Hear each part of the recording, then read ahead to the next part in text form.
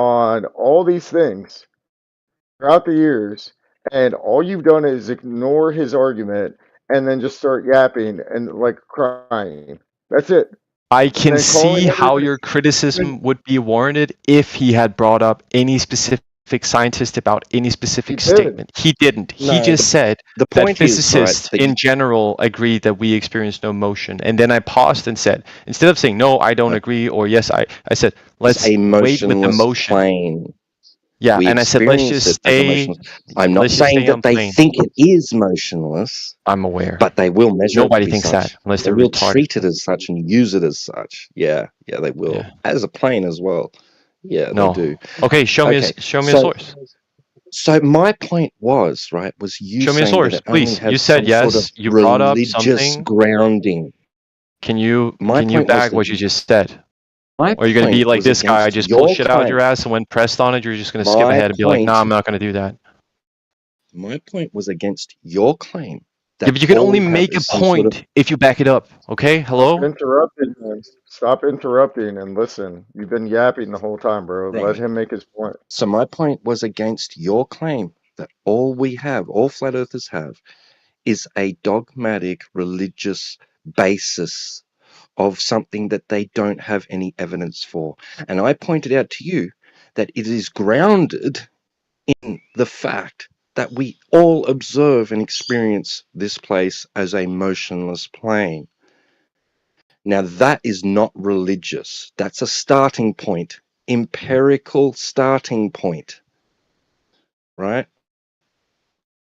So that's what I was refuting. That you were basically saying our claim of Earth being flat and motionless is baseless. It's not baseless. It has a foundation in empiricism, which begins with observation and experience of reality. And my argument to that was that globalism is actually a cult because they believe in a heliocentric model when it's all based off supposed telemetry data and fucking NASA CGI cartoons. And you don't think that's a cult? You don't think believing in fucking CGI generated bullshit is not a cult? Have you ever been to space? Like, have you ever, like, whatever? Have you ever seen it for yourself? Oh, I'm Oh, unmuted. you have. Great. Yes, I have. And that's why I said before while I was muted, so You've been to obviously it didn't space. You've register. been to space. Oh, You've cut me been to off. Never space. mind. Cut me off. You've been to space. That's not what I That's the said. I said question. I observed it from space. Sorry, let him respond to what T-Dub said before we bring up another point. Yeah, so no, I haven't been to space, but I said I can observe things from space. We have live feeds now, that's great. So you don't have to actually be a physical place for you to observe it yourself. And that's the beauty of technology. And then to go back on the points that T-Dub made, right? Before I was rudely muted. By the way, a very one-sided muting happening, but okay. All I'm saying is this. When I say that you need to bring up evidence to your claim, you have to then either do that or concede to the claim. You said physicists agree, but then you kind of backpedaled and said, oh, they don't agree on the motion aspect, but only the observed like local phenomena part of it. But then on a macro level, they disagree. You even said that. But then to begin with, I still haven't heard any physicist that you quoted saying locally that Earth is empirically flat or observed as flat. I haven't. That might be the case. Sure, I'm not saying it's not the case, but you haven't proven that it is. So that's the first criticism your way. And second of all, right, when you say, well, we begin in empiricism and we look at the local observable data that we're presented with, I also hard disagree because of the fact that we have live feeds and technology that expand on what your eyes can do locally, right? And also I would say, if you're gonna model an entire worldview on a local axiom of what your eyesight can measure, right, then you have issues, and that is religious, and therefore my original claim that it is a religious cult is warranted. So either you go and walk the whole Earth and you see the whole thing is flat, and then I would say, okay, that gives more credence to your case, or you concede to the fact that you can't use that for jack shit, right? So yeah. Right, well, look, like, listen, I don't know what to tell you, dude, but there's been That's plenty clear. of independent experiences where people use actual measurements for a fucking geocentric model, and they've proven consistency in that. Like, it's not just because, oh, this is what my eyes are seeing. Like, they have fucking cameras, they have all this stuff, Nikon P900s and P1000s, whatever, that show that it could be a fucking a geocentric model. And this isn't Geocentric just some model guy. uses a globe Earth.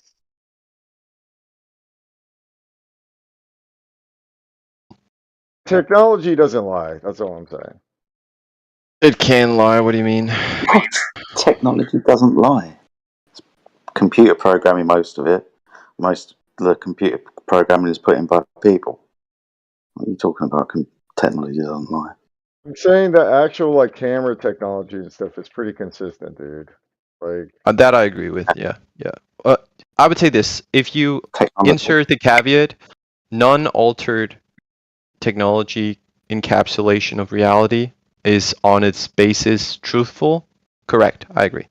But you could alter it. That's why I said even I know that. just like NASA alters all their telemetry data and all their little CGI gay cartoons. Like, okay, great. Yes. Like, So you're see, arguing. even you would have to say that. Otherwise, you couldn't really argue against NASA. So even you agree. But yeah, I think everybody knows what you meant. So Independent researchers are doing their honest due diligence and they're trying to measure things properly and with physics and all that and be accurate. And when you have NASA, that is a federal government institution that is using their data and modifying it, who am I going to trust more? The independent researchers or the liars and that federal government institution that are modifying their data and say, oh, yeah, this is the curvature and this is this. And look at this video where it show the curve and we use like a fisheye lens. And like, I'd rather trust independent researchers than NASA at that point.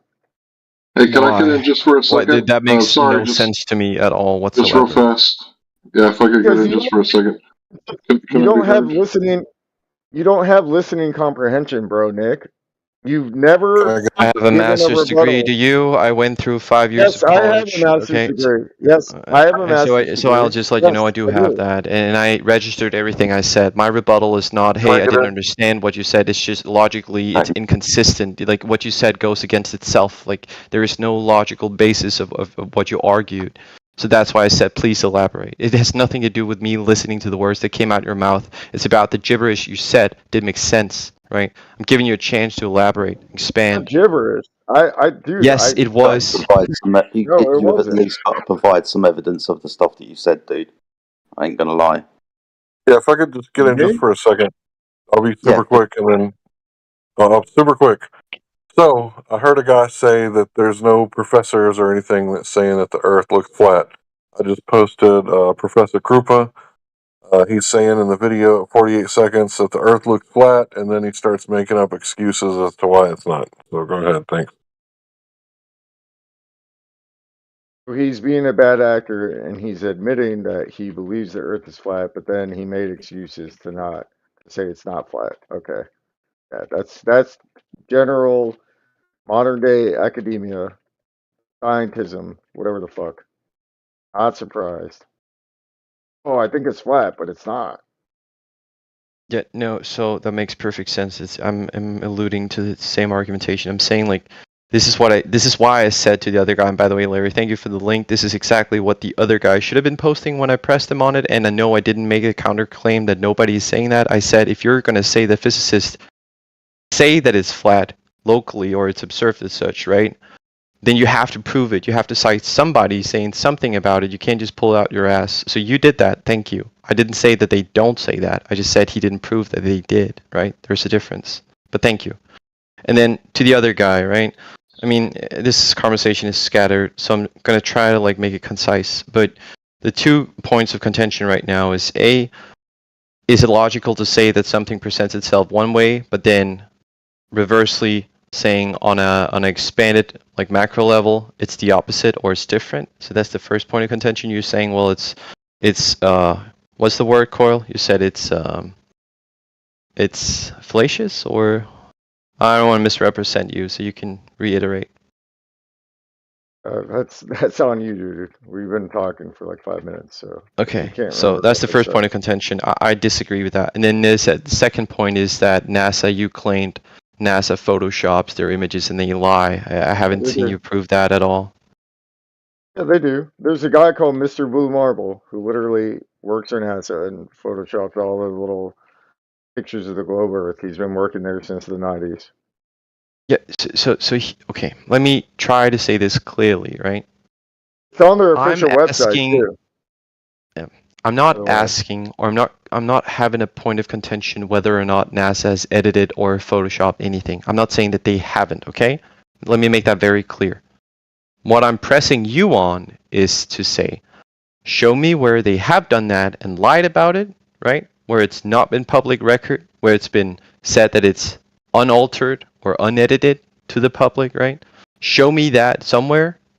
Don't just send me on my merry-go-way and be like, yo, there's like a blue marble guy, because I've seen it and it was public, right? They very specifically made an interview where they said, well, we made it way more clear and beautiful to look at, right? Because it was very cloudy and distorted in all these pictures. So yes, I'm familiar with this, right? I'm saying, show me a place where they lied about it, where they said, no, we haven't edited anything, and they posted it to the public, and then they were discovered. That I would love to see that, right? I'm not saying that it hasn't happened, but you said that it has happened, so you Every need to single show that. globe Earth image. Yeah, so you Every need to single show globe that. Earth image.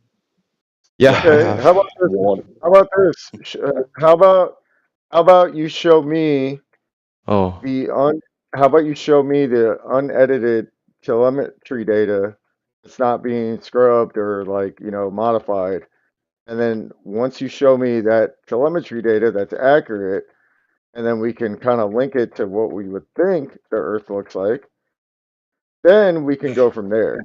Because NASA has been I don't even need very, to go there. Any image, any imagery presented as being a globe Earth, unedited and raw imagery, ipso facto is a lie, because we don't measure it to be that. We measure it to be flat. so Observe it to be flat. We so measure it so to be flat. your We utilize it as if it is flat.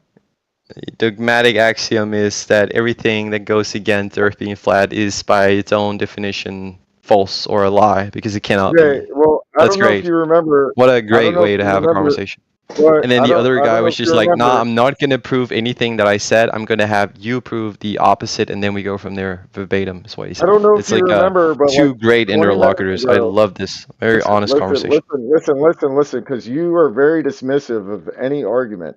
The whole thing we were talking about like 10, 15 minutes ago was that the military uses a grid system, okay, Yeah, but you didn't. with, I with pressed you on correlate. that, and then you got mad because you couldn't bring up any grid system or any map. I asked you specifically which map. You couldn't say. Yeah, I said kilometer, like a click, whatever. They I go in know. a I asked grid, you. What do you their mean? system on a map, like on a physical map. They use a flat Earth system. Yeah, and I asked you when you say a physical map, which map? I asked you, is it the Mercator projection? Is it the UTM? Like, what is it? And you didn't know. You didn't know. You just said it, bro. Stop lying. Like, what the fuck is this? Well, they both sound like they're about right. Yeah, like I'll agree Both with of that. these that I just named. Yeah, they're Do you probably more know how right they than work? Do you know the how? model. Yeah. I know Do you how a know how? grid system. It doesn't matter what specific variant of it is. I know how a grid system works. It Yeah, doesn't but work. Account for curvature. It doesn't do any of that. That was my argument. And then you went into something, well, if you don't know the specific type of system and X, Y, and Z, then therefore your argument is moot. In yes, I reality, it said doesn't that matter. because. Sorry. No, in reality, it doesn't matter. It does matter. Here's Whatever why. very Because the maps that I well, mentioned to you, that you said they're probably both right and they're probably more, right? They're different in how they handle size distortion, right? Because when you try to comprehend all the different countries on a page, right? On an actual flat page that you can have with you in the military, since you very specifically zoned in on the military, right? And they don't have 3D models in their pocket, right? So when you're limited in that regard, yes, there are different strategies to showcase those maps, and they're used differently because sometimes you need a zoomed in version of like one specific country, and sometimes you need the whole Earth, right? And even when you're in different zones of the Earth, the size distortion varies a lot on different maps. So sometimes you might see that Africa looks very small, but then if you look on an actual spheroid, even though you might not agree with a spheroid even being presentable factually as reality, right? But if you looked at it and acknowledged that it is a different map projection of Earth, you would see that Africa is way bigger, for instance, right? Because there's size distortion. Because when you try to condense things into different places, they just come out looking different, right? That was my whole point. And so if you're going to say, well, we have a map on a paper, therefore Earth is flat, the only point I was trying to push you on is like, which fucking map is it? Which projection, and why does that mean it's flat? And you couldn't answer. So I don't know why we're back at this. I understand what you're getting at. What I'm saying is most standard military maps are on like like a laminated, sheet, Yes. and they're pretty fucking accurate, bro. Dude, you Correlate can with have a them be accurate to a very close margin. Yes, and they work wonderfully, right? But that's not the point, because when you look at the military and how they do their grid operations, they're specifically designed so distortion fits the grid, so they know how to scale, right?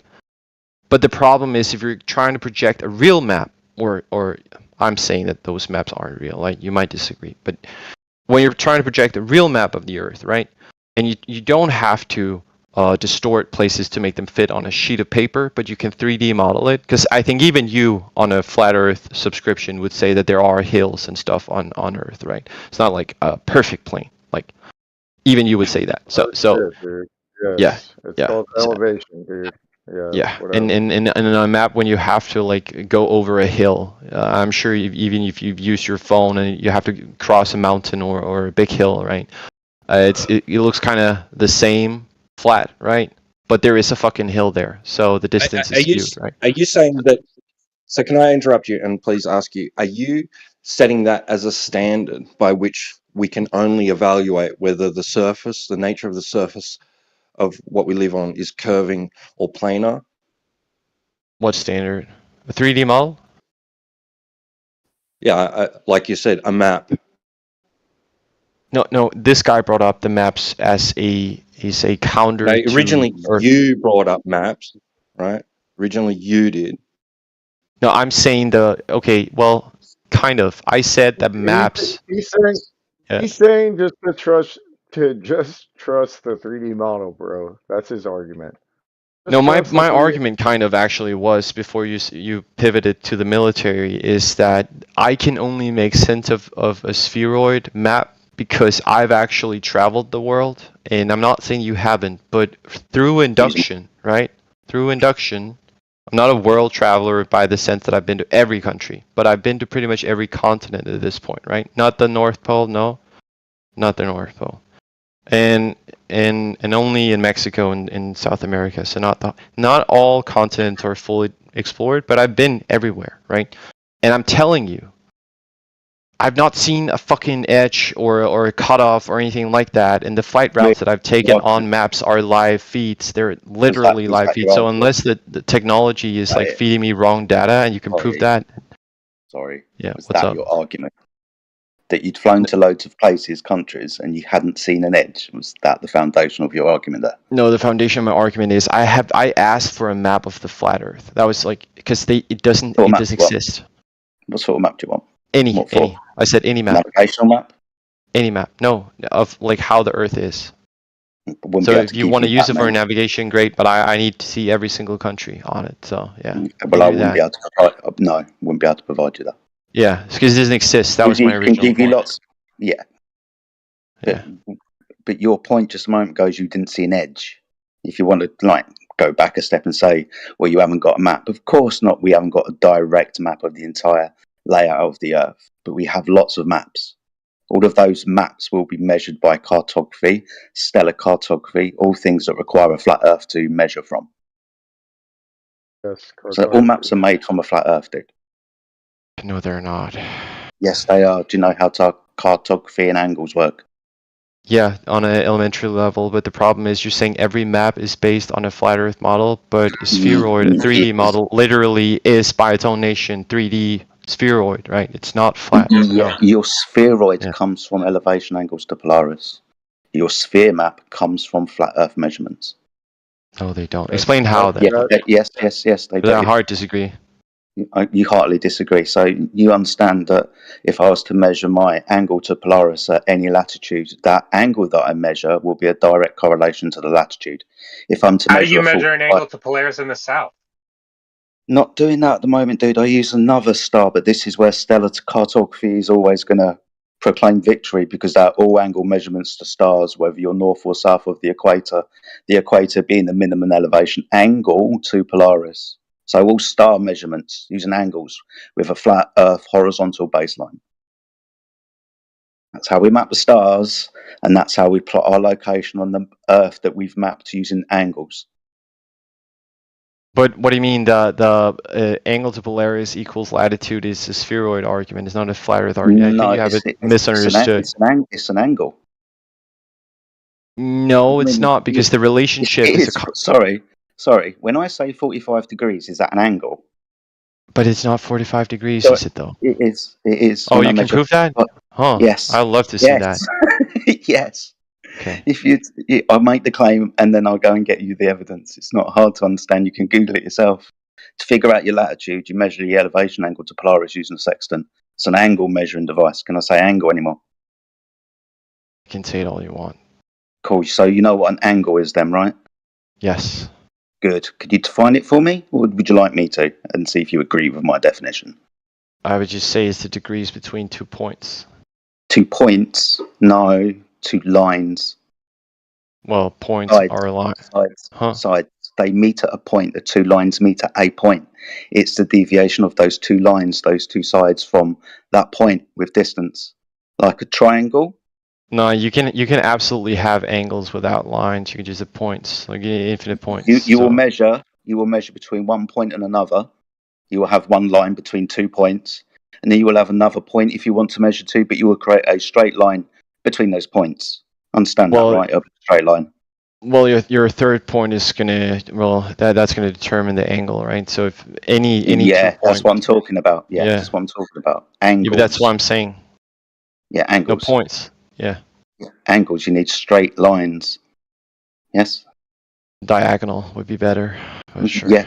Yeah. Awesome. Straight lines. If they meet at a point, one will be diagonal, one can be horizontal. You can have a 90-degree angle if one is horizontal and one is perpendicular. Whatever floats your boat. I think we're on the same page. Continue. Good. So you understand what an angle is then. You understand that you cannot measure an angle if you have a curved baseline.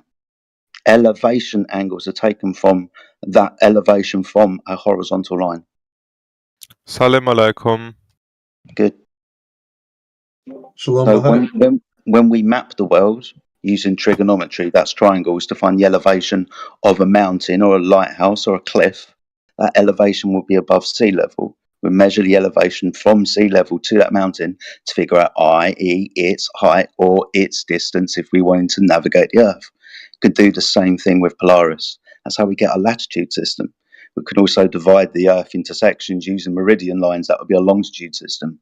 All of these measurements will be taken from horizontal planes and elevation angles above that horizontal plane. But that's not a flat Earth argument. That's you could do that on a sphere and it would work perfectly. You could have infinite. Yes, you could absolutely have infinite 90 degrees angles and you'd still come around. Yes, absolutely. This has been mathematically proven over and over again. Yes. No, you don't understand. You lie. You understand that I said trigonometry, right? Yes. Good. Hello there, gentlemen. So you understand the 3 points when I'm doing terrestrial mapping and navigation. You want to find the height of a lighthouse or the distance to the lighthouse. You understand the 3 points are me, the observer, the top have no clue of the about lighthouse. it. Can you shut up? Shut up. Let him talk. Let him finish his argument, mate. That's rude. The 3 points of the triangle. The 3 points of this triangle, you said points earlier, we'll talk about the points.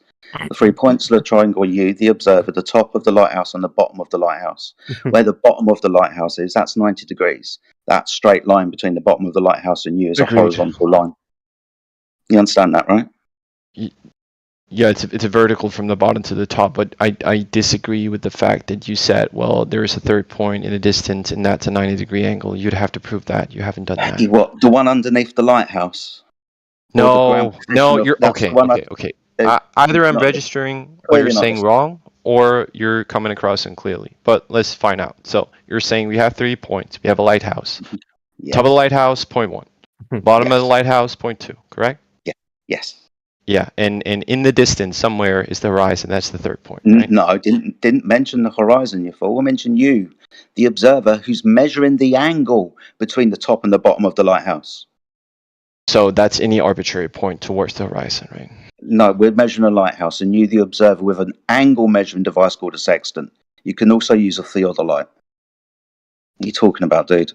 I don't We're think you're measuring an registering. angle. I'm So I'm literally saying walking where through. their observer is standing, right? In the sea, in the ocean, somewhere, right? Or on ice. He's standing looking in the fucking shoreline, right? Into the countryside. You agree? He's standing in the ocean, observing the lighthouse. That's what you're saying. Yeah. Yeah. So 3 So I'm points. saying he's towards the horizon, right? I don't think Not the how. horizon. So you got line of sight, line of sight, line Where of does sight, your line of sight go that height, when you look at line the of sight, observer? and to the top of the You break, lighthouse. homie. Looks. The height This is a of minor the point, anyways. lighthouse, It doesn't matter. It and then doesn't you matter. have your baseline to your feet or to your eyes, but then you adjust for that to your feet. Yep. But the thing is, like, okay. So here's where we're at and why we disagree. You're saying that you could find a point if you just travel from the lighthouse, from the ground of the lighthouse, all the way out to the observer, right? There will be a 90-degree angle throughout. And I asked, where does he sit, right? Or where does he stand? He said it could be any arbitrary point, right? Or line across the line. So I'm saying at that whole distance, you're claiming the angle is 90 degrees, right? Or rather, the angle from the lighthouse bottom top to that is 90 degrees, I should say. You're claiming that to be consistent throughout, and I'm saying I disagree. It's not consistent throughout. It's curving downwards, right?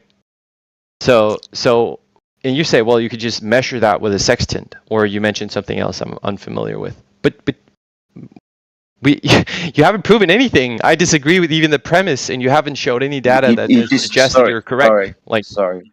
I'm just because I'm talking to you. I'll give you the information in a minute. Maybe somebody else will. I know lots of other people do. Data is for But the fact that you don't understand what I'm talking about, I'm trying to talk it really simply. We're talking about a right angle triangle. That's all we're talking about. Yep, no, but we're not though. You're claiming there is one, and I disagree. I say it doesn't exist because it curves downwards, so you wouldn't find that 90-degree elevation angle. You wouldn't find that in it. You'd have to prove that because I say it doesn't exist. It curves. You wouldn't have it. You would float. May I quickly ask something? Tyler Yeah, what's up? I came. Sorry that I'm interjecting. I came late to this conversation, so I just like to know. Well, I can guess what you're arguing about. Could you just tell me who's arguing on what side? So I'm in the picture, you know, because I came late and I just joined in the middle of the conversation. Sure. Okay. Jedi's advocating for flat Earth. I'm advocating for. Oh, never mind. All right. You know, if you don't mind me asking, if I may join in on the conversation, you know, you're talking about a lot of specific terms, geometry and whatnot. But as a flat earther, can you easily explain how it is possible that the sun rises from the east and sets in the west on your model of flat Earth? Jedi, do you want to entertain this? Because then I'll just wait. No, that's all right, man. I'm looking for some relevant information for you so somebody else can answer it. Okay, because I do appreciate the conversation with you, but this is a derail, so I'm just, yeah. Okay, I've begun to post some relevant information, but give me a couple of minutes. Yeah, I'll look it over. I'm not in a hurry. It's fine. Thank you.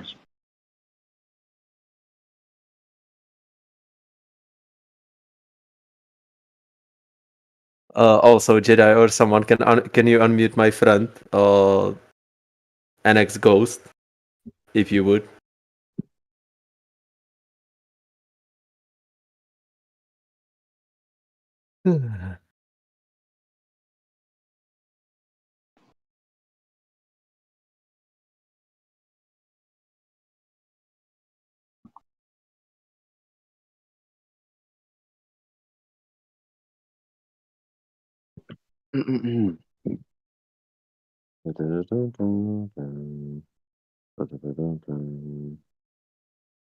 How is everybody doing this fine Saturday?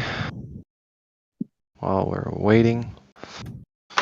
You guys going out? You guys staying in?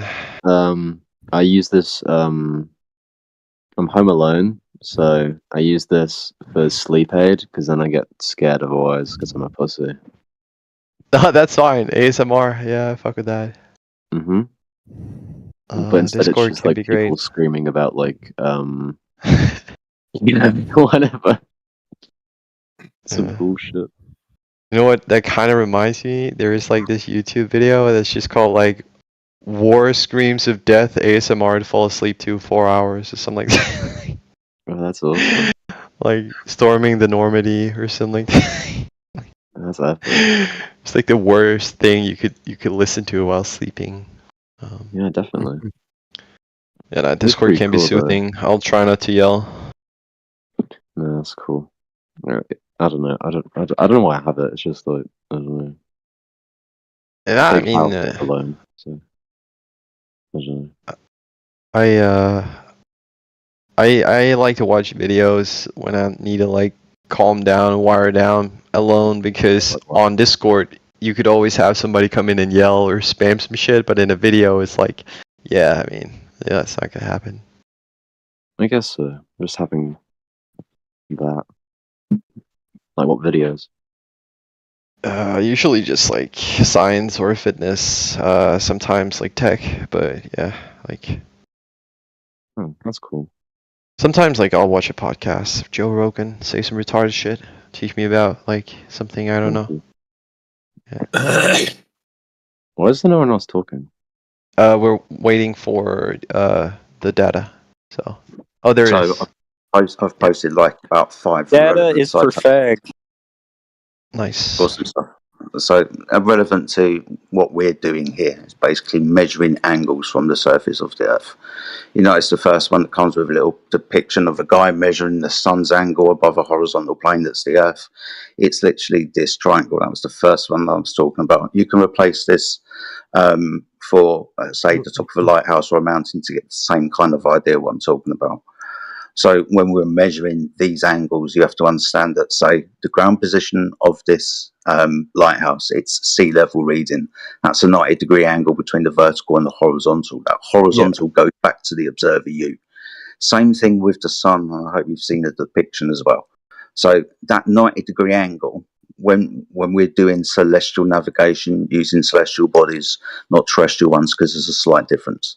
When we're using these bodies, that ground position at 90 degrees, we have to draw either a straight line through, known as a bearing line, or a circle around. That's a circle of equal altitude.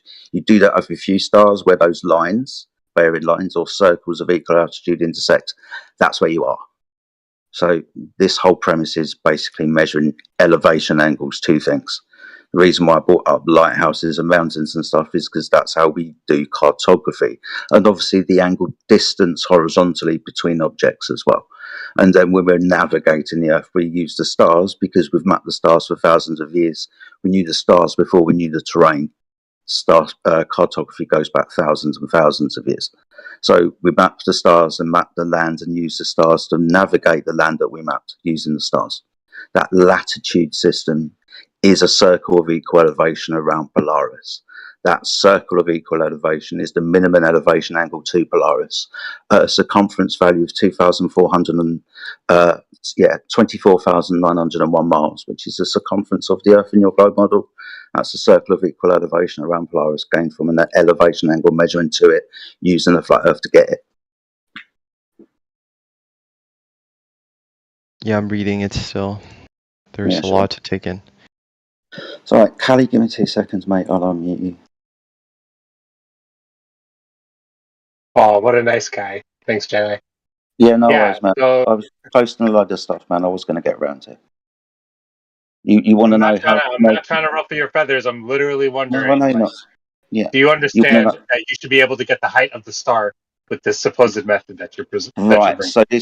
So this is when I was saying to the gentleman, you may have noticed, I said it's slightly different. This was the slight difference that I was talking about, because you and I know that if you were to measure an elevation angle from sea level or top of the mountain, it's going to be no fucking difference. But we Yeah, understand but that when we we use don't know the height of the star. We don't presume no, Hold on. no, that the GP of the We star is just on the we horizon. listen. You guys deal with minuscule 0.0 nothings, right? What are you talking about? So if you stand on a little bitty mountain, you think that's going to be a fucking anything to a billion mile light? Like, what are you talking about, dude? Really? So a mountain's so big now, you're going to notice that hundreds of thousands of miles, huh? No, no, you'd be nothing. That'd be your 0 point nothing you're looking at. Remember, the Earth's so big, not so big now when your stars are far away, huh? Isn't that weird? What he's saying is correct. Jedi's correct. All right. we don't use trigonometry for celestial objects. Is the literal end of conversation, dude. We just don't do it because Yeah, of you this. don't use the Pythagorean theorem, right? Yeah, we Your don't. distance to the GP is not a flat baseline. The distance to the GP is not a flat baseline, but the line between Yeah, the when bound. you say that you're making a triangle, right? Like you Yeah, got the height of the star, you got the observer, and you got the GP of the star. yeah. Okay, your location Mm-hmm. and the GP of the star, you're saying is a horizontal baseline, Yes. right? And that exists on the horizon when you sight the horizon. Yes, between you and when you sight the horizon, Yeah, yes. the GP of the star is not on the horizon that you're sighting. It Just can look. be, depending at the distance to it, dude. But it can be beyond the horizon. And like I said earlier, you can do one of No, two if I things. go to the horizon that I'm sighting, I'm not at the GP of the star. It's only like 3 miles away, dude. It depends what angle you read to a star, dude. You could be the one directly above your fucking head at a slight angle of like 89 point whatever degrees. I don't fucking know. The hell. Oh, I have a thank few you. questions now that I've read most of it, Jedi, but I'm sure I read some of it fast, so I might have lackluster understanding, but I think I got the most of it. So, two questions that comes to mind from this. First of all, I think it was mentioned briefly by another person, but how would you know that this, I guess if you're talking about the lighthouse, it doesn't matter, but since you're saying, well, we have to do this over distance to showcase that, well, we're moving, unless you can see the edge of the Earth from any observer position, which you should be able to on a flat plane, right? Technically, then you're going to have to move, right? Well, what do you mean we should be able to see the edge of the Earth if the Earth was flat? What do you mean by that? What the hell? So two underlying conditions. Any any object with a flat surface will have a edge. So that's the first assumption. And second assumption is on any point of a flat surface, if you're higher than the base, you will be able to see all the way from one edge to the other, assuming eyesight isn't faulty or Assuming. obscured. So Yeah, when, so when that's the it's two foggy underlying out, assumptions. when it's foggy out on a flat Earth, how many thousands of miles can you see? Yes, so that would be against the second assumption. So So I when it's heard you. foggy out, how many Yeah. miles can you see on a globe? Yeah, if I hold a fuck finger up in front of your face, how far can you see? Like, are you retarded? Try to listen to what You're I'm the saying. retarded one not making any fucking Okay. sense here. I You just literally accounted see for this, forever. you fucker, okay? I'm sorry Said for you being can see mean, but you should forever. listen. No, I shouldn't listen to a person that said you can see forever. Go read the eye chart, loser. I made two key assumptions, right? Yeah, If you those shouldn't hold, make then you dumbass should be able assumptions. to. Oh So my your god, stupid you're ass bricked. assumptions are what Why you're am I going even by. engaging? That's my bad. I shouldn't. Jedi, what do you say to that? That's why I interrupted you. You have to excuse me. I'll have to dip off in a minute, but only for a couple of seconds. We've really got to go to the toilet. But yeah, the reason why I stopped you is this supposition that you have that if the Earth was flat, we should be able to see to the edges of the Earth. Yeah, but the two, Without yeah. being sarcastic or anything, you understand that we We have a limitation to how far we can see, or a Yeah, but we have limitation. tools to account for that also, right? We have optical zoom. So Yeah, but this is the thing with optical devices, unless you make the aperture really, really, really big, like one of these telescopes that points up into the sky with like a 12-meter aperture. The apertures that we use, like cameras, telescopes, binoculars even, it's only a small increase in the aperture size. But the further that you look with distance, you're going to be looking through more and more and more atmosphere. And you're not going to be able to perceive that light as it's attenuating through that atmosphere. It loses power, right? It's kind of the same type of thing as trying to look down through a body of water or stacking up many panes of glass together. Eventually, they become so opaque that you can't see all the way through it. Same with distance through the atmosphere. If we're taught thousands and thousands and thousands of miles. I'm gonna speed run. I'm on the same page. I know what you're saying. That's why I said with those two underlying assumptions being true, you could, since there are not, since there is obstruction to the eyesight happening, there is fog, there is bad weather, there is limitation to the eyesight. Maybe you don't have the best tools. You said, well, maybe there exist tools, but we don't have them on us. We have like binoculars or a fucking camera or something like that. Sure, okay, I'm with you. The reason I brought it up is because where your sight ends or where you can't see anymore, you would then have to move there to take a new reading, no?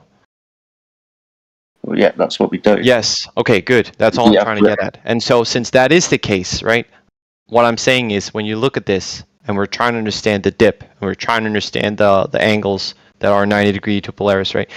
If you're saying, well, we're going to use the sun or we're going to use the lighthouse and we're going to have that for reference and we're going to create our 90 degree elevation angle from that, then when you move, you're going to have to find a new place to derive your angle from. And the problem is, that's all I'm trying to get at. And so with that, there's no problem because you just repeat the process again. Yeah, but what the fuck you measure to then? There's not an infinite lighthouses stacked in a straight line, like so you'd have to use celestial navigation and I know.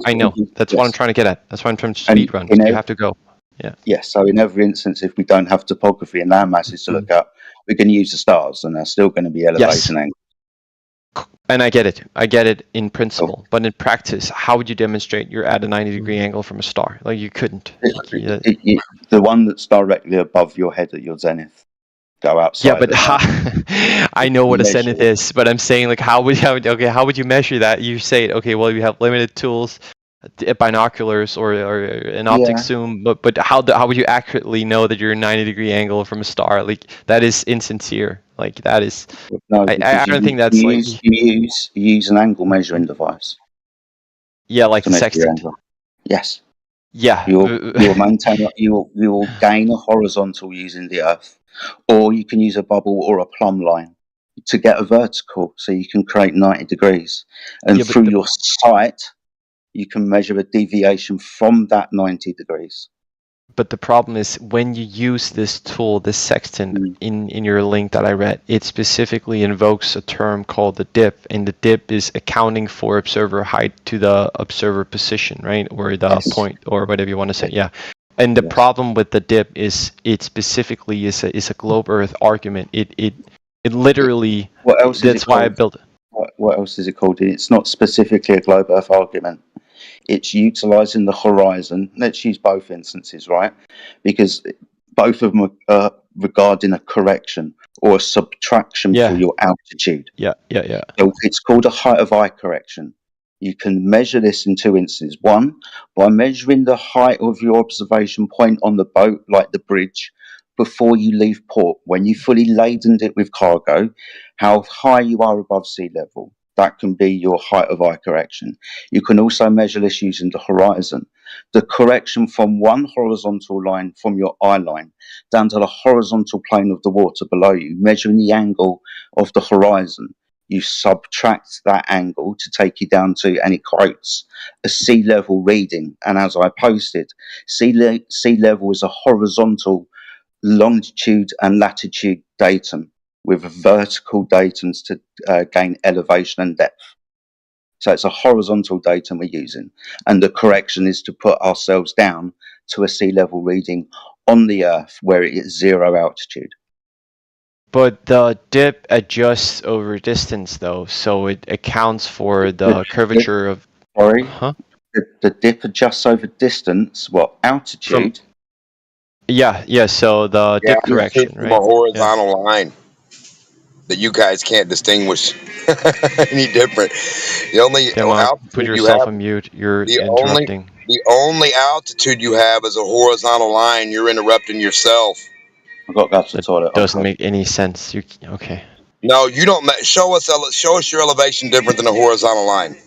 How the fuck am I not making sense? There You don't is make none, no but I'm fucking saying sense. there isn't a horizontal No, line no, you either. won't. Is the You just problem? claimed elevation on a globe is not horizontal, which we know.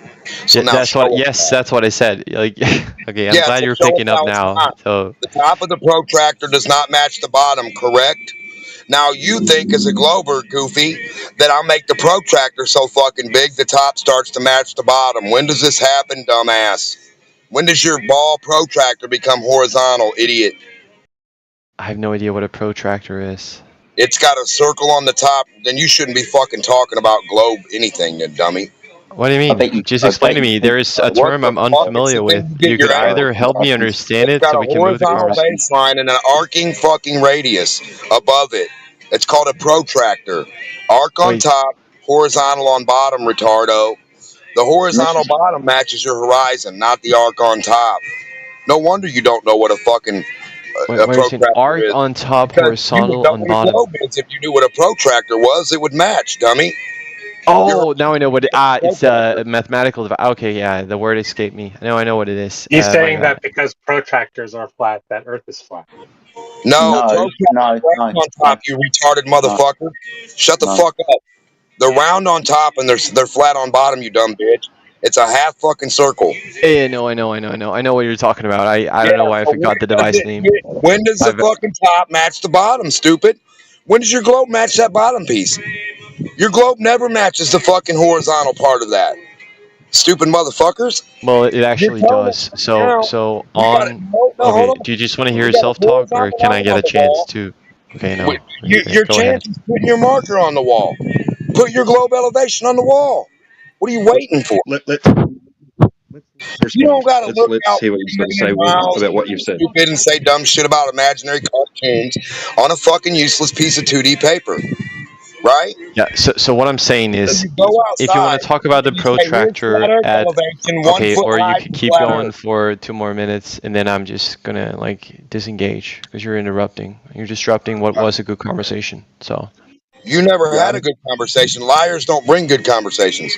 when did I lie? Say one time I When lied. you said the globe is horizontal, What? I've never said the globe is so horizontal. show us where it's not. I've got a horizontal line on your Everywhere, wall at 5 foot high. everywhere. Now make your globe elevation mark. Should be below that, right? You're 5 foot high for a globe. Wait, are we just gonna Then skip go over ahead how and you called me a continue. liar and you couldn't provide any Brother, proof are of you me lying? fucking That's listening, crazy. retard?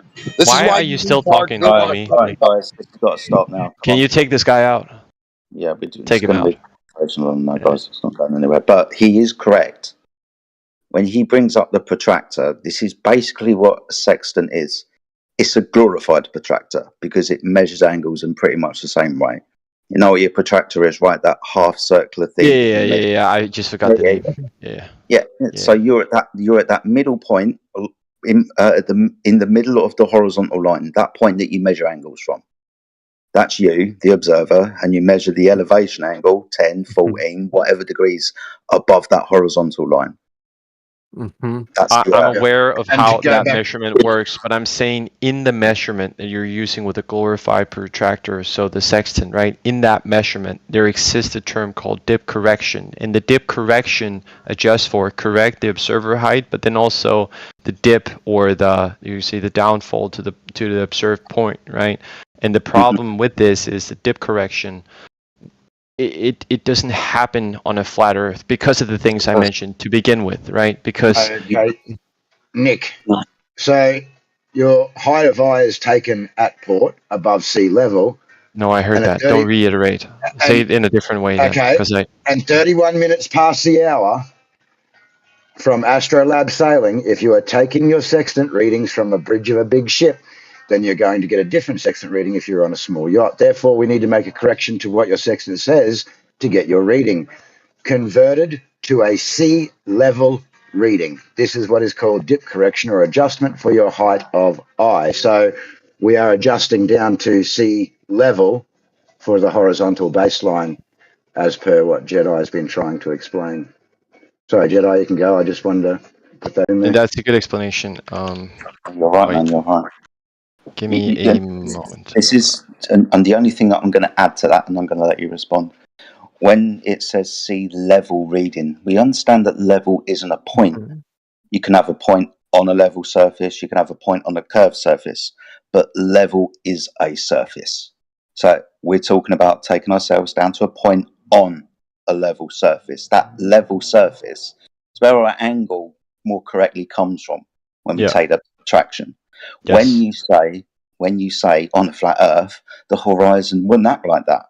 No, you have to understand how horizontal perspective works when you have two horizontal lines that appear to be convergent but don't actually meet, like train tracks, or when you look down a corridor and compare the floor to the ceiling. They don't actually meet, but they get closer and closer together. This is the same phenomena with the surface of the Earth, which is horizontal, and your horizontal line that you project outwards with your eyesight. As you gain altitude, your eyesight has a horizontal line compared to the horizontal plane of the Earth. With distance and the atmosphere and all of this type of stuff, you don't see the horizon ramping up to meet the midpoint of your view because it occupies a much, much lower horizontal plane. So, but that's sorry. No, finish. My bad. I was eager. I was only going to say 3 words, man. So you're fine. Go on. Right. So I'm just saying, like, from what I read in the reading, the higher up you get, you could even say, well, if we have like consistent height from the leaving the port with the cargo being this, then we just use this throughout. But my contention is the point that you're measuring to, right, is going to be, and that's why I like took issue with the image that was posted, is going to be the furthest you can see, right? And at sea level, it's going to be very hard for you to distinguish a marker unless you have like an object in the far out distance that you can look at. Then it's going to be very arbitrary where you're actually looking, because you could look at the other image with a protractor on. Even if you and I right now try to find like a point, it'd be different for both of us, right? Because it's like so hard to navigate at sea. So in the dip We're not finding measurement, a point, though. yes, Right? we If are. we're navigate, What do you mean? if We we're dip correction to a hang on, point. dude. If we're navigating at sea, we're shooting a straight line out to the horizon, and that's it. That is a fucking point, right? No. No, it's not, because you can't actually get to that. You can't actually get to that place. The horizon is not a point that you can actually go and stand on. The horizon constantly moves with the weather, so it's not a physical. Now you're making a globe argument. You realize that, right? No, I'm not making a globe argument. Well, if you said the horizon is not geometric, it's optical, then by extension you are kind of like arguing for a globe. No, not at all. No. No. Globe means. You're such a noob. Huh. No, Okay. no, that's a flat Earth You're argument. so To tell you loud, that it's Hanks. optical. It's not physical. So it's only due to like obstruction of weather conditions and no, fog. It's the limitation of your view due to angular perspective when looking across a Yeah, surface. but we accounted for this with Zoom. What do you mean? What do you mean with Zoom? Dude, you literally have optical devices that let you see like 10, 20, 100-fold what you can actually see with your eyes, right? It's But not it's like not a limitation. The thing is, it's not a limitation which is dictated by the claimed physical geometry and the nature of the surface of the Earth being a sphere of a certain size. That's what we're saying. So here's where it breaks for me, right? You're saying, well, in flat Earth, we have this point that we're navigating towards at sea level, which is just a straight line, and when we, from what our eyesight allows us to see, there is a limitation, and when we get there, we'll be able to see a new limitation and a new limitation, and we continue that throughout, and that's how we navigate at sea, right? That's what you guys say. No, and incorrect. Well, that was what you guys were saying, but if you want to change it, that's fine. What we do, what we do. Listen, Jedi was describing something different earlier when he was talking about lighthouses, etc. I heard the conversation. Yeah, so when we're at sea, we look at an almanac and we find the location of a star close to where we want to be. Yeah, if we're just traveling to a location and we're not trying to find our exact location. And we would measure an angle to that star above our location. Now, whether we get to that point and we measure again, that could happen, yeah. But You know, we're looking for a star or a celestial body that's in the sky very close to our location that we're trying to achieve. This Yeah, is that makes sense. So, like, flipping. if you in that situation, if you lifted that point in the distance to be higher or lower, that would then change the angle to the star. Like, if that point wasn't a straight line from you to Correct. that point, yeah, okay. You could double check. Yeah, as you're getting closer to that celestial body, yes, the angle's going to change as you're getting closer to it.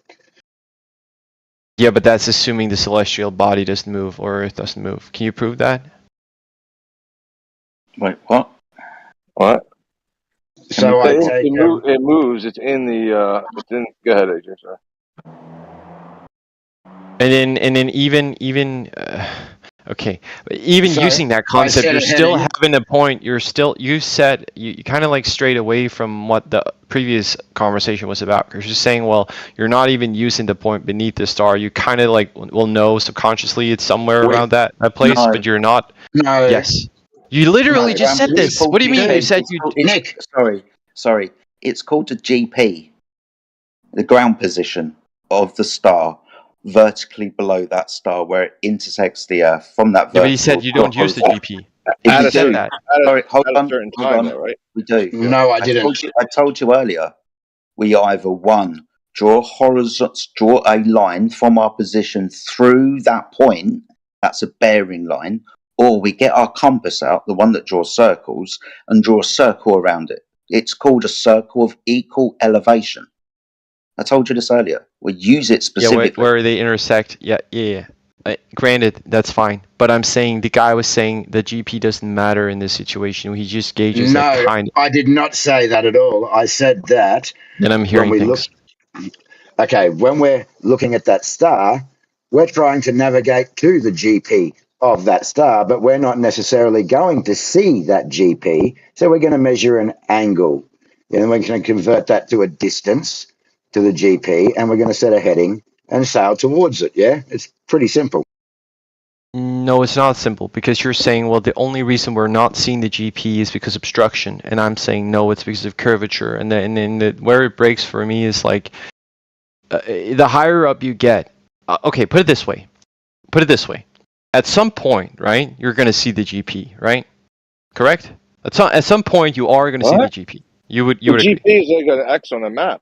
What do you mean see the GP? You see the star No, above you. but you could put something in a position of a GP that you would be able to see with your eyes, right? Correct? You could put a marker, you could put a light tower, you could put a Yeah, boat. we can call. Yeah, Let's call yeah, this the ground position of yeah, Polaris. yeah. Cool. At some point, you will be able to see this, correct? At sea, Yes. some If you stand distance. We might directly not agree underneath on Polaris, where. yeah. Correct.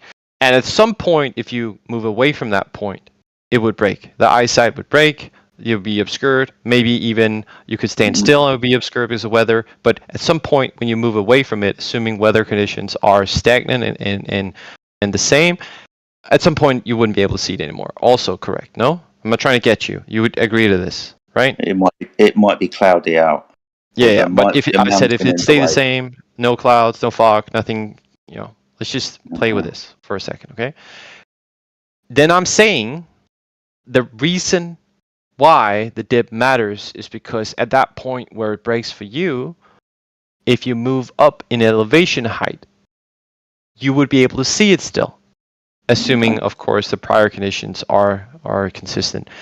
And you're saying you're not. But the problem is I still haven't seen data like this issue is not encapsulated in the model you linked. I understand the navigation principle. It is. But the dip, no, because the dip. Okay, then explain the dip for me better, because then. Like I've tried to. You have a misconception of what would happen on the flat Earth. When you gain altitude, the horizon's going to dip for you. Now, because you occupy a different horizontal, your eyesight looking out horizontally, that horizontal needs to be corrected. You look down towards the horizon and correct for that angle. This is a height of eye above sea level correction. To take the sextant mathematically on the surface of the Earth at a 0 sea level reading to measure the elevation angle up from.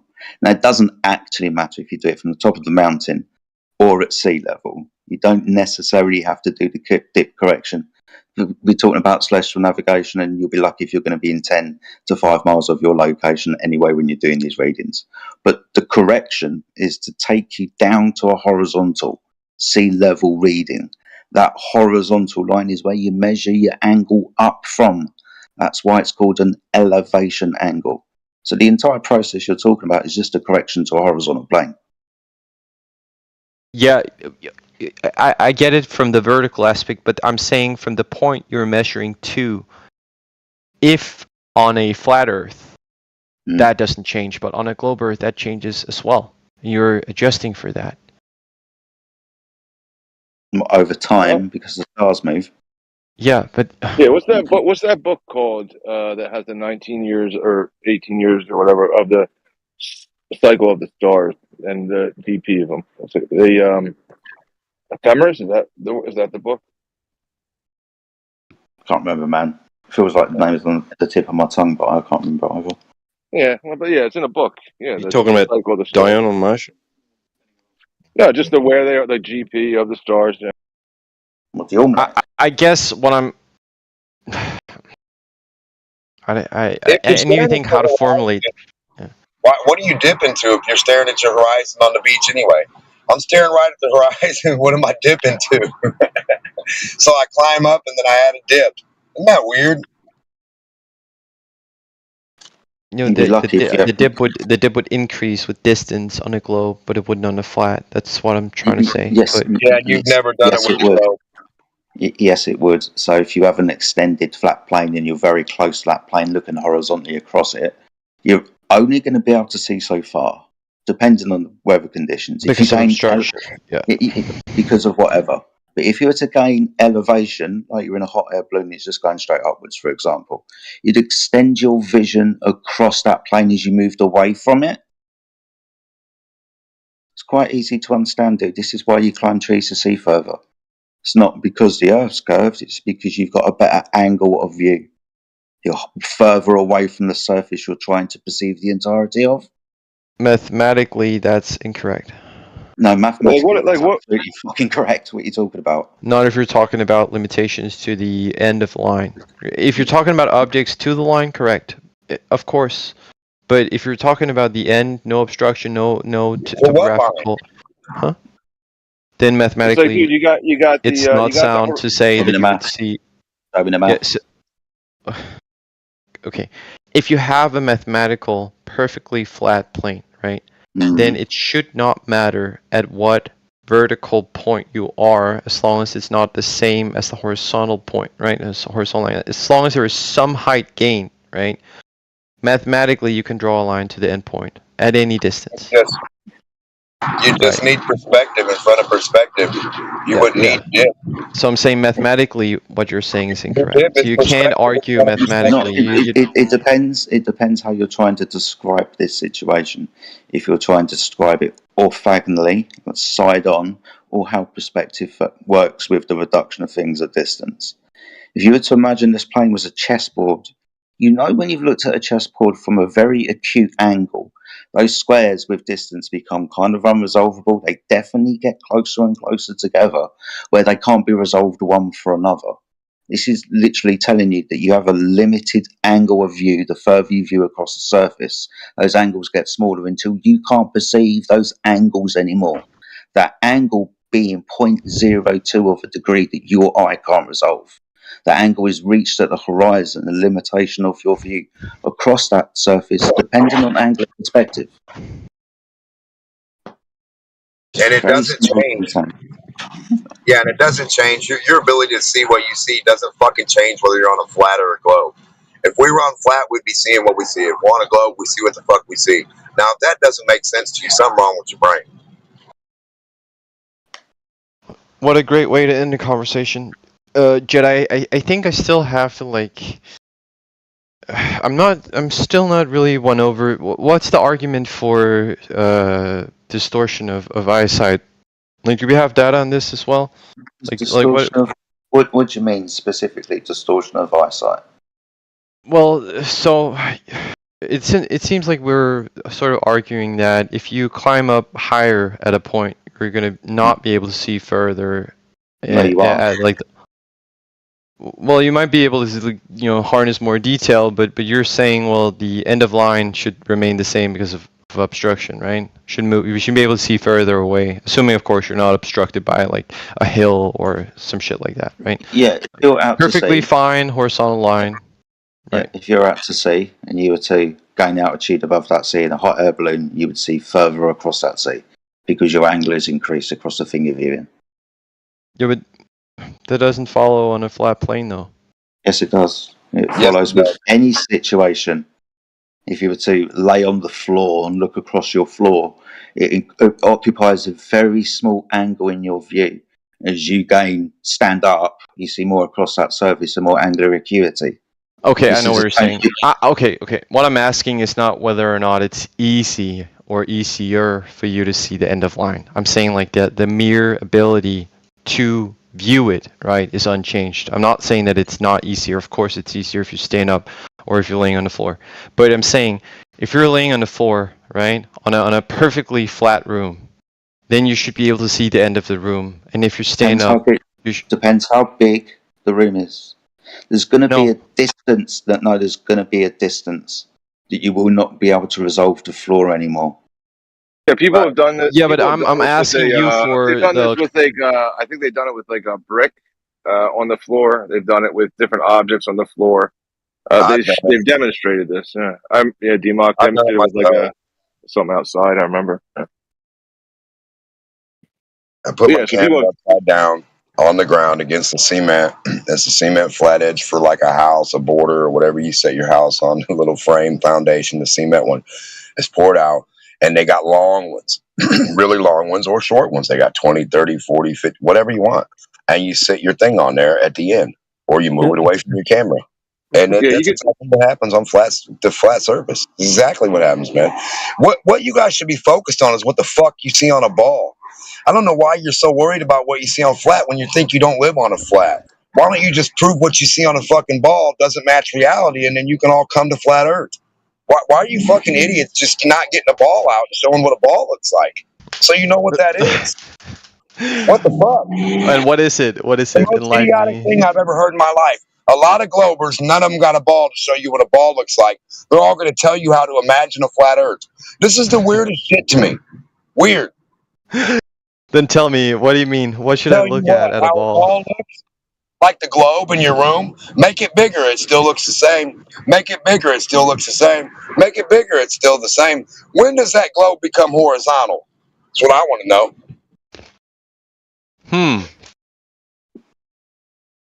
You know. Okay. So you're saying, at what point do I have to increase the size for me not being able to observe curvature? No, listen, you've never got a ball and calculated the fucking curve to it like a globe. You never calculated that live with your math. You're a liar. And you've never took a dot on your ceiling and calculated the GP to that from a fucking actual ball. All of you are liars and losers. You all laugh and get fucking retarded when you're asked to do so because you don't know how to do anything on a ball. You're doing everything from a flat plane, and then you're all getting retarded like just pull the ball out and show us that you're doing it from a ball. Why would that be so hard, ball math guy? Because you can't, right? Ball math guy. Because prove that you have the ability to get the fucking GP to the locations on that ball and equal altitude of elevation, make your circles, do it out on a ball. If you can do that, man, you might have my fucking attention, brother. Yeah, but see, here's the thing, right? Your demand. It's only doable on a ball, right? Okay. I mean, you're not gonna let me answer, so you can just monologue for a bit. How are you answering without a ball in your hand? Why are you guys so afraid of a fucking ball? Damn. You're just proving my point. No, what you're asking me to do is literally traverse. What I'm asking you to do. It's hard, ain't it? It's hard, ball believer. No. Yeah, but what's not hard is to have trouble. What you have trouble doing, right? Oh my god! Because if you were to like set up a Look, if you were to set can't up a you? little guide Jesus. on a globe, right, that has all your longitude, latitude, everything, right, and then you had this pretend star somewhere, right, and then you had your little angle coming from the surface of the boat, you know, the little guy on the boat on the little toy globe going up to the star, right, and you're going to have a problem figuring out where on that globe your horizon is. You got to make a point, a mark on that horizon, on that globe, where your little dude on your little boat, toy boat, is seeing the horizon. That's going to Exactly. cause problems And for you. that's why the earth is flat, man. Get Because you destroyed. don't have a ball. You can't do nothing with a ball. You guys keep saying all this stuff you do only with the ball, but there's no ball. Flat piece of paper that's 2D with flat lines. Imagine Oh all the my flat. god. Prove it. Prove You it. guys see the Demok, best flat earth tubers ever. So The best Demok, flat earth tubers ever. Demok. I've been meaning to ask you, do you actually believe all this stuff? Because I've been listening to you for a while and you sound like a fucking caricature. Don't take You that sound personally. like you can't touch a ball. What is that? What is that? What happened? Like, What am I happened supposed to to, Dimmo? sorry, but So, he's Do you so have ball serious. Holy phobia? shit. like, Do you am I have ball supposed to take phobia? you seriously? Like, You oh no, can't. he's for Ball You real. phobia, actually He's man. for can't, real. man. He's so Ball weird, phobia. man. Holy shit. Listen, don't spread your ball phobia to us. I can touch balls. like, mate, you sound like a fucking, Wait, do you like the like first touching moment, balls? Balls, Is you that can't what we're measure saying? He's balls. not right. He does, I man. want to hear about your free time and how you spend it. Okay. the Why first don't you moment he guys just talked, he had some calculate the rednecks. fucking circumference of your little globe, right? Right? Calculate the curve to it live to all the different size balls. Go get a ball and just calculate the fucking curve, circumference, radius. Do it on every ball you see. Show us you can do that live. You lying Bro, ass what the fucking fuck are you retard. asking? You're asking us You to have a fucking ball and then retard. I'm magically asking you to get a scale it up to ball the size and of the Earth, calculate and the then in curve order, of it. The like, how the fuck would circumference, that play out in the reality? radius. What the fuck are you even saying? Like, Go get some balls and calculate the curve and the compass and the radius in front of us. Do it with some real math, you retard motherfucking losers.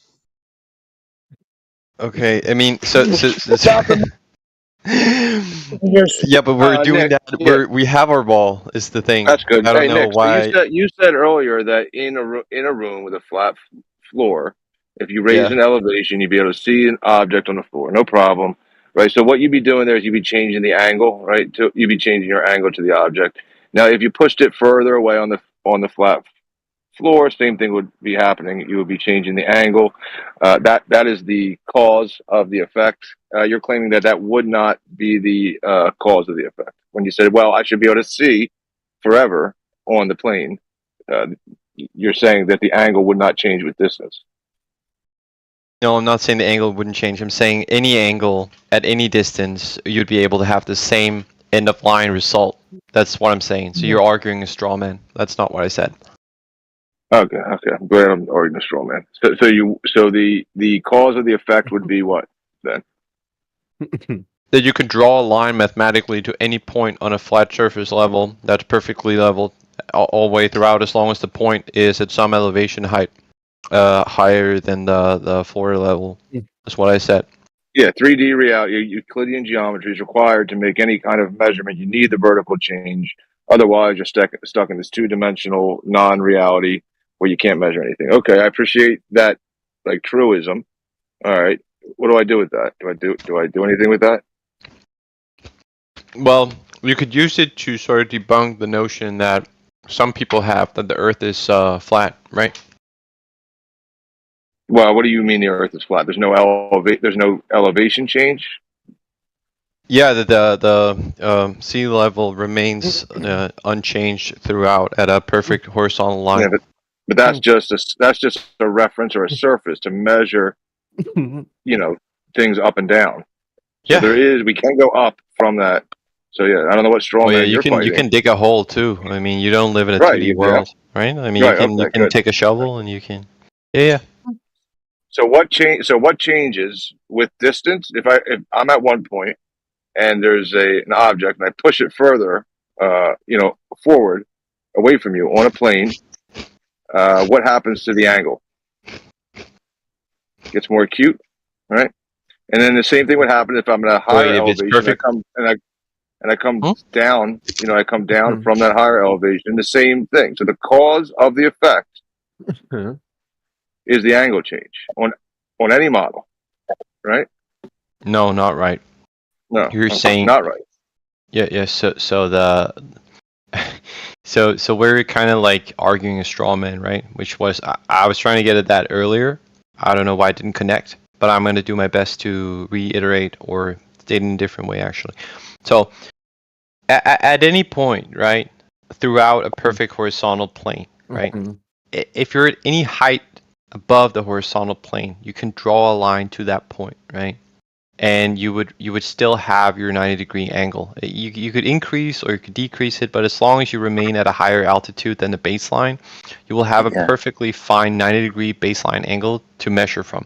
Now, yes, there will be a change in how steep the original angle is, right? Or you say point C. Yeah, Oh, there's no angle but there here. would You're be saying a total sum. Wait, hold on. Yeah, but the Right total. now, you're saying you Oh, just you just want to changed. interrupt. That's fine. Let Yeah, me then continue eating. you said you wanted to clarify. So right now, there's no angle. There's a plane, and then you're going up vertically, which would be 90 degrees, but there's no angle changing. You're just going up. No. It's okay. Nick, would you Incorrect. mind muting yourself while you're chewing? Do either eat or talk. Oh, yeah. I'll okay. Then I can't talk, I guess, because I have a big meal. You can hear this? Maybe don't have your microphone in front of your face when you're chewing or something, dude, or put yourself in mute. Okay, I'll join back in 7 minutes. Somebody else take over. Yeah, no worries, man. Whenever you're ready, you can digest all that. Are you guys talking about horizontal planes on a ball? Yeah, I think so. No, that's not a thing, Peter. There's such thing. I know, but in geometry it would be a thing. I have it in the live stream. Not even in geometry. You have to show me the geometry that says you can have a plane on a ball. I would love to show you. It's in the live stream right now. What can you just name that geometry? It's a Euclidean geometry of a sphere. Okay, well that's not talking about the surface of a sphere being a plane. That's correct. Yes. Okay, so you cannot have a plane on a sphere. You cannot. I agree. Oh, okay, all right. Maybe I'm hearing everybody wrong today. I don't know. It helps to visualize it. So if you would look at the screen, I would show you what we mean when we say there's a plane at a point on a sphere. Well, a plane is not a point, dude.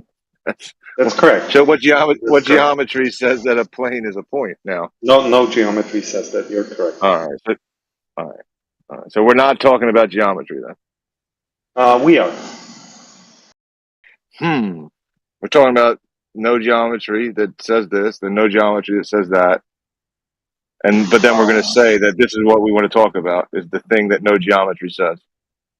Now, what's happening is we're kind of using words differently sometimes, and through a conversation we're calibrating the meaning of our words, and we're arriving at a common understanding.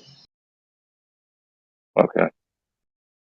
It helps to visualize these things because for me, for example, talking about geometry is very confusing. I like to model things out in 3D preferably so I can wrap my head around these concepts.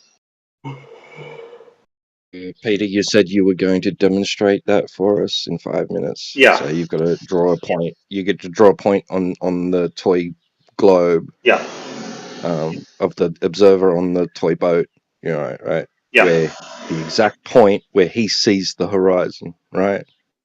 Oh, where he sees the horizon. Okay, let me think about that. Because if you go, because this is simulating someone out at sea using a marine sextant, right?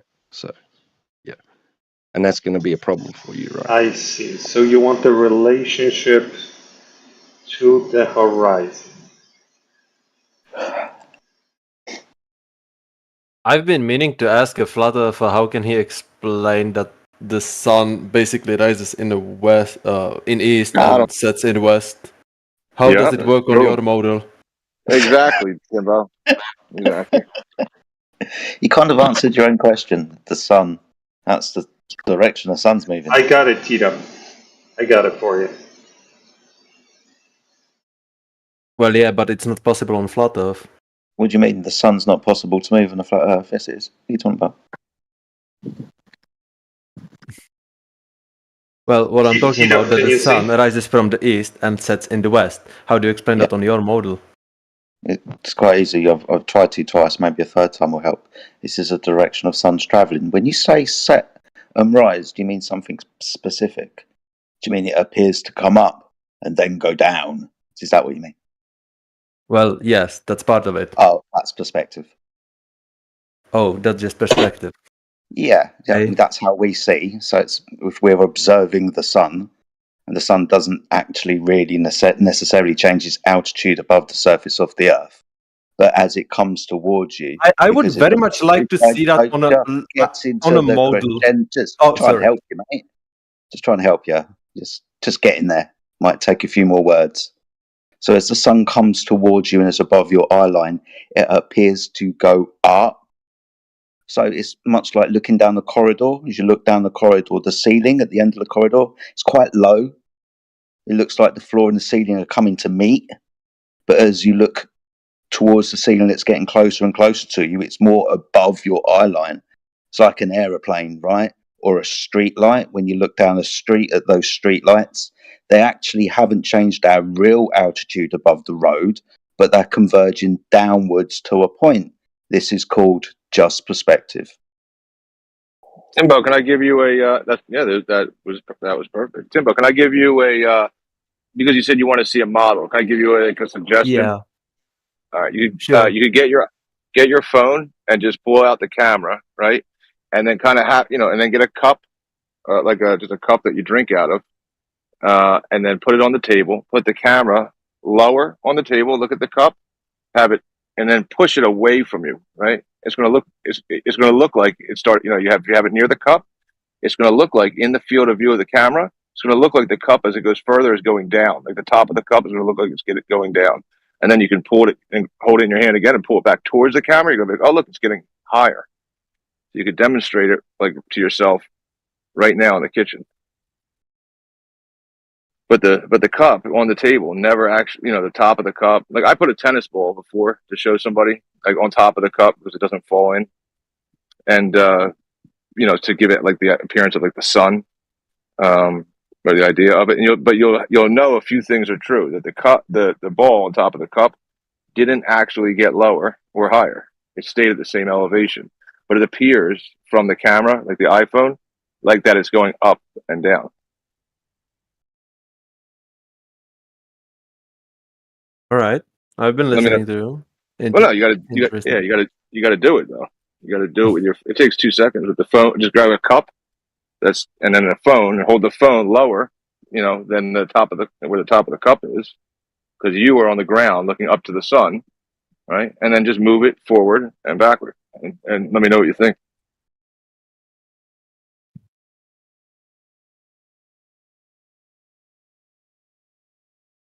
Well, anyway, I've been here long enough. I know it's kind of disheartening, but I'm gonna leave for now. All right. So see you guys. Did you do the cup? Nope. Yeah. I just wanted to entertain the thought, but I came to a conclusion that this is not gonna be a progressive discussion from what I've heard, because everything the other guy or me says you have an answer. Well, no shit. Are we supposed to not have an answer? Yeah. It's a problem, isn't it, mate? No worries. I'm not good at this, debating and all that. I just wanted to try it. I came here out of interest. You may laugh at me, but not really what I meant. Anyway, see ya. Later. Hi, Glober Timbo. Bye, non-Aussie Timbo. Yeah, I was like, what's going on with Timbo? We were talking all this shit, changing his voice.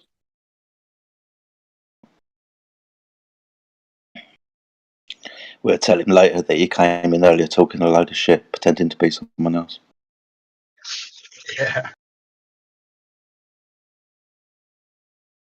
He just moved house, so he must have changed his appearance and his in his accent. his accent. He's moved, so he's had to match the new location and become a glober. Yeah, I mean, it is interesting. If I mean, like, you know, yeah, I don't know. I think that I mean, I appreciate Fake Timbo's honesty. Like, I thought it was going to be bullshit. I thought it would be super easy. I don't want to think about this. I think I'm going to go. It's like I appreciate that more. Yeah, I got to get out of here. You guys have got answers to all my questions.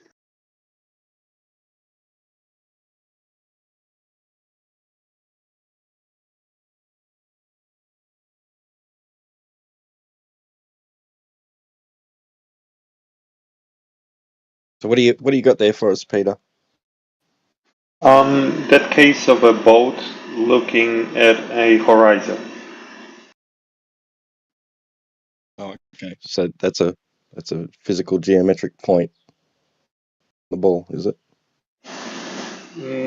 So the boat is this orange dot here. Are you following my screen, my stream right now? Yeah.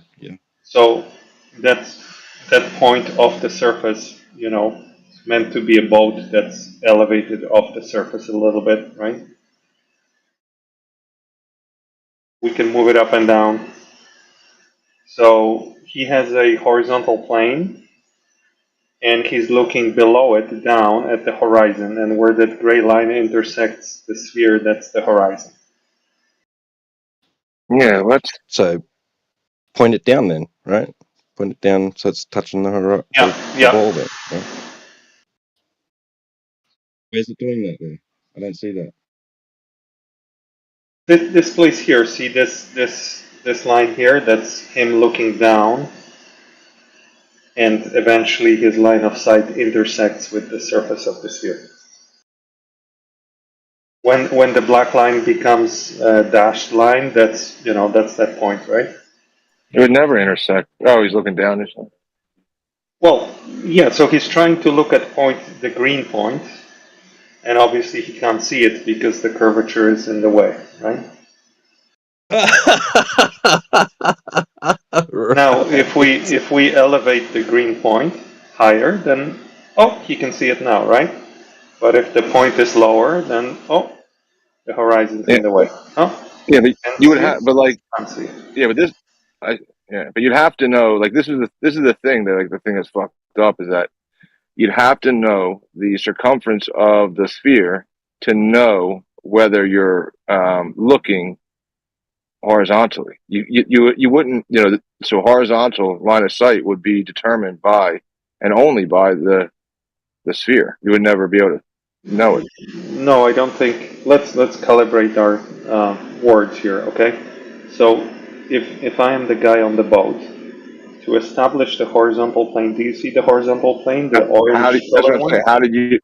How did you establish the horizontal Yes, plane? That's what I'm asking. I established it using a plumb. So this is not celestial navigation then? No, this is not celestial navigation.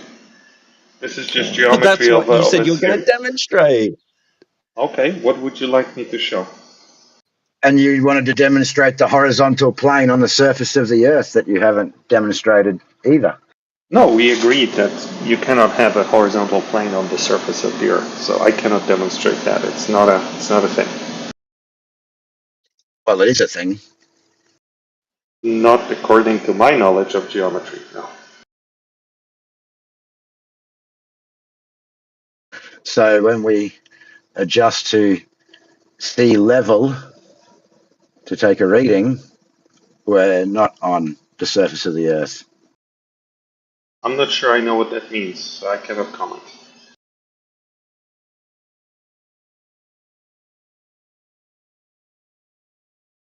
Okay, so in the side chat, you've got your azimuth angle here on the side of your picture. So the azimuth is the angle between the north vector and the stars vector on the horizontal plane. So how did you obtain your azimuth angles here from the horizontal plane. Like this. See the circle? That's the azimuth angle on the horizontal plane of the observer. The angle gamma 3. Which is then adjusted down to sea level, to the surface of the Earth.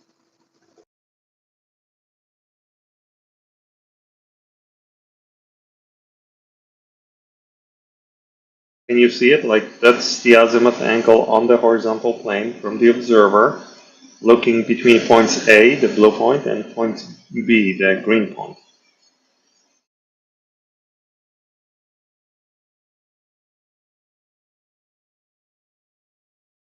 It's basically the number of degrees you'd have to turn from point A, from looking at point A to looking at point B in your horizontal plane. That's the azimuth.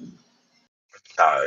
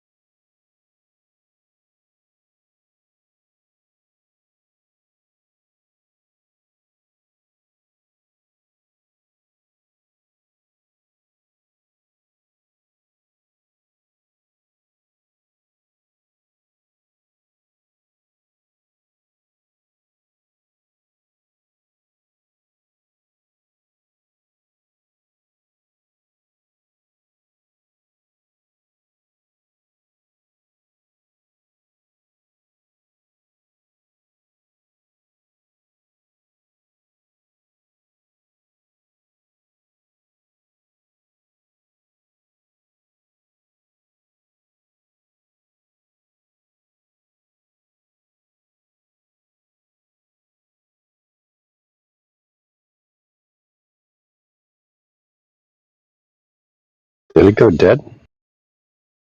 I think so. Good presentation, though, Peter. Thank you, Scott. I mean, I think you're Serious?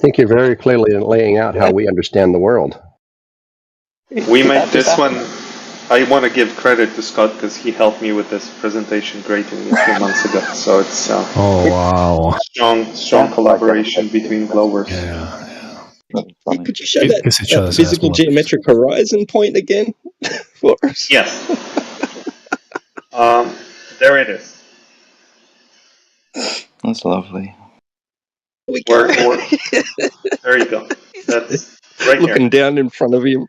Like, Yeah.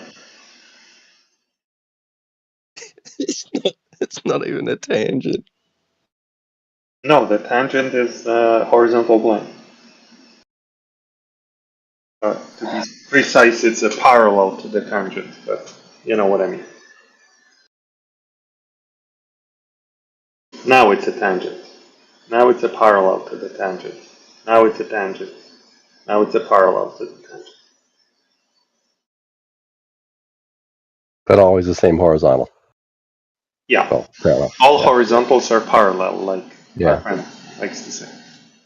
I think they're still trying to. Well, they still misunderstand this idea of the dip angle. They think that's moving the horizontal down to the sea level, and it's just not. I mean, it's not how it works. But they're stuck on this misunderstanding that someone told them about. No, not our the actual dip angle. misunderstanding. That would be Astrolab Sailing's misunderstanding then. No, I it's also not. misunderstood it, Scott, but correct me if I'm wrong. I actually wanted to ask you this, since you're a practitioner of celestial navigation on the sea. So the dip angle is only used, and the horizon is only used as a practical way of establishing a horizontal plane on a wobbly boat, right? On Yes. land, we would never bother with this. We would just No, deploy our no. favorite tool, a plumb, right? Which we Yeah. all love, both Glovers and Flat Earth. Yeah. All right, so you're saying the dip angle is only to establish a horizontal plane which is perpendicular to vertical. On a boat, yes, on a boat, because plumb is cumbersome on a boat. But on land, we would never do this. We would just use a bubble sextant or just plumb to establish our vertical and therefore horizontal.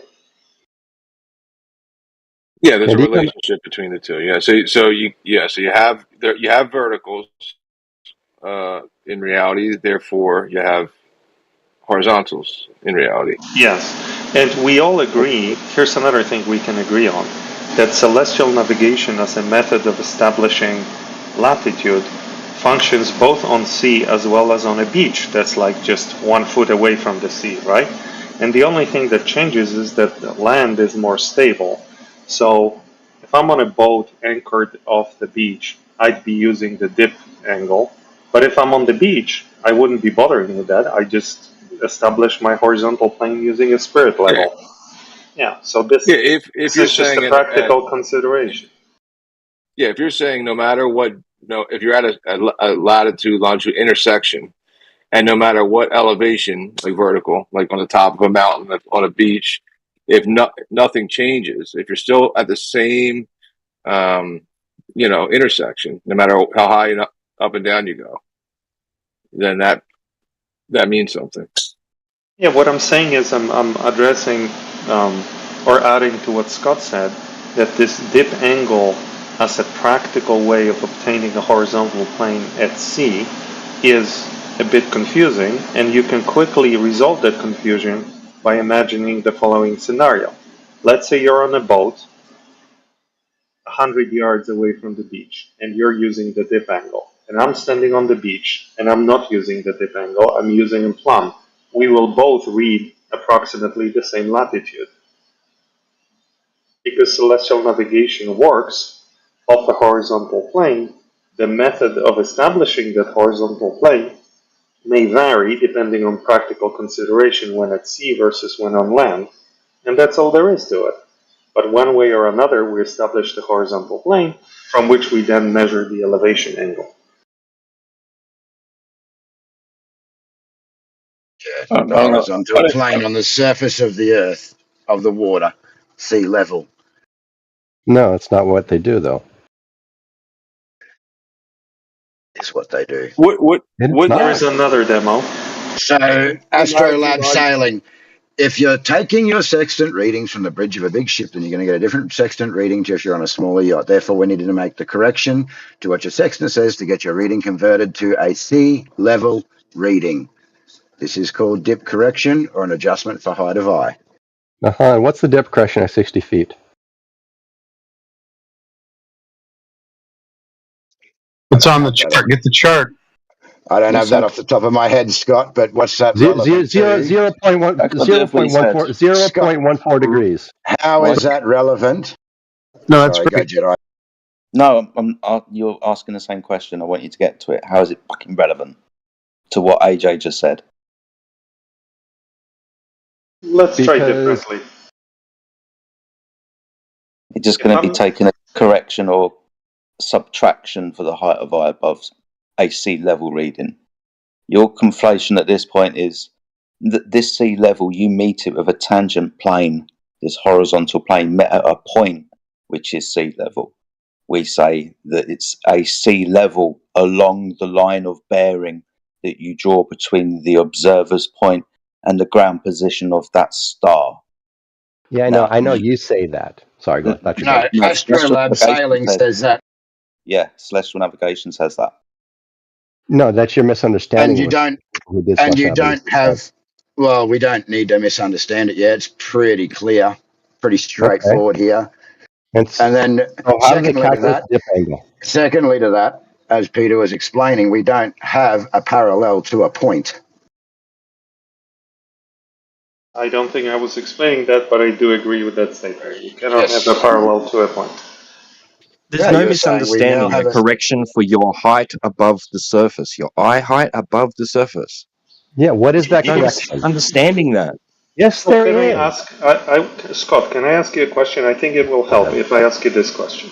So let's say you're on a boat 60 feet off sea level, and you're obtaining a dip correction, yes? Mm-hmm. Now imagine that I'm standing on a beach very close to you, and I'm also 60 feet off the sea level. I'm on a cliff. Do I need to obtain a dip correction to get an elevation angle? Not if you're using a theodolite or a bubble sextant, you don't. Exactly. So, do you guys understand the point? We're Yeah, still we going to get understand. the same We readings. understand. We understand that you will be getting a horizontal either way. You'll be measuring your elevation angle from a horizontal either way. That is Well, it'll be parallel to the parallel. surface of the Earth.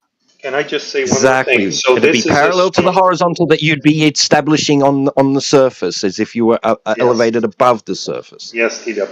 So this is a strong hint that this dip correction business is only a practical method of obtaining a horizontal plane on a wobbly boat, because I'm not employing it at all when I'm standing also at 60 feet within, a stone throw away of Scott's position, right? So this is a strong hint that this whole dip correction is only a method of obtaining a horizontal plane that can be completely disregarded the moment I'm standing on a stable surface. Nobody has denied that, yeah? But what we have stated, as per the citation, that when you are on the ocean, you're establishing that horizontal on sea level. And when we're in an aeroplane or we're using a bubble sextant or we're leveling that device, we're leveling it parallel to the horizontal of sea level. Very simple. Yes, but does the elevation you are away from the ocean change your elevation angle to the star? No. Also And agree. so as you keep going higher and higher elevation, the angle from the horizontal plane to the star is going to remain constant, right? Yeah, it's hard to do this with celestial objects when we're talking about an orthographic projection of a side-on view of this happening with an angle drawn between stars and observer, and then gaining altitude to that point that we measured. That point would have to rise with the observer because that's how we measure it. Weirdly, that is incorrect. I wouldn't know, You're Scott. I don't think misunderstanding. I don't think it's been tested Incorrect. enough. It's wrong. Guys, no, it's Yeah, I don't wrong. think it's been. I don't think it's been tested enough, Scott. Like I don't know if anybody's That's gone it, high Scott. enough to see if there's an angle change, or obviously there would be. Just that, you can infer that there would be an angle change. Can we measure it? I don't know. I haven't seen it. There isn't. That's Well, what I There has agree. to be. If you're regardless, changing an angle, you're we're changing the angle. measuring. I mean, you can't not be changing. You can't. It'd be a contradiction. I mean, it's We're very measuring. easy to Yeah, I know, test. We because can they're not climb changing Mount angles. Everest.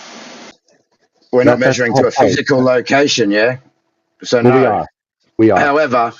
However, we're measuring to a physical star, Exactly. or are we measuring to an apparent position of a star? What's the difference in your mind?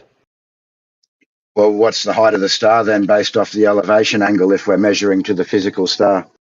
The height of the star is irrelevant in celestial navigation. But if you're measuring to the actual star, then you should be able to come up with that height. However, we can't because we're measuring to an apparent position.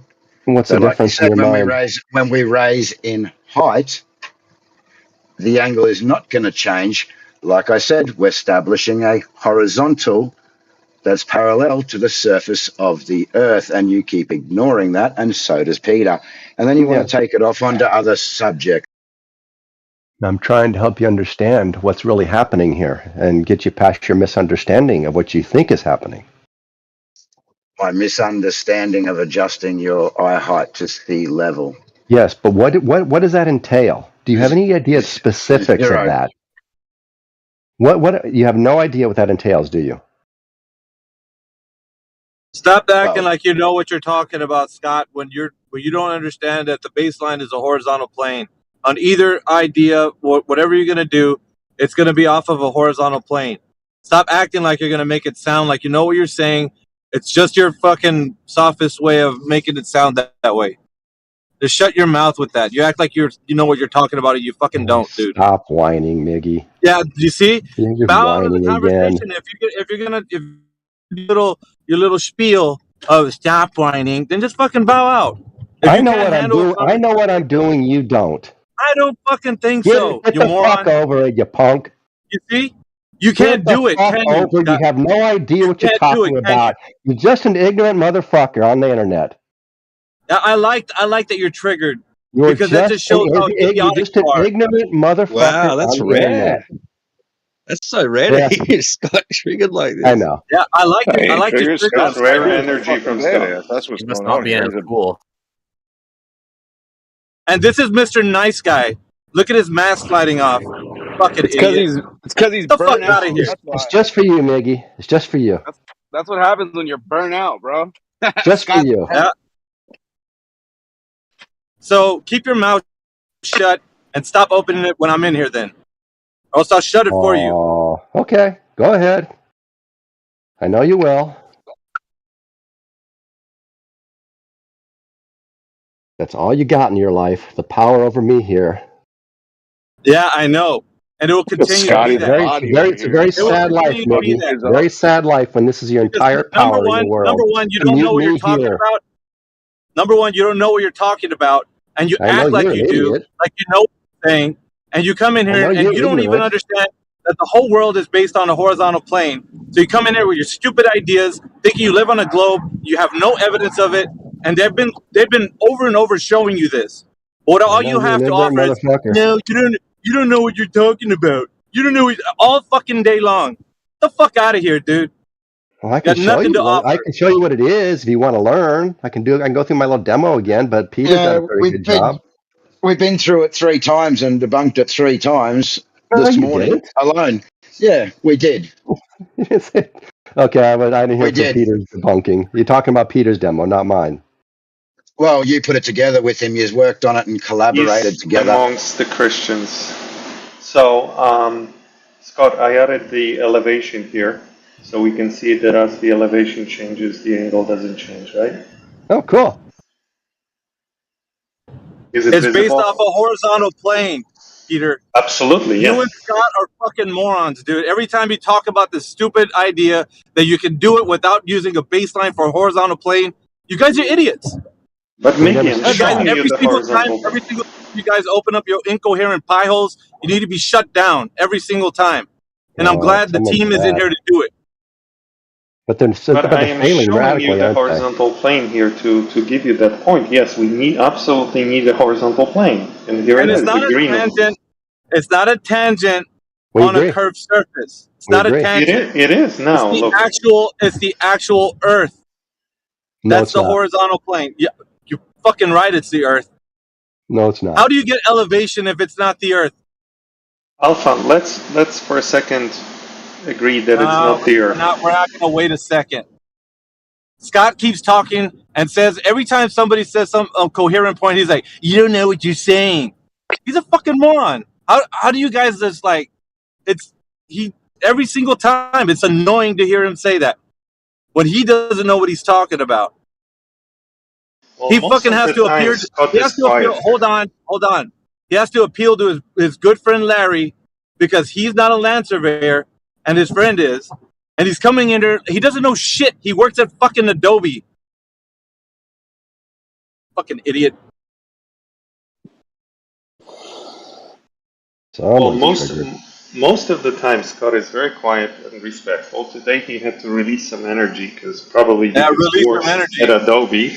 Yeah, and Adobe release some energy. Yeah, release some energy for what? products. It's useless. It's useless. He doesn't have anything to offer. He's an empty vessel. He doesn't have any. What does he have to offer when he comes into this chat except for, you guys don't know what you're talking about? Every single time. That's all he says. Nothing else to offer. Most of the time he's I've learned about celestial navigation from him because he's a practitioner of that, and I've never been on a. He doesn't know shit. And he's not a practitioner. Why do you guys appeal to him like he's some sort of fucking, person that knows what he's talking about? He doesn't know shit, dude. He's been in this argument ever since he came into this call and this channel. He's acted like he knows what he's saying. And every single time, he doesn't understand. It's been told to him many times over. He doesn't know what he's saying. He'll belittle you. He tries to say, you don't know what you're talking about. You're all idiot. It's like, get out of here, bro. And then he's coming with that energy like, oh yeah, he's got that fucking big boy energy. He wants to fucking take on the champ. Sit the fuck down, idiot. We sit here for days after days reading him and posting him and narrating to him citation after citation after citation. And he says, we don't understand, and then inserts his global idea of what's happening, that this horizontal plane isn't no longer the surface of the Earth, because you can measure it from a mountain. Same with you at the moment, Peter. Right? Your only instance is this horizontal plane is never the Earth. It meets the Earth, but it is never the Earth. Bang on. Problem. Getting all his info from someone that doesn't know how to use the fucking equipment, right? And uses it for ways that they don't even use it for. Like, get the fuck out of here. Precisely. And you see, that's all he has to offer. So when I come in here and I tell him that, he gets all in his feelings and thinks he can fucking start saying whatever he wants. No, sit down, fucking moron. Let somebody else come in here and you know, produce some kind of evidence, because you ain't doing it. Especially if you don't know what we've been saying this whole time. Can I address what Jedi said? No. No.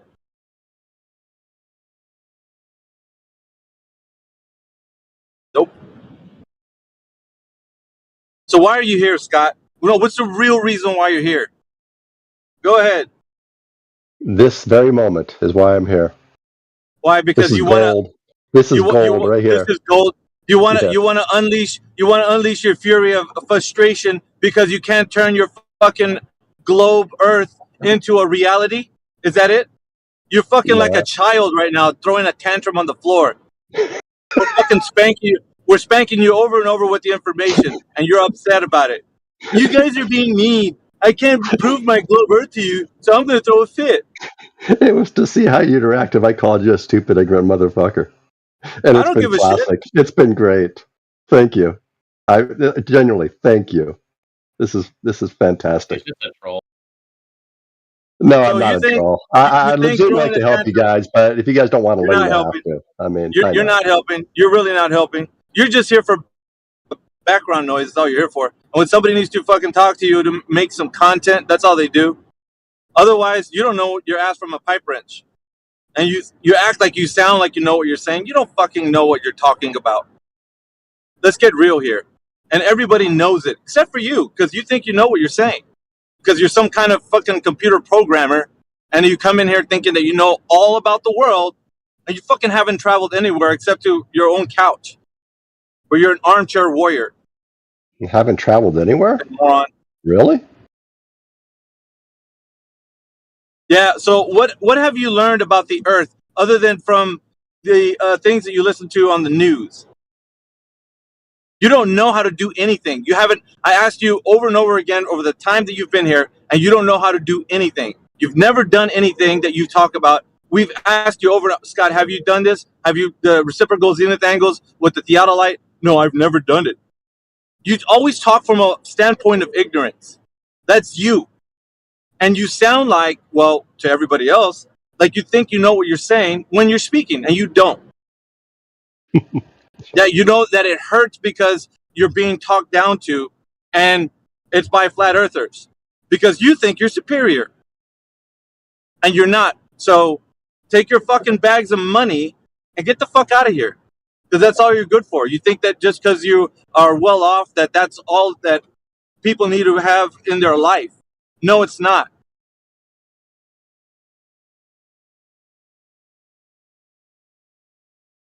Fucking moron. I fucking loathe that guy, dude.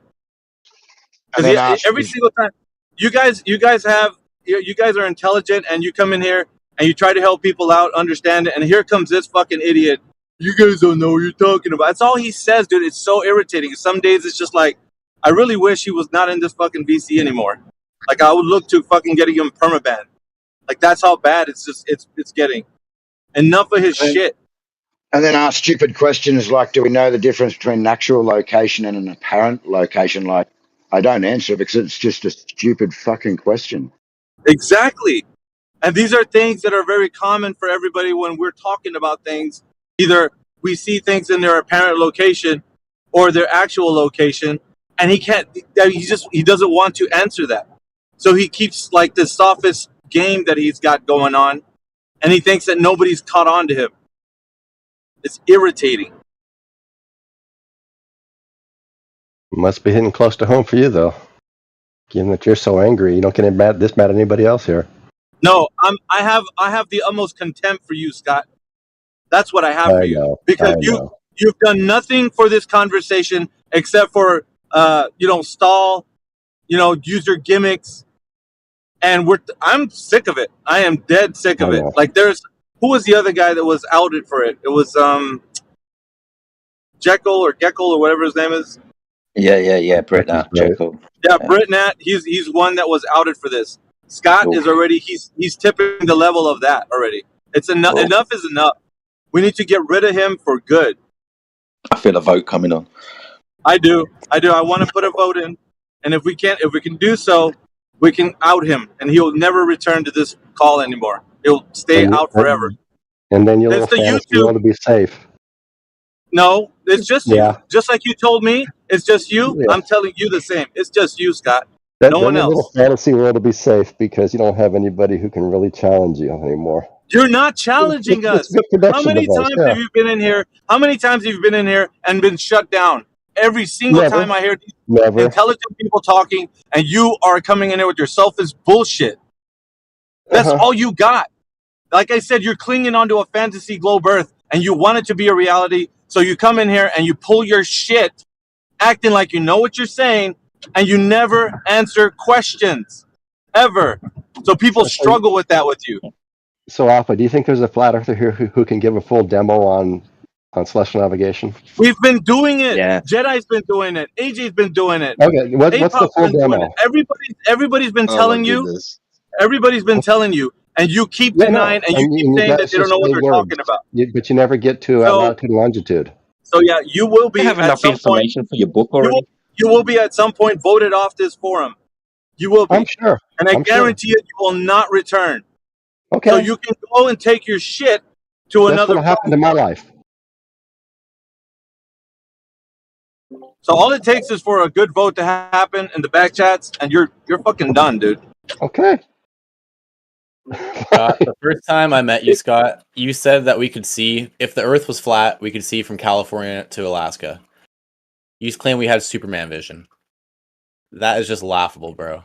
And you say my favorite is if we had a 10-mile long steel rod which was perfectly straight, right, and we lowered it from our eye level down towards the ocean, it would touch the surface at about 3 miles, and then from there appear to bend upwards into the sky.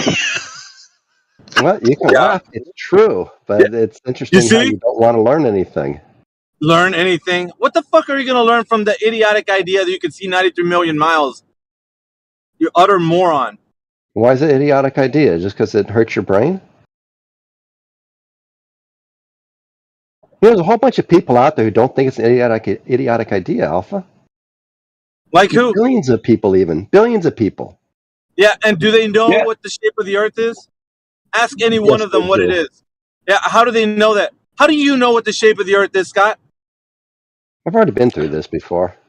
Answer the question. You see, this is your sophist bullshit. You're exactly what I'm talking about, your sophist bullshit. When asked a question, you don't answer it. Oh, you've already told you this. Fucking answer the question. How do you know the Earth's a globe? How do you know? A sunset. Sets. Yes, that's how I know. There you go, ladies and gentlemen. Ladies and gentlemen, did I not prove my point? A sunset proves that the Earth. Yeah, go on. Yeah, since Easter, when I first saw this fucking idiot. And he's a fucking troll, bro. Yeah, he's a troll. He's going to be voted off this forum for fucking good. Okay. Oh, it's better than okay. It's going to be wonderful. When we don't see your dumbass and your picture waving, good fucking riddance, dude. You have contributed nothing to the conversation. You added nothing. You're a fucking sophist, and you will continue to do so if allowed to. You're fucking cooked, dude. You're done. Publish your book, Scott. Go publish it, man. Well, maybe one of these days you guys will figure out how you can get closer to a star in the southern hemisphere while moving away from each other. If you're both moving south, one person out of the coast of Argentina, another person moving off the coast of Australia, and you're both moving towards the same star, it's getting higher and higher. Shut the fuck up. God, that guy's annoying. You guys, he's fucking hell, dude. It sounds to me like you're allergic to being educated. That's what it sounds like. Because he was explaining exactly why the flat Earth model is stupid, stinky garbage, and you muted him because you're afraid of the truth. You're afraid. You're We don't need explanations, afraid dude. of the evidence. You're afraid of the evidence. You're Excuse me, scared. You're White gonna Knight. wait. Which evidence is that, asshole? You're scared. Which You're evidence is that, scared. you You dumb mute people. fuck? Yeah, pussy. Get rid of the troll, for God's sakes. I think it's Cooked is actually scared because he just wants to sit here and monotone and monologue over everybody else instead of actually listening. Yeah. He was on a Bro, rant. He was keeps spiraling. he keeps changing his name. He's the same guy who comes in and always just monologues and talks shit. He keeps changing his name. All right, let's see if he knows what he's talking about. Maybe Jedi can take him through at least a round or two. He won't fucking speak. I'm feeling froggy today, guys. I think it's time to get rid of like some of these fucking long-term trolls. I was gonna say, man, do you want to unmute Peter and see if he does anything to get evicted? Yeah, let's see it. We got Scott already. He's on the short list to get out of here. So I'm dead serious too. I want to vote Scott out of here. I want him gone. Permaban. Just him. Because you're afraid of alternate points of view. You are scared of engaging on evidence and proof. What an idiot. Okay. You done? What proof did Scott offer? He was explaining very eloquently. Get rid of the troll. Get rid of this fucking troll. Can you get the microphone out your mouth, dude, before you continue? I'm gonna do whatever I want to do. This is my favorite part. There you go. Yeah, just get rid of them. Just get rid. Yeah, hold on. This is my favorite part. Listen to what Jedi does after this. Just give Jedi some space. We've been doing this a long time. He knows what he's doing. Dude, if he's just going to keep acting like this, then just get rid of him. Unless he tells me what proof Scott offered, what he explained, and why it wasn't relevant to the flat Earth. Go on, off you go.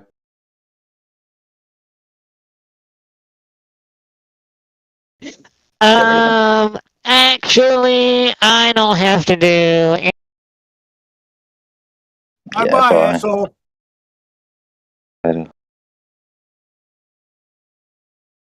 You do have to do what we. But it's embarrassing for like new people. Like this guy Steve just came in the room, and it's like Steve might think that like the flat Earth, like the conversation, is like weird or strange because that guy is acting the way he's acting. So it's like embarrassing. It is pretty embarrassing for a grown man to act that way. Well, someone I believe to be a grown man. Like people truly understand the Earth to or level to be a horizontal description, and if somebody opposes that, they should be able to I don't know, maybe Steve thinks differently, but I thought it was embarrassing. All right, I banned Scott, but his pending review to get fucking permaban from this forum because that's enough's enough with that guy. Well, you know what? We explained celestial navigation, I think myself and Jedi, at least 6 times. I dropped a citation in the chat that he just hand-waved dismissed completely and then says, oh, well, you don't know how it works. Tell me how it works. Let me teach you. I just sit back and sigh like, oh, man, again. Serious? Like, yeah. It's painful, man. You guys do a great job, and it's just when I hear him speaking, it's like fucking nails on the chalkboard. When all he does is say, "You guys don't know what you're talking about." I'm like, that's so irritating. It's like he doesn't have a rebuttal. There's no way that he's articulating his point. It's just empty. There's nothing there, and he continues to do this over and over and over again. never offers like how you were wrong. Well, don't you know Scott is smarter than a Nobel Prize winning physicist? Why do you guys you've think actually NASA will deceive people? what? I Why should do have you maybe guys got a think? bit more. I should have maybe got a bit more aggressive with him, yeah. But I'm just chilling Oh, out. Yeah, I'm not gonna let people like him try and upset me and no, I win. have the utmost contempt for him. So it's already at level 10 whenever I speak to him. Always. I don't ever like. There's no soft kids glove when I'm talking to him. It's very hyper specific to him only. It's an individual basis, you know. Everybody else Yeah. that's in here is different. Until you reach that level, it's not gonna, you know. There's no need for it. And plus, he thinks he's some kind of psychiatrist. He's gonna analyze everybody that comes in here. "No, tell me the real reason why you think you're a flat earther." Like, shut the fuck up, dude.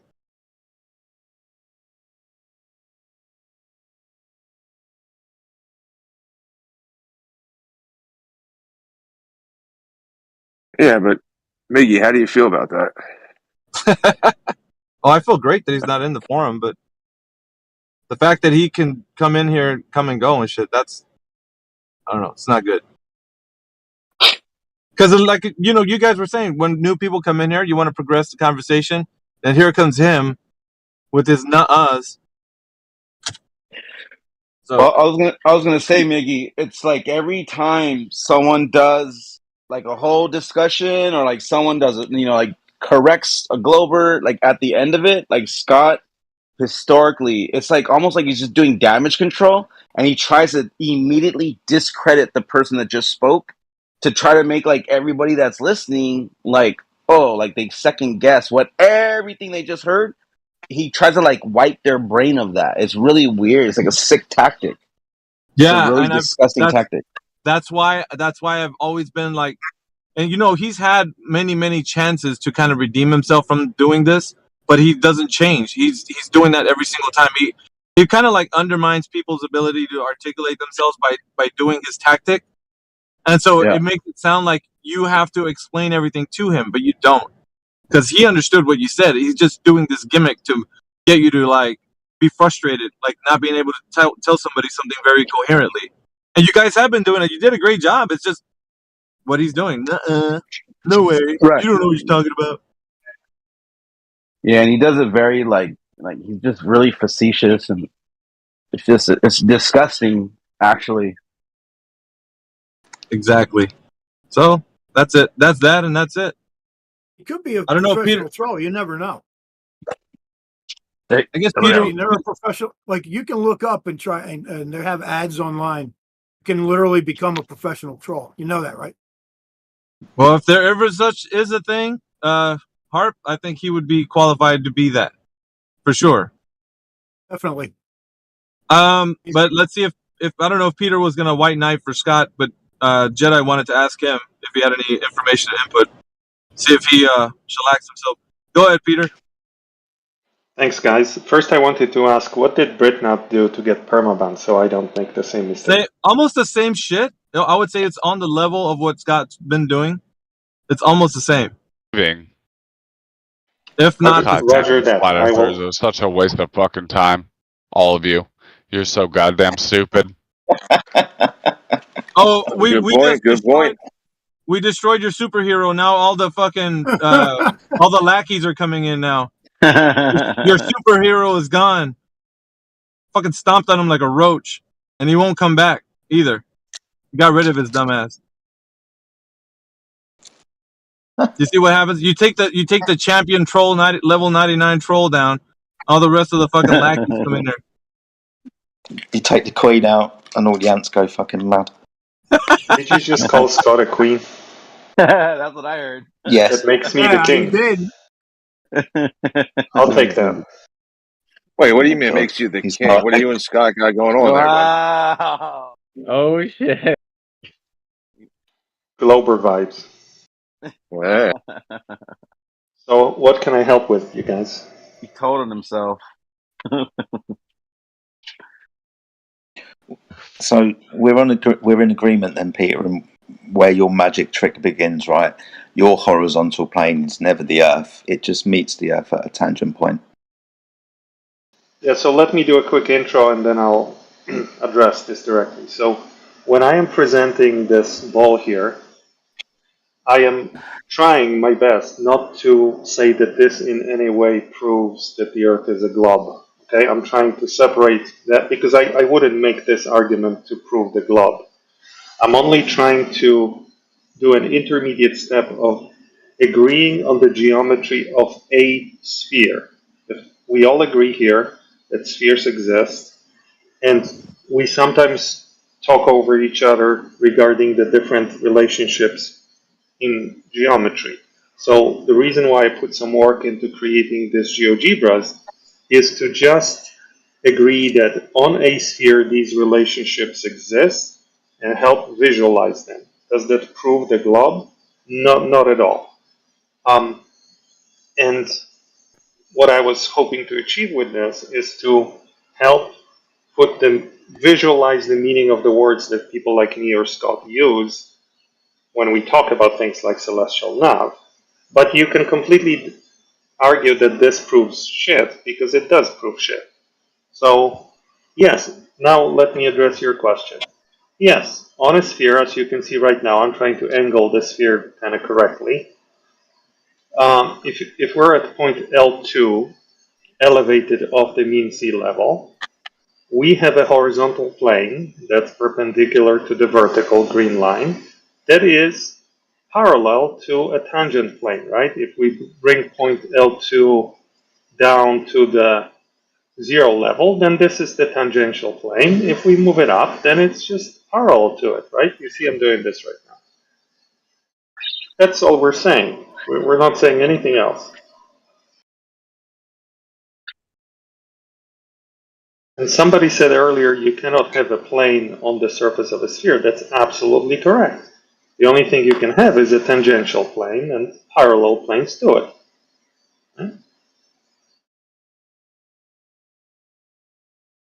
I mean, yeah. So you're not even claiming that the Earth's a sphere, then? Not with this argument, no. What I would say is if the Earth was a sphere, then this is how it would work. But you can, of course, say, how do you know it is a sphere? My answer to that would be completely different. This is a compartmentalized discussion about the geometry of a sphere.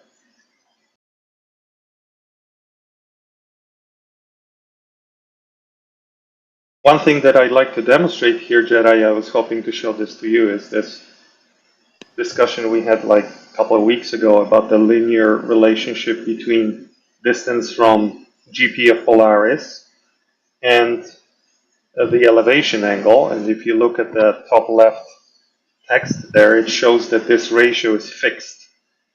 It does not change as we move away from the GP. Just wanted to visualize that, what we mean by that. It's just 69 times 90 to the equator. Well, if we use miles, but here I'm not using miles, just pixels, I guess. So the value is 1987651.2.5. The key is that it does not change as we move away. If you permit it to show a triangle situation, then you would see that that ratio would be changing all the time. Yeah, I mean that's what. I mean, they don't use, whoever is doing cell nav, they don't use those. They use them right in the middle. They use the observations in the middle. They don't use it like above, like 70 and below 20. They use it in the middle because, above that and below that, it gets all distorted, and they can't navigate well.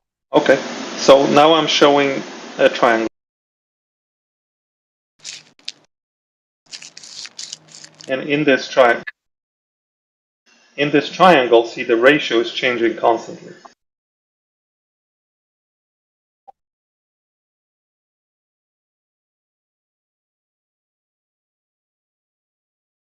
And it has to change because as we move away and the angle decreases, it cannot have the same ratio to distance, or we would have absurd situation where at certain distance, we ran out of angles.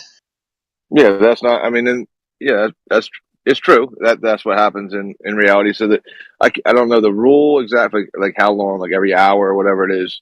You should get a fix because your position is always off. So they don't just follow like one line the whole time, as if that's going to give them the correct.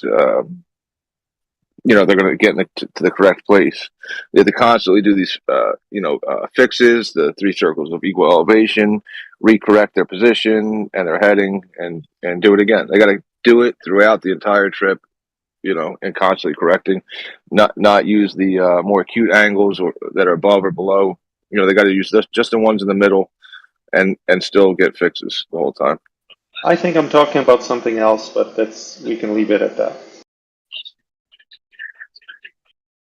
You're talking about celestial navigation and why, if it was, I don't know, the relationship would change over distance because the angles would, if it was linear, it would change. But that does happen. So, what does that prove? Oh, what I am saying is really that on a flat Earth, we would be dealing with a triangle between my location, Polaris, and the GP of Polaris. Because the underlying baseline, there would be a right-angled triangle between those 3 points.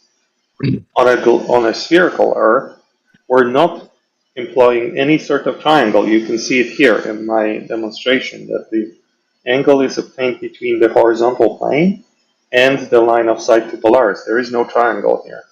That's the difference in these. Yeah, the triangle is just models. the GPs. It's just the known. Well, what I'm showing GPs. you here, that there is no triangle to GP. You can clearly see in my model here that there is no triangle. Where's the triangle? I'm not watching your Okay, screen. well, I'm sorry. But yeah, just the things that do happen. Like, so I mean, it's like that. This is like ideal geometry, ideal celestial navigation. You could just do one sighting of one star and then travel that straight line perfectly to get to your destination and get a perfect amount of miles. But that's just not what happens. You go up and down in the waves. You go left and right. You go all over the place. You got to constantly get fixes. You don't use the elevation of the stars that are, like I said, below 20 or above 70. That's where the distortion would be found the most, and that's where it is found the most. So if the Earth were flat, quote unquote, if we were making triangles with the linear distance relationship remaining the same due to the separation between stars, all of these things that you're saying would have to occur if the Earth were flat, they do occur, right? They do occur. For whatever reason you want to give, you can give that reason. But they say, well, listen, for whatever reason, we can't use it below 20 and above 70. We're going to use it right in the middle and make sure we get constant fixes along the way because we're going to be out of reckoning, and have to keep readjusting. And you can give the reasons if you want, and say, well, that's what would happen on a flat Earth with stars, with my mod, whatever you got going on. But it would be for different reasons on the globe. But we still do the same thing. We still perform utilitarian. We still perform the same thing to correct for something that would occur, but it's not that. It's all you'll say.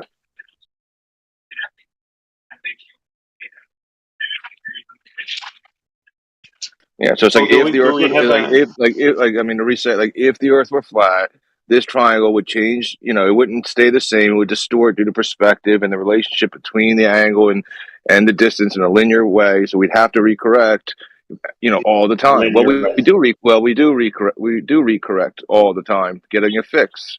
But then you'll say, well, we're only doing that because of waves or something. I don't know, for whatever reason you want to give.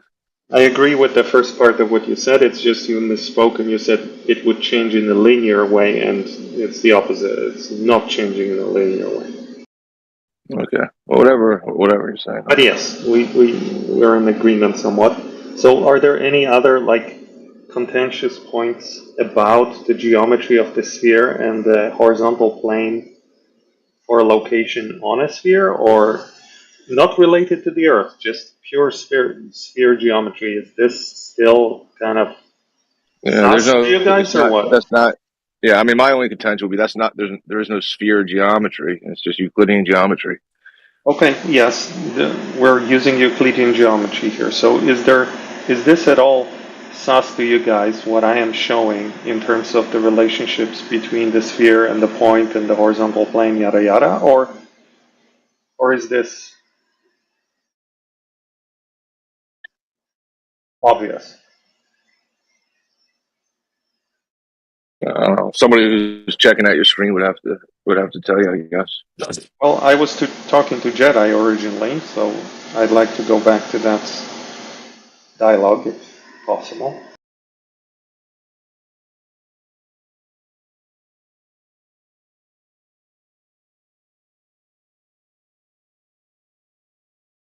You know, APOC's pretty good with some arguments.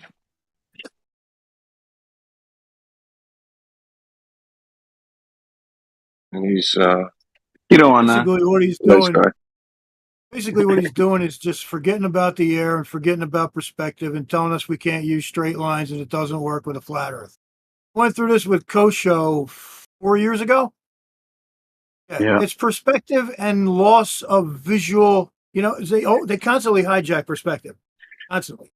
So they're just doing it again. It only works on a globe. Bullshit. That's what it comes down to. And they'll die on that hill. They create a straw man to argue against you. That's what they do. I didn't do that. I didn't say it only works on the globe. I just said there would be a different relationship No, on you flat didn't get Earth there yet. versus globe. Yeah, you didn't get there yet. That's why Yeah, I was that preempting It's the not whole thing. my globe proof is never based on anything in the sky, so I wouldn't even attempt that. so what you've done, Peter, is you've taken what we see in reality, the way we see something drop prospectively, how as it vanishes, the further away you get, you've thrown a mathematical calculation to it, and you said this only could work on what I believe to be true. So I you're did not. hijacking reality. I know you didn't say that, but that's what you're indirectly telling us. You're fighting for a curvature that isn't there based upon the way things are dropping perspectively through perspective in a distance away from you. Now, I do not. what you're not understanding, Peter, is that if you were to go on a checkerboard, okay, and you add all kinds of atmospheric conditions going on in the sky to where there's heat, there's cold, there's wind, there's dust particles, there's water, there's moisture in the air, all these variables.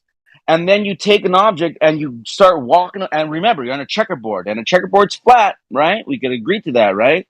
Now, if you're going away from it and you're getting further and further and further away, it's going to optically look like it's dropping, disappearing from the bottom up, but we're on a checkerboard, Peter, and you cannot Yes, I'm grasp showing that. it right now on the screen. This is the law of perspective expressed geometrically. Here you go. I agree with everything you said, but maybe a few points here and there.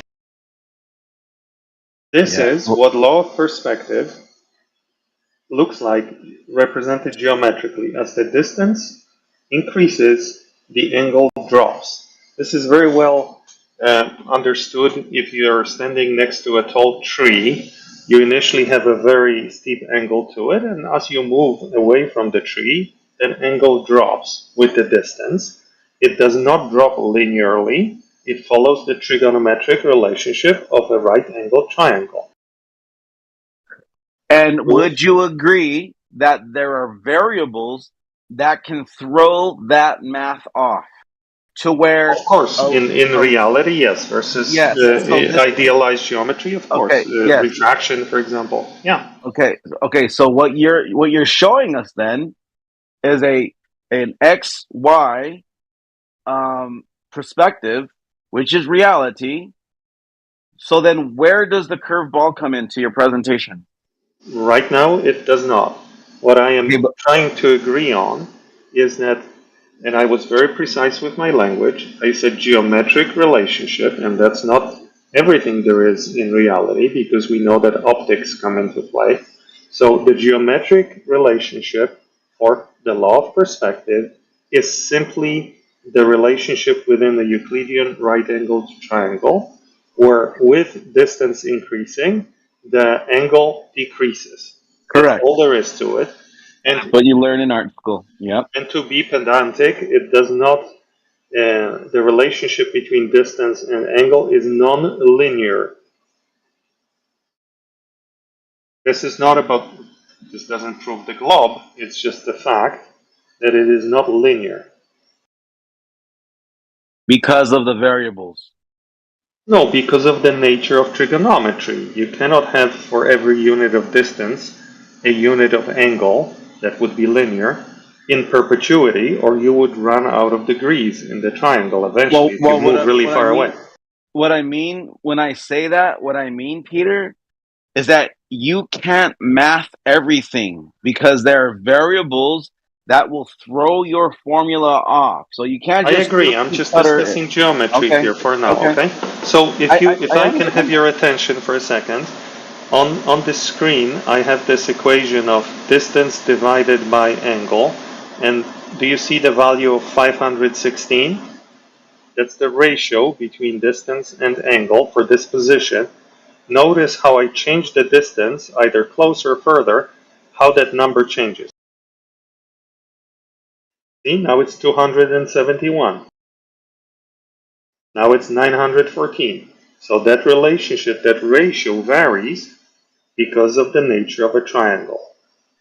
So when we say there's a nonlinear relationship between these two values, that's what we mean. Otherwise, the ratio would be fixed.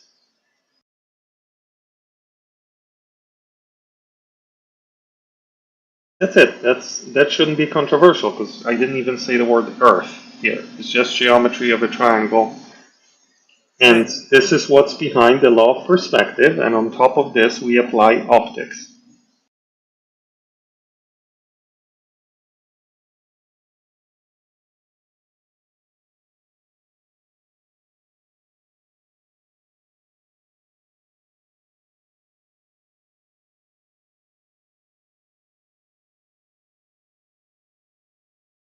Are you familiar with the black swan? Yes. Sure.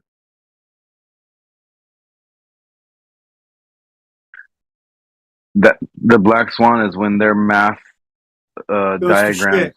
goes. Yeah, exactly. And then they just get tossed out the window and say, "Okay, back to the drawing board, guys."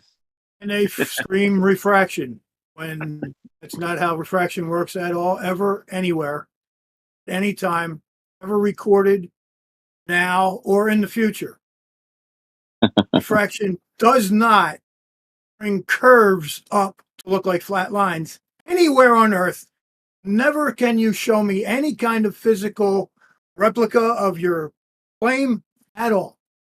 But they just scream it over and over and over. I know. One dude told me, and you know, Kumo virus, perfect example of a globe and refraction. He said. That's why I don't go over there no more. I'm done with people who tech these fuckers. You know what I mean?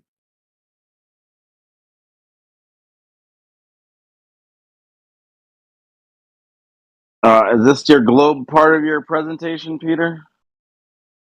No, it's the sphere part.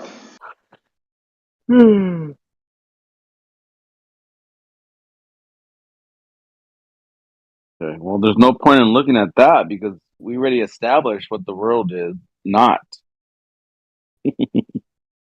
Well, we disagree on that. That's true.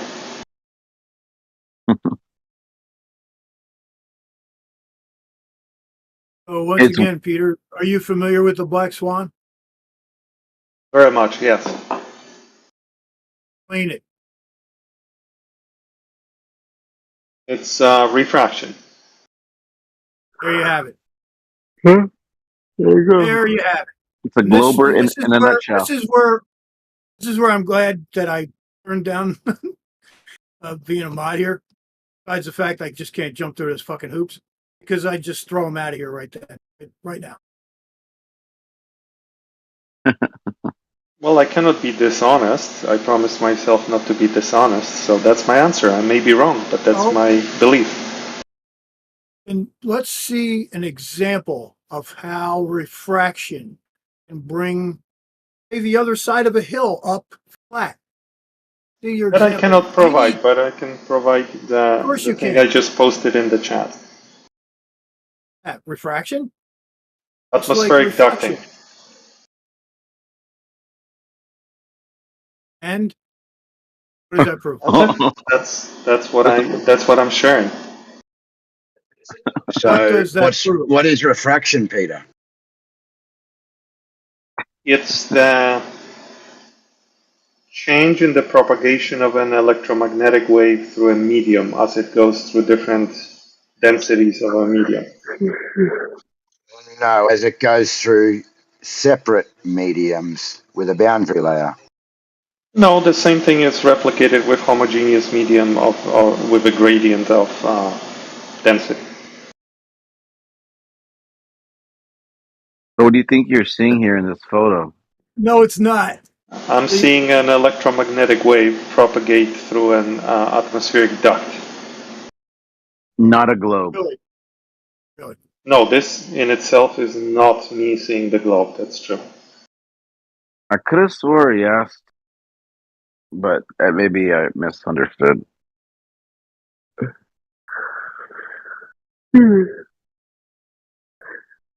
Oh. One more time. This is the third time. What does this mean? Think I'm going to read it? You're out of your mind. I see flat. That's what I see. Flat lines, straight lines. That's all I see is flat. Yes, in this photograph, there is no measurement. There's no data here to conclusively say whether it's flat or curved. It's just a picture. Really? So your eyes don't work? They do work. So do you see any curved lines in that picture? Besides the waves? No. Me neither. When you receive photons or electromagnetic waves with your eyeballs, they always come to Is your you most recent straight. is your most recent post about microwave signals or about line of sight? It's about electromagnetic waves in general. Light is just one segment of wavelengths within the electromagnetic spectrum. Well, how about how do you feel about the microwave transmission, straight line of sight being required? Any refraction would remove the utility of the microwave line of sight transmissions. I feel good about it. You feel good about it. Okay. How do you're okay with them shooting well beyond the Sagitta, where it would Yes. on the globe Yes. intersect? A lot of engineering goes into electromagnetic wave communication. Recently, I learned It's just a straight line of sight signal. There's no engineering. The signal's in the air. You can't touch it. I've done a bit of my own research on that, and I think it's a bit more complex than that. I recently learned that there are some new techniques being developed by engineers to actually compose electromagnetic waves in such a way that they can curve on their own, even without a medium, like in vacuum, which is very interesting. All right. So now you're saying it is possible for a straight line to curve. Oh, he said they're working on it. No, a straight line cannot curve. Okay, so a microwave straight line of sight communication, straight line of sight being required for the communication, can't curve. No, the answer there is they don't travel in straight lines. But it is a definitionally and as utility, line of sight microwave signal transmission. Let me ask you a question. Maybe this required. will help. Maybe this will help. When you receive light into your eyeballs, what are you receiving? We would call that line of sight. Does that mean Not that it's a straight microwave. line? I don't know. I'm not receiving it with my eyeballs. The microwave signals. No, let's talk about visible light for now. Okay. When you're looking at something, are you receiving the photons that came to you in a straight line or not? I've never seen a photon. I don't know. I'm sorry. Photons. I shouldn't have said that. When you're receiving visible light in your eyeball, does that mean the light traveled in a straight geometric line from the object to your eyeball? Yeah, so you do or do not have feelings on the microwave transmission line I of do have sight feelings requirement. about this. Okay, do your feelings change the requirement being a straight line of sight? Oh, They do, Christ. yes. Is this That's Peter? my point. You guys let Peter in here and you let him screen share. This is So, the Peter show. Peter, Oh my You've, God. so Peter, you're yeah. trying to claim atmospheric refraction for the black swan, and then giving us the atmospheric ducting and telecommunications to show that this is what's occurring. Correct? I'm actually trying to have a conversation before the Black Swan conversation, one step before. No, this was what you responded to in regards to the black swan that was put Yes. forward to you. And You now we said need to dig a little atmospheric. bit deeper. You stated it was atmospheric refraction, and then you gave us the atmospheric duct in telecommunications. Correct? Yes. Maybe you can help me with this one. Do you believe Yep. that refraction happens?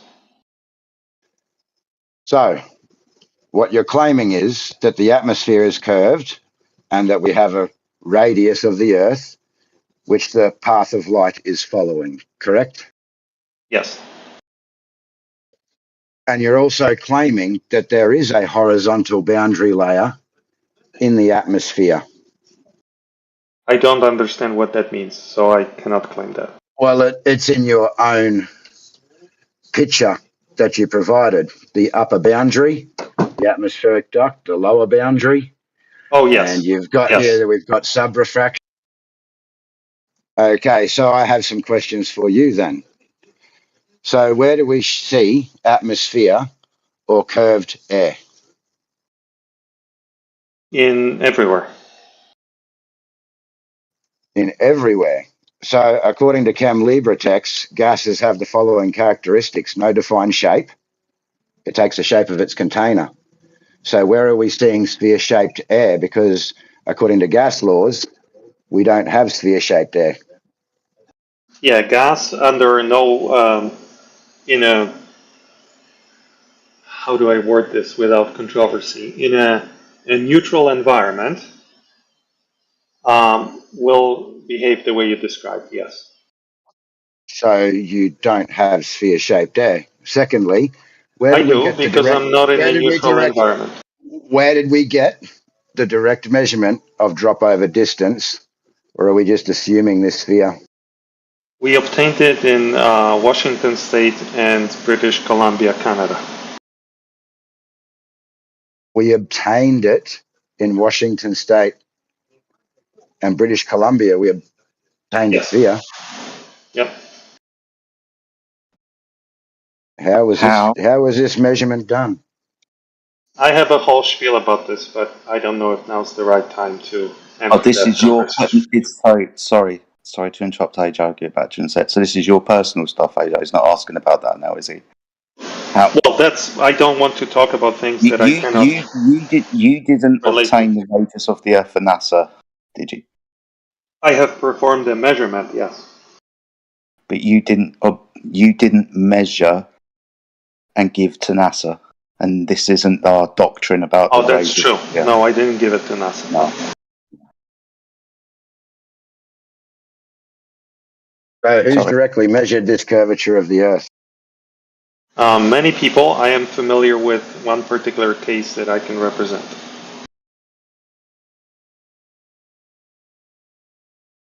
And? Ask me the next question. I don't want to bloviate here. So just many people is your answer, yeah? Many people, and one case I can represent and substantiate personally. So no, we don't have any measured drop over distance. Now, lastly, I do. You don't have any horizontal boundaries in the atmosphere. Horizontal? No. You have no boundary between the denser and the less dense air in the stratified atmosphere. Oh, we absolutely do. We absolutely don't. Guess we'll have to disagree on that. But can I ask you a question, a more fundamental question, please, that would help with the rest of the conversation? Well, no, we're not going to disagree on it. So in the chat, we have from a lecture at San Diego State University, Andrew Thomas Young. Some people have worried about how to apply the refraction law to such a horizontal ray of light because it does not cross any horizontal boundaries between the denser and less dense air in the stratified atmosphere. In general, the curvature of the ray is different from the curvature of the Earth's surface, but here we're only concerned with the rays that bend just enough to follow the curve of the Earth. The simplest solution to the horizontal ray paradox is to remind ourselves that rays are an unrealistic mental construct. In reality, we always have a beam of light infinitely narrow. Rays do not really exist. So where is the boundary between the dense and less dense air in the atmosphere? Do you agree that there's a gradient of pressure in the atmosphere? I'm not answering questions of agree or disagree. I'm asking you where the horizontal boundary is between the dense and the less dense atmosphere. There is no boundary, there's a gradient of density and temperature. So we can't apply Snell's law here because there is no boundary. We can apply the principle of least time. So we can't apply refraction or Snell's law because there is no boundary. So there is no refraction in the atmosphere? We see atmospheric effects. We're not seeing atmospheric refraction the way that you have described it. The way I understand that you disagree with my interpretation of refraction, but do you recognize? I don't disagree. So help me out. I don't disagree. Okay. You disagree with San Diego State University's citations. And again, in the diagram below, heavy lines represent rays of light. If you're not familiar with this conceptual fiction, please check the Optics for Beginners page before continuing here. So far, you don't have sphere-shaped air, according to gas law. You do not have a measured drop-over distance or directly measured radius value. You have a mental construct of horizontal rays that don't really exist in reality. You have no horizontal boundary in the denser or less dense air in the stratified atmosphere. You have one medium, not two, and you cannot use refraction. You have an abortion of refraction, yeah? What you actually have would just be a twisting of Snell's law, yeah? And regardless, of that, and regardless of all of that, yeah, there is no refraction, as I think Jedi pointed out, terrestrial refraction, that can push anything back 10 times further than it should be, such as the horizon in the Black Swan. And the horizon does not loom above itself. Only objects loom above the horizon. I have a clarifying question. All you have is a begging the question contradiction in terms. That may be the case. I have a clarifying question to you. When light travels from one location to another, from one object to another, in reality, in atmospheric conditions, does it travel in a straight line? Depend on the atmospheric conditions occurring as to what we see, but we don't have sphere-shaped or curve-shaped air, and we don't have I understand. and we don't have a radius value for the light to curve around. So stop trying to beg the question, yeah? I'm not begging the question. I'm asking an isolated question from anything to do with the shape of the Earth or radius. When light travels from one point to the next, does it travel in a straight line in reality? On Earth, in atmospheric conditions, does it travel in a straight line?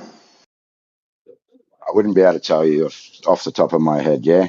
What I can tell you is that it's not following a path of a globe through sphere-shaped air, yeah? We already agreed on that. Hang on. So you agree that there is no terrestrial refraction occurring in the black I'm swan? trying to understand that, and I'm asking you, in your view, in your understanding of optics, when light travels from one point to the next, inside of a medium such as the atmosphere, does it travel in a geometric straight line connecting the 2 points? It's not traveling in an atmosphere. It's not? No, we established you don't have sphere-shaped air. Yes, but when I'm looking at an object at a distance, and the light emitted by that object hits my eyeballs, did it travel in a geometrically straight line between that thing and my eyeball? That is irrelevant to the discussion that we're having about terrestrial refraction curving around a ball, following a curved path. Yeah. And I believe that this may be still a debated topic, because if we have a look at, say, Newtonian equations, Newtonian says that light travels a straight path, it's not affected by gravity, whereas Einstein says that light takes a curved path due to the bending and warping of space-time. However, this is irrelevant to terrestrial refraction and the claims that you've made about terrestrial refraction that you've just agreed do not exist. Yeah, for the I am black. not ready to talk about all these things because you called me out as not understanding the principles of optics, and I'm No, using this I did opportunity not. to ask you to No, help me. I did not call you out and say you did not understand optics. I stated three simple things. Yeah, you have no sphere-shaped air for your terrestrial refraction. You have no measured radius for your terrestrial refraction, and you have no boundary layer between two isotropic media in the stratified atmosphere.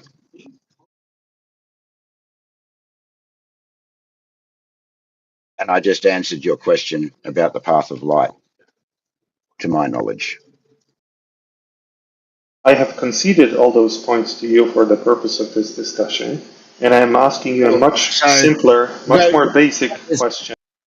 So at this point, the discussion about terrestrial refraction and the black swan looming the horizon is over. There is no further discussion. The discussion was terrestrial refraction looming the horizon and setting it back 10 miles? You've conceded that it doesn't. I have concluded that we cannot progress to that question until we agree on whether light travels in straight lines or not. We can conclude with the citations that I've just given that light is not following a curved path around your globe in a sphere-shaped air. I have conceded that point for now, and I would like to understand a more fundamental point. So at this point, your terrestrial refraction claim for the black swan is finished. I surrender the black swan argument, and I would like to ask you a clarifying question. Does light travel in geometrically straight lines between two locations on Earth, regardless of the assuming flat Earth? I assume flat Earth. There's no radius. There's no curvature. Does light travel in geometric straight lines between 2 points on Earth? Yes or no? Like I said to you earlier, I wouldn't be able to directly answer that question. It's not something that I've looked into. I've looked into terrestrial refraction, but I believe there is still contention with that issue, like I explained, with the difference between Newtonian and Einsteinian gravity. Yeah, that's my answer. I didn't. I assume there is no gravity even. I'm asking, does light travel in straight lines? It's a fundamental question if we want to discuss long distance observations. Fundamental to it. Did I not just answer you? You said that you don't know, so we cannot proceed further because I would have to make claims that will be contrary to your understanding and we'll get into an argument. Some other people According that I to your talked little to, simulation of someone looking out to sea earlier, yeah, it does. but I've heard on this VC from other flat earthers that there is a phenomenon known as refraction. They just disagree with me on which way it affects the propagation of light, but they did recognize that light does not travel in straight lines.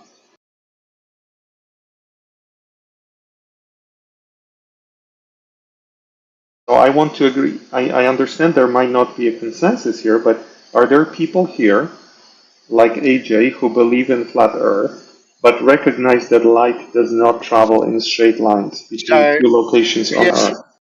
but you're asking for hypotheticals. You're saying with no No atmosphere. hypothetical. Hang on. You With are, because you're atmosphere. asking for no. You're asking. You just stated before, I believe, no atmosphere, no gravity, With nothing else atmosphere, sorry. affecting the light. Yeah. With atmosphere. Well, you don't have atmosphere because it's an oxymoron. It's a contradiction in terms. Yeah. We don't I'm have sorry, sphere shape. with the Yeah. We've air. already. With the air. Well, then, if we know that light travels straight paths in a vacuum where there is no air, if we don't have sphere shaped air, then I would assume, then yes, light travels in straight paths. Yeah. So when you have gases on Earth of different temperature and different density, light will still travel in geometrically straight lines through those gases? Fundamentally, light travels in straight lines. Yeah. So let me make sure I understood.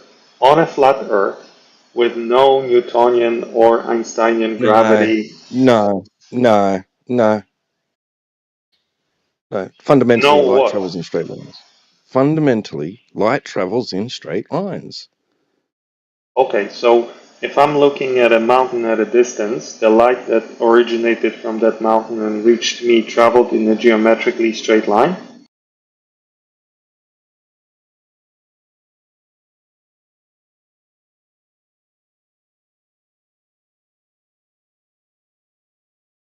Hello? What we can see is different distorting facts, different things happening and things distorting. But like I stated to you earlier, and like T-Dubs just stated, yeah, I wouldn't be able to 100% assert that.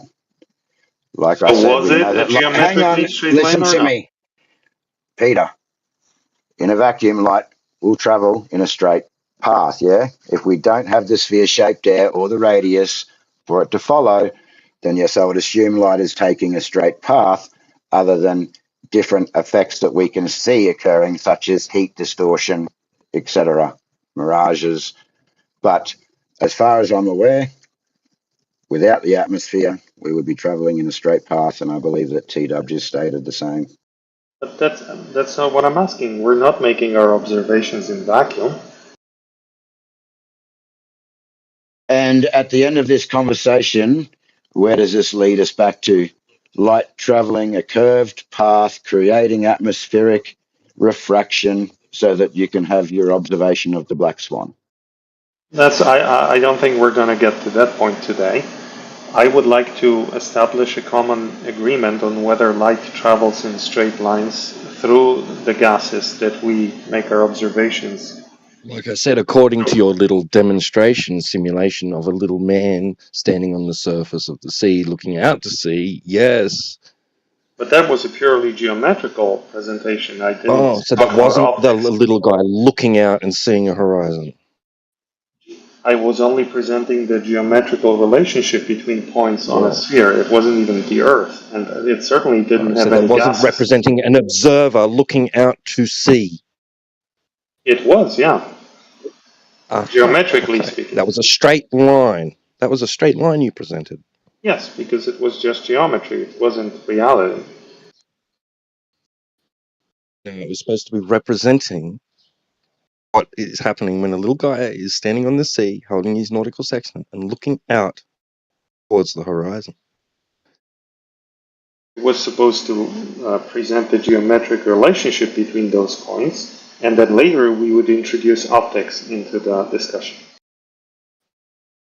No, you were just supposed to be showing the point on the surface that the little observer is looking I am at. showing it right Is now. looking Yes. at. Yes. Yeah. So that's a straight line, right? Geometrically speaking, yes, that would be a straight line. The question is, would the light actually follow that line or not?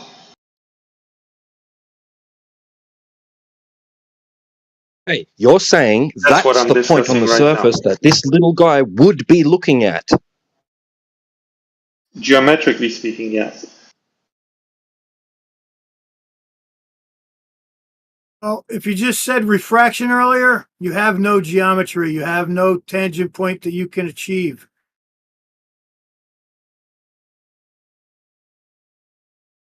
Can Just you trying to repeat that? stop I you didn't before capture you that. keep wasting more time. That's all I'm trying to do. I'm only responding to questions. I'm happy to end this discussion anytime.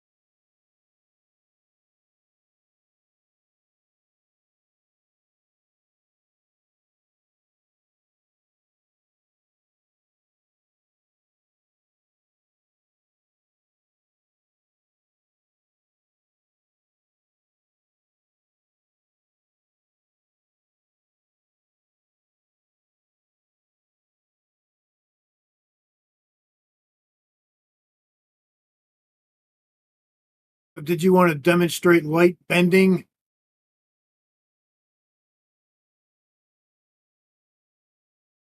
All these articles that I posted talk about light traveling not in a straight geometrical line between 2 points. Yeah, can you demonstrate that? Not right now, no. I don't have the tools to demonstrate that. If I'll try and see if I can help. When we apply, say, observations to, say, things that see the horizon, there are 5 terms and observations that we make that we can define as different types of refraction effects. Things like miraging, stooping, looming, towering, sinking. This will be because of the deviation of the path of light through the atmosphere, depending on the atmospheric quality between the observer and the thing being observed. Exactly, thank you. Which means that light did not travel in a geometrically straight line from its origin to its destination. Yeah, within these refraction kind of definitions. I'll see if I can. It's kind of buried in something, so you have to give me Absolutely. All I I can wanted read was for someone to say what you just said, which is exactly the point. Okay. Well, that's cool, but To build on this, Jedi, if I may, to build on what you said, that means that when we say that we have a line of sight to something, that is not, under any practical conditions on Earth, a geometric straight line, because there's always some deviation from a geometric straight line, and we call it line of sight because by the time it reaches our eyeballs, that's all we get. It's what reached our eyeballs, right? That's why we have the concept of an apparent position something. Yeah, depending on the distance and the atmospheric quality, the distortion of objects will increase with those parameters. Yeah. Absolutely. And even on the what we would call a standard day, a normal day, whatever the heck that means, there's always going to be a non-zero deviation from a straight line. Therefore, technically speaking, optically speaking, a line of sight is not really a straight line between points A and B. This is just the received beam of light from an apparent position. Yeah. Hypothetically, if you were to have a static observation, what I mean by static is you stay at the same altitude, don't change your angle. If you're measuring to say the top of something, a distant mountain, throughout the day or throughout the week, that mountain may higher or lower optically. Exactly. And you guys even have a nice GIF that you've been posting recently showing like some shoreline that goes kind of up and down, up and down. Yeah. Exactly. So this proves the point, obviously, regardless of the shape of the Earth, that light, because nobody claims that that thing is physically moving, right? Changing its geometric position. It's not. So the light, the same light from the same object at one moment travels down a certain jagged path, and at another moment it travels down a different path, right? Never travels in a straight path, geometrically speaking. Mm-hmm. Yet, we would all agree that when we look at that distant beach, we would say, oh, I have a line of sight to the beach, right? That's a figure of speech. Yeah. Yeah. I mean, you can always stand at a beach and point along the coastline at a distance. You can assume that the thing that you're pointing at is directly in front of you if you're trying to isolate something. And you can witness this within the refractive effects, like compression or sinking, as it's probably better known. Things, say, if you have a tower block, things closer to the horizon, it appear to concertina. The distance of the windows gets smaller and smaller. Those horizontal lines appear to compress down towards the horizon. So we can witness this, yeah. But the object in itself is there. It's the light is just being distorted on its way to the observer. Yeah, it kind of bounces around when going through the medium. And see, this is, and I mean it right now, like this is what I mean when I say we're building bridges, because after this big outburst we had earlier here with Scott, and after my conversation with AJ, which I think wasn't super good, this here, like, this is not even any proof of globe or the opposite. What Jedi and I just agreed on is just basic principles, and instead of speaking and over each other, Peter, we just reached a consensus here on how light behaves. and Peter, I was honest with you and said I wouldn't be able to tell you 100% whether the path of the light is curved at all times. All I said was that I know when you're removing all the different mediums and gravity, etc., is that light will take a straight path. I in a absolutely vacuum. agree. Okay, so I wasn't being dishonest with you, and it wasn't a shit show of a conversation. I was pointing out to you for your claim of terrestrial refraction, yeah, you first require some antecedents. You require the sphere-shaped air that you don't have. You require a given radius that is not measured, that you don't have, and you require a horizontal boundary between two isotropic media that you don't have. Yeah, that And was I all I was disagree with pointing you out. on, yeah. Well, And you're I not disagree disagreeing with with. you. Well, you're not disagreeing with me. You're disagreeing with the citations that I provided from San Diego State University and from the lectures.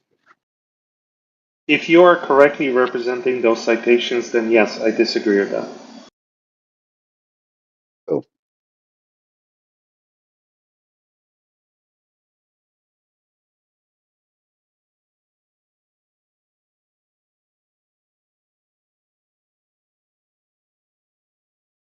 Okay, so are we on to one of those? Is this the crescendo to the point that it doesn't matter whether the Earth is flat? Light is going to be deviated potentially through the gas that we breathe. Yes, I think this is a fantastic thing for both of us Globers and Flat Earthers to agree on, and in the future not to grill a Glober that says, oh, you claim light doesn't travel in straight lines, because we agree it doesn't. Okay, I know it's weird. Maybe it's just me because I've been around this conversation for like years and years now. It's interesting that you find this as a breakthrough. We've been trying to get you guys to understand this for years. What I've observed here is that oftentimes Globers dump all sorts of statements on you guys. First of all, the fresh meat that you enjoy cooking rarely has even thought about these things at all, so it's clear that it's the first time they ever have to engage their brain on the model that they believe in. And secondly, even if that's not true, other people just don't bother to even agree, pause their glob argument, and agree on some fundamental principles. And what I'm trying to do here is, instead of shouting glob, glob, glob, curvature, curvature, is to, because I know I will not succeed, I want to at least find the places where we agree, and later we can argue until cows home about the curvature, but without I pre-agreeing don't really certain... care about your excuses. Why? I was talking to Jedi. Yeah, I know. That's not really relevant. Your excuses for why you don't observe it, can't measure it, can't I don't see have it. any excuse. I didn't present a single excuse here. As soon as you say refraction, you're making an excuse. But Jedi just talked about refraction. Yeah, so we don't really need to go into it, right? We did, because with AJ we didn't agree. Why is it relevant? It's fundamentally relevant to any sort of observation within the gas Why? medium that we have. Because to interpret it correctly, you have How's to it understand relevant how to the light travels. curvature claim? How is it relevant to the curvature Well, claim? it's going to impact our observations. Wrong. We don't see it. We don't measure it. We can't use it to do geometry then. We can argue about that, but first we have to agree whether There's no refractive argument there. effects play a role or not in observations. I mean, come on. Light travels in straight lines, unless it's diffracted or refracted. Period. Right, and it's always affected by gases on Earth. It doesn't mean it nature. bends in a curve. It does not mean it bends in a curve. It has to No, go it through doesn't. mediums. That's correct. No, it does absolutely not. So there you have it. If No curve line. light bended in a curve following the curvature of the globe cartoon, then we would see, 360 around the globe. It'd be kind of silly. And that is your definition of terrestrial refraction. That is not my definition. How could that be a definition? Because that is the definition of terrestrial refraction. Not the one I'm familiar with. So I was going to ask this earlier. Everyone's going to be applying some kind of refraction model. It seems like you brought up terrestrial refraction. What's terrestrial refraction to you, Peter? What have you been using? Okay, it's right. So it assumes that there's a relatively homogeneous medium, meaning the mixture of gases that we see on Earth. However, that medium measurably has a gradient of temperature and density, which I know you agree with because I heard you talk about it before. And we know how light propagates through that sort of medium under those typically experienced gradients, because they're not like random. There are certain ranges of gradients that we see on Earth. Sometimes they're extreme, but usually they're within certain range. And so we have studied this in laboratory settings as well, and we know how to adjust measurements to those conditions. Okay. These gradients, are they horizontal gradients or curved gradients? Well, that's where we're going to disagree, because if the Earth is flat, then they are, well, they're never perfectly horizontal, but they would be on top of a horizontal baseline of the what you would call level. Yeah. And if the Earth is a sphere, then they will follow the equipotential line due to gravity, and then there will be curvature. Okay. So within the refraction model that you're applying, which is it? So this is a fantastic question. It's neither, because you and I can agree on how refraction works, and then we can disagree on how it works over the curvature. We're just or given a lack thereof. citation. We're just given a citation about the requirements. I can't give you a citation for what? AJ gave you a citation. Refraction. I'm answering Jedi's question. So, Jedi, I am honestly answering your question. The way kind of what I put up. So you're asking me two questions. One, you're asking me, how does light propagate through gases that we see on Earth? That's agnostic of the shape of the Earth.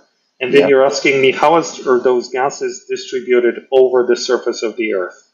Yes. So is it curved or are they horizontal, these gradients?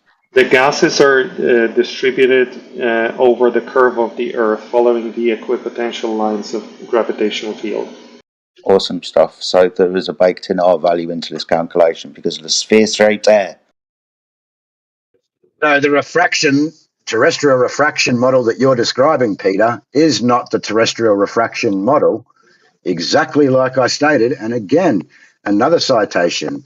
Positive sign of refraction coefficient indicates a convex shape of the ray of light. It follows the Earth's curvature. Yeah. You require 1, sphere shaped air. You don't have.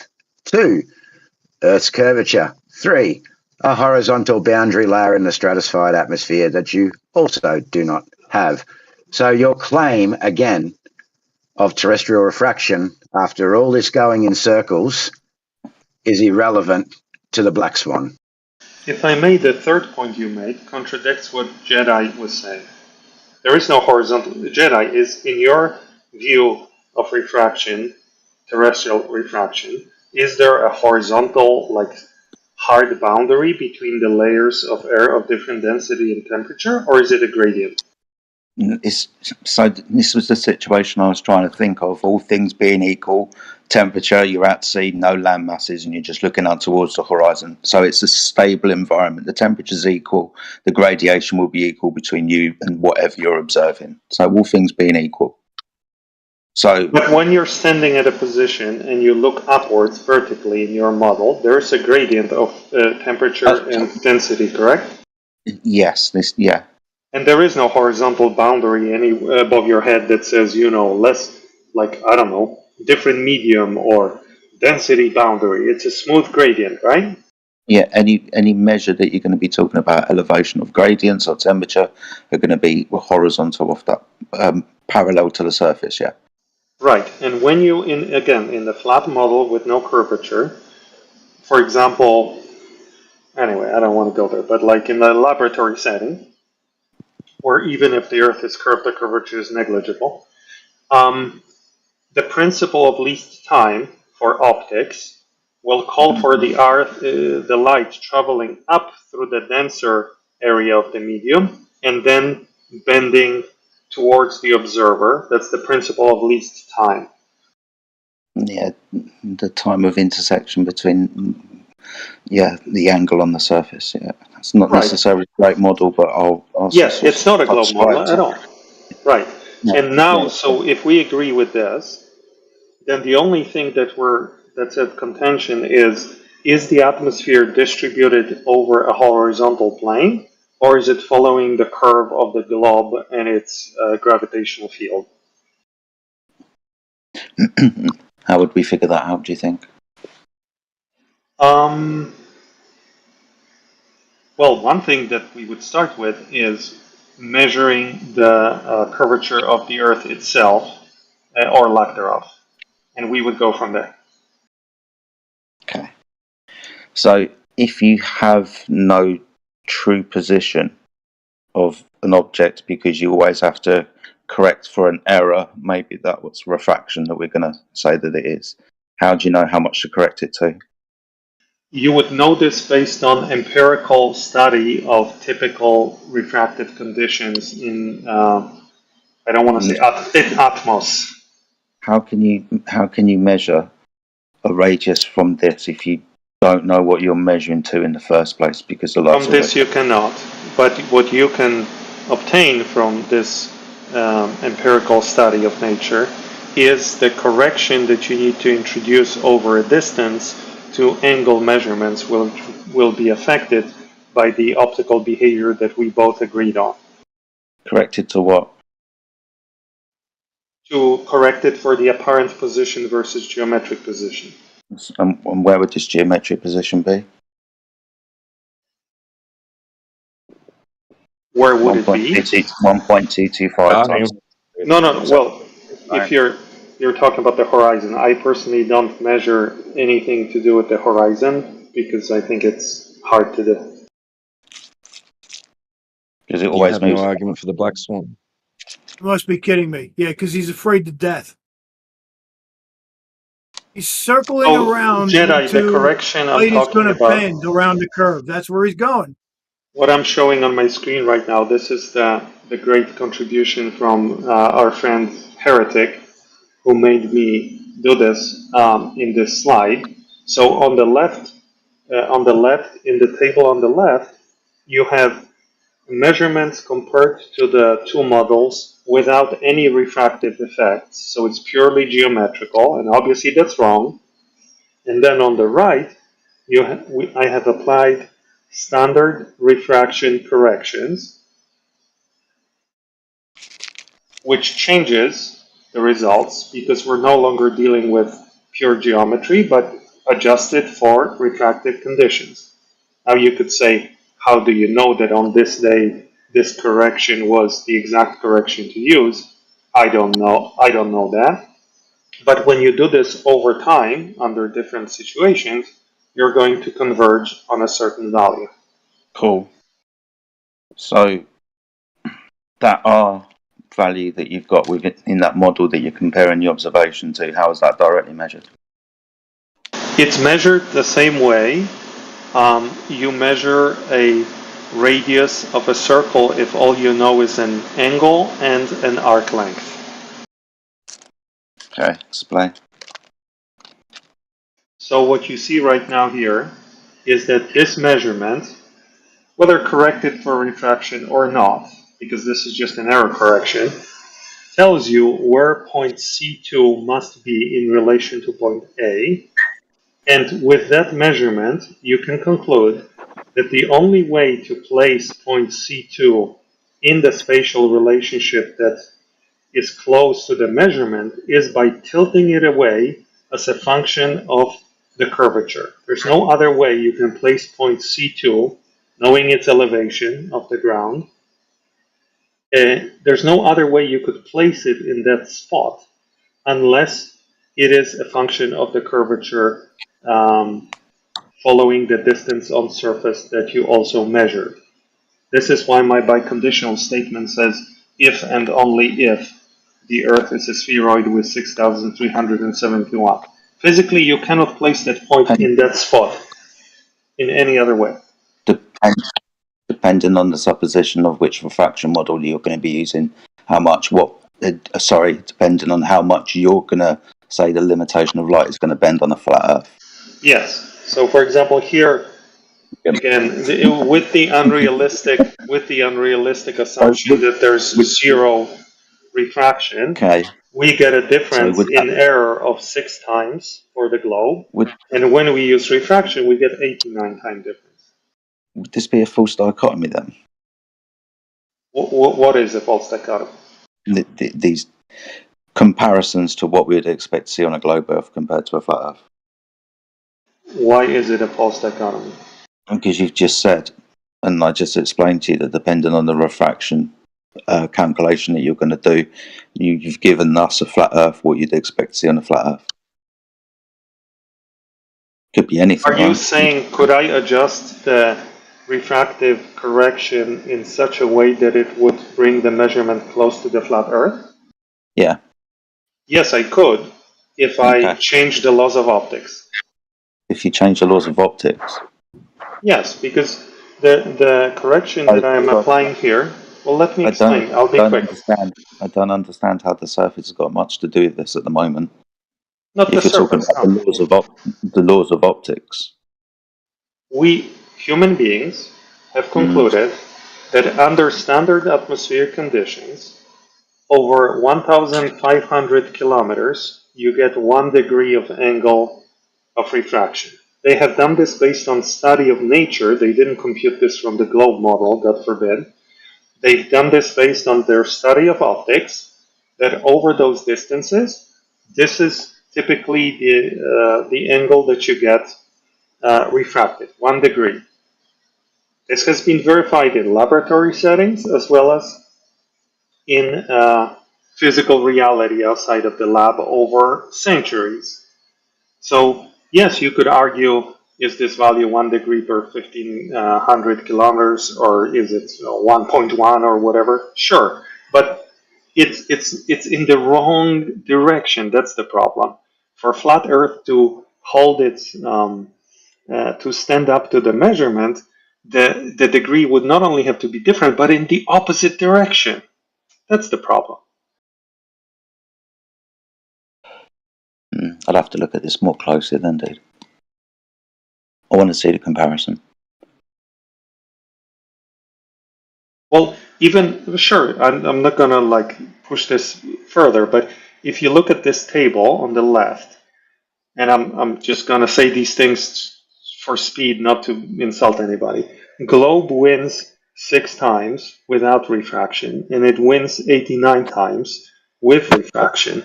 Now, for the flat Earth to win, you would have to make the refraction go in the other way, so the angle from the model um, eh, is is in the in I'm repeating myself, is in the other direction. It would have to go up instead of down, and that's not what we observe in reality as over centuries of our study of optics. It's the opposite that we observe. So that's my point. What do you mean up rather than down? That the apparent position would have to be that light rays would have to be refracted away, well, in the vertical direction, away from the observer as opposed to towards the observer. Yeah, you've lost me there. So light rays are not travelling straight towards your observer. That can only happen on a curved surface. No, it doesn't have to do with the curved surface. It has to do with the medium. Okay, so the light, we're talking about the floor. We're now back on the light again. In a laboratory setting where the curvature is zero, in both in your model and in my model, approach is zero. When we project the light through a medium that resembles the atmos, meaning that it's the same gases and it's the typical gradient of temperature and density as we expect in reality, then you observe the light being refracted down and not up. Okay. Because of the principle of the path of least time, the denser medium at the bottom is causing light to be refracted down as opposed to up. Okay. Because the light will travel at a steeper angle through the denser part of the medium and then be bent down as the gradient of the density decreases. That's the principle of least time. Otherwise, it would take more time for light to reach you, which it won't. Yeah, I gathered that earlier, dude. Yeah.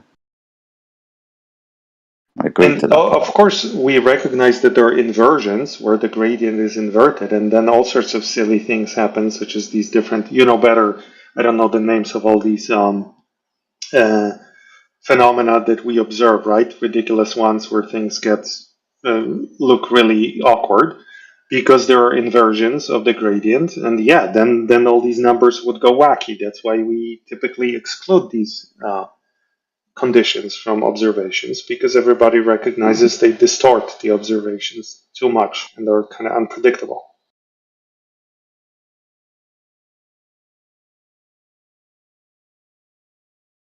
Sorry, I'm reading Matt Nuclear's shit in the side chat. I did listen to what you said, dude. No, I know. I appreciate this, by the way. It's a good convo. We don't have to agree on the curvature, but we agree at least on some things, so that's cool.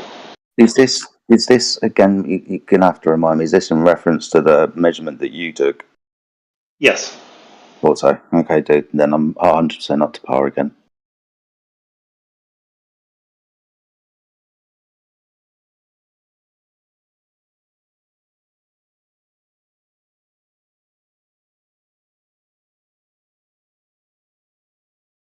I see that Matt is trolling. They're welcoming us to the globe. Well, that's comedic value here. Thank you, Matt. I was scrolling down to Comedic see. relief. I was scrolling around to see if he was muted, but he's not even in the room. Hi. Hello.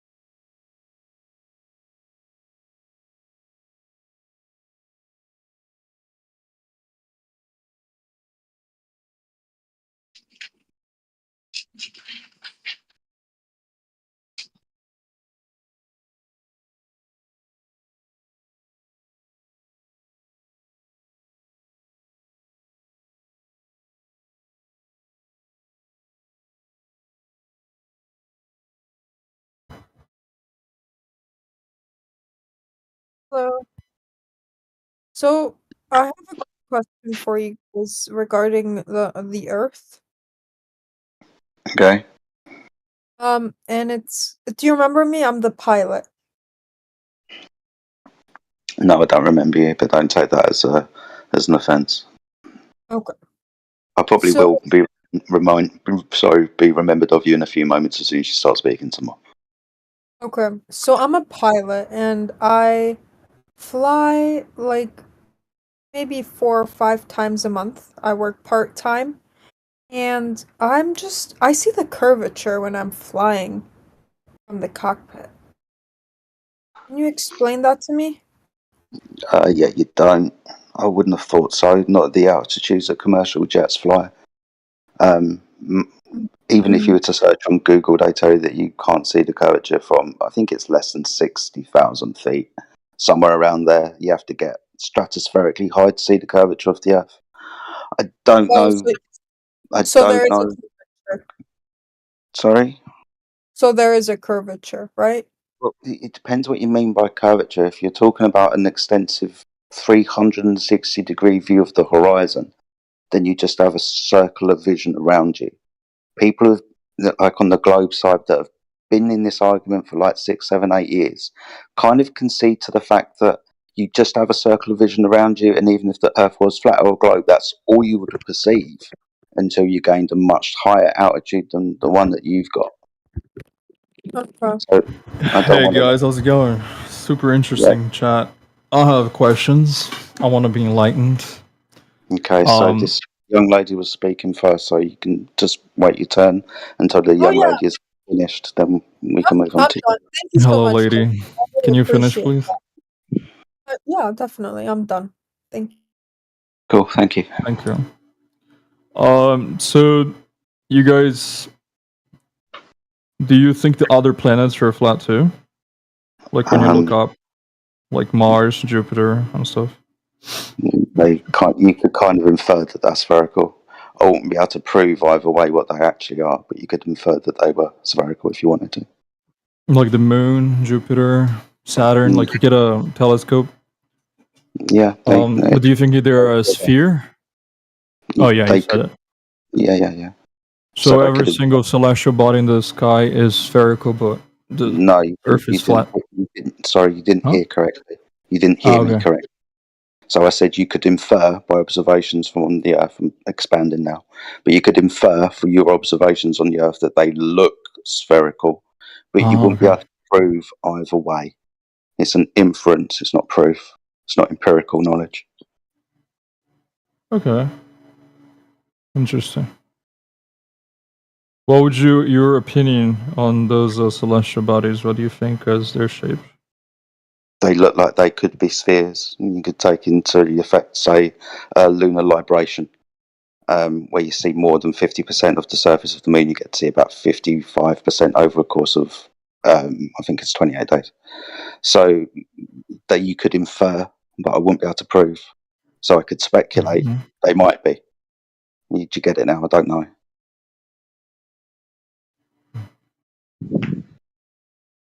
Very, very interesting. You can do the same with sunspots, right? The sun looks like it's a sphere. It's got spots that traverse across the surface. Apparently, to you, you could say it's a sphere, but you wouldn't be able to prove it. Yes. Cool. Hey, pilot.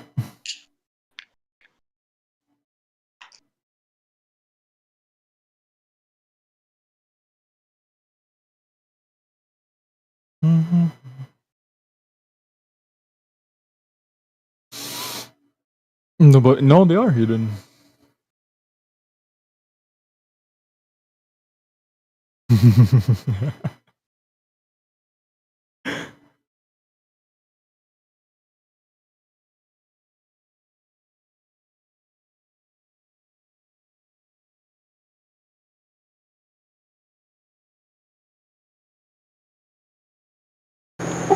That conversation was enlightening.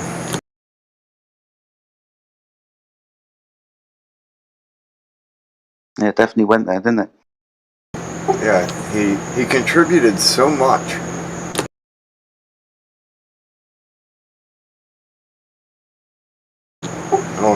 just interrupts y'all's conversation and then derails to laugh and disappear. Respawning clown.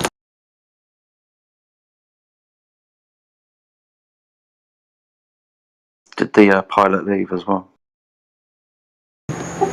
She's still here.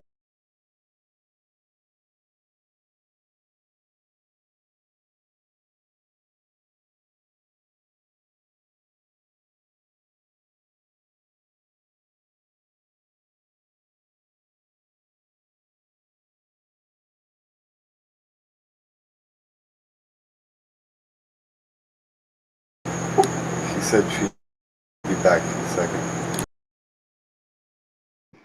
It's interesting. When people say, hey, I've been up in an airplane and I've seen the curvature of the Earth. I've been up to 37,000 feet. I didn't see the curvature of the Earth. I've It's flown kind at of weird. 40,000 feet and never seen any curvature. Crazy, Hey, right? I think Hello. it's also like the window, the way it's like, I don't know, it's kind of curved itself. So maybe Yeah. that like kind of changes the like, I don't Well, know. You know what cockpit I mean? windows are very curved and they're Yeah. very thick. Yeah. So I think that plays a huge role. But I like I think don't know. I uh, was just curious. I think you're right, and I'm glad you brought it up. I don't necessarily like going to the curved windows thing, but it is one of the reasons why a horizontal line can be bent. Right? We understand how glasses work.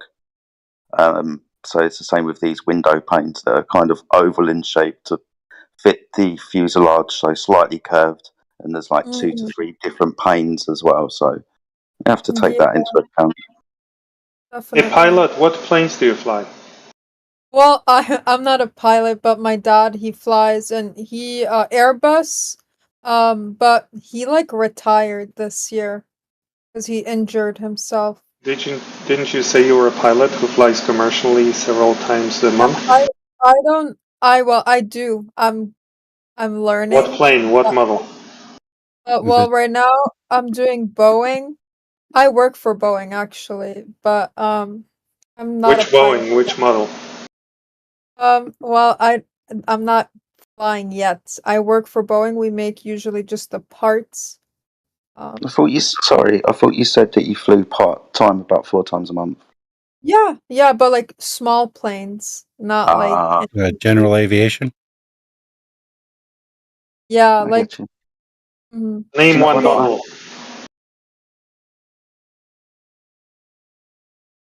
do you know what an IRS is?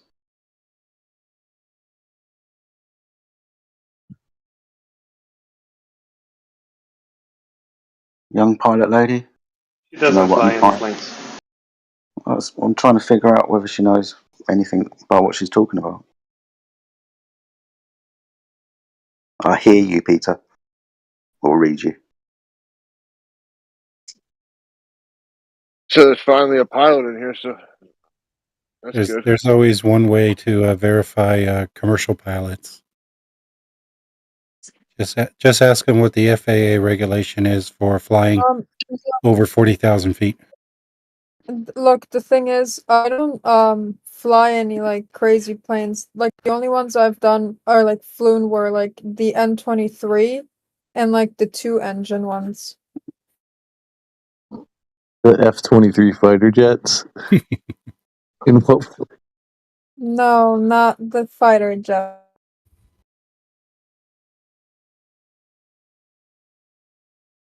That's a shame. Fighter jets are cool.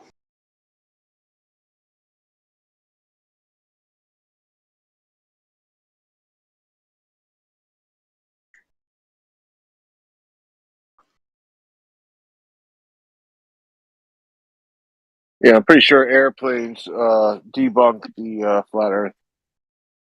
I mean, she knows.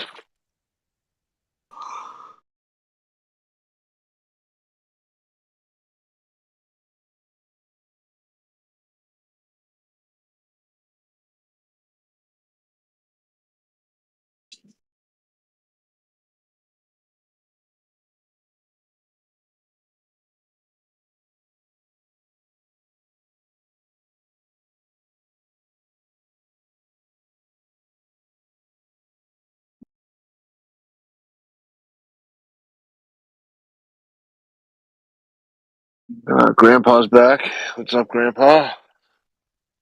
How's the cleaning going?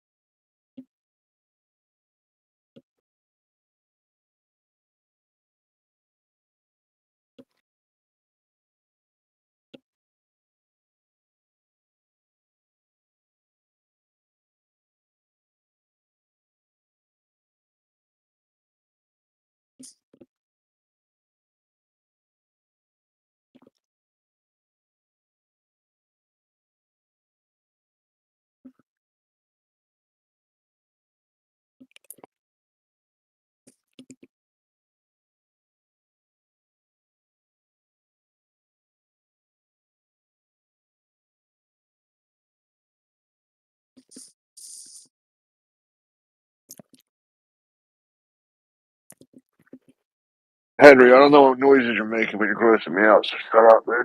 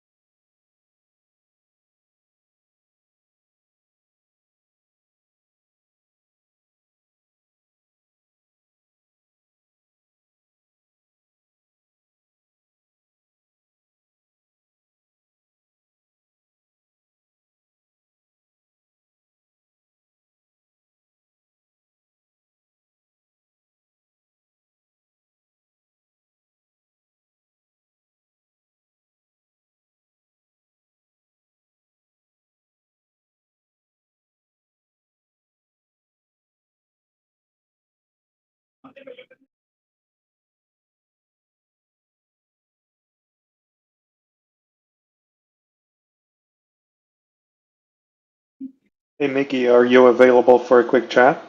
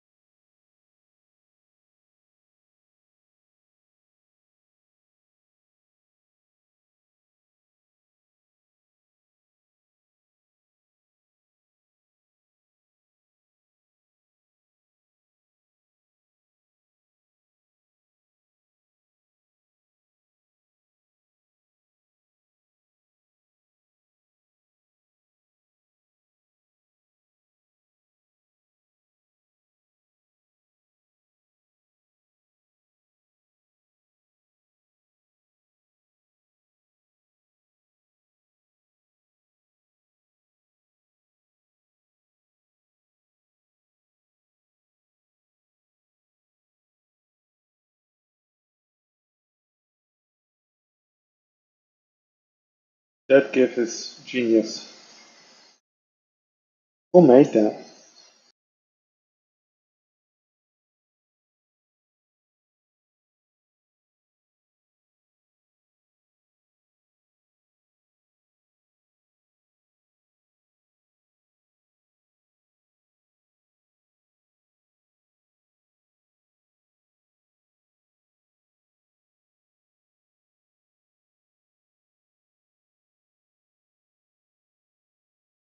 That's how I feel about the globe every day when I wake up.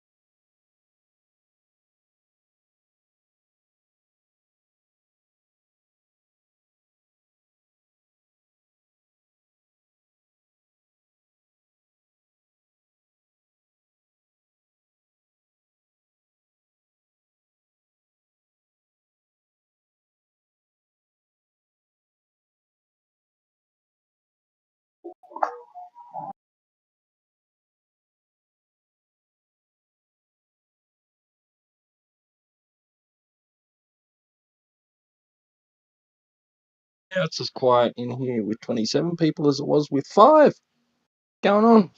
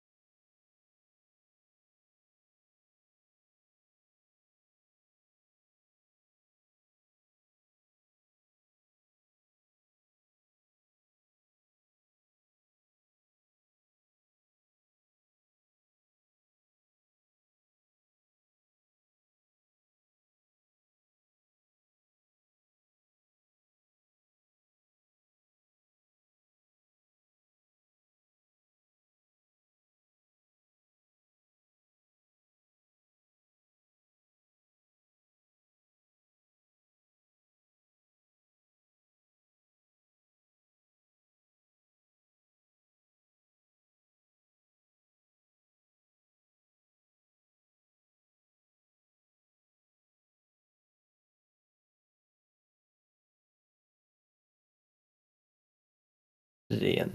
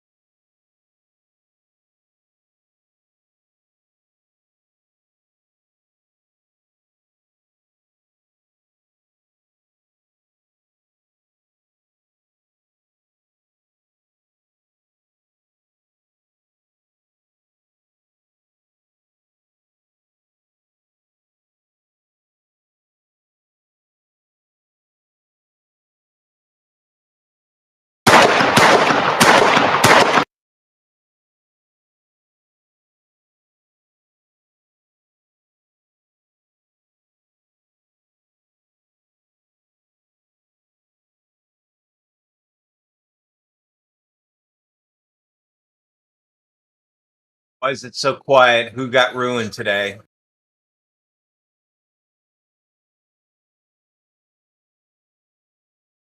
I'm afraid to make a joke.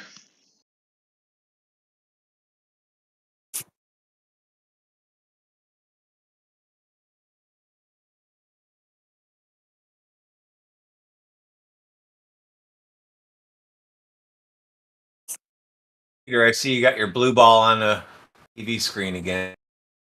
That's true.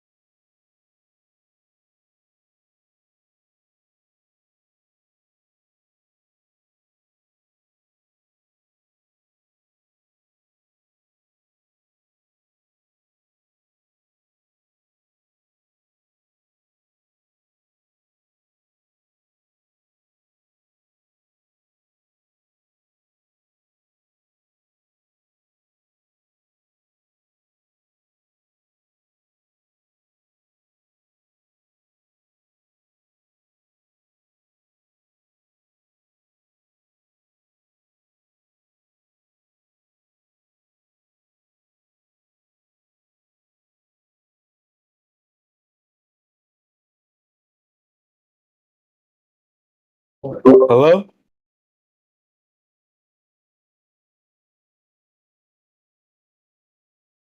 Hello?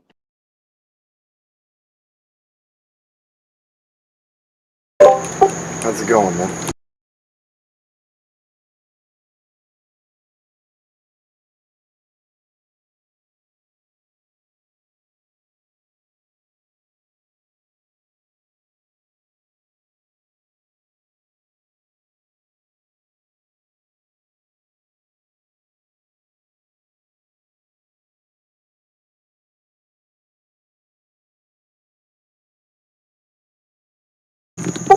Word.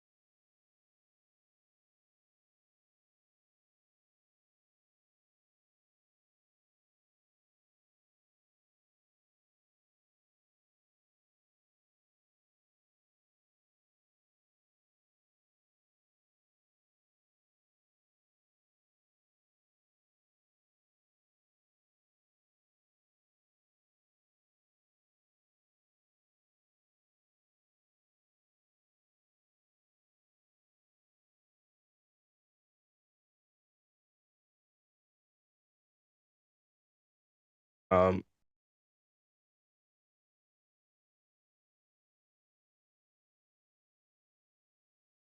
uh, so, Geograb. Greetings. Rings. Greetings, like welcome. How's it going? Greetings, my fellow flat earthers.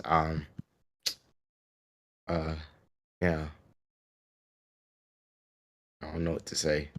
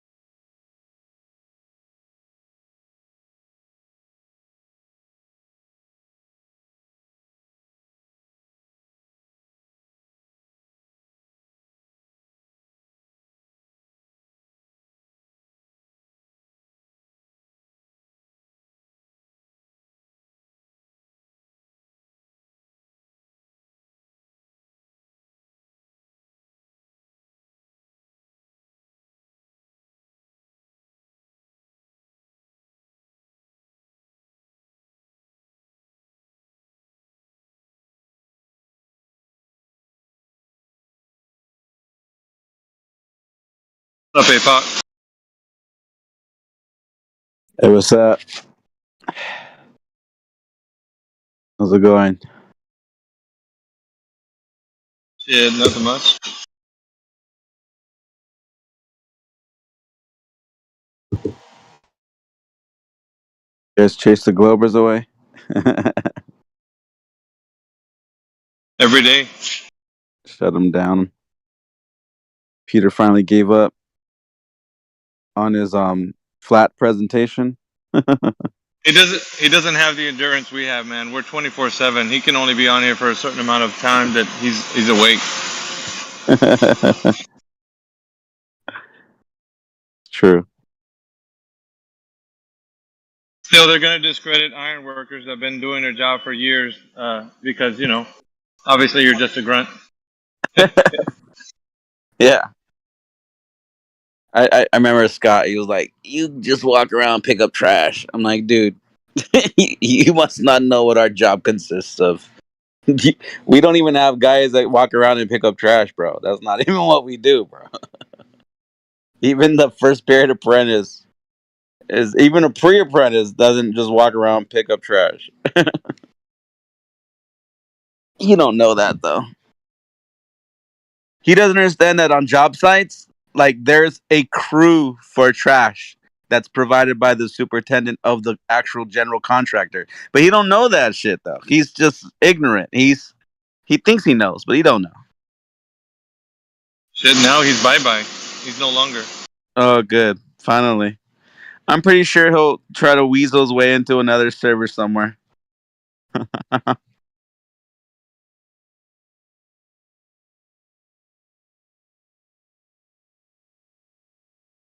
He's a knucklehead.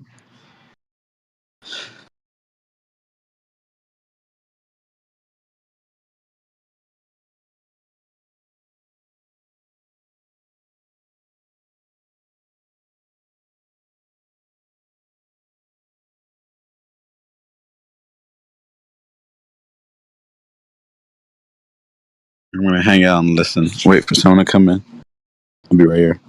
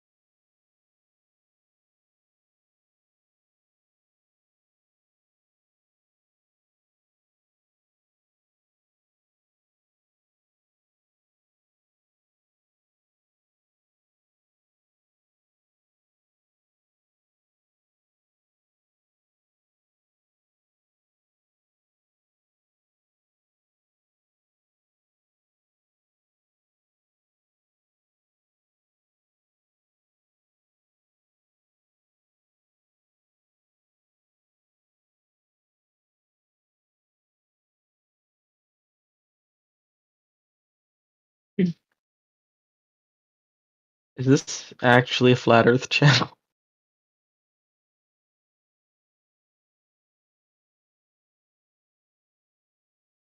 Sure is 24/7, 7 days a week, every day. Do you have any evidence and say it's something else?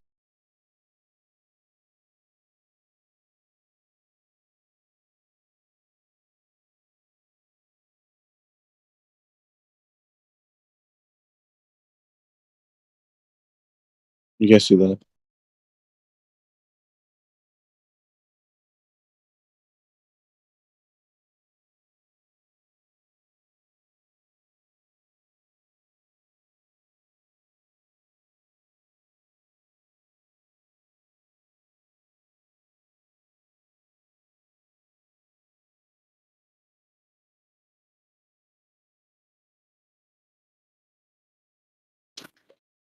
Look inside chat, your flat earth is cooked. How are you gonna explain that video, dude?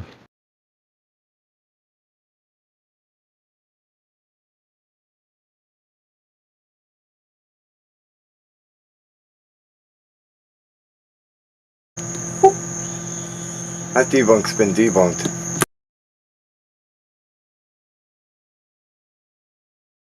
Where and how? Can you decide it? Yeah, Bob did it himself when he was still around.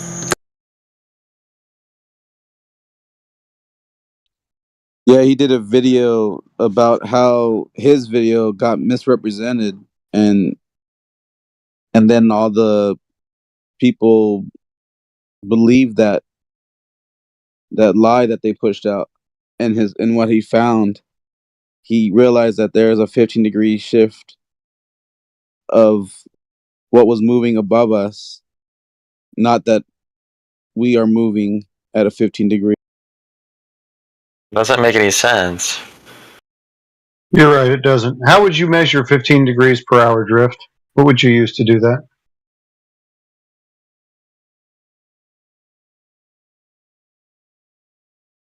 Are you asking me? Yeah.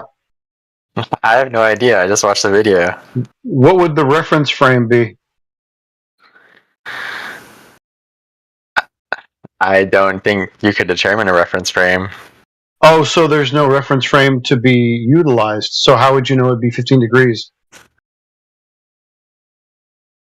Well, yeah, consequently, I don't know how you would determine that. Okay, so why would you believe the video if you have no idea what they're talking about? Oh, wait. No, you would reference the Earth itself. Because Oh, the so angle, we're using a flat Earth. Okay, so an angle, a flat Earth in that case, right? no. Oh, so how would you get Okay. an angular measurement or a relationship on a curved adjacent? How would you do that? With respect to a tangent. With respect to the horizon. Oh, so you would beg the question, you would take the flat Earth and then ignore the round Earth and then just go ahead and get an angle? So you're still using a flat Earth in that case? I don't have to beg the question. I can just say, sure, we can use the horizontal. You can use whatever is Great, level. thanks a lot. Thanks for playing today. So there you go. Flat Earth proven. Thanks, Carter.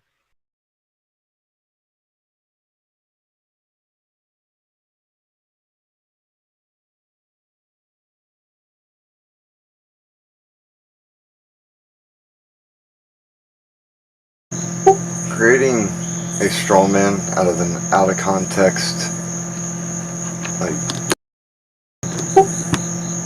you don't even know what Bob had to say about it. You're just trying to make a straw man, so there's no point in unmuting you. I agree with whoever muted you. Stay that way.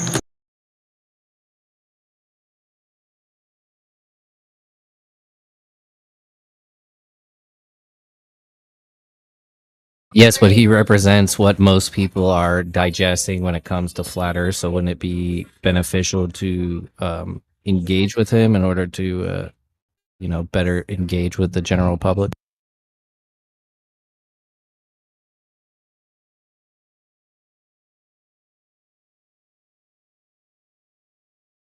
I I don't actually have to dignify anything with a response, to be perfectly honest.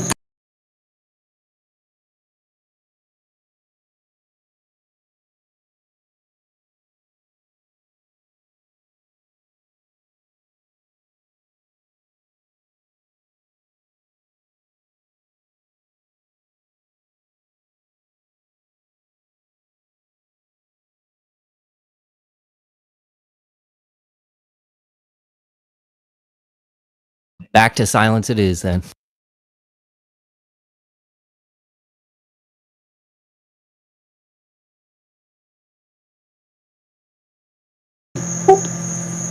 Well, I'm just agreeing with what happened.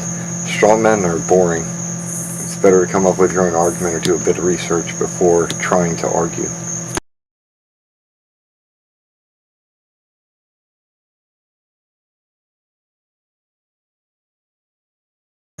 Not to mention, I don't have to prove somebody else's claim either, so whatever.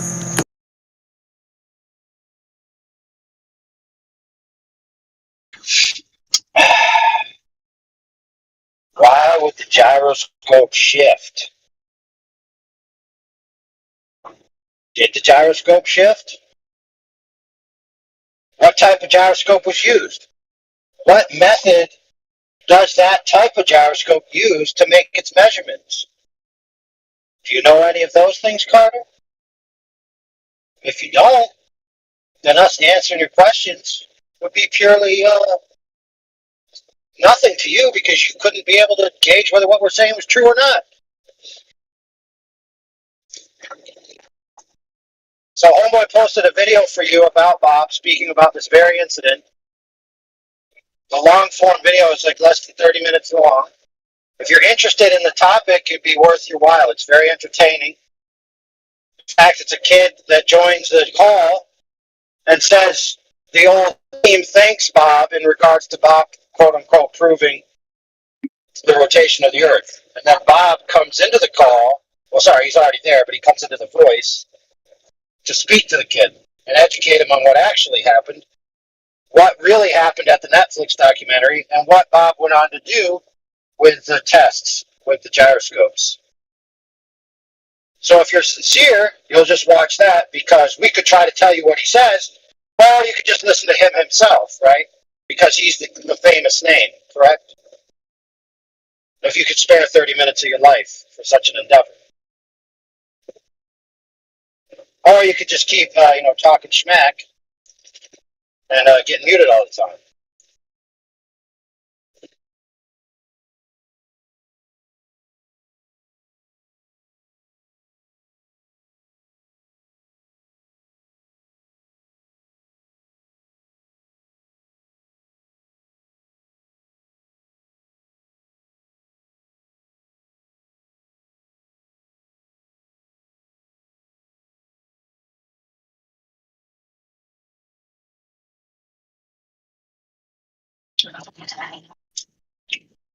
Carter, you ever heard of Fresnel drag? Might want to look it up. He might be watching it. He's got himself deafened right now, so he might be actually watching it. Cool. I hope so. Because if he's doing a protest deafen, he's going to get heated permanently. Yeah. I figure it's like the director's cut. It's best to watch the whole thing, know the whole story. Yeah, that's actually, so for anyone who hasn't watched it and is interested in that topic in regards to the gyroscope in light of Bob and the Netflix documentary, you need to watch it if you haven't. Regardless of which side you fall on, it's going to be entertaining to you and educational to you.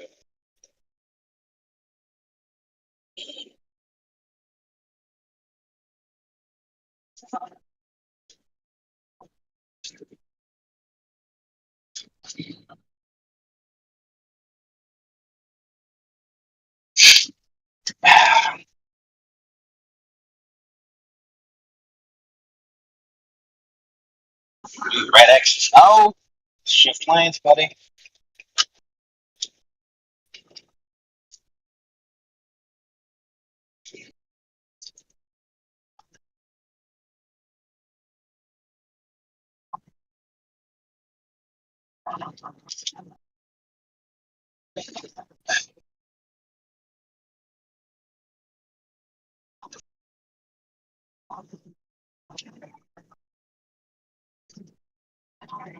So anything good happened today?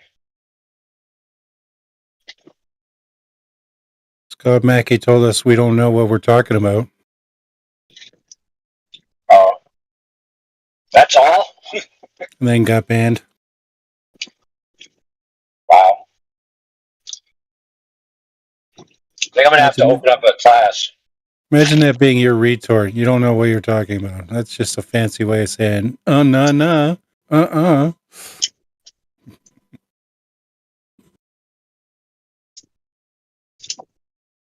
Yeah, but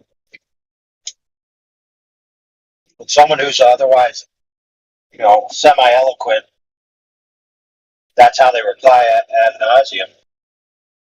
You could say, well, I'm bored of listening to it. Or you could just do it in more sparser sessions.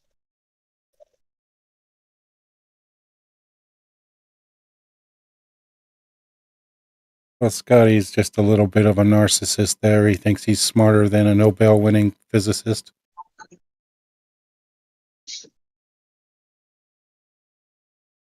But a lot of these guys, like another guy that comes to mind is Matthew Learns. Like they understand that it's their position and their belief and their thinking on the facts that they have available, coming to a conclusion, right? And if you corner them down that line of thinking, they'll admit it, that that's just their interpretation of the world around them. At least Matthew Learns has a touch of humility, whereas Scott Mackey Yeah. has zero. Yeah, but either way, if they both admit that they're just interpreting the data, and that's their conclusion that they believe is true, and they believe other people are wrong, and they're convicted enough to say that they're correct,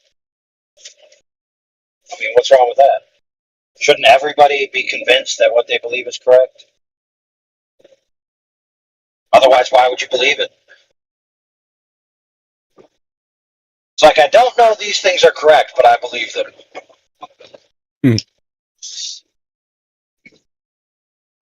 It's those kind of people that aren't worth your time. The people that don't believe the things they're saying. Because they're just I'm afraid of genuine. The those kind people of that people. even erroneously believe what they're saying, at least they're being genuine.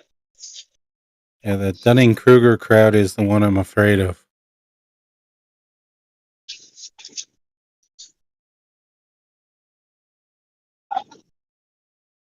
Oh my goodness.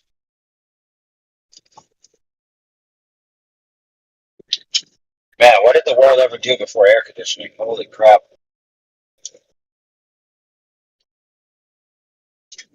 Driving in Maryland. My air conditioner on my truck's broken. Brutal. They had vent windows on trucks and cars. That actually is not a bad idea. Like, you know that principle of the Coke bottle air conditioner? So it's like in some African places and other places, where it's very poor, they just take tops of Coke bottles and they put them in an array. Like you get like let's say a 4x4 sheet, and you just drill a hole and you put a bunch of Coke bottles. And when the air passes through the one side, it gets compressed, and when it passes through the other side, it expands rapidly, and that causes a rapid cooling.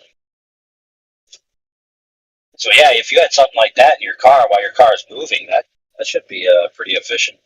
To better than just having your windows open. Yeah, there are a couple natural techniques to keep houses and all that stuff cooler. And the dome roofs seem to do it because as the wind blows over the one side, it causes a low pressure zone on the opposite side, which helps to like draw out the heat. Cool.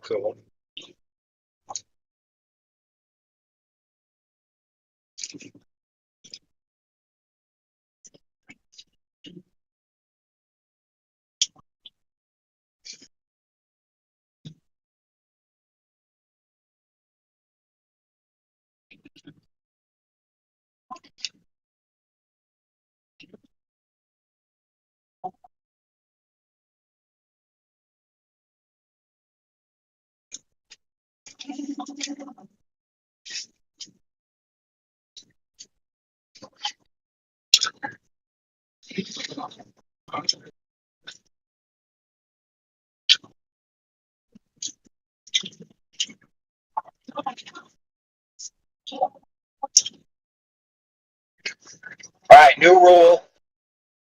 All good content must be limited to Glober's attention spans. Therefore, all new Flat Earth videos must be 33 seconds or less.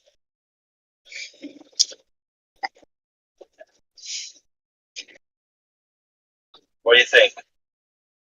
Yep, the number of the Freemason.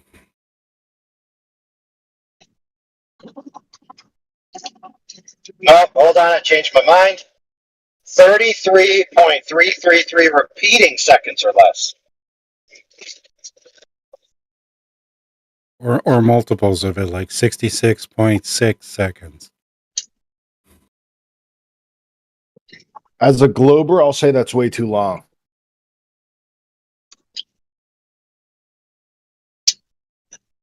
I speak on behalf of us. Still too long. Dang. 66 seconds. That's like 3 YouTube shorts. You got to condense it for me. Do you remember Vines? Mm-hmm. Oh, I remember Like Vines. 6 seconds? I think it was, yeah, was it 6 or 7 seconds they're allowed to have?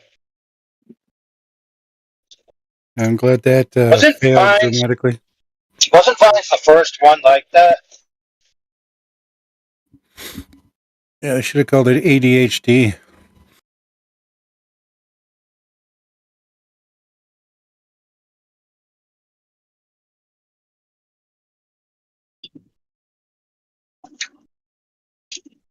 I don't know, brother. I think the new DSM should have giving a child a cell phone as direct abuse.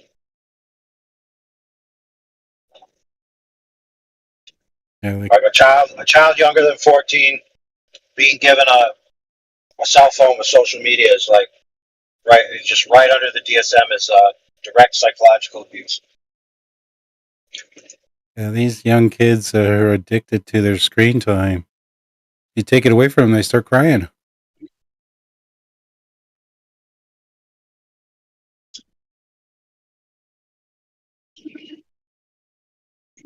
Well, you know, there's really not any rites of passage anymore either. Like in the olden days, when you turned a certain age and you were going to get all the privileges, you actually had to achieve something or demonstrate something or go through a test. You know, some kind of rite of passage from childhood into, young adulthood or adulthood even.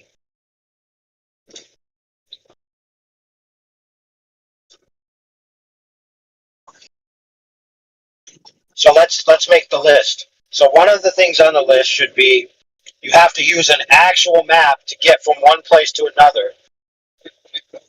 That's other rites of passage.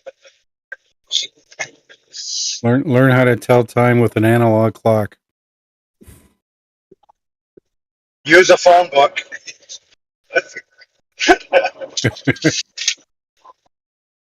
No, and recite the phone numbers of the 10 people in your circle. Yeah, immediate family members and close friends. I used to memorize phone numbers like crazy. Can't do that now. I don't think I have any numbers memorized except the most important ones, which is like 2.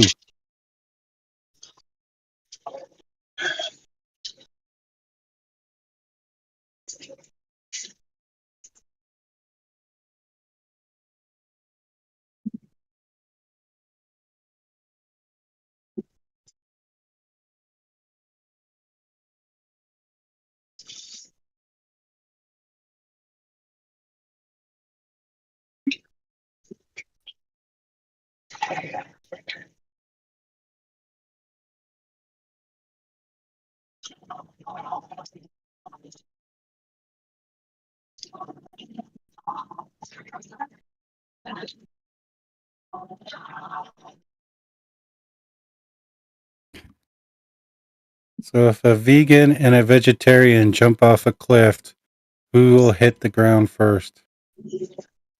I mean, who wins? We do. Yeah, we do. The society.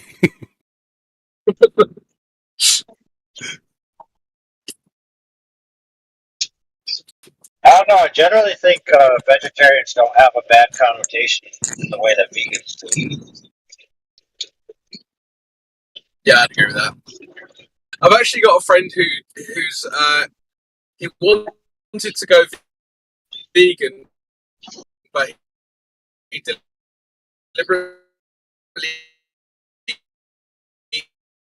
eats cheese Crypto, just you're to roboting poorly. avoid being a vegan. Bollocks.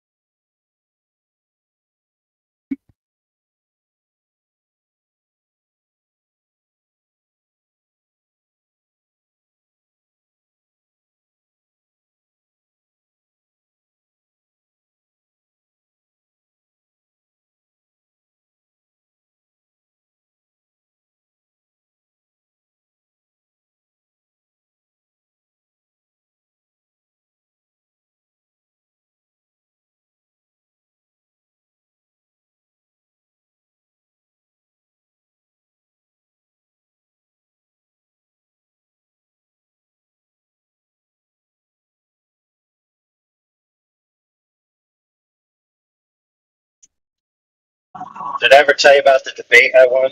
The vegan debate that I won?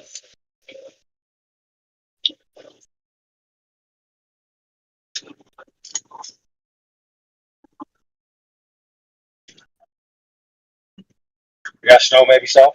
Guess not. I don't think I've heard that story. It was against oh man, who's that guy's name? Hold on a second.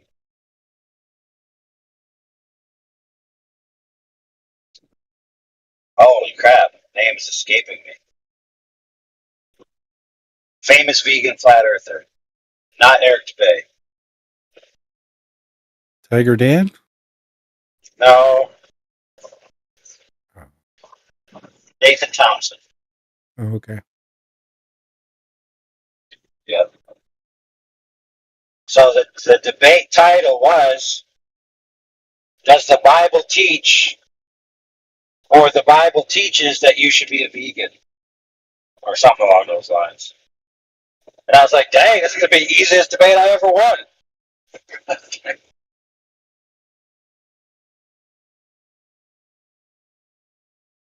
You know, because the main character in the Bible, literally, you know, alleged creator of everything, literally tells the people they can eat all the meat, literally has it in his law that he gives the people to eat meat. Depending on your viewpoint, literally enters the mortal coil and eats meat. Yeah, the vegan god told you to stop eating pigs. Yeah, but to eat lamb, right? And Yeah, so shellfish. I don't think he wants to eat shellfish either. it turned out, though, that they actually didn't adequately do the title. So, you know how vegans always think they're better than everyone? So, I whooped him on that point, being the title of the debate, easily. Then he changed it and said, no, I'm sorry, you don't get it. Yes, that's the title, but the title was supposed to be, are you more moral if you're a vegan, according to the Bible? So, in other words, I'm better than you. Can't make this stuff up.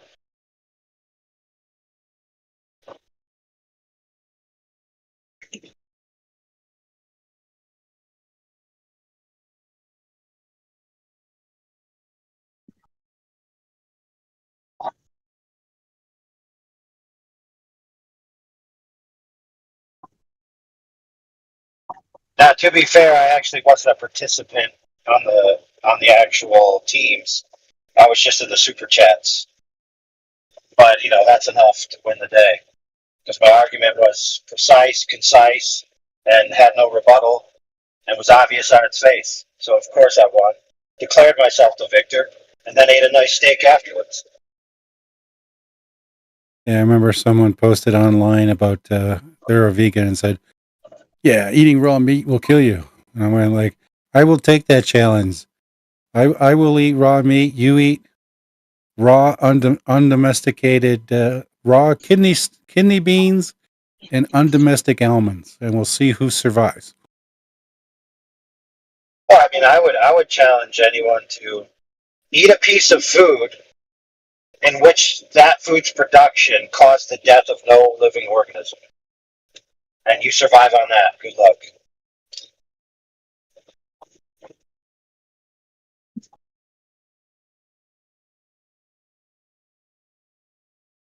Yeah, you'd have to grow your food inside a greenhouse and ethically acquire the soils somehow. It doesn't harm Yeah. anything. Yep. And transport it without diesel. Well, all those things. You know what I'm saying? Yeah. Like the logistical nightmare to try to produce a piece of food without killing a living organism. And then you have to make a hierarchical scale of what's an organism that's actually considered alive, right? Because obviously bacteria are alive. But do they matter, right? Yeah. You know, bacterial lives matter. Yeah. Do Well, crickets when you actually matter? put it on a scale, what you find is that the majority of them's scale of ethics is about how they feel about the animal, not about the animal itself. It's actually a very self-centered view, not an animal-centered view for most of them. Well, And their language PETA gives has it away. that billboard that they put up about you. Well, you wouldn't eat these animals, but you eat these animals. All depends on how bad the situation goes. People have been eating horse and even dog and cat, rabbits.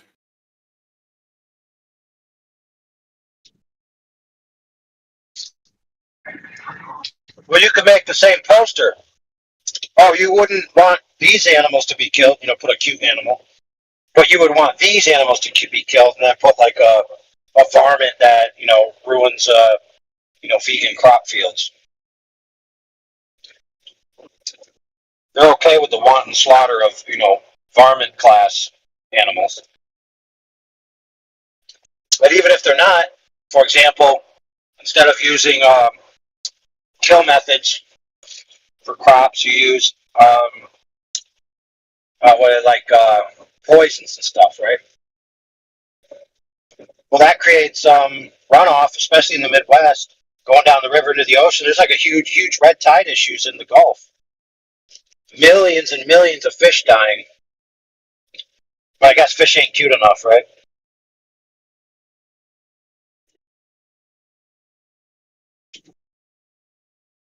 But it's just another thing, where some people are like, I found this thing that makes me better than you. I'm more moral than you. I'm better than you. I'm flatty or flat than you. I'm not flatty or flat than you. I'm true earthier than you.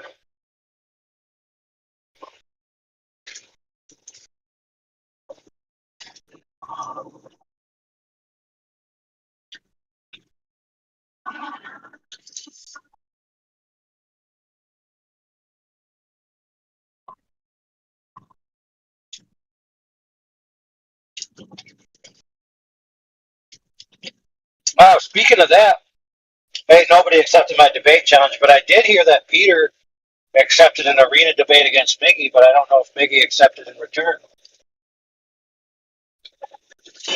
Yeah, he wants to schedule one. Do you have a specific topic? No, he can actually pick any topic he wants if he wants to. It don't matter to me.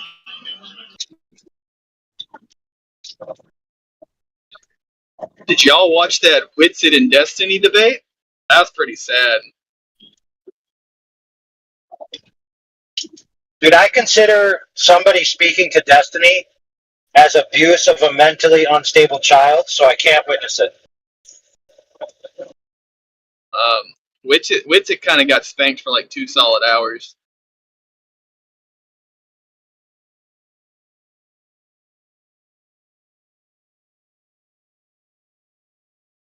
Well, if that's the case, then let me guess.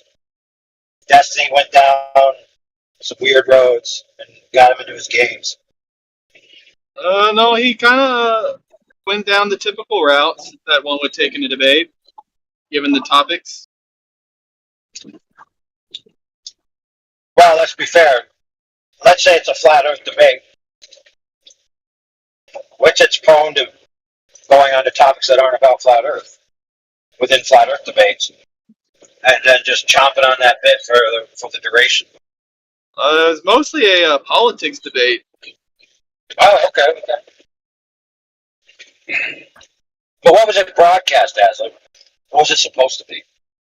It was a debate about the election and then other issues in regards to politics. Oh, okay, I think that part of it was gun control and stuff. I listened to a good chunk of it, but I don't know. After like listening to a spanking for that long, it kind of gets a little nauseating to listen to. So who was pro gun control? Of course, Destiny.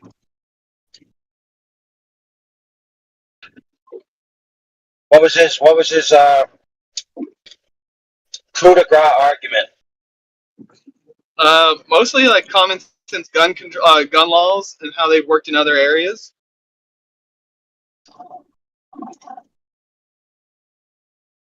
Like Detroit? Common sense. Yeah, like Detroit, outside yeah. of the U.S. Yeah.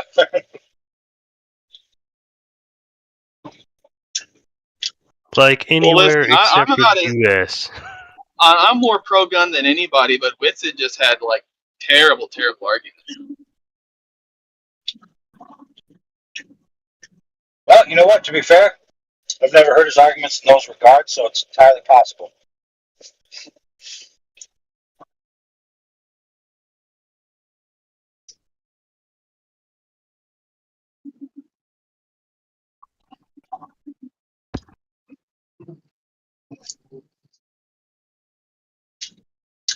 You know, if I'm not mistaken,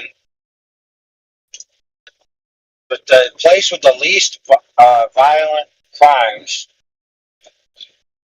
and certain delinquency type crimes like drugs, even all the way down to littering, if I'm not mistaken, they owe a lot of it to the fact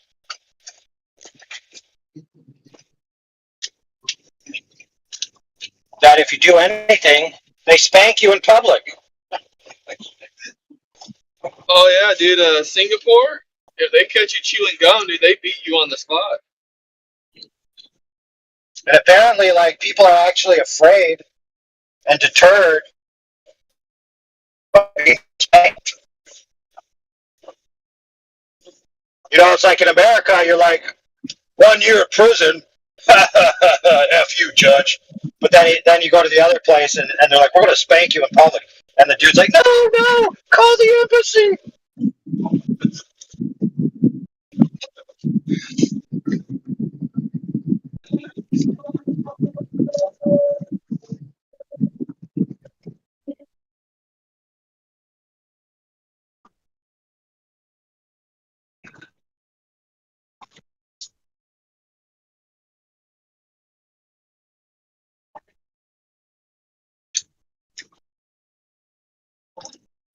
I should do a debate against Destiny and whether his wife still loves him. That'd be a great debate. Well, given that I think they're separated, probably not.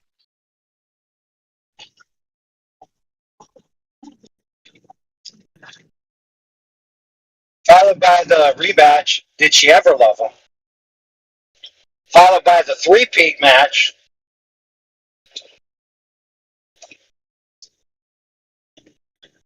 Which one would, well, let's see, what would that one be?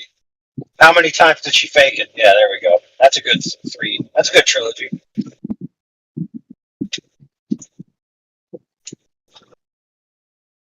That'd be funny. I mean, if y'all seen the picture of Destiny, he's pretty scrawny. Dude, he's like an icon for an emoji prototype for the word beta. True. But you know what? He makes more money than I do. What you guys talking about? Hey, bro, chicks that eat food on the internet make more money than you do. Yeah, dude. That's also a sad thing. Internet. Oh, A girl who said "hawk to" will make more money, or has made more money than I will in my life. oh, your Oh my god, headphones did you low. see Bill Maher perving out on that chick? Sorry to cut you.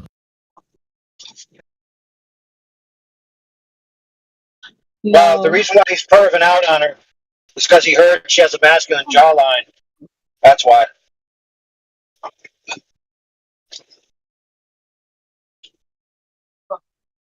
Who thinks that sex work is immoral? Me? Why is it immoral though? It's a degenerate act that leads us to sin. Also, it's like setting a bad I was example for those around you and your children, if you have any. There are so many good reasons to tell people that sex work is bad, and the two that you just described were the least interesting. That's okay. The most correct reasons. Hey, so we got a woman here who thinks that the moral upbringing of progeny is the least interesting. Wow, what a failure! Well, that's just the The morality of moral sex work. upbringing of progeny is uninteresting. I'm saying that there are other things uninteresting about sex work. I mean, that are bad about sex work, other than because it's bad. Well, other than the most important one, any unfortunate children you might have, you might find the imagery of you like down the line. Yeah, the most unfortunate consequence is the ramifications on children. Ramifications on children, of course, ramifications on the sex workers themselves, ramifications for the people addicted to the sex work. I mean, the list goes on, of course. Yeah. Well, let's not kid ourselves. The sex work is basically just vicarious marriage, admitting as a woman that your independence is reliant on the sexual gratification and exchange of funds of a man who you're dependent upon, which we used to call marriage. Wow, I actually never thought of it like that. I'm pretty sure prostitution's been around longer than marriage. I'm not gonna lie. Got a feeling they came around the exact same time. Like dudes were like, "Yeah, I'm gonna have sex with all these women, but this one's mine. Only this one can fuck me, but I'm just still gonna fuck this woman, and it's okay." Sniff of some good cooch. He went completely bizarre, mad. He said no one else can have him. That's what happened. I don't think that's how it happened. Okay, that's how it happened. Okay, that's how it happened. What? No, it's like once you realize that your progeny is more important than relational gratification of the adults, right? Then marriage and raising your own progeny becomes the only rational recourse. Any other permutation is directly harming the children, and I think mean it's that's just just the way it unwise is. to not have I think it's just unwise. Even if you take out morality, it's unwise to not have a progeny or to have a progeny that you raised barely took care of. It's just I mean, well, some parents kind of.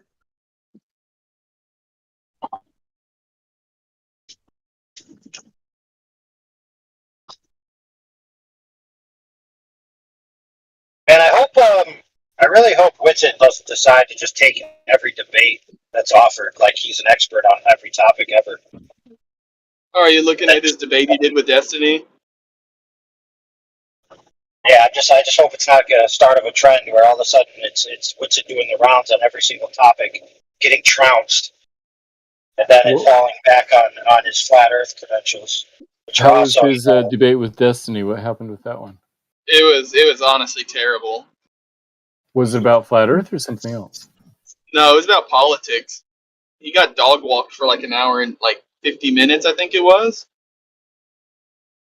Who got dog yeah. walk? But don't forget that Destiny does have a lot of advanced rhetorical tactics that the average person can't see through. Well, yeah, it's debate tactics.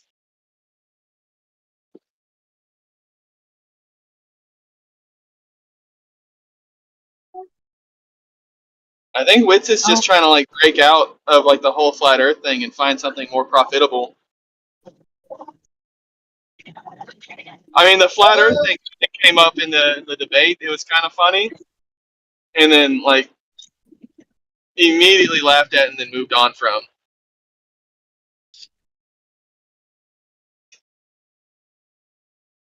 Like Destiny really didn't know who he was debating until like halfway through. Oh, who is Destiny debating? Witsit. Oh, really? That happened? That's hilarious. Yeah, it was honestly hilarious for a little while, and then it got sad. Post the link. What? I can't. I'm driving right now, but just Google Witsit, or yeah, just go on YouTube. Witsit versus Destiny, dude. It's like 2 hours long. What was the forum? Was it Modern Day Debates or something else? I don't remember. Why'd it get sad? Because it's just like 2 hours of just getting spanked, dude. Like it's exciting for like the first little bit, and then it just like gets repetitive. Like Destiny got spanked by Witsit? No, the other way. Really? Yeah. I'd like to see this. Witsit can't barely like debate like flat Earth. You think he has a fucking modicum of chance in hell of like debating politics? Oh, it was on politics. All right. You guys, you've been dogging on Witsit. You got your shots in. I guess you can move on from that. I don't know how much more you want to get out of it. So that's just gonna keep dogging on somebody if they're not here to defend themselves. It's okay. You've already said your piece. Now move on.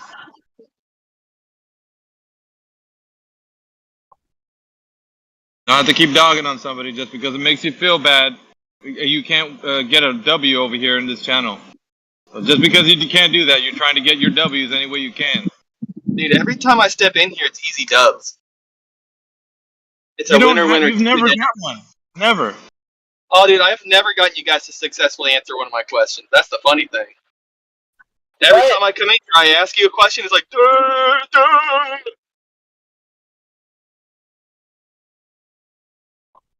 Oh, dude, that depends on your category of answer. If you think answer means give an answer versus answer to your satisfaction, then maybe it will never occur that anyone could answer to your satisfaction. I never get either one. Never? Hardly. I'll correct myself. Hardly ever.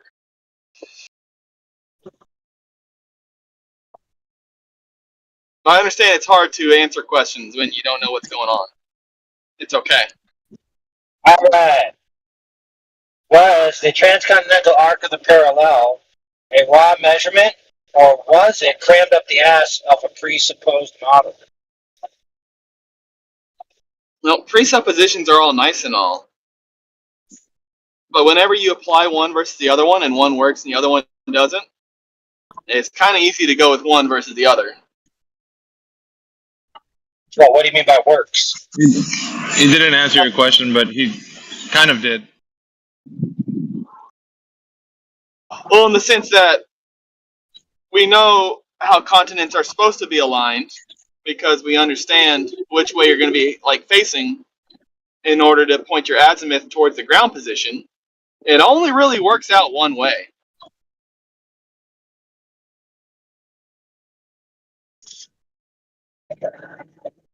It will only ever work out really one way. Unless y'all have like some sort of like weird explanation for how like perspective throws off the azimuth. Which I'd love to see like the math for.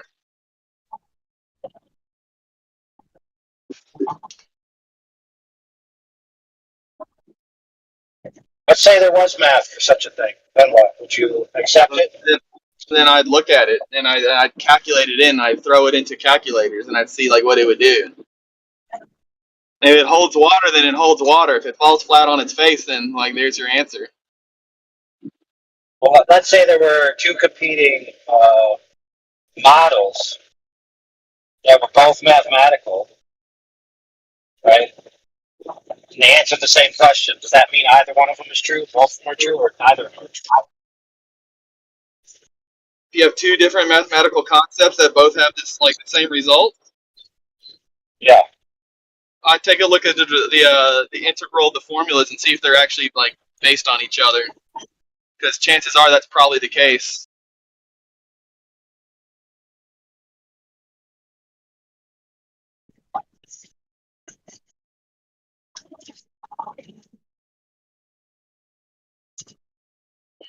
Because you can have two separate formulas get to the same result, but that's because the two separate formulas are based on the same thing. Looking at two different ends of literally the same formula when you look at integrals.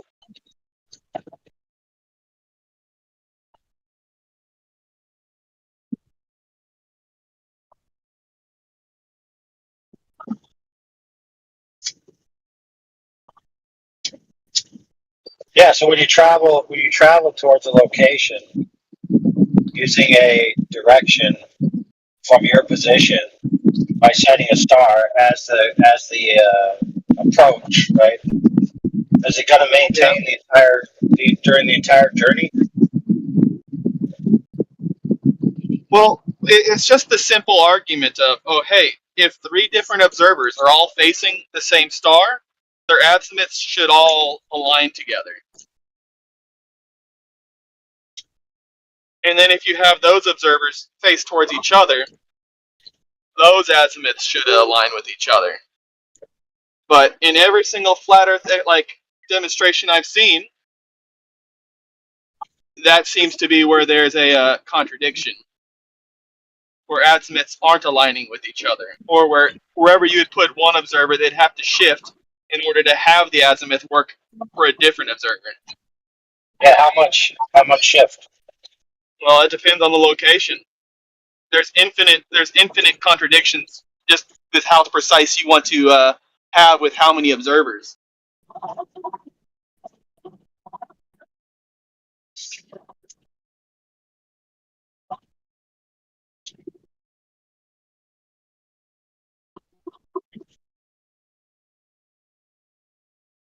Now, when you say azimuth, what do you mean by that? Where something in the sky appears from their position? It would be how your I guess it would be your x-axis, like your left and right axis, how you would align that from true north or true south. So 30 degrees to your left, 30 degrees to your right, 30 like 120 degrees from your right. However you want to measure that out.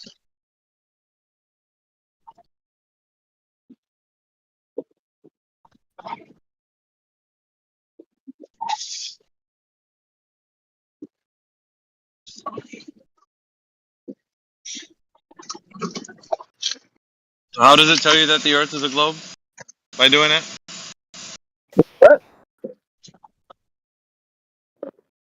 Do what? The geometric shape of the Earth. How do you know it's a globe? Because you're doing that. Because it's the only shape that allows me to actually map out the continents with where they align on azimuth. There's your fatal flaw right there. I don't think that is a flaw. Yeah, saying it's the only shape is your flaw. Do what? Saying that it's the only shape that it can be on is your flaw. Okay, then I would just ask you to show me one shape other than a sphere where it works. No, just because you asked that question leaves you open to it could be another shape. So because you asked that, Okay. then you have Do to. you understand what a geometric proof is? Yeah, see how you have to interrupt me? Go ahead. Yeah, do you understand what a geometric proof is or no? It's okay to say no. You didn't provide evidence of geometry.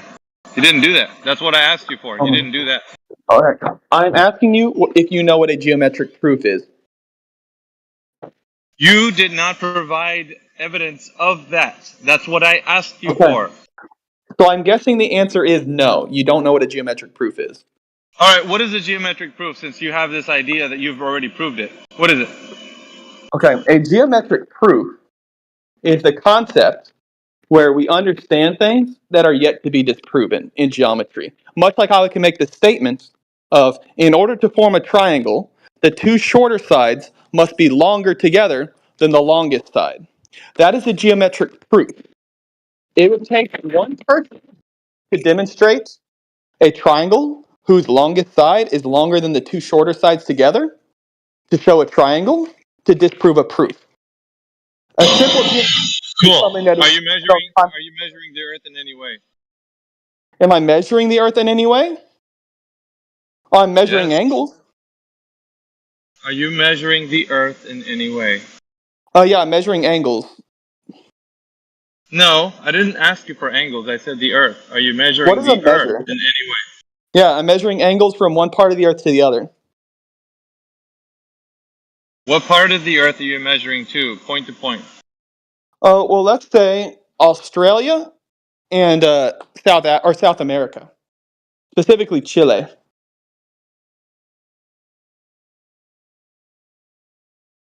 That's not accurate. Not at all. Not at all accurate. Yeah, no, that's not what you're doing. That's exactly what I'm doing. Wrong. Okay. Okay, so you said earlier that you're measuring to a celestial body. No, I'm measuring And to the ground position.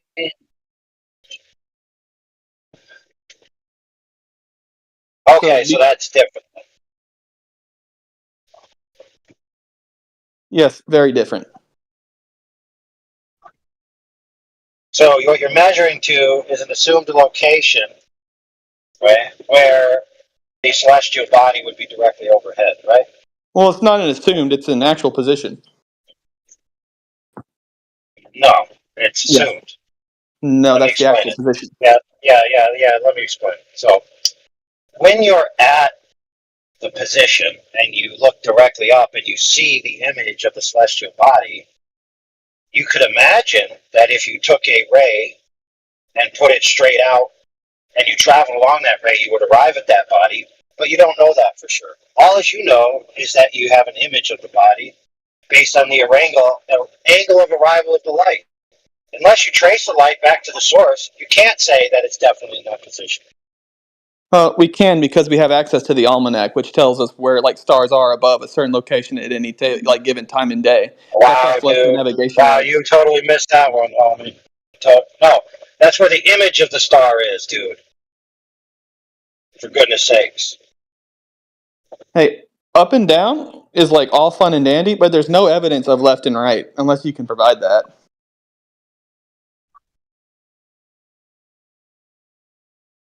Well, I mean, when you go to a star and validate that it's along a ray in that direction at the moment of observation, then you'll have validated your position. Well, we kind of validate that every time we use celestial navigation, don't we?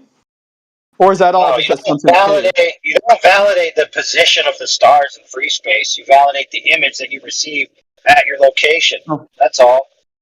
So the azimuth doesn't point towards the ground position. Or does it? Dude, what is a ground position of a star? The ground directly beneath a star? Oh my goodness, dude. That's not the definition, dude. That's quite literally the textbook definition. Or No, about as simple as you can get the definition, I should say. no, not even close. Okay. Then maybe you want to read out a definition where it's going to end up saying the exact same thing I told you. What it's going to say is where the observer observes the body directly overhead. No. Yeah. Not where the star is directly over the Earth. So hold on. It is where this is the funniest thing to me. Oh, it's where the observer sees the star directly above their head, but it's not where the star is directly above the ground. Come on, dude, give me a break. Don't be retarded. No, you don't understand how those are different things? No, not in the slightest. Really? No. Well, hold on. You don't understand, or you're saying they're not? Which one is it? Maybe it's not clicking in my brain. Maybe you're at a much higher intellect than I am. Okay, well, let's make it click very simply. So, if what you're saying is true, that where we see things is where they are, then all the observations that supersede globe geometry by orders of magnitude stand, and the Earth can't possibly be a globe. So I rest my case. Yeah, that would be the case. But how much refraction is like incorporated into a 90-degree like attack? 0. Well, I mean, when you travel to the entity, which is the star, and validate its location in free space relative to the Earth, then you can make that claim. Sure. In the meantime, when we look directly up and we see that, we call that the ground position. Yes, when you look up from that position and see the star directly overhead, above? I agree. the image of the star, that's called the ground position, yes. So that's where the star is directly above the ground. I agree. Oh my goodness, yeah. That's where the star is seen directly above the ground. No, that's just where the star is above the ground. Yep. Yep. You still don't get it. No, yeah, you're right. I honestly don't. I know you don't. That's the problem. I think the problem is that you're smoking crack and you're coming up with bad logic. Dude, how's that bad logic? It's being seen directly of the observer, right? It's above the observer. So very simply, light is passing down. Okay, answer this question. Light is Are passing down. apparent positions in your field of view necessarily physical locations? Yes or no? Not necessarily. Well, there you go. So you need to make it necessary. Well, it is necessary in this case because it's a 90-degree of attack, of which we know that there's no alteration. Oh my goodness, dude. Yeah, How do you know there's nothing between you and the star? How do I know there's nothing in between? Well, I know there's air. Yeah, beyond that, how do you know? How do I know? Well, there's no reason to think that there is anything else. Oh, see? There we go. Unless you That's can how we provide prove evidence that there everything. is There's something. no reason to think of anything else, so I'll just take my assumption. Well, at the end of the day, it would still be a 90-degree angle of attack, which still provides for 0 room for alteration. Or in this case, what would it be? Refraction. Dude, when you see the star directly overhead, that's the angle of arrival. To assume that light is then 90 degrees to you straight to the star is a false assumption, dude. And it's the only assumption you can make. Holy crap, dude. Unless you can demonstrate to me how else you can see something coming in from 90 degrees being refracted from somewhere that's not 90 degrees. Dude, now you're begging the question that they're both 90, dude. Well, if I look straight up, that's 90 degrees, is it not? Dude, you're looking straight up. That doesn't mean the light is 90 degrees to the star to the ground. Okay, so you can demonstrate to me light coming in that at a non-90 degree angle? Just chill for a second. That light could have came at a 90 degree angle, which is 45 to you, then turned 45 and then came in 90 to the ground. So you can demonstrate to that me happening? Wow. Look, I understand that we don't have pictures, but that was pretty obvious.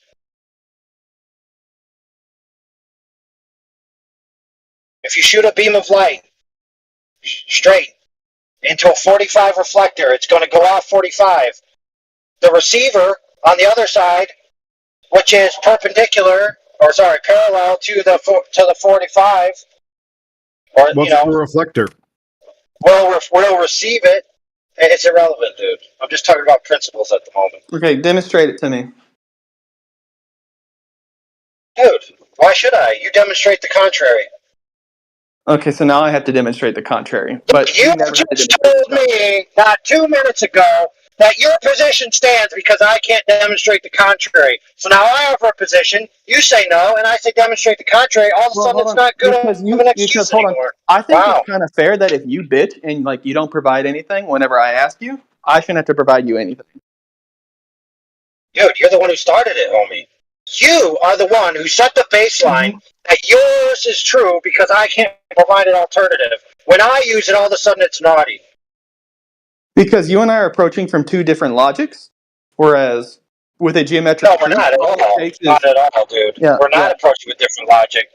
Oh yeah, we are. Not at What is the all. We're geometric proof again? approaching with different assumptions. That's the What's the geometric proof? Oh my goodness, dude. It's irrelevant. Very relevant. No, wrong.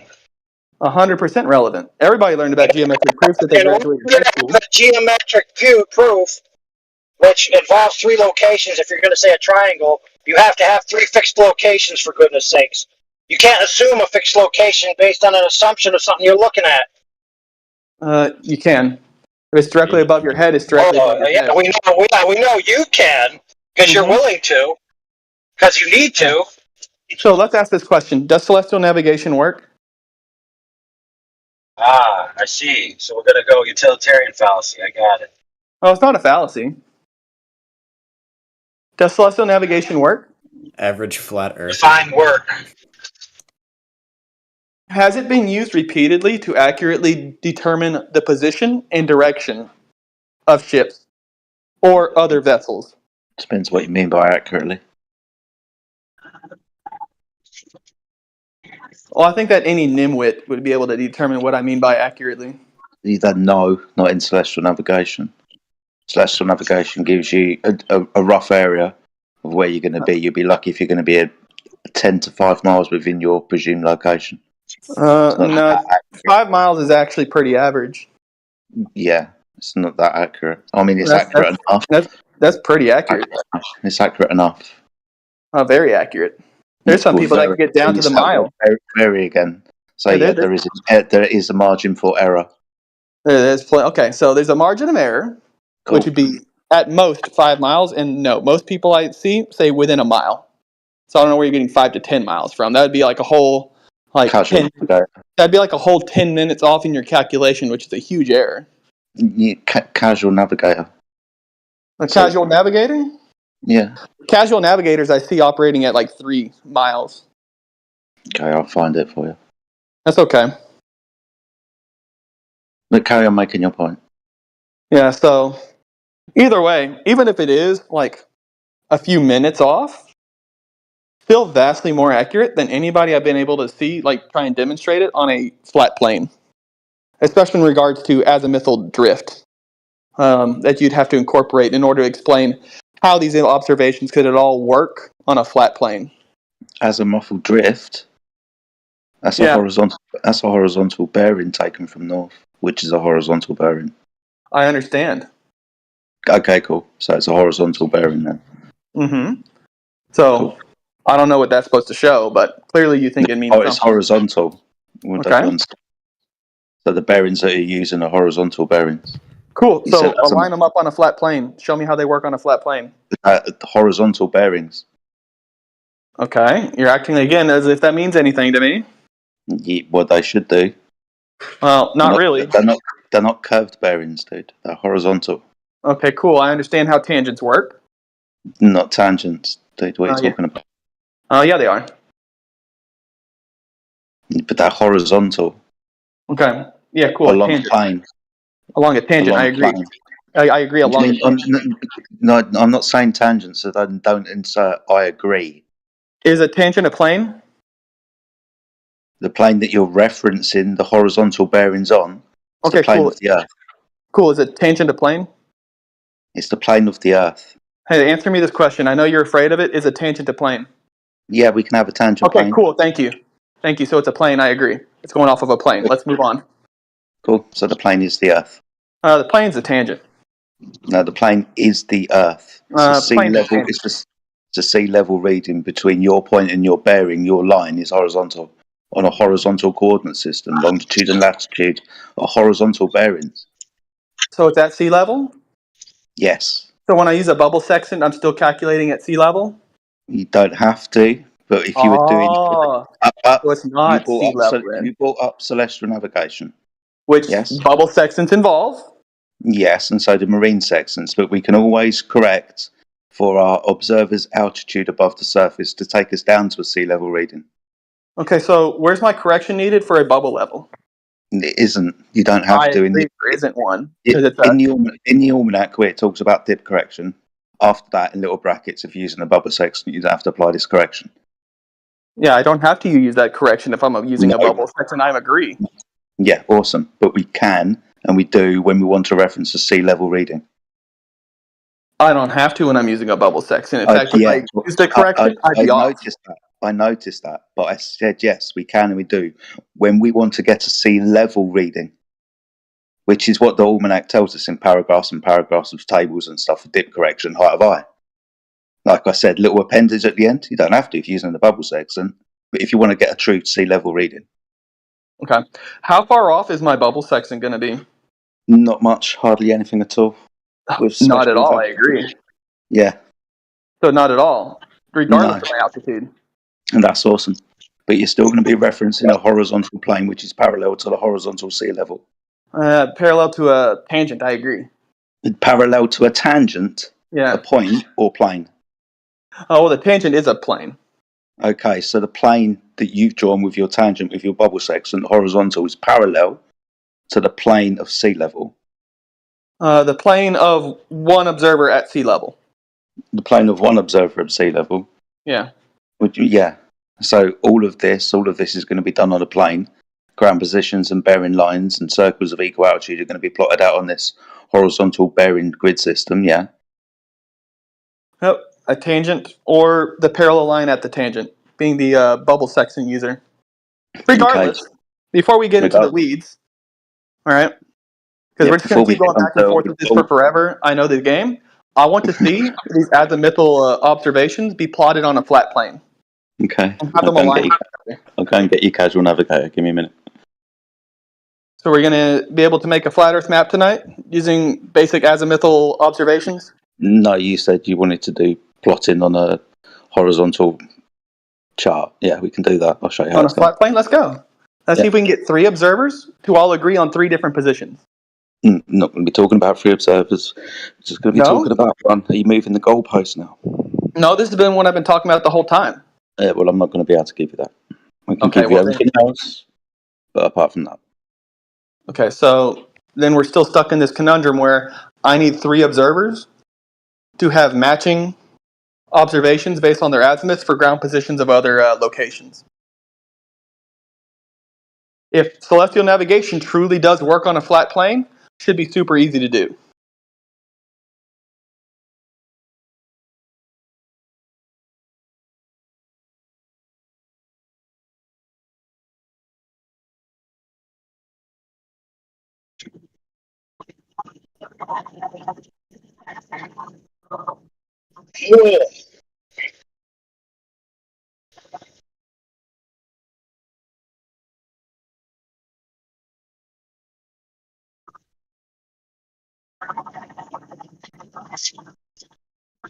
Yeah, and then they should be able to travel in the direction where they sighted and arrive in the same physical location without deviation of their course.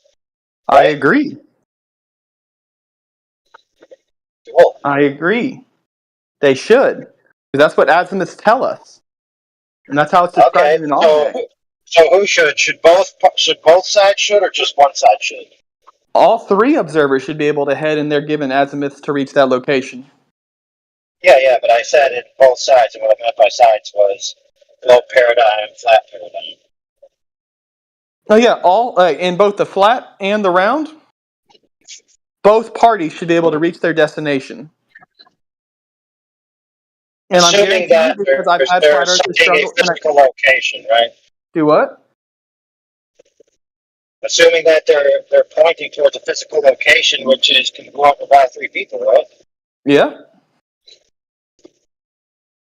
Which is how the almanac describes how it works with celestial navigation, how it's been used for 4,000 years apparently. Okay, so then there's evidence of journeys that have accomplished that.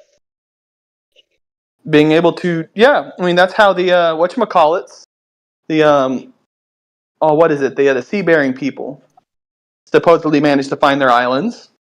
They knew that they just head their ship in the direction of like where a star's ground position is, or in the azimuth of a certain star. and they reach their island. Oh, you mean the Sky Road people? What was it? The Polynesians.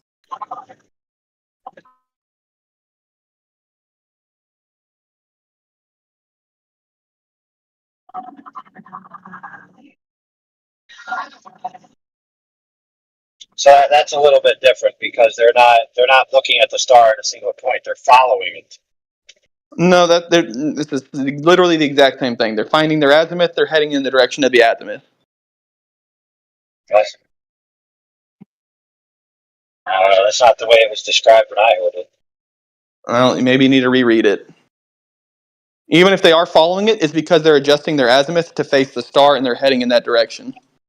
Aha! There you go. But the star's moving constantly. Yeah, which is why they take a momentary glance at where it is and they head in that direction, regardless of the drift of the star. But again, if you take a momentary measurement, like an instantaneous measurement, that's the angle you're going to have to go at. Even if the star has already drifted past that. Really? Yep. So they didn't imagine a sky road that they're driving underneath.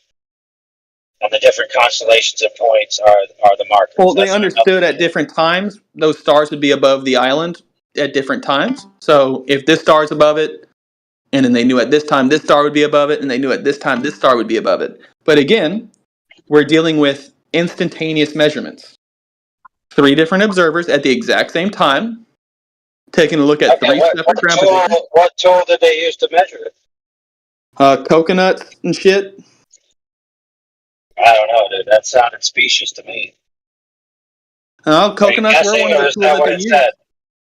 Okay. They did use coconuts for a few things.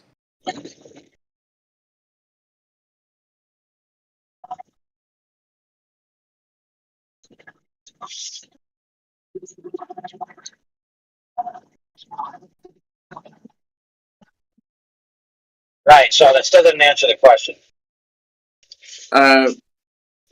About what tool they used? You had a single observer leaving and making it to an island versus 3 observers simultaneously sighting the same location and heading on their azimuth continuously and arriving in the same physical location. Yes, because again, your azimuth should be your bearing on which direction to head. Should be, would be, could be. I asked for an example of that occurring where 3 people did that simultaneously. Did that ever happen? No, I don't know, dude. Okay, well then why are you asking it of Jedi then? If the globe side doesn't have parity, why should the flat Earth side do that? Because here's the deal: one can easily take the measurements of stars in countless locations, or star charts in countless locations, be able to align those with where the ground position was at the time of those stars, and be able to align them. I've already demonstrated to y'all several times. Because I don't know if you know this, but we've been tracking the stars for centuries. We kind of know what direction different stars are going to appear at what given time and day. I can easily reference those to figure out, oh hey, the Little Dipper is going to be 40 degrees east of my position. Which means if I face 40 degrees east, I'm going to be facing, at this exact moment, its ground position. And if I have 2 other observers that do the same thing, all of our azimuths should be facing the same physical location. Cool. Then just travel along that heading and arrive at a convergence point and prove it. I mean, I'm not really sure why your logic isn't following. I could care less about logic, dude. I really could care less. Here's how it works. You test it by doing it. There you go. Well, cool. That's the main concept of celestial navigation, but thank you.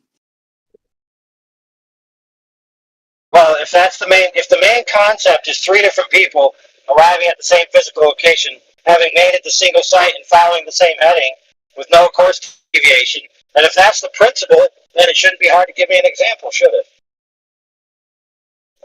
Yeah, I'm not gonna. I won't be able to give you 3 different people showing up to the exact same location, but I think that celestial navigation in itself, with like the 50-something stars that it tracks at any given time, and those people being able to accurately make it to their location given their azimuthal heading, like all should be able to line up. Oh, they should be. I got you. I mean, like you should. I should rephrase. You should be able to logically come to that conclusion if you were at all logical.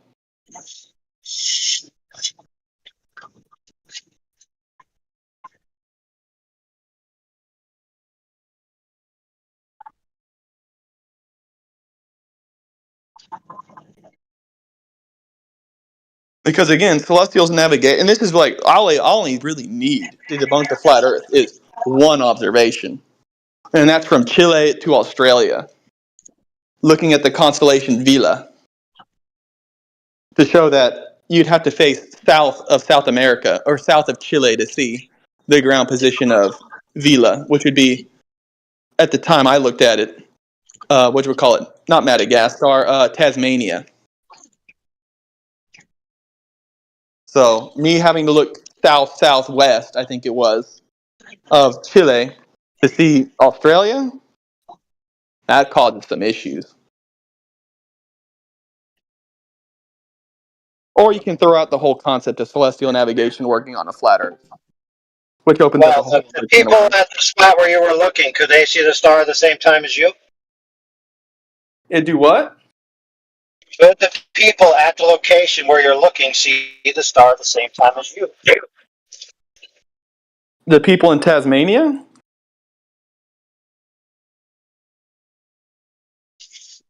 Yeah, you're saying you're looking at it towards the direction of a ground position of a star, right?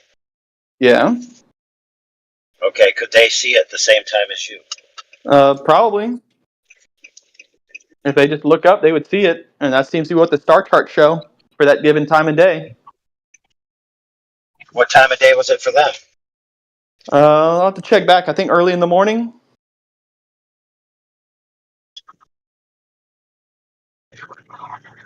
So early in the morning, they can see the star directly over their heads? Yeah. All right. It's a constellation, specifically, directly above their head.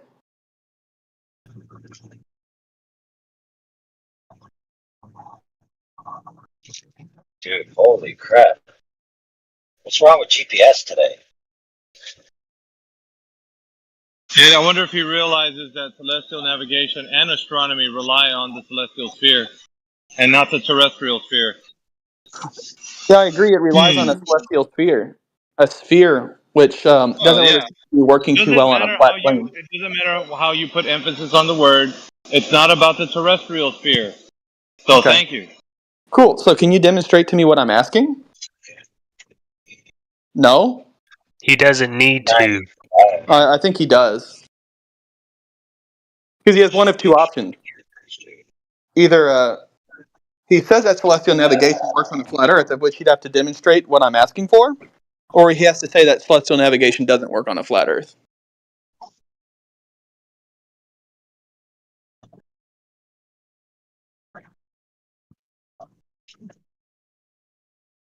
And I don't think he wants to go with the second option. Del Memorial Bridge.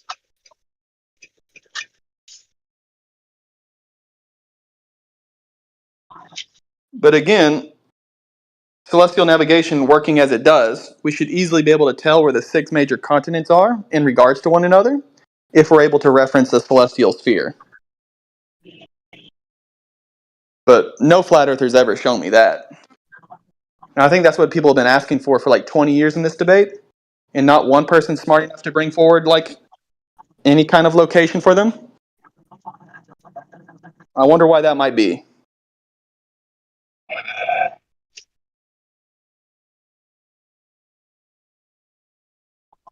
Because it took me like a grand total of like 20 minutes to research and pull up which direction I'd have to face from Chile to see Australia using the celestial sphere and almanac.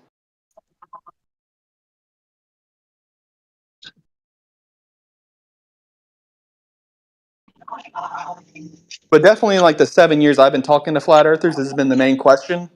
and it took me 20 minutes to figure out where one continent is in regards to another one, where are the other 5?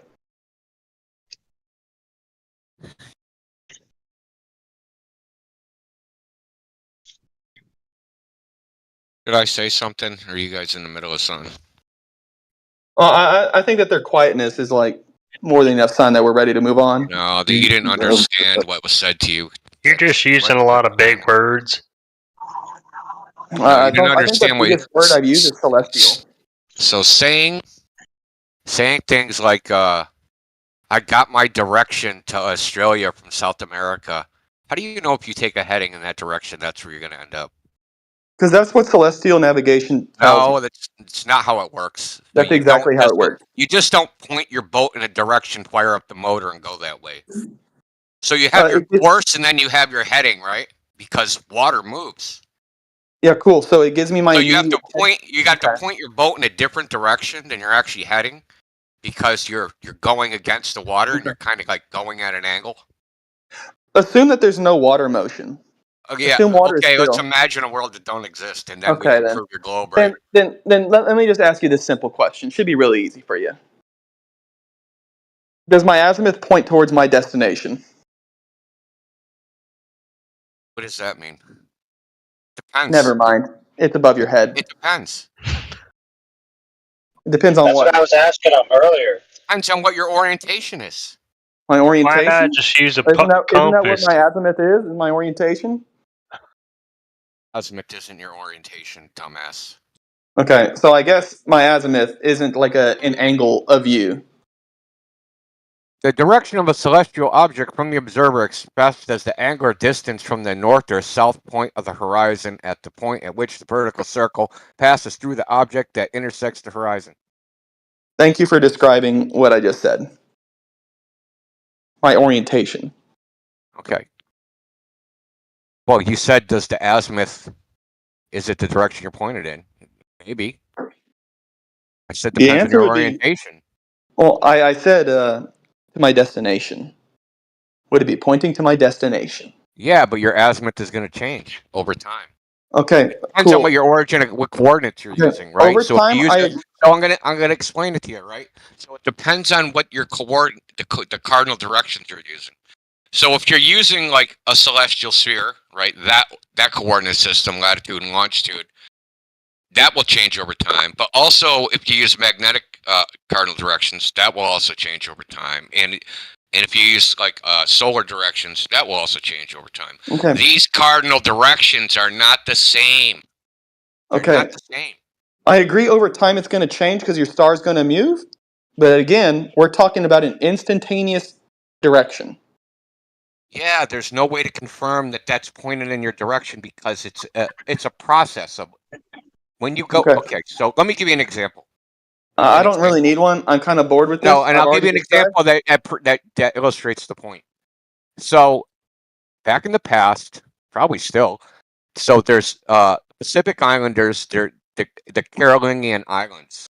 Now, they didn't think the Earth was a globe, and they would celestial navigate, right? Now, how did they do that? Because the stars are moving. They don't have a compass. They don't have Polaris. They have none of these things. So the way they would do it is they imagined that the fucking sky was like a road, like where they wanted to go. There was a road in the sky that they would have to travel along, right? If I stay under these points in the sky, then I'll get to where I want to go. Celestial navigation is the same thing because since the stars are moving, it's a process. You just don't point in a direction and go there. Okay, so again, at any given time, if I face my azimuth, towards like the ground position of a star,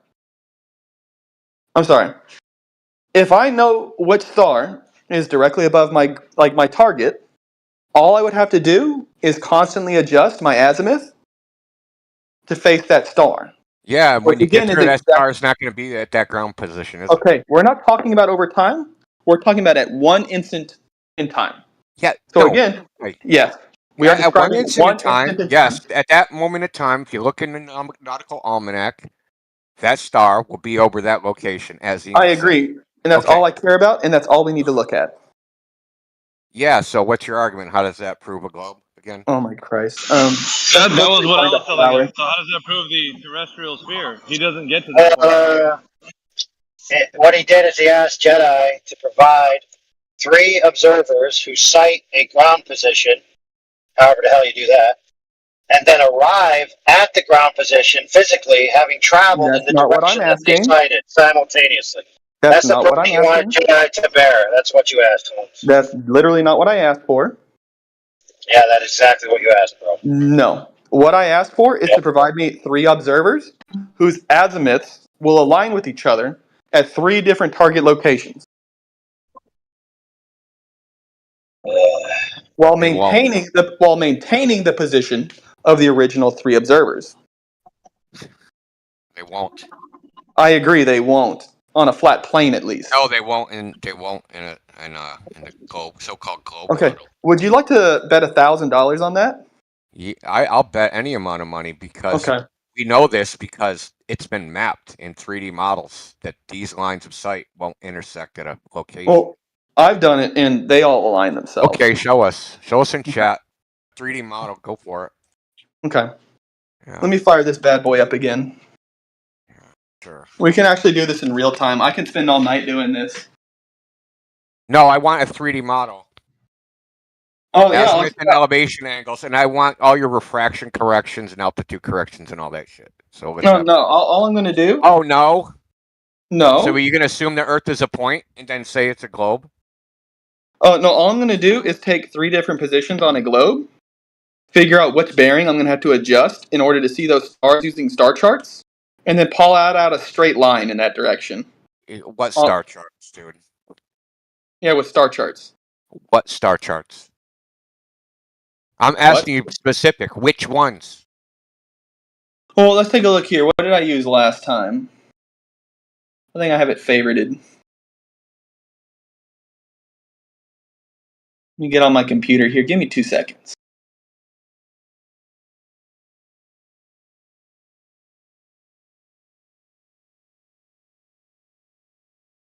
Well, I mean... Man, I thought he had the 3D program ready to go, bro. Done already. Yeah, Dunsky. Don't you Hold it up. Don't you have the file saved or something?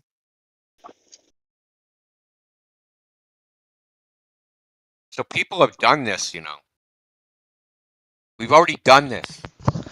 Yeah, and I've done it too. That's yeah, sure you have. Did you do it in AutoCAD or anything like that? No, I don't use like shitty like softwares like AutoCAD is shitty. Yes, very. And again, I don't trust like any half-brain monkey to like use AutoCAD. What's wrong with AutoCAD? It's kind of rudimentary. It's not as good as SolidWorks. How many digits of precision is SolidWorks versus AutoCAD? Do what? How many digits of precision? Not sure. I just know that it's more commonly then how is used. it shitty? Because I've heard bad things about AutoCAD, and I've seen what more you could do with SolidWorks versus AutoCAD. SolidWorks just seems to be more of a hard-skilled software to use versus like AutoCAD, which is what we teach to like middle and high schoolers. Yeah, cool, awesome. Well, AutoCAD can do 13 digits of precision. But SolidWorks seems to have more modeling capabilities. Yeah, great. It's made for children. Yeah, I guess that's why all like more engineers use SolidWorks. If you don't know the programming end, but if you don't know the programming end, then how do you know the graphic end is actually an accurate representation of what's going on? I don't know, dude, because whenever I was able to use SolidWorks, I was able to make more complex designs for like 3D modeling and printing than when I use AutoCAD. Well, great. I can make more complex designs in frickin' Blender. So what? Yeah, Blender's also a good one. But what we're talking about here, so also in Blender, this has also been done in Blender. So if you take the azimuth and elevation angles of a bunch of stars, or of the sun, for instance, this is what it's been done with the sun, and you look at the azimuth and elevation angles of 2 locations, like on the same latitude, those lines of sight won't intersect. It's been done with SunCalc and Blender, AutoCAD, and frickin' time and date. Right. Time and date, I've used time and date. They all seem to align. Yeah. Or Is do like time and date? Does time and date use the globe model? I don't know. They seem to Yeah, align they when I put don't. them on a globe. So No, they don't. Dude, you're just making shit up. okay, let's go through this together, dude. Let's go, no problem. Yeah. Okay. Here, I'll even stream this. Oh God, you just No. want attention. No, I just wanna us have an honest. Like we got all night, dude. It's 10 p.m. here. I don't No, work we tomorrow. don't have all night. Okay then. Because I was gonna do Why this don't from you do your? scratch. Why don't you do your computer stuff and then come back or something? Well, I'd rather do it in. finish work. I'd rather do it in real time. That way, like, I can make sure that both parties do things correctly, rather than just some jackass like trying to figure out how time and date works and then coming back with like 3 still images from Well, why don't his you like just kerfluffle. Why don't you just freaking record your screen, dude? Because I don't really care to like make like a 4-hour video. Yeah, you just Nobody. want to waste our time. We know Well, this no. song and dance. Dude, he said do it live like you said you're willing to do, but just also record it simultaneously, for goodness sakes. Yeah, cool. I'm doing it live right here. But apparently he doesn't want Yeah, that but we either. can't record it here. Yeah, we can. You're more than willing to like boot up like, or you are more than welcome to boot up like OBS and just record what I'm doing. I don't want to waste 2 hours of my life on you. That's okay. I'd rather talk to someone more interesting. But all we have is Yeah. Matt in here. No. Just kidding, Matt. Always fucking around. There you go. Gotta make a choice. You're vanilla, Matt. why That's would the it take- thing, man. This dude's like, this dude's Why all would it- hyper, man. Matt's too vanilla. That's what I mean by like. Why? I got a question though. Why should it take 2 hours? Because I'm slow. I'm kind of retarded. You already did it though. Yeah. And you think I like? Well, don't get me wrong. I get you. Dude. I'm at the end of the week or whatever, and I haven't done all my bookkeeping, and I got to make an invoice. It takes me like all freaking night. I drove all the way back from Dallas from like a 2-day wedding, and then I went on a date. And now I'm home and tired. How long did it take you to make it the first time? A few hours because it's the first time I was figuring things out. You didn't hit save? No, this is And just there's no kind of auto save feature? not on Google Earth, no. Google Earth. Yeah. My goodness gracious. Yeah, God forbid that somebody uses like a globe model with already like pre-set up continents in the supposedly correct position. No, we want supposedly the correct azimuth and headings. elevation angles intersecting at a freaking celestial object, dude. That's what we're looking for. That's holy fuck. What I am describing to you is aligning azimuths. I don't care about elevation No one gives angles. a shit, dude. Okay, well, my whole conversation That's not has the not whole involved. point. My whole conversation has not involved once the elevation angle, and has only described the azimuth. So I don't know why you're trying to tie in like an elevation angle. Because the object has a relationship to the places in 3D space, right? That's what you're saying. It's a globe, and it has a relationship in 3D space. Okay. How does using the elevation angle affect my azimuth heading? Hello. The answer would be it doesn't. Trying to establish so it's the irrelevant premise. to me. We're trying to establish the premise. So right? irrelevant to my conversation then. No, it's not. We're Completely trying to establish. irrelevant. We're trying to find out if your premise, right? That, Well, if my premise, these 3 locations have a common spatial relationship with some freaking object in the sky. Okay. If my premise has nothing to do with elevation angles, it's irrelevant to the conversation. No, it does. It doesn't. It's not because you're claiming geometry. Okay? Yes. And as we told you before, all the objects must be in the place they're supposed to be. So if you say, okay, over here I seem to have a congruent geometric relationship, but this other part, which is contingent part of that other geometric relationship, we're just going to ignore because it doesn't line up. Well, let me ask you this, AI. In the almanac, does it describe a correction I need to make for azimuth or no? I don't know. The answer would be no. So when we're talking about the effects of refraction or any of the such in regards to like elevation angles, it's completely irrelevant to the conversation at hand. Because nowhere in the almanac does it describe a left or right shift that I'd have to make for my azimuth. So again, elevation angle's completely irrelevant to my conversation, and it's only a fucking red herring. No. Yes. No, Yes. because you Yes. no your claim is that there's a common spatial relationship. Are you saying that the only common spatial relationship is the azimuth? Oh my Is that what you're saying? Is that it's just the azimuth? I'll draw you a picture, dude. Because you said GP, right? So the GP is over some point. The elevation angle would be 90, right? So it would be The 90 GP degrees. So you're going to just say GP, and we're going to have a height of a star, but we're not going to no. azimuth. We don't need a height of a star anymore. We don't need. That- when I say height, I mean angular height. Again, you are not either understanding or just No, I refusing. understand. Okay. So then I want you. I'll pull up Paint, and then I'll have you describe what I'm trying to describe. Okay. Azimuth is the direction you're pointing. Hold on. But you're pointing at what you say is the GP. The GP. How do we know we're at the GP? What does that mean? Where's the star? So here we go. What's the elevation angle of the star at the GP? Where does elevation angle come anywhere into my argument? Jesus fucking Christ! What's the? I know this is exactly what I'm saying. Okay, if you're at the GP, what's the azimuth? You want to go to the star, but you're already at the GP. No, What's I want the to go azimuth? to the GP. Right? It's yeah, right what's at the your feet. azimuth? I don't even know how to describe it. What's the azimuth at the location? 360 degrees. Or 0, whichever one you want to say. I don't actually know how you describe it. You don't have a direction, right? You don't even have a direction. Yeah, that's right. You don't have a direction. You don't have an azimuth. There's no azimuth, so what? It doesn't exist anymore? You just have a reading of 0 for an azimuth. Actually, I don't even know how you would describe it. You just don't have an azimuth in that regards. Yeah, you don't have an azimuth, right? So you do have to take into account the elevation angle because it's part of determination of the azimuth.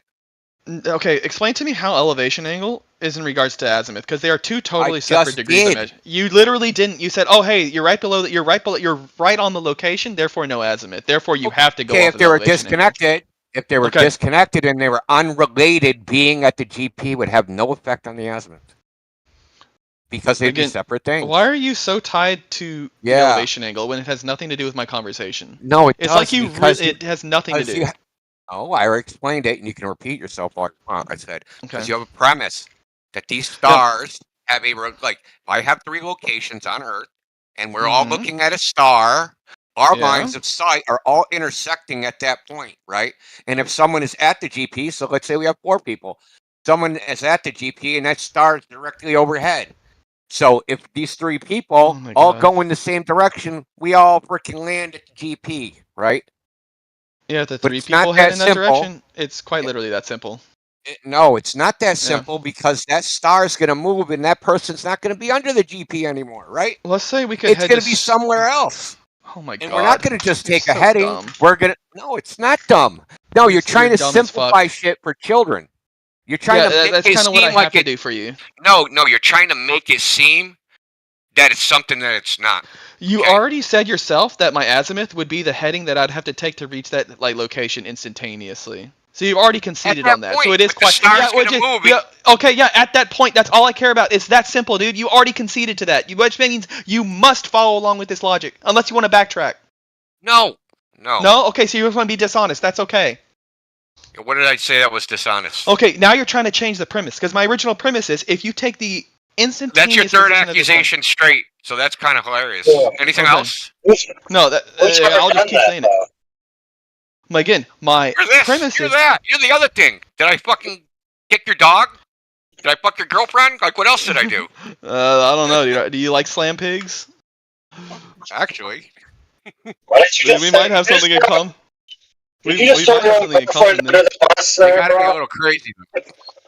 So again, if I have locate, let me get some red dots here. If I have observers at these 3 locations, let me make them red. Oops. So why can't we do this, right? Say your trip takes 10 hours. In 10 hours, the GP is going to be over Australia. And you're in South America or wherever, right? Let's imagine you can travel that path. Why not just aim for that star in the beginning? Right? Just start your trip, just aim at that star, and all you know is if I just keep that star in front of me, I'm going to end up there. In a Because 10-hour point, I'll know exactly where I am. This is just in pure regards to instantaneous headings, which is just how azimuthal map. I forget the exact term, but they make maps purely. This is conceptual. It's like saying my model confirms my model because in my model, in my head, it confirms it. Okay, this is you have silly, already dude. conceded. No, because you have already conceded that an Is azimuth that your at any. gimmick? You already conceded. I didn't concede shit. Yeah. Okay. You have already conceded, and yes, you did concede when you said that if my azimuth is like facing the ground position at an instantaneous time, then my azimuth is facing the ground position. Oh, sorry. If let me rephrase. You have already conceded that my azimuth at an instantaneous point in time would be facing the ground position of a star. Okay. You And have already conceded that. Let's go to actually what I said, okay, or what I meant, or whatever. If you look in the almanac, and it says the GP is over, say, Sydney, Australia. Yeah. If I'm in Sydney, Australia, and I look straight up, that star is going to be there. That's not your azimuth. Yeah. Look, that's fine, but that's all it means in the nautical almanac. If I am in Florida and I look at the star that is directly above Sydney, is my azimuth facing Australia, or is my azimuth facing Sydney? Yeah. Okay, cool. Then you have already conceded to this conjecture here. At that moment, yes. Yeah, at this moment in time, perfect. That's all I need is one moment in time to debunk all of flat Earth. Oh goodness. Oh, Yep. let's hear this argumentation. Yeah. Go So for cool. it. So let's just get the premise underway. All right. That way I can make you a video. Put it in the form of a syllogism. Yeah. So if you take a look at my stream, which I see you're not looking at. Yeah, I'm right on that. Okay. If you just want to take a look at my stream, that'd be really nice. Should I bother? I don't even know if I should entertain this. Why is it showing, my god. Why is it showing a star above a sphere? That's not me. Hold on. Let me redo this. I don't know why it's doing that. Share screen. I want to do this. Why can't you just talk it out? Why? Do y'all see, like, I don't know why it's showing that. That's so dumb. That's not what I'm doing with it. Here, I'll just do this. Not a problem.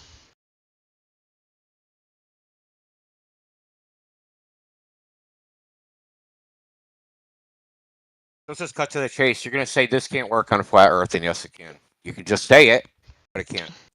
No, I just want you and I to agree on a premise before I do some more homework. Because you won't even address your premise. Like, what are you talking about? I'm about to show you my premise. I'm about to show you my premise if you just click on my stream. Are you watching my stream? Yeah. How many red dots do I have on there? 3. Okay, perfect. So you've already said that at an instantaneous point in time, my azimuth should be facing the ground position, correct? Yeah. Yeah. Cool. So then if I were to take this tool, I should then be able to say I have 3 observers anywhere on the planet. I can choose whatever continent, whatever fucking city, right? Oops, where's my line tool? I should be able to say, hey, the star, in fact, let's even get a star there. My azimuth should be facing the ground position, oh my goodness, here. And I should have azimuths with angles that align to make it appear such as this, correct? Yeah. For all 3? Okay. Yeah. Then, if I were to have another position,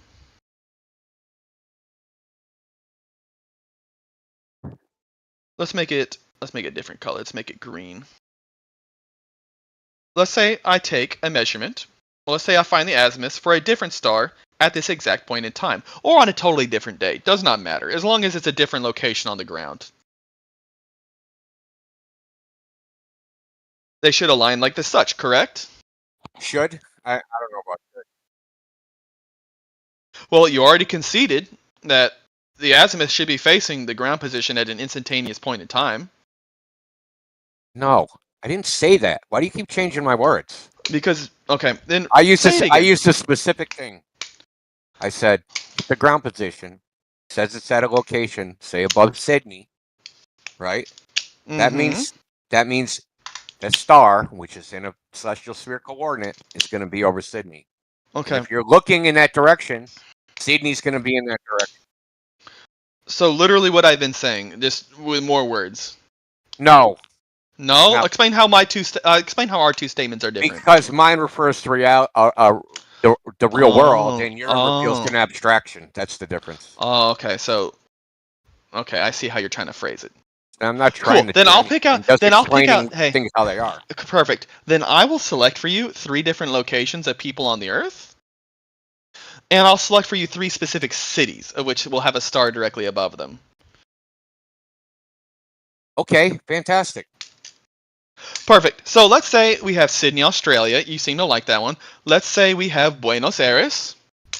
And let's say we have, oh, I don't know, London, England. I'm going to select you somebody in Africa. Let's say Accra, Ghana. Let's say Miami, Florida. And then let's say, where's another good one? Let's say, I don't think it's gonna be nighttime in all those places, dude. we'll find. I think that they all have like share nighttime.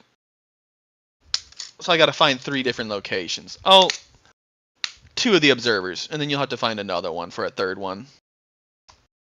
See, this is why this is fucking painfully fucking slow.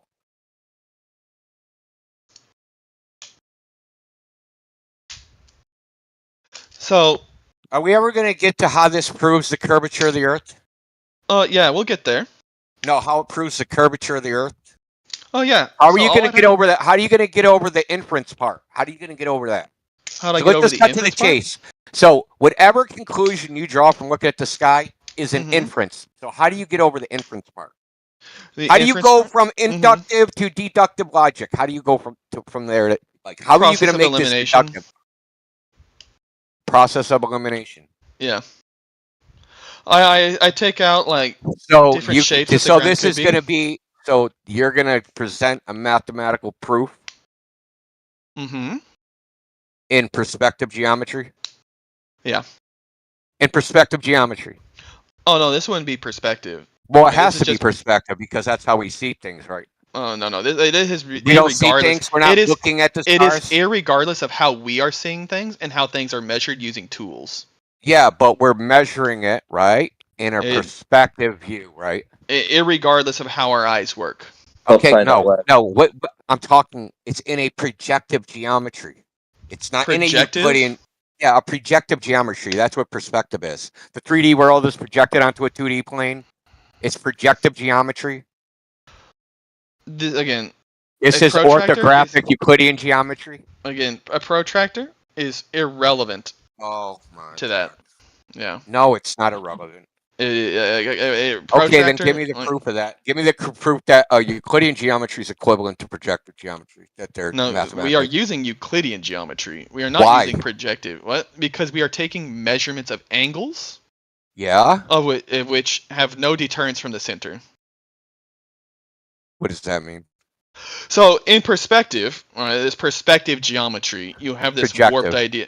Projective. Anyways, this projective geometry, quote unquote, that you want to like spew out. No, I'm not spewing it out. That's how we see. No, again, how we see is irrelevant to how things are measured. What does that mean? What do you mean how we see is irrelevant? What are we measuring? How are we measuring it? With our eyes, right? No. No? No.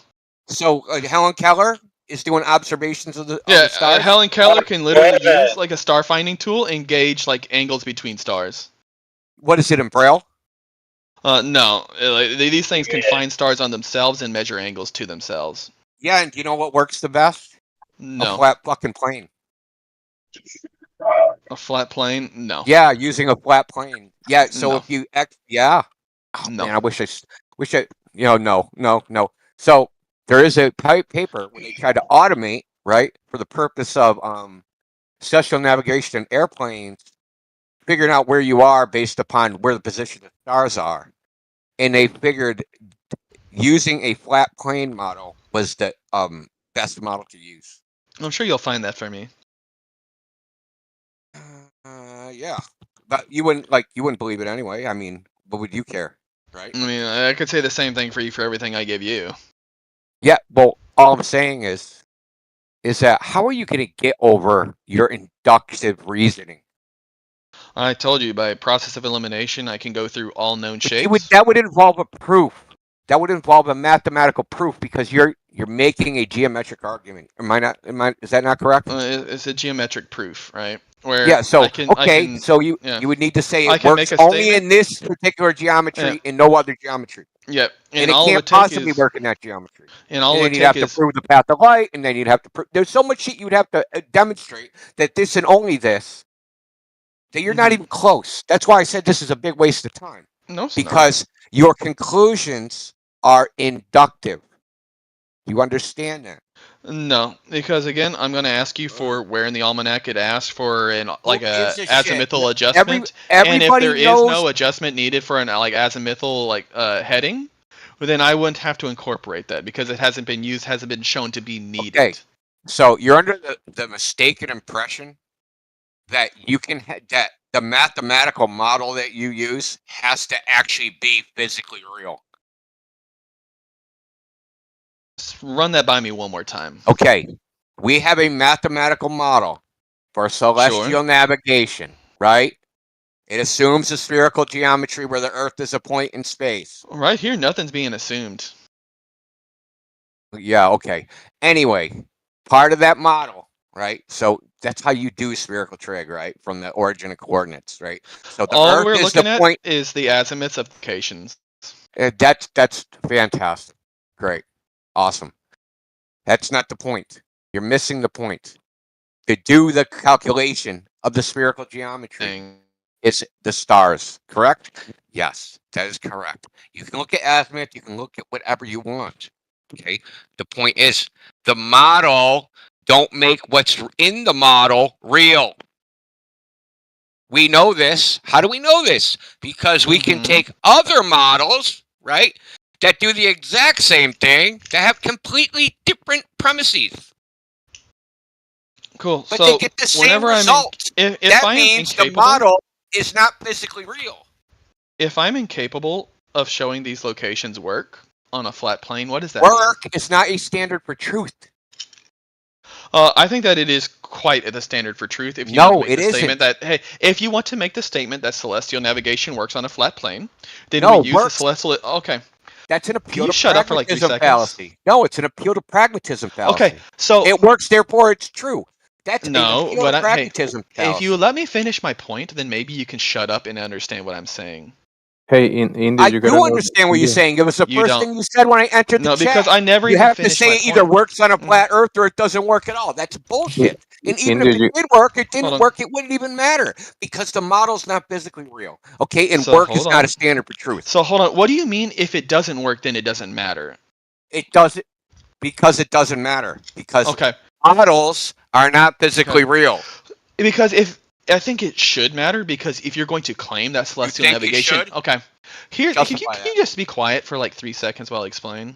You want to make the argument that celestial navigation works on a flat Earth. No. But if it can be demonstrated that celestial navigation doesn't work on a flat Earth, then we can either say, hey, maybe the Earth isn't flat, or celestial navigation doesn't work on a flat Earth, and you have to concede the first point.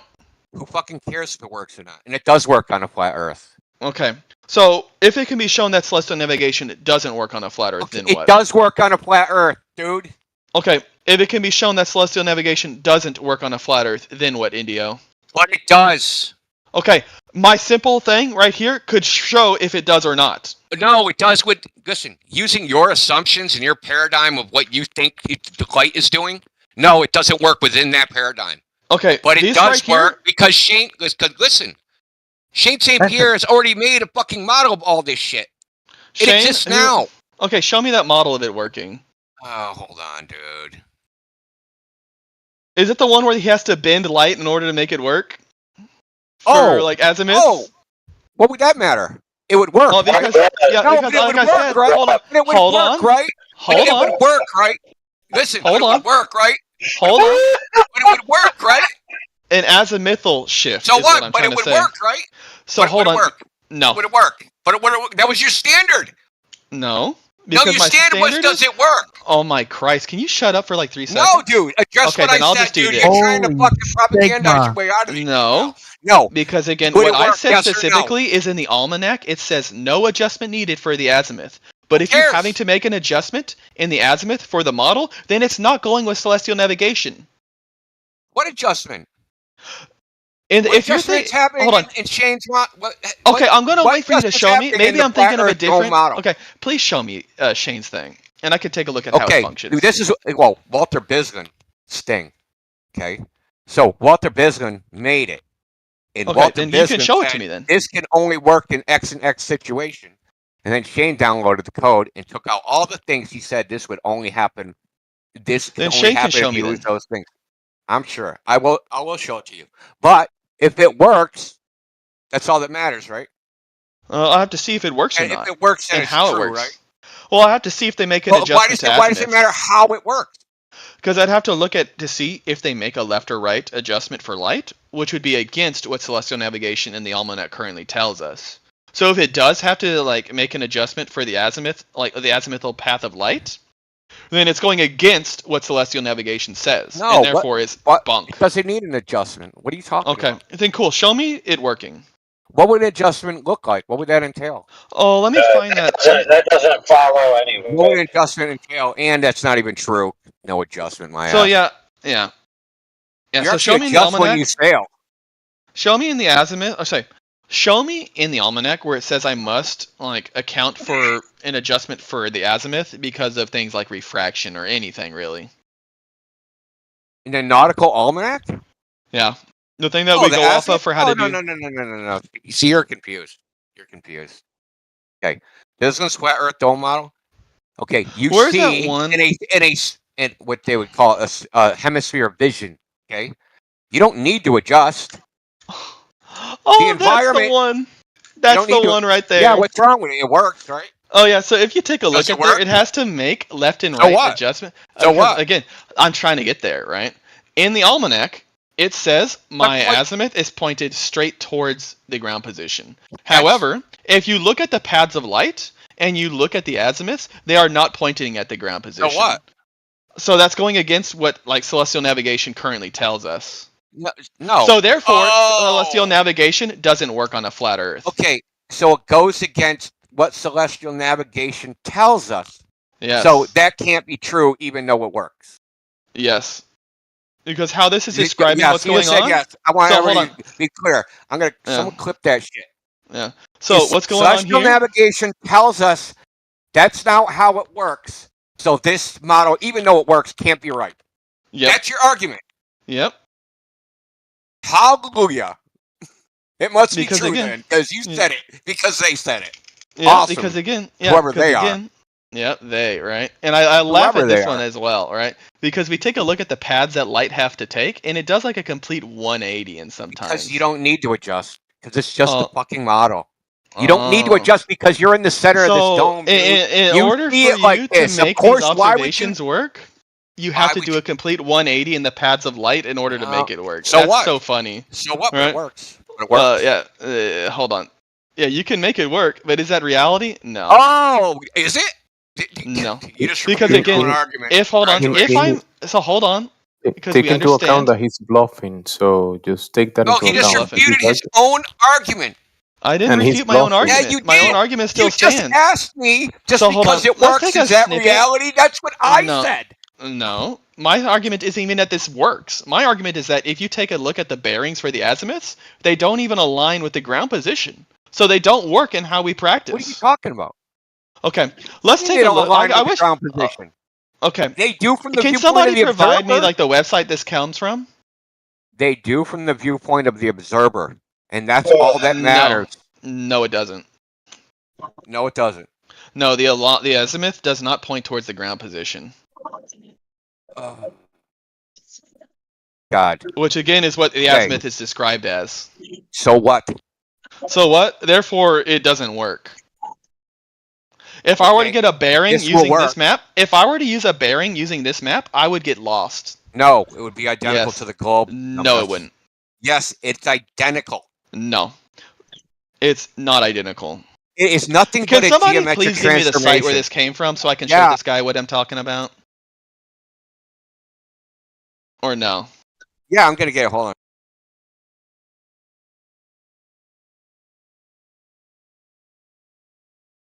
Because clearly, like, you're not seeing what I'm seeing, which is not surprising. I'm kind of like really high intellect, or I'm just able to look at fucking lines. If you keep might be telling us, I'll colorblind. believe you. If you keep telling us how high intellect you are, I'll be It's very, okay. very convinced. We'll do this together. It's no problem. I've worked with this before. There we go. It's been a little minute since I've looked at this, but it's really simple. We take a look here. We show all the stars. Where's all the stars? Let's see. All here we go. Perfect. We take a look here. Really easy to figure out. Let's say I'm here, and I'm trying to figure out where's this one's ground position. Oh, lovely. This is so funny. Oh, but it works. No, it doesn't, because here's the issue. Where's this one's ground location? Oh, perfect. This one's over, let's just say it's over Madagascar. If I want to face Madagascar, and I want to get my bearings toward Madagascar, Yeah, I'd have to face this way. Is that facing towards Madagascar? it will be. It'll get you to Madagascar because No, you're going to follow the path of light. The path of light is coming from this direction.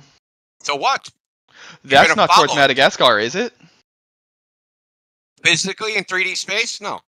No. Okay, cool. So you just So refuted what? yourself. Thank you, dude. No, so what? Congratulations. You know what I mean? So you already said earlier that you already said earlier that my azimuth should be facing the ground position, which is not in this direction, which is instead in that direction. Yeah, but it looks like it's in that direction, right? No. It looks like it's in this direction. So what? Isn't that So all it's that in the matters? completely wrong. Yeah, it's in the Yeah, completely but you wrong didn't want to direction. talk about where things were in 3D space, and now you do. This is what I've been talking about the whole time, dude. What the fuck? No, I asked you about the stars and where they are relative to a position. Oh my god, no, we have been talking about the ground position this entire time. Yeah, dude. So you're just trying to isolate, right? You want to talk about everything but the whole system. So right? I'm really glad you brought cherry-pick this one up little- because this is so great for me. Because if we take a look at this, I wish we could only look at this path of light here. So This what? one that. What's wrong with the path of light? So let me show you. This one that is currently above that looks like Madagascar to me. Great. So let's say I wanted to face Madagascar for this blue line right here, right? Let's say I want to get a bearing towards Madagascar. Right here, the way this path of light is showing, I'd have to be facing this way. But is this the direction Madagascar is? Yeah. When you move. No. This is the direction Madagascar is that way. Almost 180 degrees. So I'd be looking in the complete opposite direction of where Madagascar is. How do you know that? Oh my fucking god. If Madagascar over here... How do you know where Madagascar is? Oh my god. Listen. You're not, if you're trying to get away Madagascar from is the right over stars, here, okay? and No, I am over here, and the path of light that this thing is showing... Which star this are you one. using?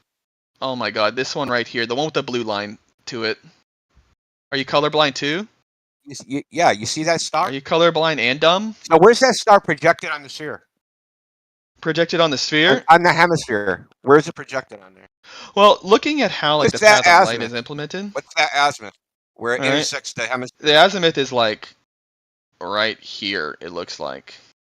So definitely still not in the direction that I'd have to be facing in order to actually look in the direction of Madagascar. Which you already said that my azimuth should be facing the ground. What are you talking about, dude? He's just trying to be pedantic. No. Well, hold This on, is hold quite- this on. is Let me quite a simple clarify. thing. Hold on, bro. Cool. All right, let me ask a clarifying question. He already 'cause I debunked looked at the himself. graphic. He's just showed he's retarded. Okay, that is a listen, win. dude. That's an amazing argument. Dude, if you guys are going back and forth and you feel there's no progress and someone wants to ask a clarifying question, the polite thing to do is yield. Okay. You can ask your clarifying question. Okay, because I saw the line. I'm driving, so I have a hard time, getting a full thing. That's why I want to ask. So I see like a hemisphere dome, and I imagine the observer's at the center on the bottom plane of the radius of the dome, and I see light coming in, and that you could describe the light as a path, let's say. Yeah, you can But see that. wouldn't what the observer sees? Wouldn't what the observer see is only the arrival angle, not the whole path? You don't want to talk about see the that. arrival You don't want to angle, talk right? about seeing shit. Like he wants to see shit, but not see shit. Well, no, you've already said that my azimuth should be facing the ground position. Facing? What does that mean? What is facing? Define Oh my facing. God. What does facing mean? How do you know what way you're facing? Why do we call it facing? Facing as in this. Yeah, with your eyes open? With your eyes open? Not this. With your While you're eyes working on that, while you're working on that, let me ask you. Is this facing Madagascar? That's not the No. path of light that's going towards Madagascar. The correct answer is this is not facing Madagascar. Yeah, and that's not I the agree. path of light that intersects Madagascar, bro. This is a star that's above Madagascar right here. This blue one. More or less. That's guess what? fine, but that's not the path of light that's going to Madagascar. The one You're you're right. looking The at. path of light is like curving around 180 degrees. Yep. All right, let me ask Indio a question because I want to know his opinion on this. Okay. Have you seen Tomb of Illumination's double dome interpretation of this? Because you said, I think you said that the light would have to be going 180 degrees. Now, in the model that guy made, he has two or three walls of transition to where the light can be turned 180 degrees. Well, it's not I exactly. was just wondering if you had seen that. I haven't seen it. But there's flaws with this dome, with Bison's dome model. Namely, So let me. the size of the inner dome makes everything look distorted, right? So the path of light. Right. So you have an inner dome, and it's projected on this outer dome, and then because So let the me larger explain. dome, the more extreme the ray has to turn. Yeah, so let me explain the model that this other guy made. So you have your personal dome of vision within the system, but the system is an inner dome and an outer dome, which is separated by a gap. And in the transition of that gap, you can have reflections, redirections, etc. So he made an exotic model, essentially, which can redirect the light from different viewpoints of observers, even in the quote-unquote southern hemisphere or the outer ring in his model, because everybody is looking at it at essentially an instance of, for lack of a better term, reflection that's kind of like a pie, So each quadrant is multiplied. So when you're in the south, even though you're occupying two locations where you would say if there was a singular star field, I shouldn't be able to see this star, but in this instance, there's multiple star fields. Wait a minute. We already agreed earlier. Inner that dome. We already agreed. We already agreed earlier that our azimuth should be facing the ground position, but here it does not seem that the azimuth is facing the ground position. Well, I probably should have said appeared. Well, celestial navigation doesn't describe it as appearing to. It says that this is in fact the case. Who cares? They think the Earth's a globe. Well, the Polynesians practiced it this way, where they knew that the star, or that their azimuth was actually facing their island. And they practiced on a flat plane for one star. Well, the Carolinian Islanders were a lot more proficient than the Polynesians, because they could go 600 kilometers and hit something a mile wide. And they thought the Earth was flat. How'd they do that? They tracked a series of stars above one ground position and then made adjustments to their angles. No, based on, it's not how they did it. Quite so literally the how way they did it, and it took the Spanish almost 400 years to get it out of them because it was like a trade secret. So what they did is they imagined a sky road to an imaginary island halfway between where they wanted to go. And then when they got to that halfway point, they imagined another sky road that would bring them the rest of the way. And they used something called the Carolinian sidereal compass, which is just a directional compass. It's not a compass, a magnetic compass. Yeah, I don't really care much for magnetic compasses. Yeah, because they're fatal to the globe. No, they're actually quite useful for the globe. They don't freaking support the globe at all, dude. How so? Because the compass needle don't match the globe. Okay, what do you think the compass needle points towards? It aligns with the magnetic field. And that is an issue with the globe model. How? Magnetic declination. We understand magnetic declination. How does that refute the globe? What do you mean we understand? Understand it in what way? We understand that true north is not the location of magnetic north. Okay. How is that a refutation of the globe? What is true north? The actual rotation point. What does that mean? The actual rotation point of what? Of the spinning Earth. You don't get it, dude. You really don't. You're right. Clearly, I'm not getting how the like sky. a declination So here's is a like celestial is sphere like coordinate system, right? So we have a coordinate system of Sure. latitude and longitude that are in the sky. They're not the Sure. Earth. Okay. Well, we Are put they them on the ground. Okay, so if we black out the sky, how do we find our latitude and longitude? Well, we now got markers for that. Well, if we black out the sky, how do we find our latitude and longitude? How do we find it? Well, we already have them marked. We've already found it. No, how do we find it if we don't see the sky? We wouldn't have been able to make them, or we just They wouldn't exist, right? The Yeah. coordinate systems in the sky because they Sure. couldn't even exist without the sky. Now there's a compass. Okay. And the compass don't match that. You're The right. compass has other direction. And what we say Okay. is the compass is deflected. Well, how do you know that? Well, it really depends on where you are, right? Here Yeah, in but how do we Texas- know it's the compass that's wrong?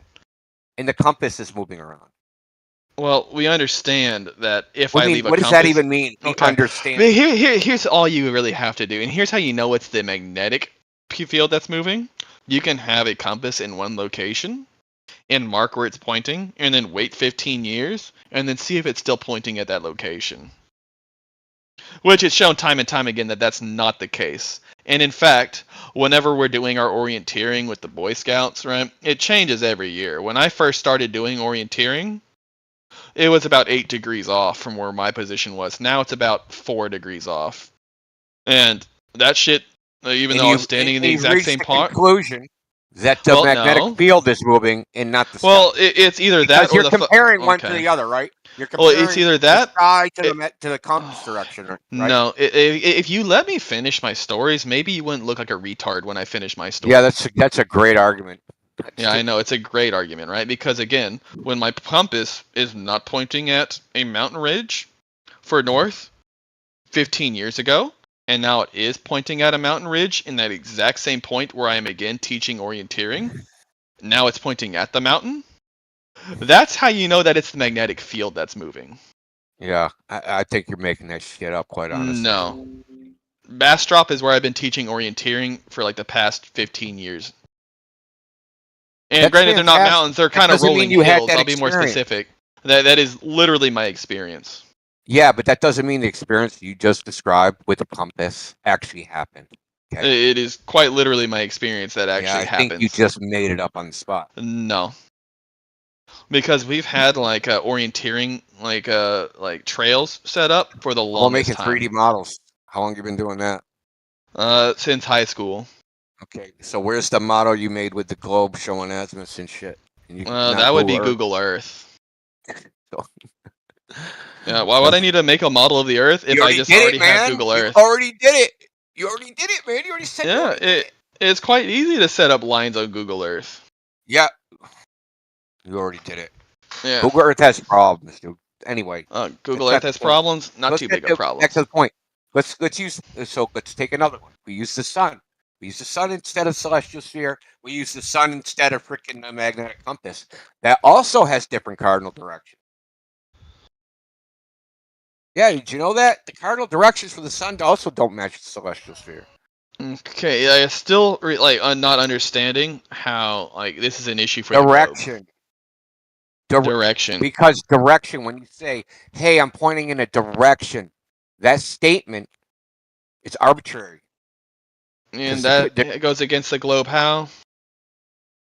Do you want to? I'm still not You following want the a specific logic. example? Okay, I'll give you a specific example. On the equinox, in Canuck, Greenland, and in Tierra del Fuego, which are on the same line of longitude according to the globe's celestial coordinate system.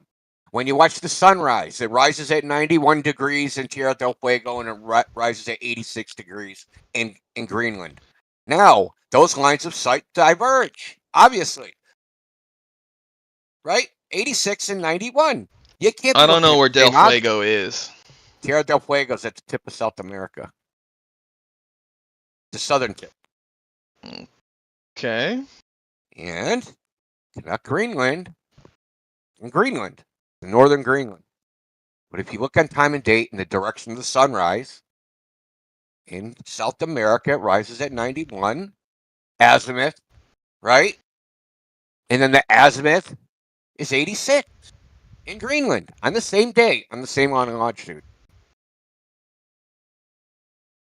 On the equinox.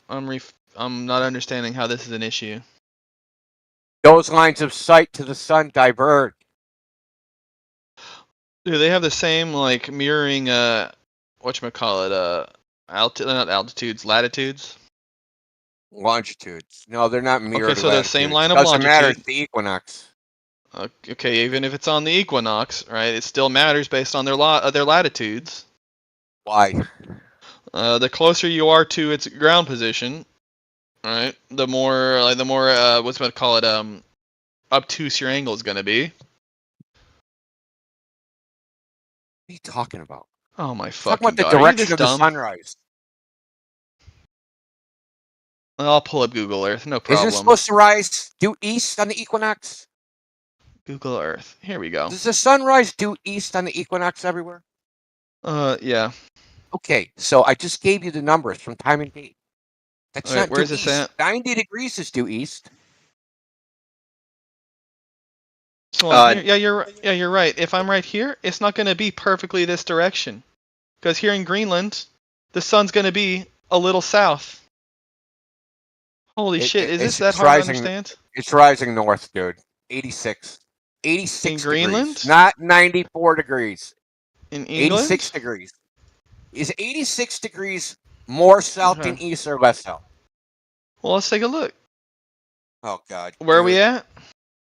I swear to God that this bullshit screen share is just a distraction. Hey, India, I can answer that question for clarification purposes if you want. Yeah. Let me guess. You know, the hump of the earth or something? No, on the equinox, everywhere on the Earth gets exactly 12 hours a day and 12 hours a night. However, that says nothing about where the sun is located in the sky when it rises. The sun can't be perfectly 90 degrees everywhere at the same time when it rises. It changes with your latitude. Okay. Not on the equinox. The sunrise direction, according to Hold on, before you even go, Indio, is that measured or just assumed in your model, Duck Boy?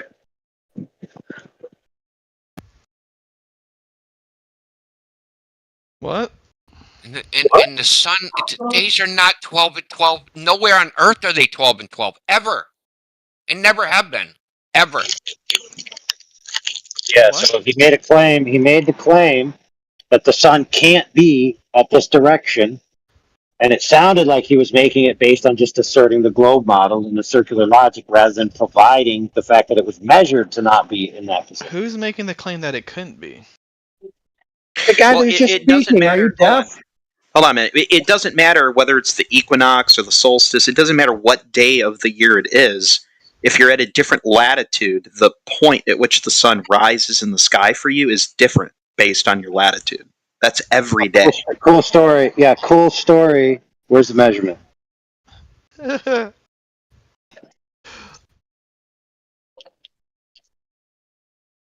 So let me get this straight. So hold on. If the sun is rising, let's get this straight.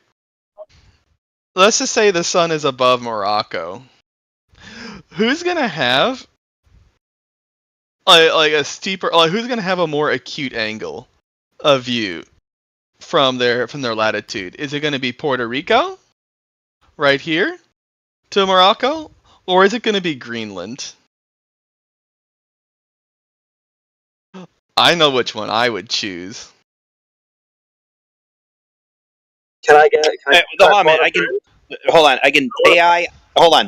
I can articulate this to you in a way that you'll understand. So, does the sun at all times have a ground position, even though it moves?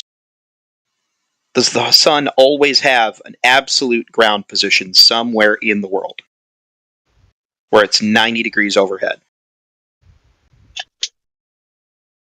Doesn't matter. No, that was a yes or no question. That doesn't matter how I answer. It's not relevant. Well, yeah, it is. I'm getting there. I mean, I can answer the question for you because it's almost a rhetorical question.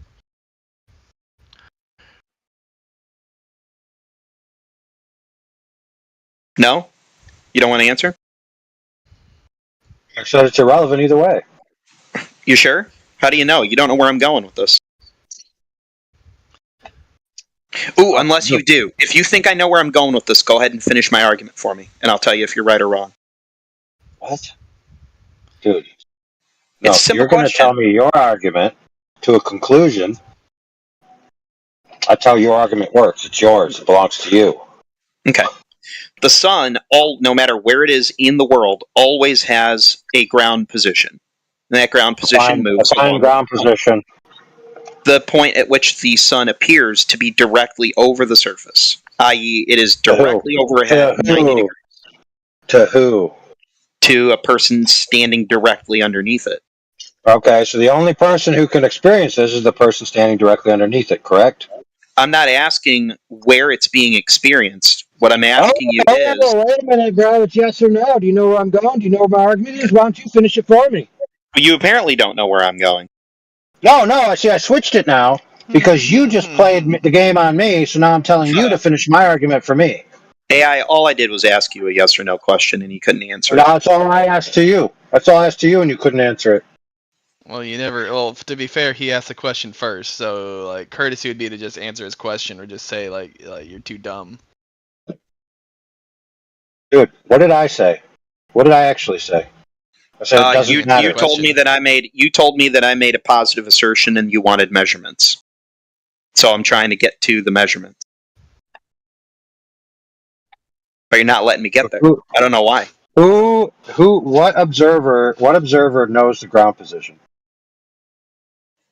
I didn't ask you anything about a specific. Oh yeah, see, you're telling me what you asked me when I'm asking you. For goodness sakes. No, not at all. You're not listening to what I'm asking you. It's a very simple question.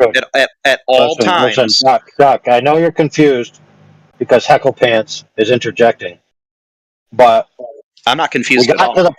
We got to the point where yes, wherever the sun is out, there's going to be somebody underneath it. Okay, we all agree to that. Great. Now go forward. Okay. If you're at a particular latitude and somebody else is at a particular latitude, no matter where that ground position for the sun is, the two of you are going to be facing different directions in order to look at it. No two people at different latitudes are ever looking the exact same direction to see the sun or its ground position. Ever. Said they were. Even two people on the same latitude don't look in the same direction to see the sun. What if a guy is standing on top of a guy's head directly under the ground position? No, the angle is different. One person's viewing it from a higher elevation. It still doesn't work that way either. Oh, so wow. Now look, I know that was a faux pas, so I'm not going to crush you for it, but according to Homeboy, that the sun is directly overhead. So if someone's standing on top of your head, you're both experiencing the same angle to the sun.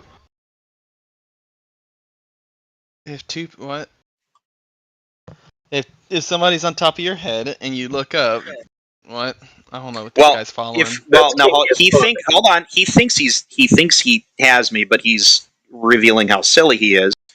I specifically said two people standing at different latitudes will see the sun in different positions. If I'm standing on someone's head, am I at a different latitude than that person? Dude, what's the point of contention on the table that requires you to tell people that if you're in different spots, it's going to appear like something's in a different spot, for goodness sakes?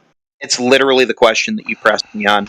I asserted that if you stand in different latitudes, the sun appears to be in a different spot.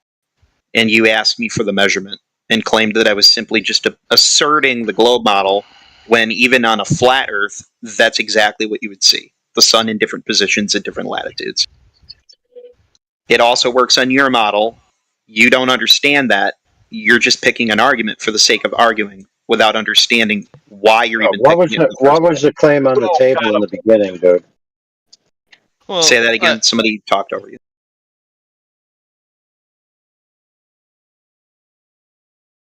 I didn't hear you when you asked your question, AI, and I'm about to ask someone to mute 310 million in July. Who that? What? There is a person named 310 million in July? Yes. Why? What did you not? It's a dollar sign at the beginning of it. It's the third name down, right under I the thought he was just cheering you. I thought he was just cheering you on. No, he keeps interrupting. Yeah, I interrupted. You should make your point before I get muted.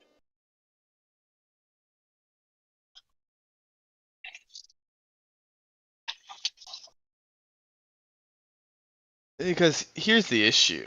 We understand latitude is up and down. And the equinox, it's in the middle line.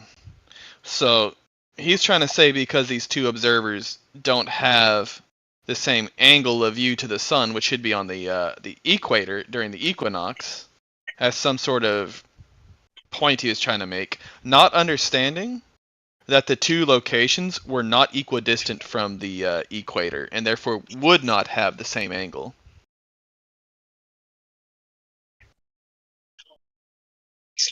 So what he said they had the same. They did have the same angle.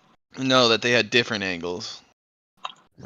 Yes, He tried to say that. Oh, hey, they're on the same longitude, but they have different angles to the sun. Not realizing that their latitudes are not mirrors of each other, and therefore would not have the same angle.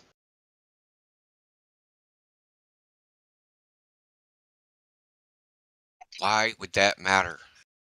Oh my god. It's like trying to explain basic geometry to a 4-year-old. Okay. When the sun rises, they're on the same longitude. That's a line that goes from the North Pole to the South Pole, right? I understand. Okay, and you have parallel rays of light, right? Oh, let me just pull this up for you. And you have parallel rays of light, right? Sure. Yeah, parallel light, sucker. Sure. So, to look at the sun, they have to be facing 90 degrees from the terminator line. What? Which, according to you, because of the poles, is 90 east. No. Oh my god. You're honestly helpless. Let me just pull up paint for maybe you. you I'll have should to explain refute it to a everything I 5-year-old. said. I'll have to explain it like I'm explaining it to a 5-year-old. It's no problem. No, you just have to refute what I said. You're not even going to address what I said. You're going to try and distract and deflect with your fucking... Yeah, bro. Yeah, bro. The other guy was plausible if the sun was a small point that had a radical differentiation from each observer versus a giant ball that's bigger than the entire Earth and all the light rays are coming parallel.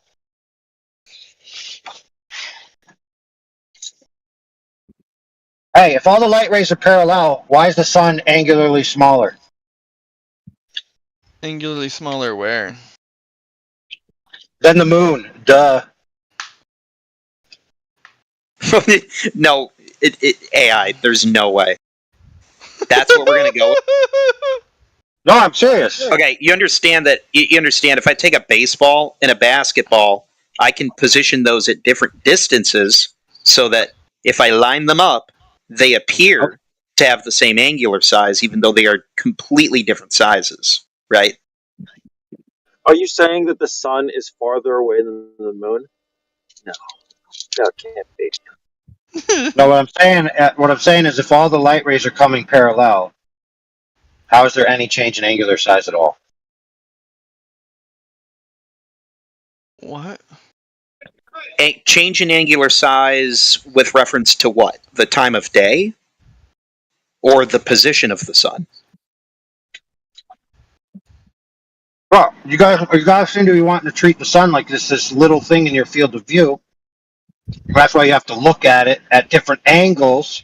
But if it's all facing that direction and all the humans are aligned facing that direction, and it's all parallel and it's bigger than the entire arc of their field of view, then they're going to see it at the same freaking angle, dude.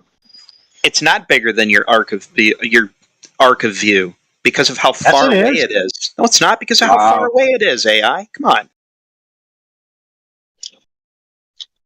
Wow, Biggest load of horse shit I've ever heard in my life. one caveat. You forgot one caveat that all the lights are parallel, bro.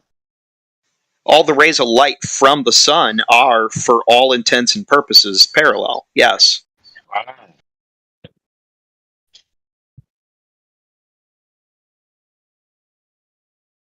How do I pronounce your name all the way up there? Hold on a second. Why don't you look in the Nagubu? chat? Nagubu? Yeah. Just for clarification, I am not a flat earther. You were talking to me like you assumed I was. He's not. I don't believe he is either. He's a submariner. Stop. I have to bring it up. That means he's lower. That means he's lower. No, fuck you. I didn't. Fuck you, Indio. I didn't say it. Once again, somebody else. I said have to bring it up. I have. No, you don't. You don't have to bring it up. Because it's such a unique job. Yes, dude. It would be like, I don't know, like that's a very small group of people. I don't care about talking about it, but it apparently pisses a bunch of people off in here. That's what I was told in 24/7 last week. I'm not pissed about it. Dude, how could you be pissed about somebody working on a submarine? That doesn't even make sense. No, there's people over there that get pissed that I mentioned that I work on a submarine so often. Oh, okay. I got you. No, that's not why they get pissed at all, dude. I may have evolved into that, but the original reason why they were pissed is because back in the day, you used to posit the idea that you work on a submarine as giving you some unique knowledge that the Earth is a globe. And then when asked what that knowledge was, you would then drop the veil. I can't tell you. It's top secret. It is top secret, though. Yeah, cool story. But I worked in the CIA, and I can't tell you what I did. It's top secret. Why did I? Right, rest assured. Hold on, friend. Rest assured. While I was with the CIA, I was very clear information about the Earth being flat, but I can't tell you. It's top secret. Well, he did say that he traveled to the Arctic underneath the ice, according to him. I don't know if that's true or not. We can't confirm or It deny is true. that. That is true. I told you before, even though you never let me do it, the best I can do is confirm that I was in fact in the Navy in the submarine force. Like, that's the best that I can do. Dude, I was in the CIA. I can confirm that 100%.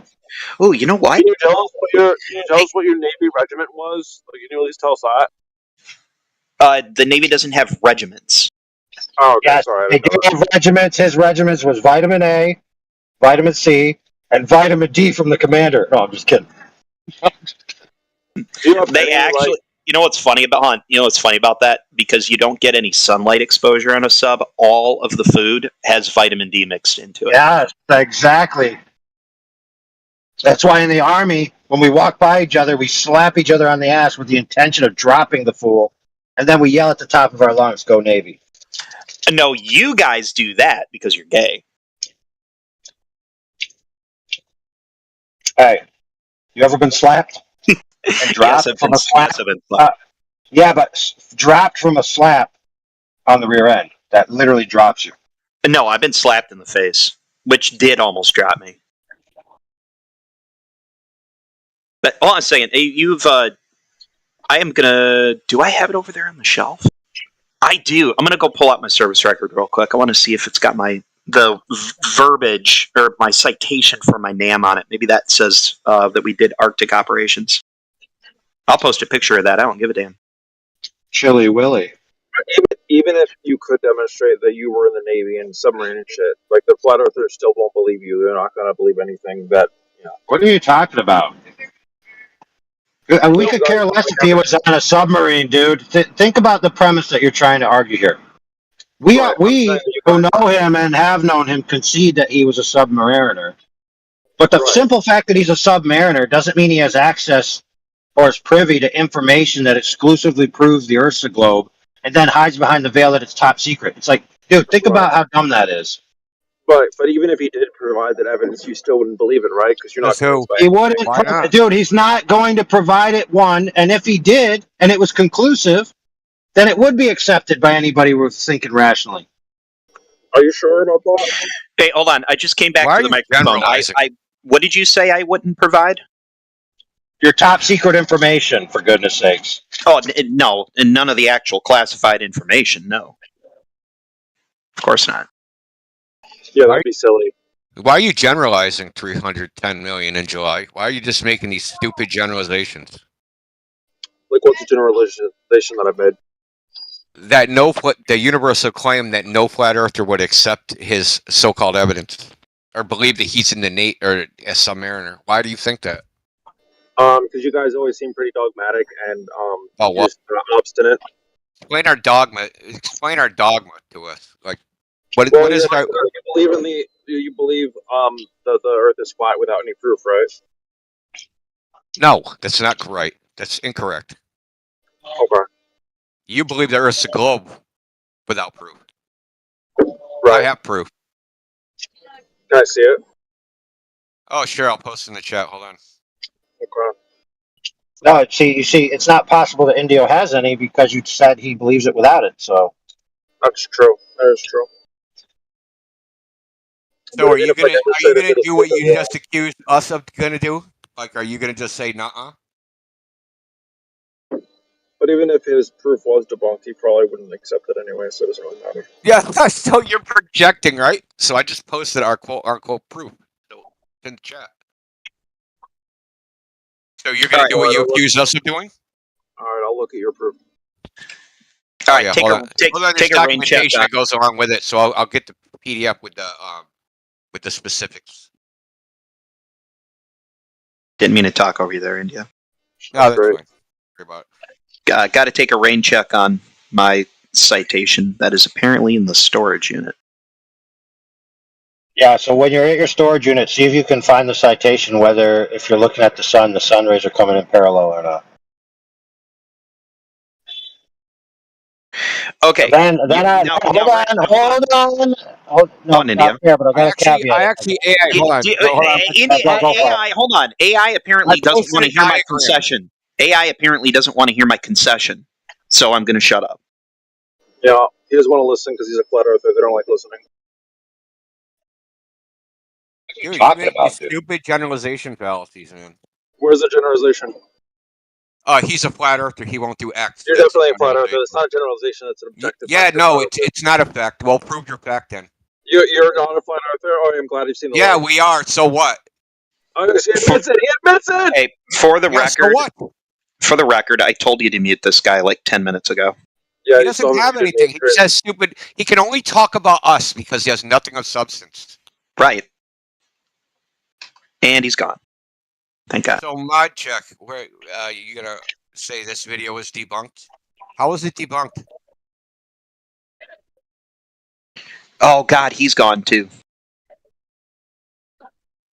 He is out of here.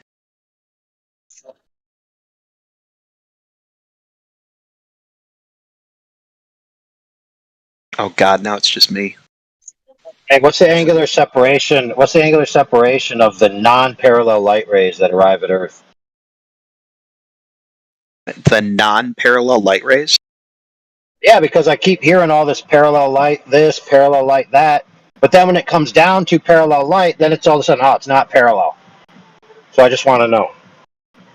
I want to know the angular separation of all the converging light, and I want to know the angular separation of all the diverging light.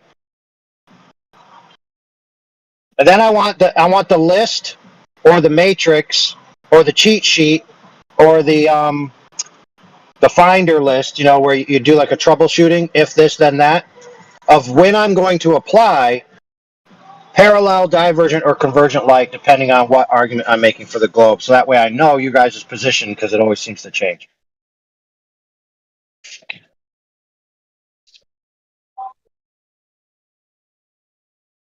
That was a lot of demands all in a row. All I was going to say is that the light rays are, for all intents and purposes, parallel, but if you want to be hyper-technical, they're not.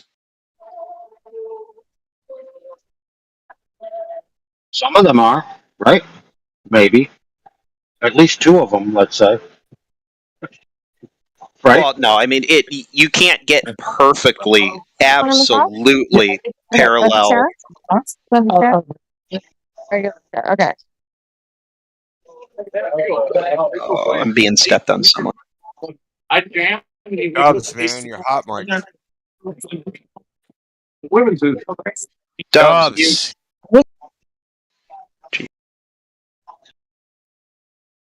Dude, this server has the rudest motherfucking people on it. I swear to God. Yep. I told you 3 weeks ago, man. A bug zapper in a bayou. There's thousands of uninterested people in the server that click over into this room because they think it's going to be funny.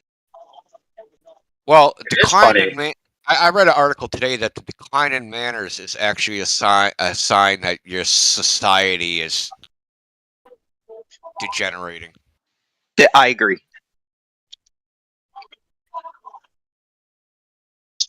Well, part of the decline in manners. Part of the decline in manners begins when parents start to treat their children as peers rather than inferiors or subordinates. I will never treat my child as inferior, but I do treat them as subordinate because that is what they are. They are my children. Yeah, but they are inferior in many categories, are they not? Well, there's a difference between what they are and how you treat them.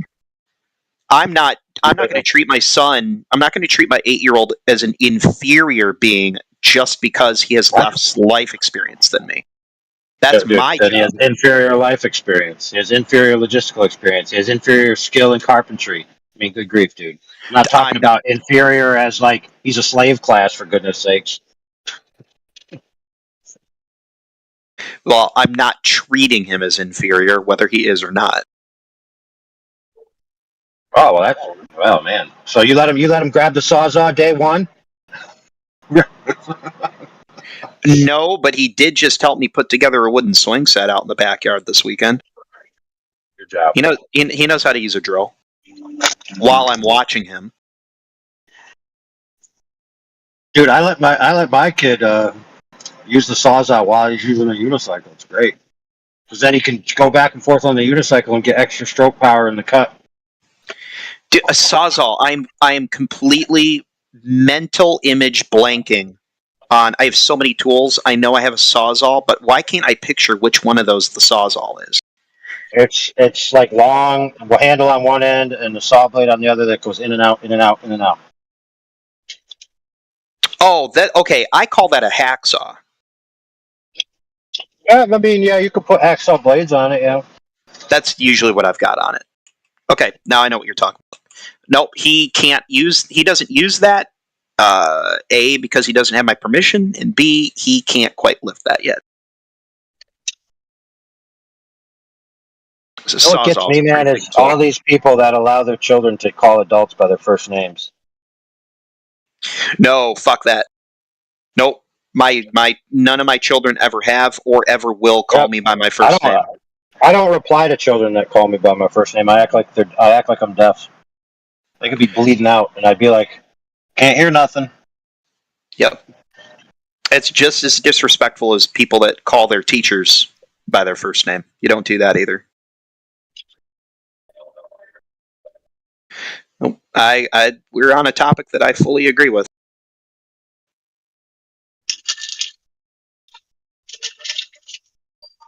I will say it's more difficult to raise kids now than it was for my parents to raise me.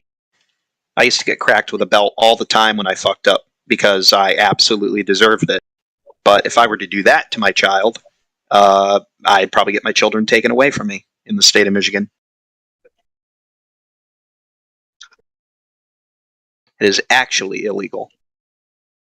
It's painful. Yeah.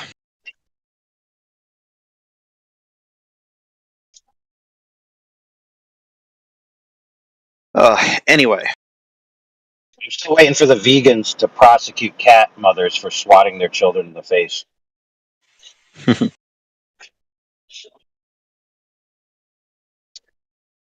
No, the parenting thing for me is in the same vein as the death of chivalry.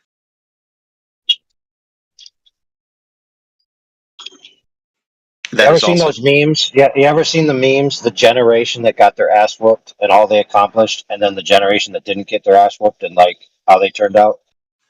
Oh yeah, it's hilarious. But dude, it's child abuse.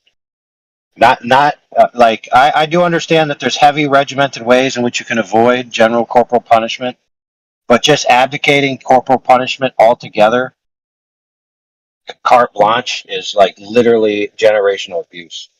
It's literally depriving children of tactile response, feedback, operant conditioning training, and stuff that actually has that actually matters.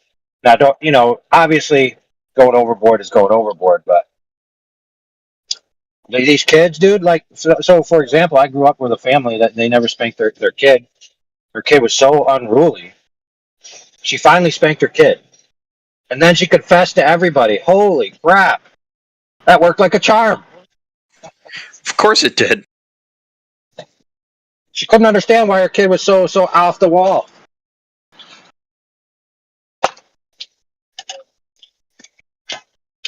Yeah, I used to get the vacuum cleaner pipe, and the vacuum was the Hoover. So straight away, I'd be like, "Mum's getting the Hoover pipe." Run. Yeah, I just do it Roman style, bro. Romans. I like the Romans. So what the Romans would do, you get ornery. So what they do is they get you on the horse and they say, okay, we're going to go for a horsey ride. Then they take you to the top of the mountain and they leave you there. And if you make it down alive, you deserve to live. If you die, oh well.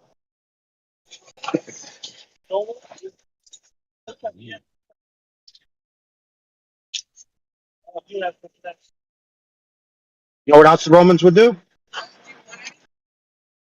They'd conquer a nation. Everything Now, I learned it from the hold on, street. buddy. That's right. This is the hardest street lesson you're ever going to learn right here, Holmes. Check it out. So what they would do is they would, have a war. A lot of men would die, so there'd be a lot of fatherless kids. There'd be a lot of women about to raise the next generation of young boys. So the Romans had a choice. Well, we could kill all the young boys, and then they wouldn't seek revenge. Wait a minute.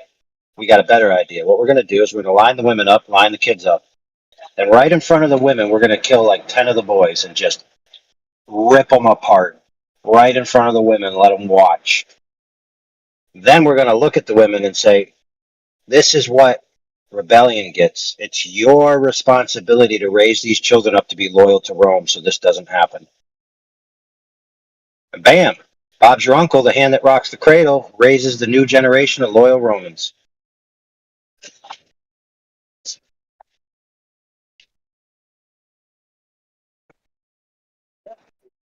Dude, the way I'm raising my child compared to the way everybody else around him is being raised, my kid is going to be so well off when he gets to be an adult. He's going to be leaps and bounds in maturity and measurement. Dude, if you teach your kid a modicum of morality, a modicum of self-reliance, a modicum of logistical abilities, and while all the other kids are basically just watching YouTube ad infinitum and turning into stone cold retards, I mean, he's going to be like the king. He's going to be like the king, but you also got to consider what's he going to be the king of? The losers?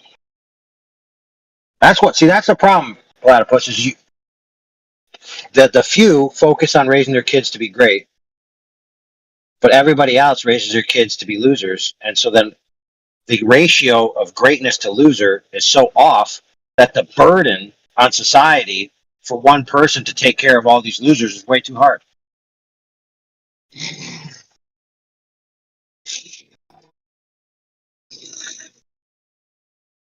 That's why I'm kind of hoping by the time he gets to be an adult in 10 years that AI and robots have replaced all these jobs that can easily be done by AI or a robot. Yes.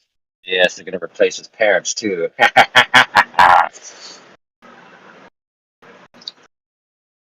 Never. Everything. Yeah, so I didn't hear your answer to Indio's graphic about the parallel light, bro. Dude, I swear to God, somebody that I went to school with, I was having a conversation with them about a month and a half ago at a class reunion, and he said out loud that at one point in the past month, he didn't know how he should respond to something that his child was doing that was inappropriate, so he asked fucking Chat GPT for what he should do as a parent. And I just about threw up. Well, what chat? My brother-in-law's a bit like that, yeah. I'll ring him up and ask him what he's doing, and he's been on the computer all day having full conversations with ChatGPT about what's going on today, you know, with all the different things happening, regardless of what it is, yeah. And he gets all his information from there, and he basically has more conversations with ChatGPT than he does his own wife. I find it really strange. Yeah, I got the chat GPT triage emotional support helpline point. So it says point 1, assure the patient everything is all right. The earth is still a globe. The flat earthers haven't proven anything. Now continue to point number 2.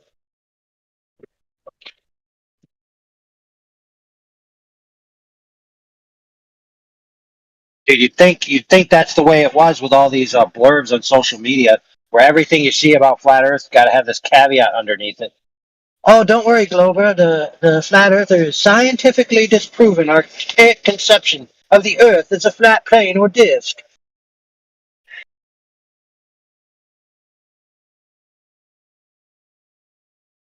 It's 12:40 boyos, or 12:30 almost. I got to take off for the night. I'll be back on tomorrow night. Yeah, don't forget to come back with that horizontal light rays, bro. Parallel. Come back, bro.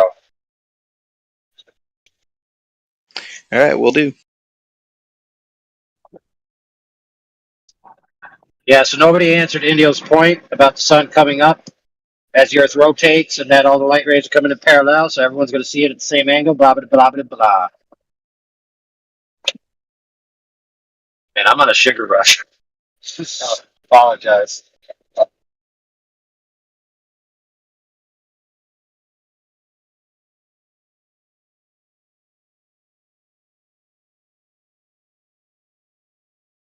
But isn't it like Schrodinger's parallelity? It's like you don't know whether it's parallel or not until you're talking to a globe or making an argument, and if it serves their argument, then it's divergent. If it serves their argument, then it's convergent, and if it serves their argument, then it's parallel. So it's like, you know, it just does what it needs to do anytime it needs to do it, you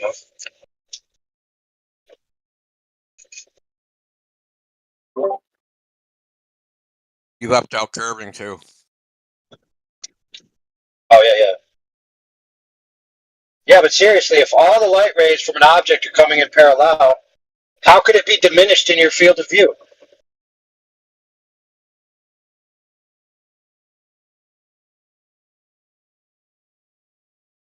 Good point.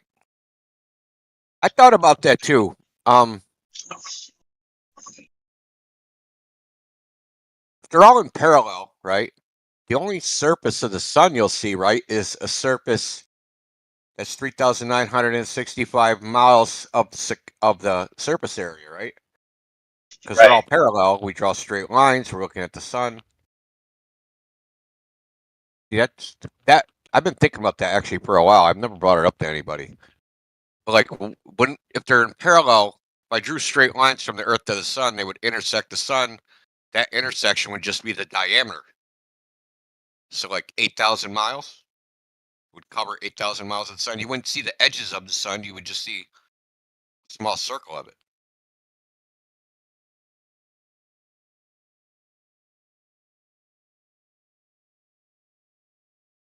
Right.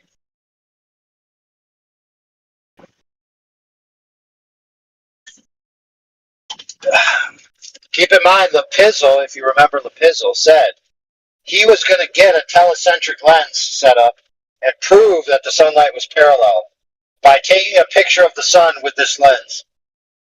Then I informed him, in order to take a picture of the sun with such a lens, it would have to be the size of the sun, dummy.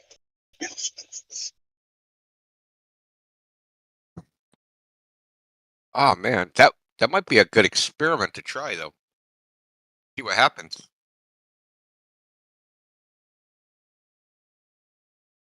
There are some pretty big telecentric lenses I saw. They were like freaking 2 inch, like maybe like 18 inches in diameter. They're huge. What if you take a picture of the sun with one and it actually shows up small? That's why I That'd be just weird. want to do it. That was the point. Like, I wonder if you'll make like. I just wonder what'll happen. Like, it just could blow the whole thing out the water.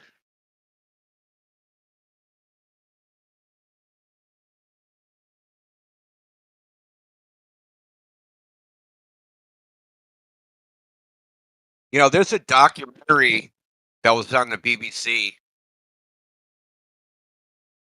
I don't know if you've heard about this. There was this guy. So they were like, they're like interviewing people with like weird ideas, and one of the guys they interviewed, it actually happened to be like, I don't know if he was a flat earther, but I know they talked about flat Earth in it. I don't know if that was another guy or him, but this guy had a telescope, and what he said is that the telescopes they use do not accurately capture what's out there in the sky, and that you have to use a whole bunch of lenses. And this guy had like a telescope with like 30 freaking lenses in it, like a ridiculous amount. And he like they didn't really go into like super detail, and I've tried to find this guy and find out, but because it was like done in like the late 70s, you know, and in the UK, there's just like not a lot of information out there. But apparently he has some sort of patent on the telescope that he designed. It was like a 20 lens telescope, something like that.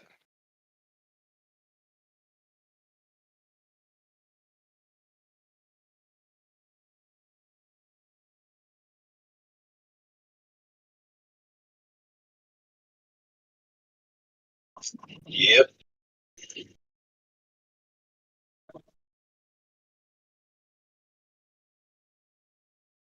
Well, he claimed he could actually zoom in on stars and see what they are, and planets.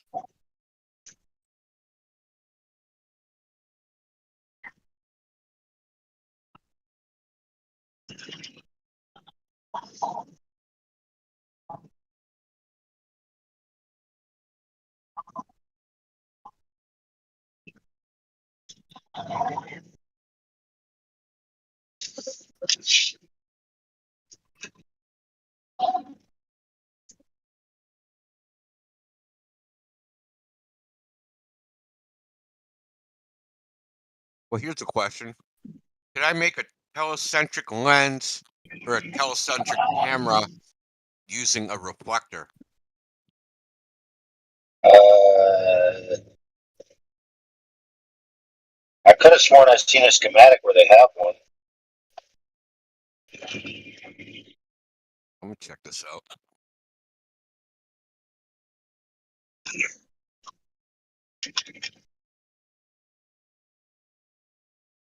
But man, when I was growing up into the idea of photography and stuff, it was amazing to me that, although it's common sense when you think about it retroactively, that the only way to take a photo is to get rid of light.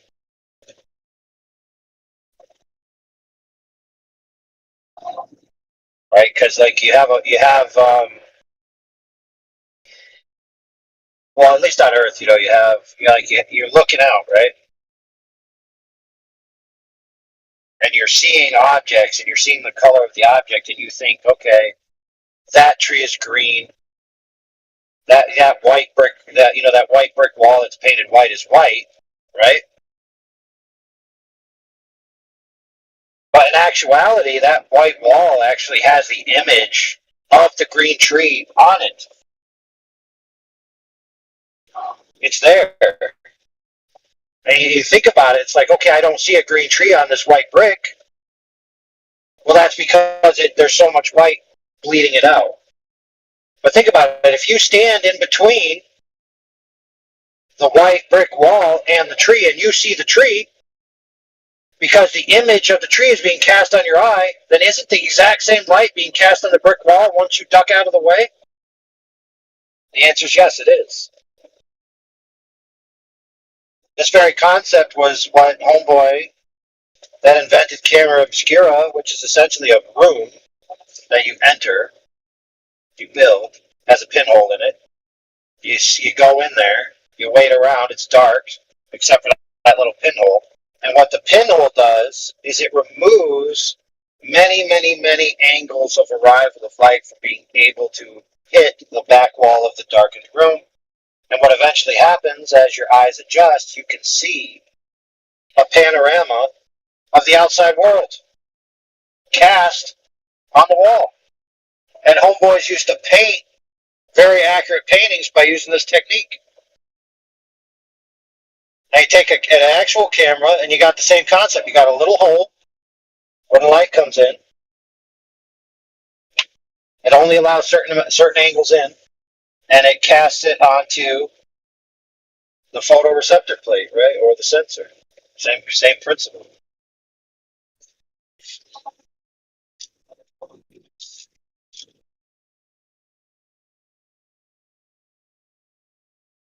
In fact, all objects have, to some degree,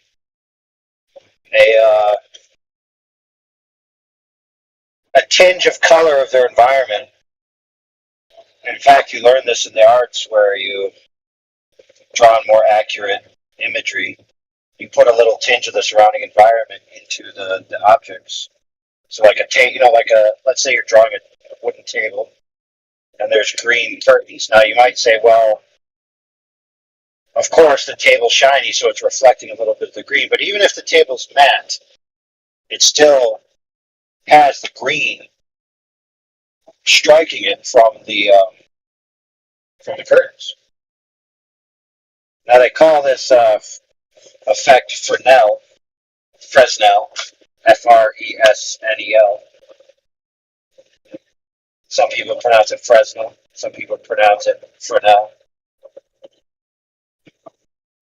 Named after the homeboy who was French.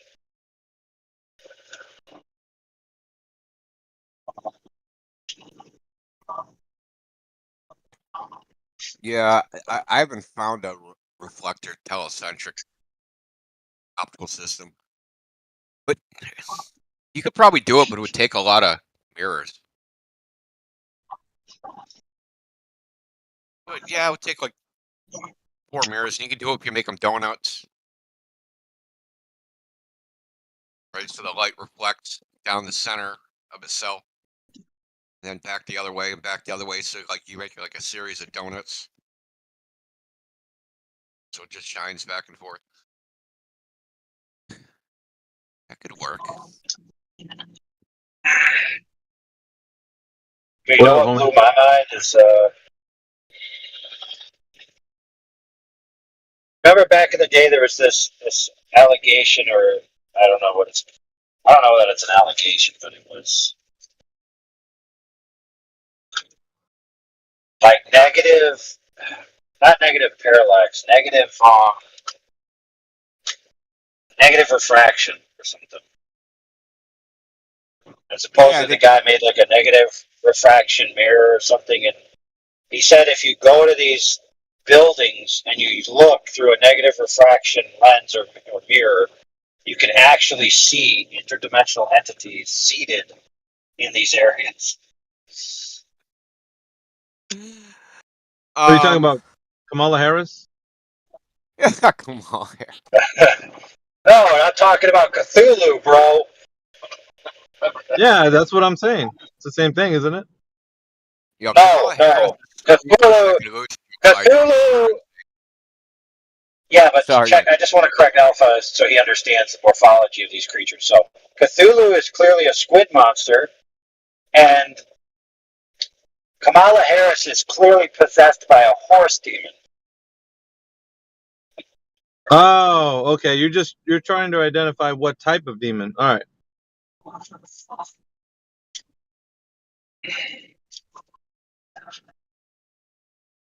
Hey, where'd that other numpty go? Did he leave? What was his coup de grace? It was my coup de grace.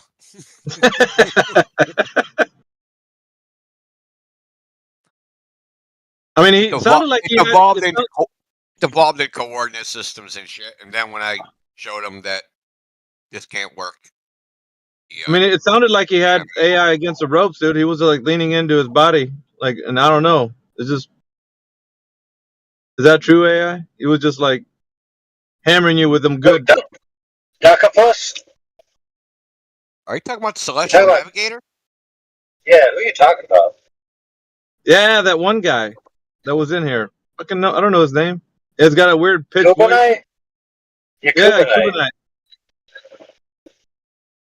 Dude, the Cubanite's whole claim is that depending on which axes, that the vertical axes you could have refractive effects, but the horizontal axis isn't going to have refractive effects. The ground positions are specific locations. At the very beginning of the entire argument was, okay, your claim is that the ground position is in a fixed physical location when simultaneously observed by three separate observers who have an angle of azimuth or direction, specific direction, not general direction, to that location. So if the three of them traveled along those rays that intersect, they'd arrive at that ground position. And so he wanted Jedi to demonstrate that occurring on the flat Earth. So I simply asked him, demonstrate that occurring on the globe Earth. All he could do was appeal to the concept that the three people, if they were looking according to my model, would be. But I simply asked him, okay, where was it validated that the three people traveled along that trajectory and ended up at the exact same physical location? And he spent his entire time just showing models, rather than just, demonstrating that it occurred in physical reality. Which is basically what the first thing I asked him, right? I was like, yeah, but you don't actually do that in practice. You just don't point in a direction and sail that way. It doesn't work that way, man. Dude, it's like what is it? Spherical triangles. With like one guy says, "Well, you just keep going and turn 90 degrees, and you keep going again, turn 90 degrees, and you got a spherical triangle." Remember that guy? If you just go straight, you end up back at the exact It was same me, place. Maggie. That's my You're the favorite one? shtick. Yeah. No, not you. Dude, I have whole GeoGebra on that. Really? Yeah, you want me to present? Oh my god. Well, it's going to end up the same way that the conversation that AI had with Probably. Yakubi and I. Yeah, tangible demonstration in reality, not on a model. But it's a nice GeoGebra, I'm just saying. I mean, GeoGebra, yeah. I love your GeoGebra. It's very attractive. Okay, I'll show it. Not reality. Kind of like your AI girlfriend. Very attractive, not reality. Yeah, it's not. It's just a sphere, Yeah, man, but like we're talking about people actually identifying that the Earth they're living on is an actual globe. What are you gonna do with all that GeoGebra? Are you gonna present it as in like what? Check out my model, bro. Yeah. So what? Just so we can agree if spherical triangles exist in geometry, not on Earth. God. On the Earth? Hey, Alpha, you remember that GIF? Remember that GIF where they show like the different city distances and they have a leg of the city that's left out? So if they curve the legs, then they can connect the dots. But if they don't curve the legs, then there's one leg that's kind of just dangling. You remember that GIF? Mm-mm. Was it back in the 24/7 days? Yeah. But what I always ask them is, okay, it looks like the distances between these based on this curve. If you only isolate one leg and make all the margin of error extrapolated on that one leg, then yes, this one leg seems to be sticking out. But what if there was a margin of error on all the points? What would the percentage of difference be to get them to fit? I never really ever got an answer to that. Because you got the Haversine formula, you got distance traveled over land, sea, and air, don't necessarily match up. You've got boats having to do boxing techniques, which means they arrive sooner or later than they're supposed to because the charted distances don't match up, the charted times don't match up. Mm-hmm. All of those things. So if all of that has a percentage of error, right, that's what I want to know. Like, how much swing of percentage of error is within that, and could it make those distances work? You're trying those to ask lines for the work tolerance. anyway. You're asking for the tolerance for the guy who's proposing it, right? Well, yeah. It's not. They're not gonna. How can they do it? That's an impossible task. Because most of them would claim that these distances are known. But if you chart the distances on land, the only really chart that you have is any standard cartographic record that the locals have, or some type of globe model pulled from like Google Earth or something, which already has distances given, which were gotten from the earlier methods. But I have my car. Oh, really? How are you going to drive your car directly straight from point A to point B, especially crossing water, bodies of water? I mean, get real. Then they'll say, "Oh, well, I'll fly a plane." Okay, who's privately chartering a plane and getting the accurate distances? How does a plane even know how far it's flown? Most of them go by a speed sensor, right? Just big map. What? But you'd have to know the ambient conditions and all of that. So even with that, where they say, "Oh, these distances are known by the time it takes," I'd be like, "Okay, well, what's the margin of error based on?" Actually, what I used to ask them was, "What is the speed? What is the maximum speed of the aircraft?" And they'd say, "Oh, like 350 miles greater than its cruising speed." And I'd be like, "Okay, so within the swing of 350 miles an hour of increased speed, is it possible to make these flights in that time? And if you're using time over distance, you're going to end up with a similar distance." And the answer is almost always yes. In other words, in the maximum ability of the plane, plus the addition of any stream of current that there could be in, like there really isn't this extravagant difference. In other words, it's not impossible that the plane can make that travel in a shorter amount of time. Let's put it that way.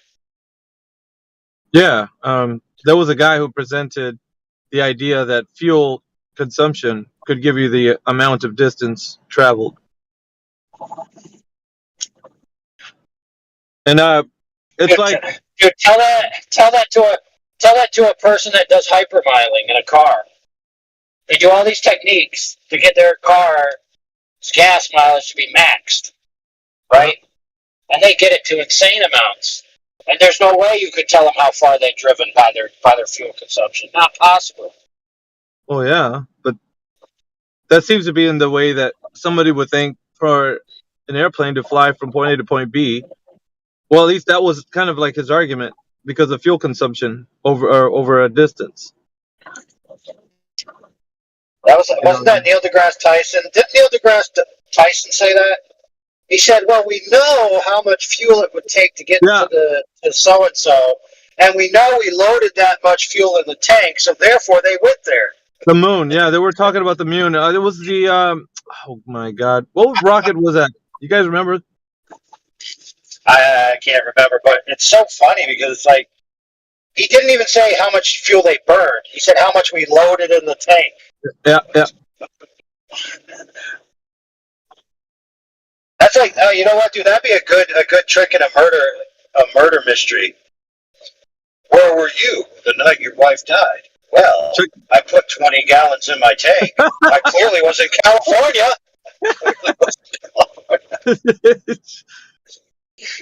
I got a receipt right here, 20 gallons. Yeah, there you go. I even told the guy. R.C. Meisty or Lapizzle that said, which one was the pilot? Was it R.C. Meisty? Meisty. Yeah. He said, I said, how far away do you know? How do you know that's that far away? He said, because if I didn't have the right fuel in the tank, I wouldn't make it. I'm like, just enough fuel to get there? Like, there's no margin of error. Like, better put it like, I'm cheap, man. I know I'll get 20 miles with this much fuel. I'm going to put in the exact amount. Not one drop more. It's amazing how they think, though. I mean, it's like, how do they come up with these things? Like, they don't think nothing through. They're getting a pile of shit and just throwing it at the wall and saying, "Did that stick? Oh shit, let's try again." Like, I can see it now. Attention passengers, Sheila stuck her hand and did the air cup thing where your hand goes up and down, causing drag on the body of the plane. So we can't make it. You're all gonna die. Yeah, man, a little too much drag. We had a fat passenger. We can't make it. And we're riding too heavy. We got to lighten the load up, so we're gonna drop the We gotta chuck some people overboard. We gotta consume fuel, fuel consumption. That's a good point. You actually made a really good point, Indio. Let me tell you why. So, planes have a max capacity of weight, right? And they have an efficient capacity of weight. Now, when we are deployed in 03, we flew. Well, actually in 05 we flew too, but we had to be weighed before we got on the plane with all our personal equipment. So we put on our backpack. We got our weapons, our special equipments, and we had to.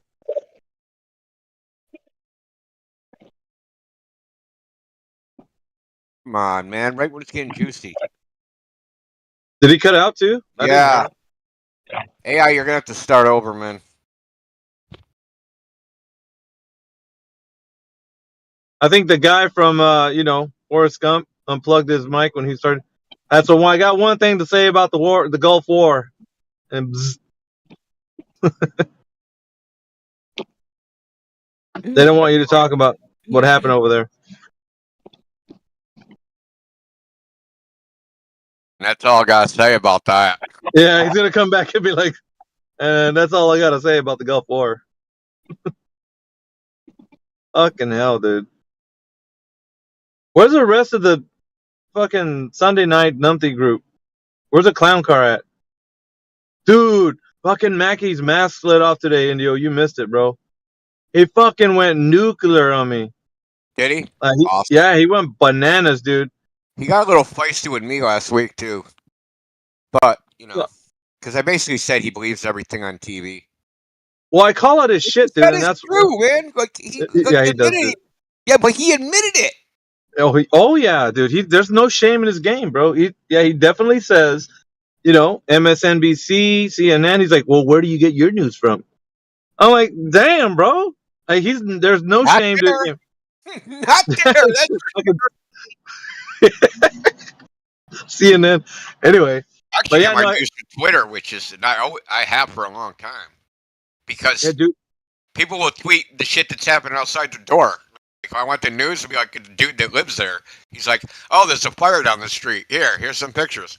Like, I don't need the news to tell me.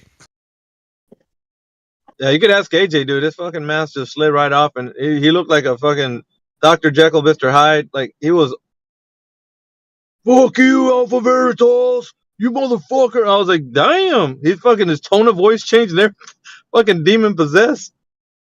You should have triggered him some more, mate. Hit him up, ask him when his balls dropped, and that would have set him right off the deep end. Yeah, no, he was. He was already off the deep end. Yeah, that's probably the worst I've heard him. Oh my God, the worst you've heard him? You're over here a lot too. What the hell, dude? It must have been real bad. Oh wow, It was. Did you clip it, man? What day was it? Yeah. I want that. Yeah, it was like earlier today. Oh man, I'll go back over. I can't wait. Yeah, you're gonna hear it, dude. And then you could judge for yourself, like, because I call him on it every time. Because AJ was talking to him, Jedi was talking to him.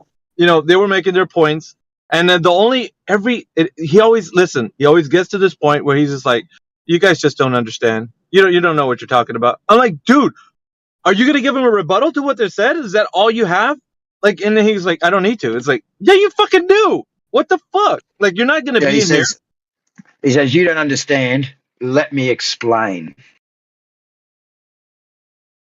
It's irritating, bro. It's like, I know, man. I don't want to hear his explanations. We've heard them 100 times. That shit's an act. It's just an act. I call it the dumb flat earther shtick, right? You say something, they can't refute it, so then they pretend you don't understand, and that what they're going to tell you is the real thing. That fucking shtick, I can't stand that shit. Yeah, he does it ad nauseum, bro. So it was just to the point I was like, you know what? You need to fuck off of this forum already. Like, it's enough. Enough's enough, bro. Like, you don't have... And I said, all right, what is the evidence you have that the Earth is a globe? Sunsets. That's it. That's all he fucking said. When I asked him that at the very end, I was like, what do you have the evidence for the Earth being a globe? Sunsets. Fucking, like... No, that's not the truth. That's not the truth. The correct answer is, what else could it be? I thought the horizon was a circle. He also said that, right? Oh my god, dude, that's he. Yeah, but guess what? Guess what, homie? You know Ruhif and a couple other guys. They basically, within the last 6 months or so, they basically said if the Earth. Remember, well, let me caveat it this way. Remember, there always was an argument. This image shows a curved horizon, right? Therefore, the Earth's a globe. Yada yada yada ad infinitum. So these guys actually evolved to, if the Earth was flat, your circle of vision would be a circle, which would be a curved horizon. So if the Earth was flat, it would be curved. If the Earth was a globe, it would be curved. No matter what, it would be curved. What else is new? So I said to him, was like, dude, you just threw every observation of a curved horizon under the bus, dude. Like, Yeah, he's just a clown, bro. Yeah, I just fucking had enough of his shit. And then, Yeah, yeah, go ahead. I was just going to say AI too. I didn't mean to slip Mackie's ID in there today. I didn't read the actual post properly. I didn't realize you were talking about that other dude. Why are you talking kitchen talk on the dining floor? Sorry, mate. All right. Yeah, mum's a word, eh? Yeah. All right. Okay. Apology accepted. The triumvirate will not turn you into a Mandela effect. Okay. Oh, thank you, mate. Thank you. Oh man. Anyway, Matt said the news almost never lies. He actually said that shit with a straight face. I said even after what just happened for the last couple years, he was like, "What happened in the like the pandemic? Like where the fuck have you been?" Oh man. But here's a funny thing. There's newspaper articles from 20. Oh, say that again. Sorry. It just reminded me, like today I was eating lunch. I had my son and with me, and I'm listening to people in the background, and they're talking about their mask wearing habits. Like, oh yeah, I always wear a mask when I go here, but over here I don't have to wear a mask because they got the thick glass. I'm like, dude, we're free now, bro. Yeah, there's still people here wearing masks. It's freaking pathetic. Yeah, Not a lot. over here too. There's some stragglers walking around the supermarkets. I mean, there was always like Orientals wearing masks. I don't know what their thing is, dude. They're always wearing that shit. They're not trying to still doing it here as well, where I am. We get a lot of tourists, and all the tourists turn up wearing them. Yeah, they're not trying to breathe their air in, yo. Like, come on, man. Yeah, but they always wore masks as long as I can remember, man. Yeah, I think it's a thing, like, even in Japan, like, if you have a cold or whatever, you just wear a mask. It's just, like, a normal thing. It's, like, not even, like, a big deal. It's only, like socially different, I guess, in the West. Well, at least it used to be. Now we're a bunch of Asians. Well, nowadays you can't cough into your cuff anymore without being accused of dabbing.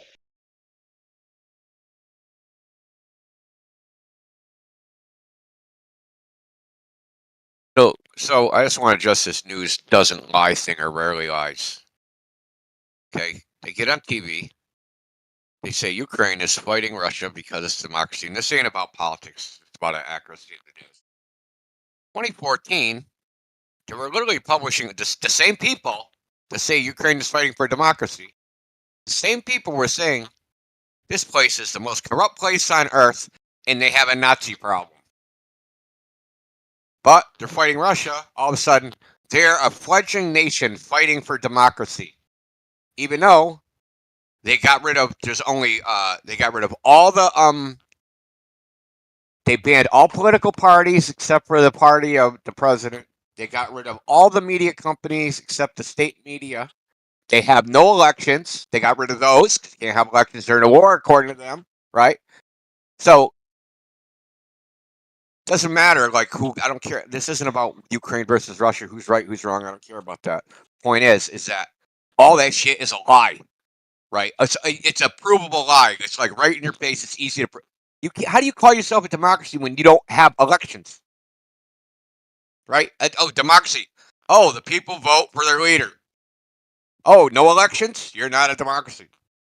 But Scott is like, oh, they rarely lie. Like, dude, they rarely tell the truth. You crazy?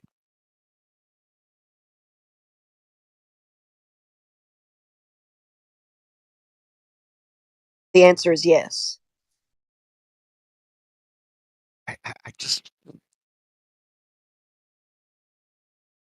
think Scott. There's just some people that they have to believe what's on the TV because it justifies their existence. They just have to. Oh, you remember Jem Panda's answer to that? If I believe in any of these things, that would mean I live in a world where I can't trust humanity, and I'm terrified of such a world. Oh my lord.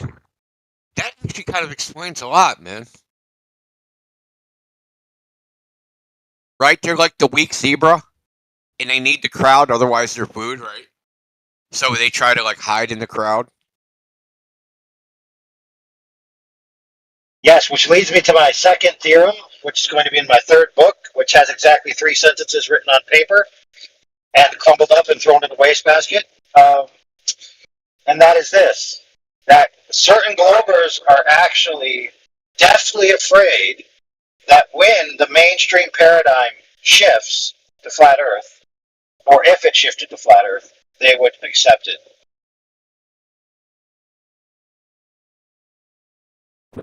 Yeah, there is some weird social dynamic, man.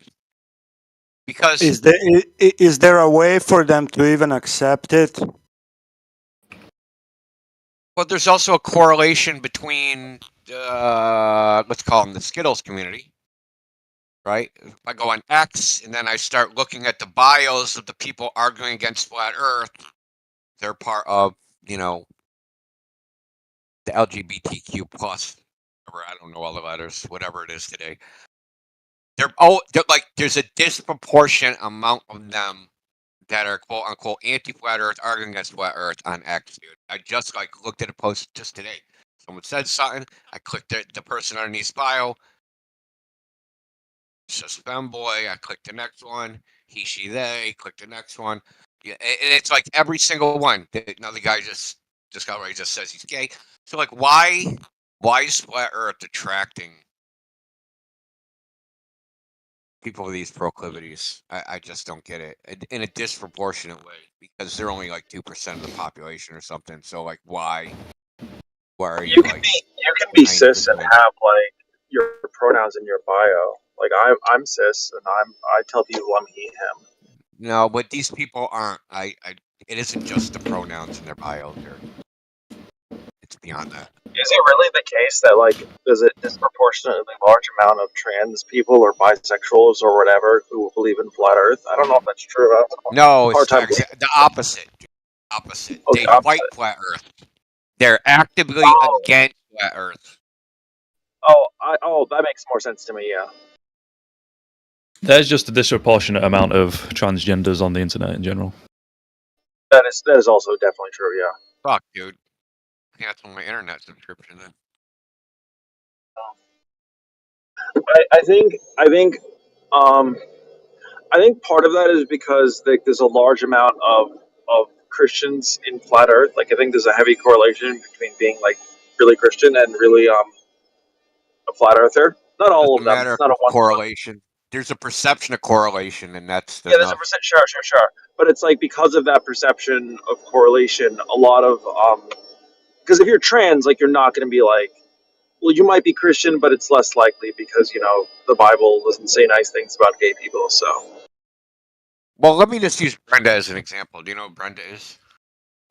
No, I don't. Who's Brenda? Brenda's a trans. I don't know how this goes. So is it a trans woman when you be man that becomes a woman? Man that becomes woman, it's a trans woman. Yeah. So it's a trans woman. And before Flat Earth, Brenda used to argue from an atheist position against, religious in the same type of things. Brenda's probably goes in other chats in the server and argues in the religion channels. Before Flat Earth, Brenda used to do this for the atheism. I think that's what Brenda's motivation is. So I think there's something to be said there. I think you're correct that, that it's called the triggered atheists. The flat Earth. Some atheists, at least activist atheists, they associate it with religion, and for some reason, they want to fight against it. Like, why would you fight against that? Yeah, fair point.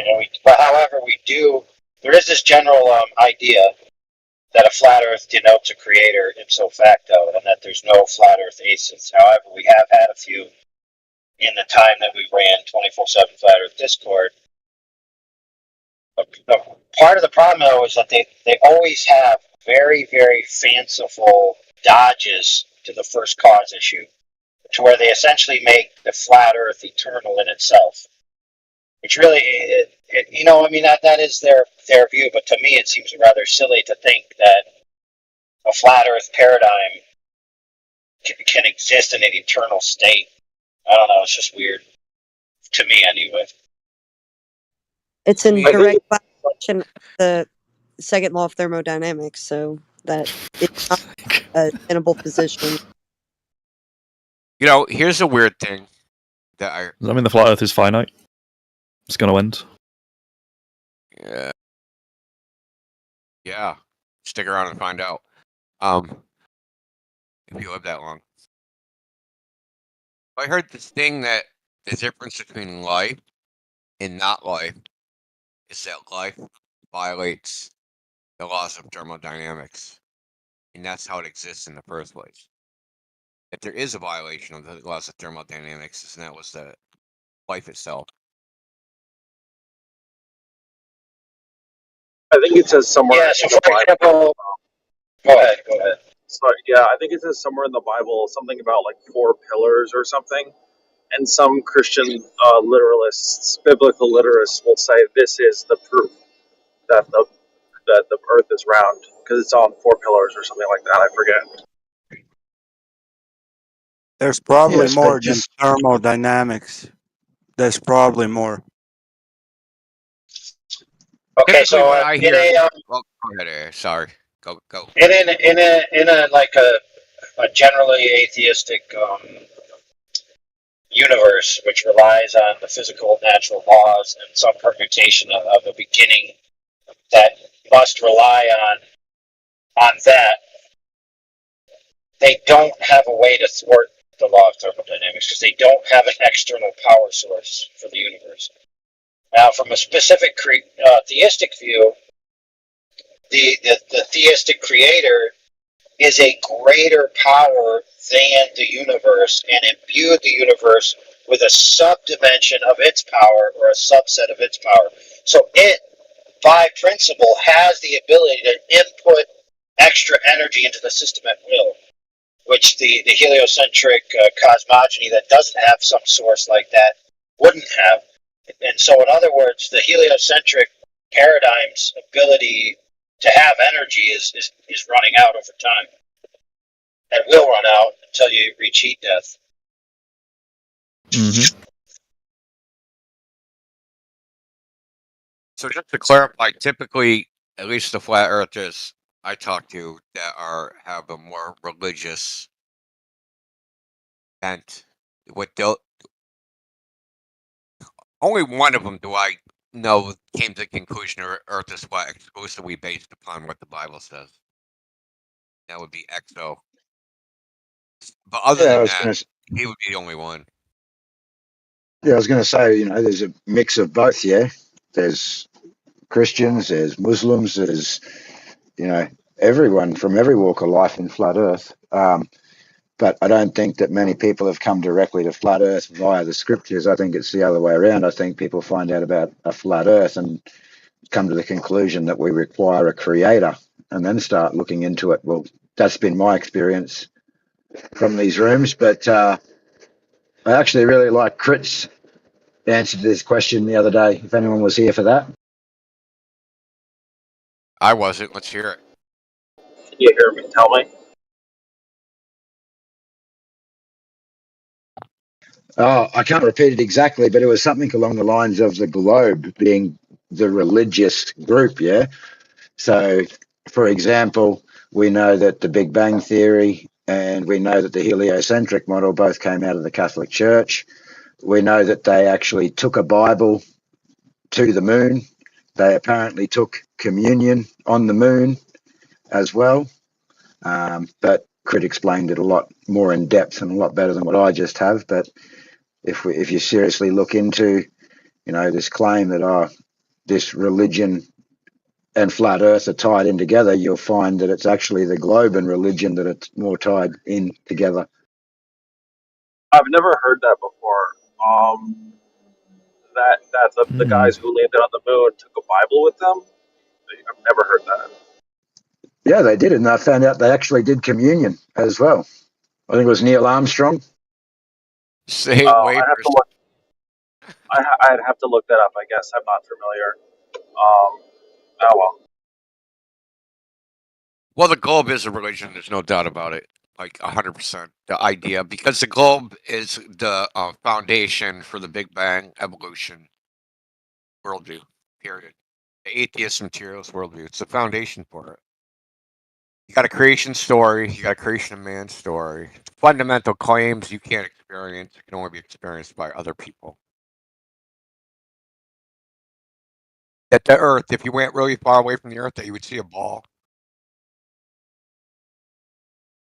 That fundamental claim that the Earth's a ball, and the only way you can know the Earth's a ball is if you go really high in a rocket. No, that's not true. The fundamental claim comes from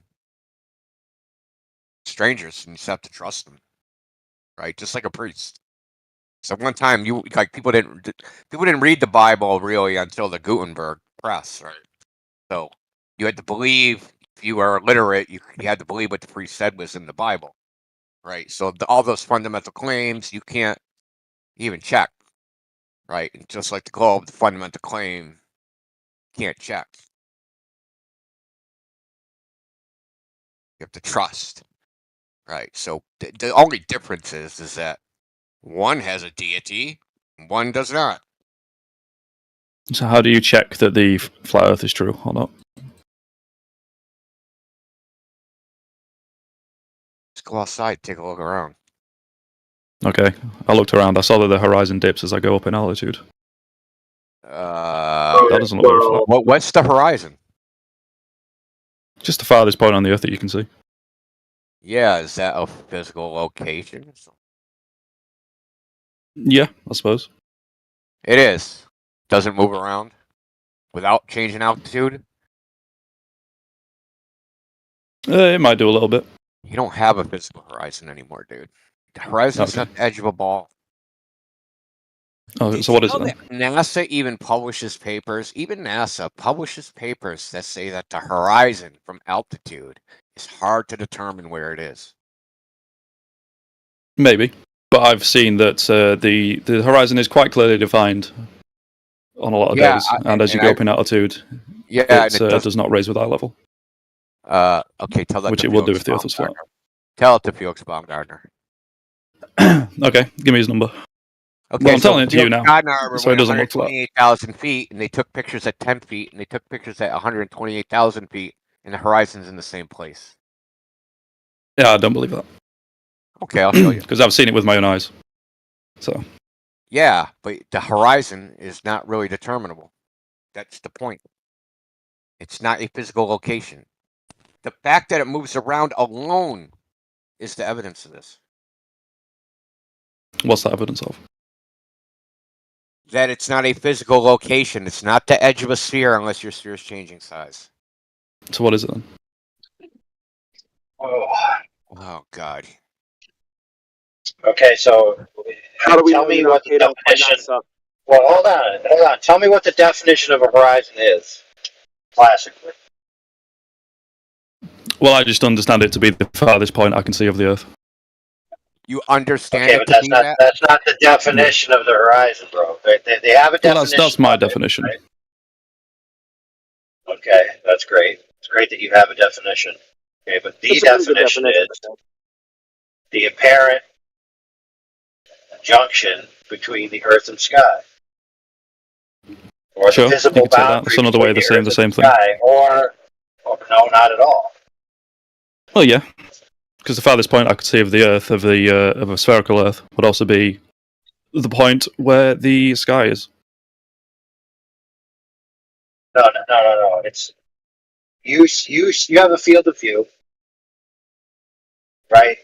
So a more defined definition in art and stuff is like the color field of the ground where it meets the color field of the sky, right? So you're going to draw an image, you're going to have ground and you're going to have sky.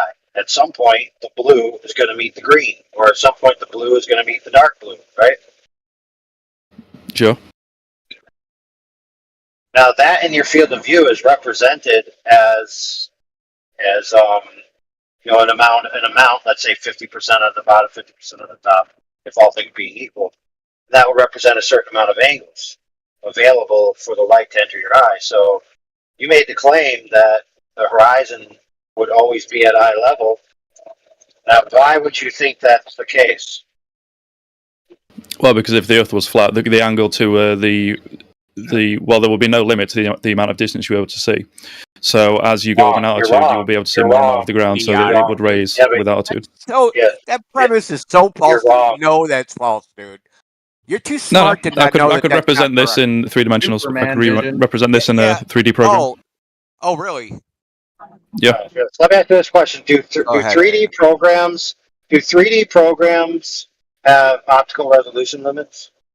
Do they have near field diffraction? Do they have far field diffraction? No, they don't. Yes. Really? Don't. Okay, so show me a three-dimensional rendering program which has a functional angular resolution limit of the observation point and near field and far field diffraction of the light. Go ahead. Yeah, the first one is just the resolution of your computer screen. Dude, the fact that you answered that tells us all we need to know. Thank you. What does it tell you? Okay. When I create an infinite plane, right? When I create an infinite plane in a 3D program and I raise the camera, I don't care, dude. The horizon with this plane I don't care. raises with the camera. How much memory does your? But when I create a sphere, it doesn't. So what I see in reality matches the sphere. It doesn't match a plane. You're just saying that. You're just saying. So the Earth doesn't look flat. You're just it saying. looks curved. Yeah. No. You've never. I'm saying very verifiable, obvious things. This is simple Euclidean geometry. I posted in the chat. 128,000 feet and 10 feet. Okay, there you go. See the horizon line? It crosses his body. At the exact same place.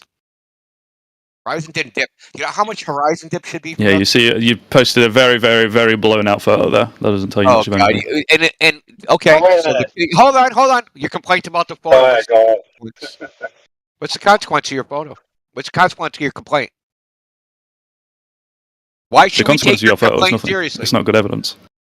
Why? Well, because I've seen it with my own eyes that the horizon does not raise with eye level. So this isn't good evidence because you've seen something different with your own eyes. Why? No, it's not. It's not good evidence because you can see that in that. Well, we don't know what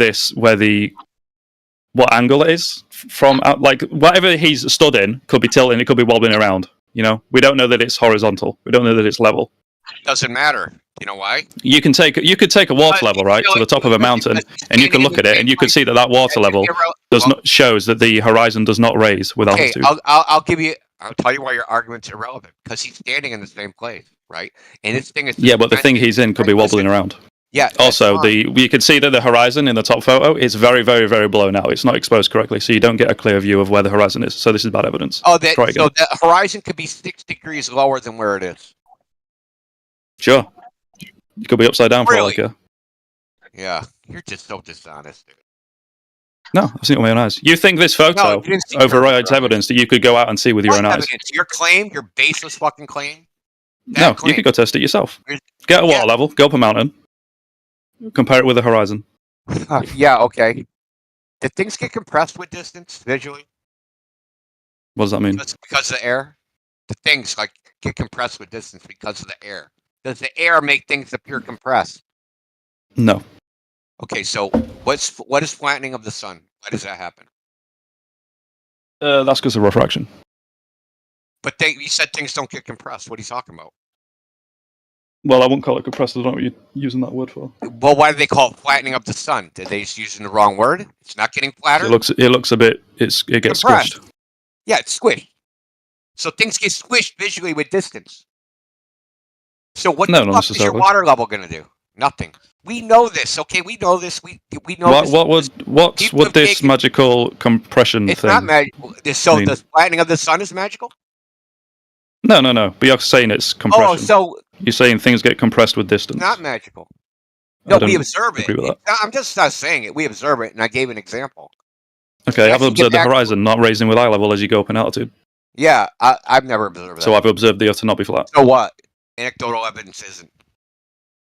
No, this is verifiable. You can. There's multiple people that verify will what you saw. How source do I this. do that? Ask you twice? Is that it? You can literally Google it and find multiple people saying the same thing. Multiple Yeah, independent I witnesses, can multiple find measurements taken by multiple people different saying- people. They also Yeah, that and I show can that the find- horizon does not raise with eye level. And I can find the exact opposite. So what? Oh my No, you goodness, can't. dude. I just gave you an example, dude, and you have No, you no didn't. reputation for it. Nuh-uh. I did. I showed you that I told you that the top photo is very blown out. You can't see where the horizon is, and you can't. We don't know that the camera is level in this photo. So It it's not doesn't good evidence. matter if it's not level because It he's does. standing in this thing. No, The stop. thing he's in is I'm not gonna level. tell you why it doesn't matter, okay? And you're not going to interrupt me because he's standing. This gondola is suspended in both photos. He's dangling already.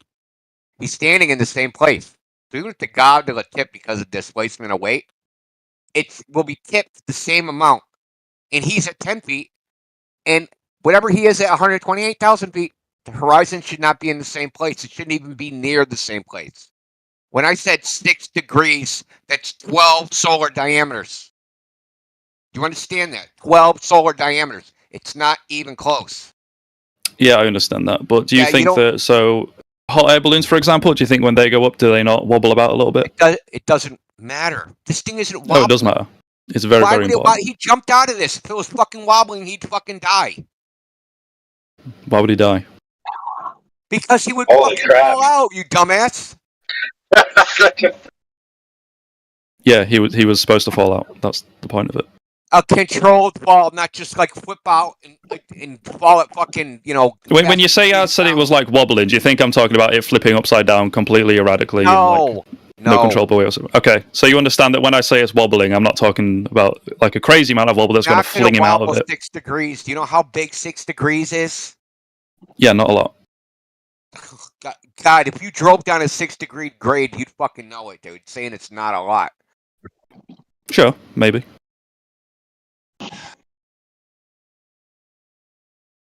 This is why nobody takes you all seriously. Well, nobody takes you seriously because you're providing Can I very, say very bad something? evidence Can I say something? that contradicts things that you can go out and see with your own eyes. No, I provided evidence. You made claims. See, there's a Guys. difference. Okay, I'll provide some evidence. Hold on. Yeah, go ahead. Show us your horizon dip. Talking has its own limits. Doing has its own limits, guys. That's the truth. Thanks, Nick, Captain you Obvious. sound like Nick fixed. You sound like a very wise man. So I'm going to ask you. So I'm having trouble getting the answer from Google. Can you please show me a computer monitor that's resolution is measured in degrees? Well, that's difficult for me. I'm tired right now. He's got the sleepy brain. That's the best answer. I know. Honestly, I respect it. Yeah, I'm now convinced that the Earth is round. I mean, I was Why? already convinced of it. I'm tired. I can't do it. You're convinced because Mez says, "Hey, I saw horizon dip, and that means curvature." Because I Bro. said so. Bro, Yeah. It Yeah. sounds convincing. And the evidence I posted is. of no horizon dip, actual photographs. you know what I Those are think? fake photos. Those are fake photos. So I Fake got photos? Fake person. So that's okay. a critique of his line of reasoning. So he said if the Earth was flat, you could just see forever. Therefore, the horizon would render exactly at eye level, which means he understands that perspective would ramp the bottom half of your vision up towards the vanishing point, right? which means the horizon is in a location in your field of view that doesn't represent orthographic geometric relationship. In other words, it's not at your feet because you're standing on it. Or if you jump up high, it'd be below you even more. So it would rise up in order to appear not below your feet. So he was actually wrong. It would rise with eye level. However, what he meant to say is it wouldn't render directly at eye level if the Earth was a globe, is what he was trying to say. But he failed to meet the burden of why it would render infinitely, because when asked about the actual 3 parts of the physics of light that apply to distant objects, he responded with the resolution of the monitor of a computer, proving that he's doing work on a model that doesn't actually model the factors of physical reality. So you're saying the Earth is round? Okay, let me put it into a syllogism for you. Crazy hope, dude. The ground, here's the syllogism, you ready? If the ground is below you, then the Earth is a globe. The ground is below you, therefore the Earth is a globe. You follow? He lived. So, for example, I'm 6 feet tall to the eyeballs, approximately. So if I actually wanted to look at the ground, right, there's 6 feet of air in between me and the ground, correct? If I go up 1,000 feet, there's now 1,000 feet in between me and the ground. So if I go up 10,000 feet, there's now 10,000 feet between me and the ground. That's 10,000 feet of sky out in front of me in my field of view. So for the horizon to render at exactly my midline of my vision, then where'd that 10,000 feet of blue sky go? Did it just go on vacation?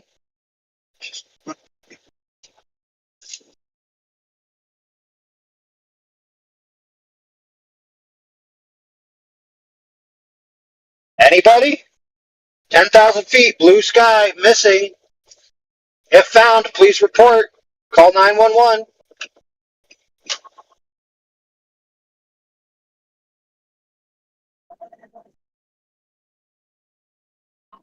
The answer is at that range, the 10,000 feet of sky represents an angular size that when converted over the optical plane creates too small of an angle on the sensor, being your eye, to have any resolvable information. So in other words, at certain ranges, the eye or the optic can't perceive areas that could represent thousands of feet. Now those angles happen to subsume optical information at range based on physical limitations of light, the physical limitations of the aperture of the optic, etc., etc. So when asked if his model that he created took those factors into account, he replied, "My monitor screen of my computer has a resolution," proving he has no idea what he's talking about. Okay, the monitor resolution is measured in pixels, megapixels, K, if 4K, 8K, whatever the heck, not in degrees. When angular resolution is measured in degrees, because it has to do with angles of arrival of light, like in the real world, reality. Yeah, but that also isn't the render. What ends up on the screen isn't what's actually rendered inside the GPU either. Right. There you go. I posted some images showing that the horizon is not raising to eye level as you go up in altitude. Here's also a video from Jesse showing the same thing. But so there's a problem with this. It's real easy to see in 2 seconds. The level isn't in the center of the camera. It doesn't need to be in the center. It's a level. level. It does. No, it doesn't. Yeah, Why does it need to be in the center? Because if you're if you're above or below it, where the other side is, the other side of the level, right, is going to appear. This isn't going to be lined up, right? So if you raise this camera up so that it was in the center, now it's going to be above where it is now, right? And that the front and the back one aren't going to be in that same line. Do you know how water levels work? Yeah, I know how water levels work. You know how cameras work. Okay, Yeah, so you know that each end of this water level will be at an I'll equal actually just elevation. post a demonstration of it that a cameraman did. So I mean, it's like this is just like a Right. I can't believe this. I just really can't So, believe so this. you know that both the ends of this water level will be at the same elevation, right? Yeah, cool story, dude. Do you know that? Do you know that a reticle on a Right. sniper I rifle already is disproved it with the directly? flattening of the sun. Okay, but so you don't I understand how water no, levels I work. no, I do understand. I disproved that hypothesis with the flattening of the sun. No, you didn't. Another nah. You just say it enough times, it'll come true. I mean, I can No, give you you're not photographs. Arin. You're trying to ad hoc rescue your flat Earth. No, I'm not. I've given you multiple observations now that show that the horizon does not raise with eye level as you go up in altitude. I'm destroying your and premise. this is a direct contradiction to the you flat gave Earth. me one observation. So now you're trying to ad These hoc water rescue it. levels. It's not even done correctly. And no, I'm destroying your premise. No, I've shown you two because I've shown you I'm destroying Jesse's your measured it with premise. a destroying your theodolite premise. as well. Am I addressing your premise or not? No, not really. Okay, is your premise that the horizon will be in a set location? No.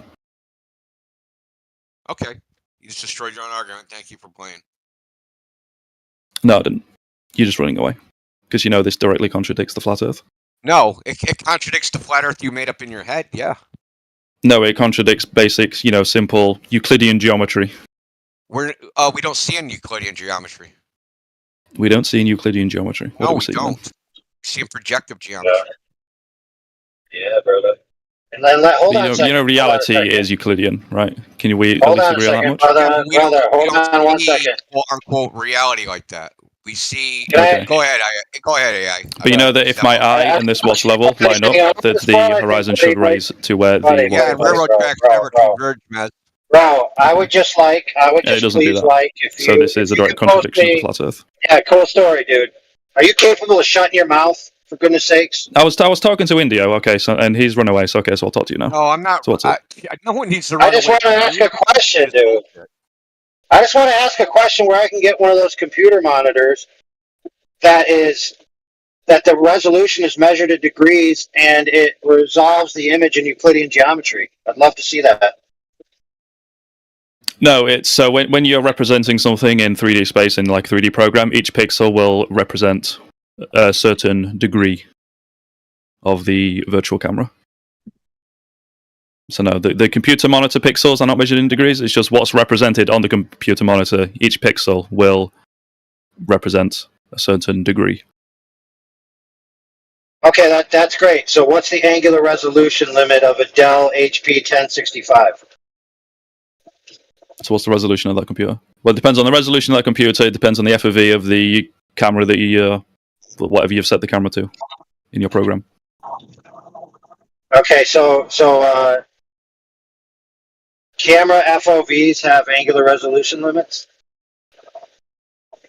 No, you're not listening. So they're actually receiving physical light. No, you're way off topic. Okay, yeah, I am. Okay, what is the Rayleigh criterion formula? I don't know. We know you don't know, brother. That's the point. Okay, so why'd you ask? Because the Rayleigh criterion formula is the formula that determines the angular resolution of an optical device on its maximum limit. That's an ideal, which means it's going to be less than that based on real-world factors. That's just the maximum limit based on the physics of light and the size of the aperture, which precludes its ability to resolve infinite amount of information relative to reception angles versus transmission angles. So in other words, you can't see an infinite amount of angle data, right? You lose visual information at distance. So your idea that if the Earth was flat, the world would be presented in ideal artist perspective and you'd be able to see a vanishing point ad infinitum is ridiculous. No one's suggesting that. What do I do? Hey, get a ticket. Hey, $2? What a deal! Man, what a deal! All right, so I got some money around here. One thing. Take these angles.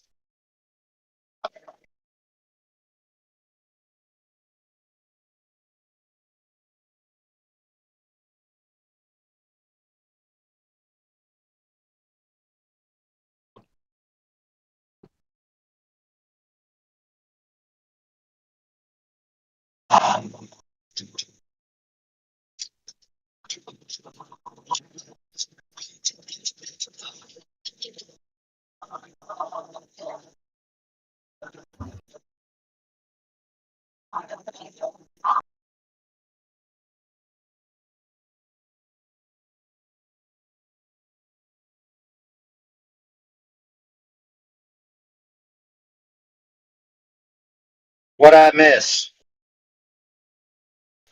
Quite a lot. I don't think you understand the computer monitor resolution thing. Wow, dude.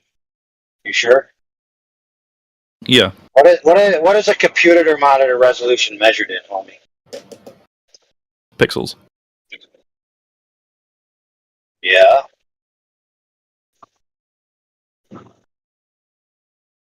Okay. What is angular resolution in regards to pixels?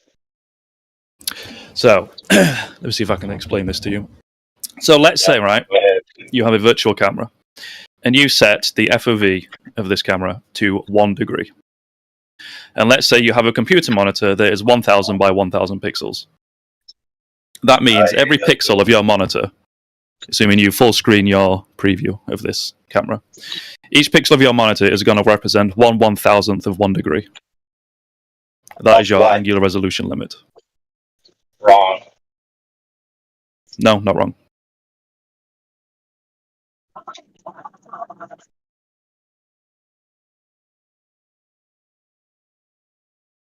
Okay. Angular resolution limits apply to optics, dude. Optics see light in the reality, real world. You know, wavelengths, apertures, physical stuff.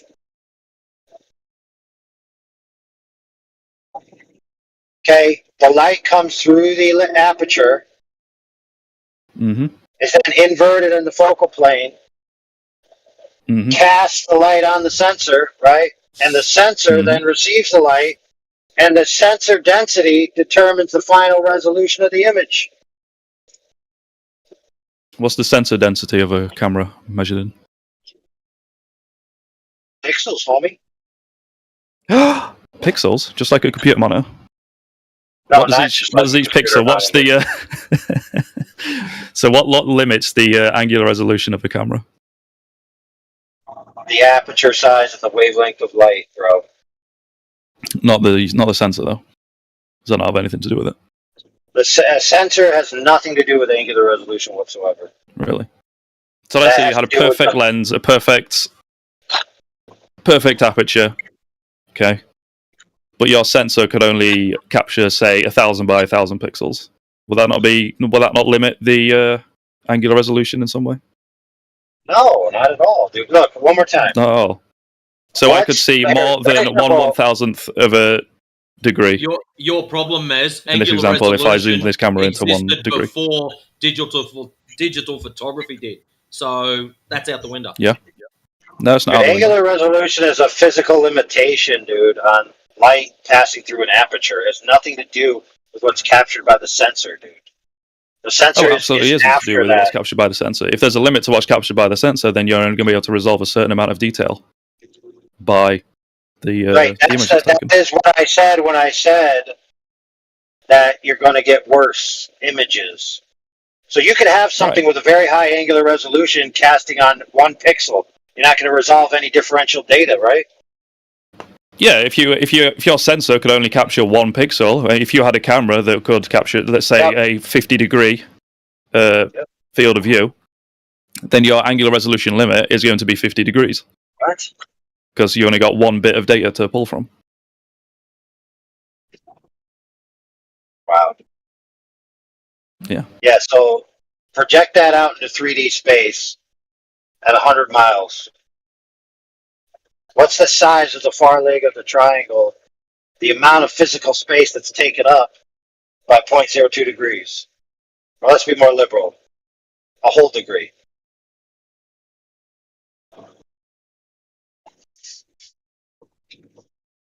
You're gonna have to reword that one. It didn't make much sense. Well, there's an acute angle, right? Mm-hmm. At the focal plane. If you take a triangle with that acute angle out 100 miles, what's the far leg of the triangle? What's the focal plane? What are you talking about? Wow. Like in the real world, when you have an optic, the light from the top passes through the focal plane and is cast on the bottom portion of the sensor, and vice versa. That's why your brain has to flip the image. You never heard of that before? Yeah, I understand how optics work. Clearly you do. Yeah, I work with cameras. You work with cameras, but your answer to angular resolution was the resolution of the computer monitor. Yeah, the resolution of your computer monitor is going to limit the angular resolution of your 3D. Holy crap! Say we have a gajillion megapixel freaking sensor. Mm-hmm. And we have a pinhole lens. Is that sensor going to see more than what the angular resolution limit of the camera is? You suddenly going to magically just have more resolving power because you have a giant sensor?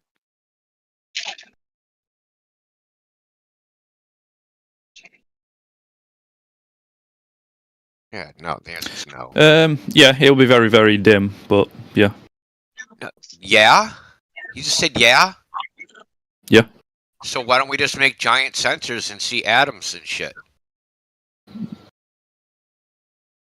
Well, because bigger sensors are going to be more and more difficult to make. So the human eye is equivalent of a 400 megapixel sensor, which is 10 times greater than the best camera today. Why can't we see, why can't we read a book from 10 miles away? Well, I would be able to. Because a very good camera couldn't read a book from a mile away. Because we have a high resolution sensor. Yeah, but it's not high enough to read a book from 10 miles away. Okay, how about a mile away? No. How about 400 feet? Nope. Why not? Because you don't have the limit. You don't have the resolution to resolve it. And that's set by what? Well, it's set by the amount of light receiving sensors in your eye. It's limited by the accuracy of your your iris. Yeah, it's set by the diameter of your pupil. That's what it's set by.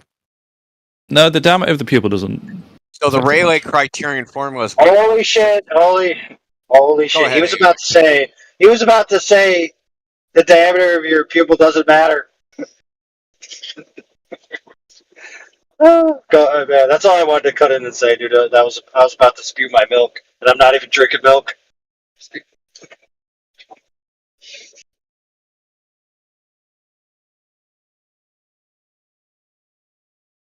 Yeah, it wouldn't matter. As long as you can focus the light onto your retina, it wouldn't matter.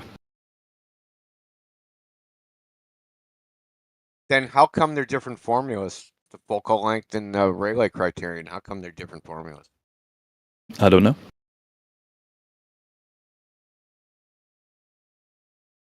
But I know that a bigger aperture just means more light is going to get in. The reason you open an aperture in a camera is just to let more light in so you can get a better picture in dark environments. Are you ever wrong? Yeah, he's wrong right now. But he's not just wrong. He's painfully wrong. I'm correct, and I'm 2v1ing here. Might get a 3v1 if Neil wants to step in. Okay, so do I need to pull up Walter Lewin free lecture from MIT? Is that what I need to do? Sure, Just have him explain the aperture limitation and the physics of light. Sure, pull it up. We'll read into it. So I just posted in the chat the Rayleigh criterion. Do you know what D stands for in this formula? Nope. What does it stand for? Diameter. Okay. So it's the diameter of the lens. So the diameter of the lens sets the angular resolution limit. You guys are faggots. Well, you would know. It seems that in this diagram you're posting, the D seems to represent the diameter of whatever it is you're observing. Well, you notice that's little d. So the D is the That's limit. little d, dude. That's little d. That's the little D. Yeah, that's Oh, you talk about the other D, the big D. Okay. Yeah, the big D. I'm always Okay. talking about the big D. Ask the dude that just came in here. We're all faggots. I'll allow it only because you were describing an event rather than making a slur. It was actually a brag, I guess. Nowadays, that's bragging. Yes, but still a banished word on this server. So hush tosh. Oh, you can't say that? Well, who was that guy? Nah. I need to ban him.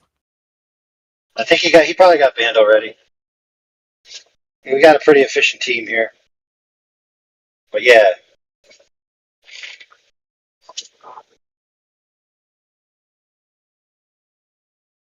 So, why do you think the diameter of the lens is what matters? I can tell you why. Because you have the lens, right?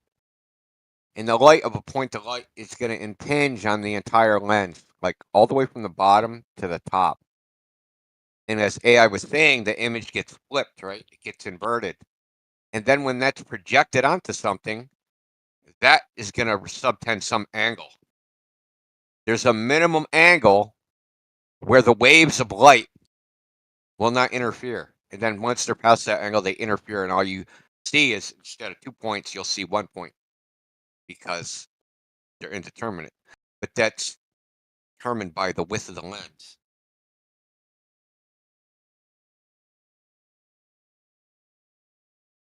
So as far as the sensor goes, say you have the angle that is projected onto the sensor. Say it's 2 points of light. Those 2 points of light gets projected onto a single sensor. You're only going to see a dot of light. You're not going to see individual 2 points of light. But this is at the level of a wavelength, right? So it's so small that the angle is so small that it's like even the atoms aren't small, big enough. Like the wavelengths themselves, the light can't get out of its own way.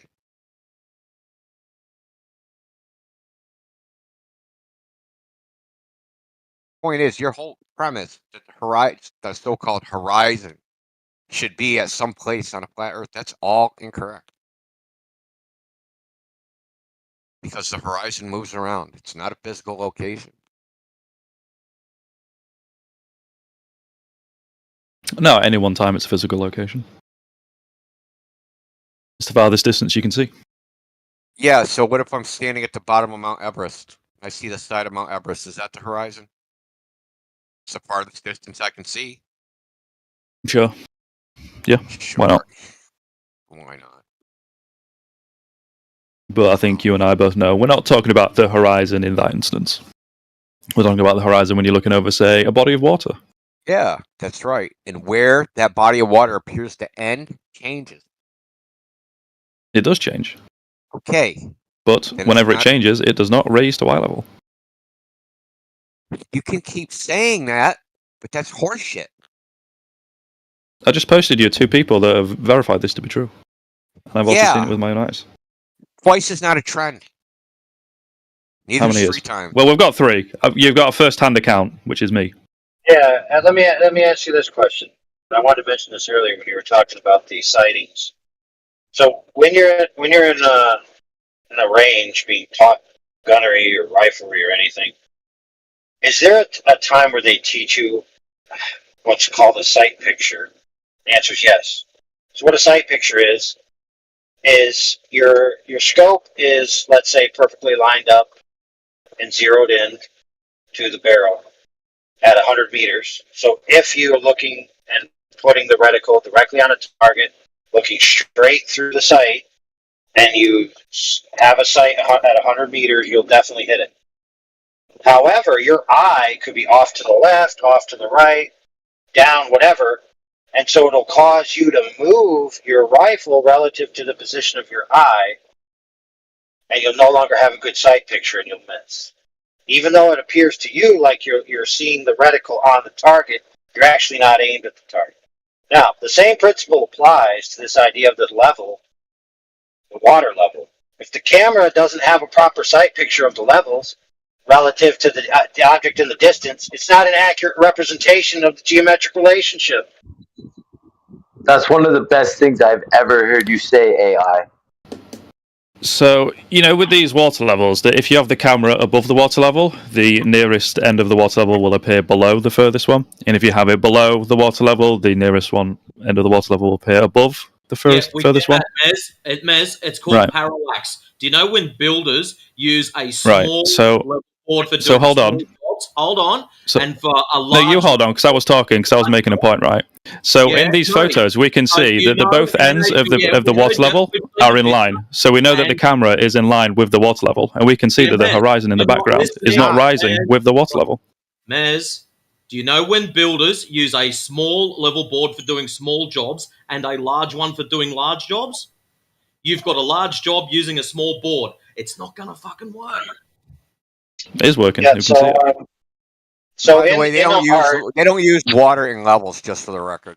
They use spirits because water is too viscous. Yeah, well, just so you know. And water freezes and damages your level. You know, spirit levels also work on the same principle, right? Yes, but so you want the same basic principle, but they don't use water because it's too viscous. They're not accurate. Yeah, so let me ask you this question. Can a camera that maintains altitude demonstrate objects in a distance in a higher or lower part of the frame? Yes or no? I don't understand the question. Can you restate that? Okay, so you have a camera. It's a fixed altitude. I've got a camera. It's on a tripod. So the altitude can't change. You're looking out at a landscape, let's say a mountain range. Now, depending on how I want to frame the shot, I can have the mountains high in the shot or low in the shot. How can I achieve that? Well, you can tilt the camera. Bingo!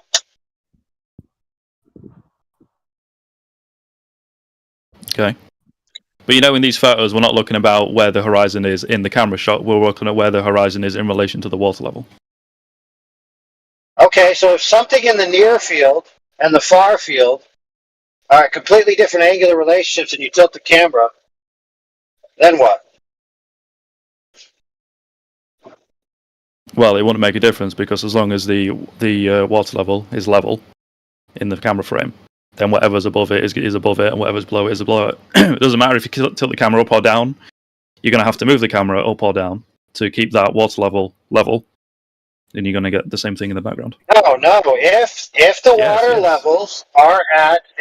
levels are directly towards the center of the camera, and the center of the camera maintains altitude relative to those two vials, and you tilt the camera, the things in the far field are going to move dramatically at a differential compared to things in the near field.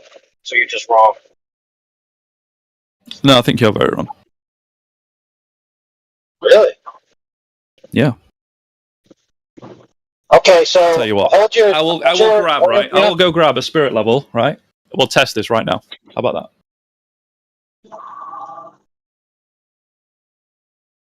How far do you think you can level from a spirit level? How far out do you think you can go? It doesn't really matter. It doesn't matter. Then why do they make different size levels? Why do they make like? Well, no, for this little experiment that I'm going to do. And then frickin' 10-foot levels, 6-foot levels, and 3-foot levels. Why do they use all different size levels? Well, for different use cases. If you need to make sure things are further apart a level. Yeah, what is the difference? Well, some things are further apart than other things. Sometimes you're going to need more accuracy than other things. Oh, more accuracy. Say that last bit again. Yeah, say that last part again. Sometimes you're going to need to be more accurate than other things. Boom! Yeah. Okay. So what point are you trying to make there? Do you think a water level's not accurate? Went right over Yeah, your you head. think you can level a level for fucking 30 miles, dude? What up? Crazy. No, we're not leveling a level for 30 miles. We're not building a structure that's perfectly straight for 30 miles. We're just making sure that the horizon is above or below level. 20? How do you? Again, in these examples, we can clearly see that the horizon is not raising to eye level.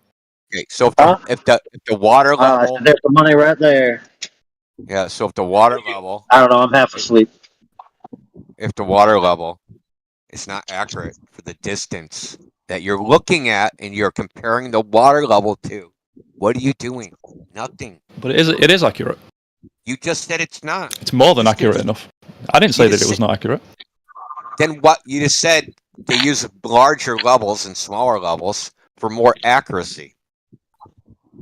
Welcome Yeah, to Flat depending on when Earth. you work, if you're working in a building, if you're doing some kind of construction. But we're not Okay, doing so construction say here. the We're just accuracy of making a this simple observation of whether the horizon is raising to eye level. Say Which the it clearly isn't. accuracy of this is 1/10 of a degree. How far is that at 30 miles? How much of a difference in height that would be? Any idea? It's going to be hundreds of feet.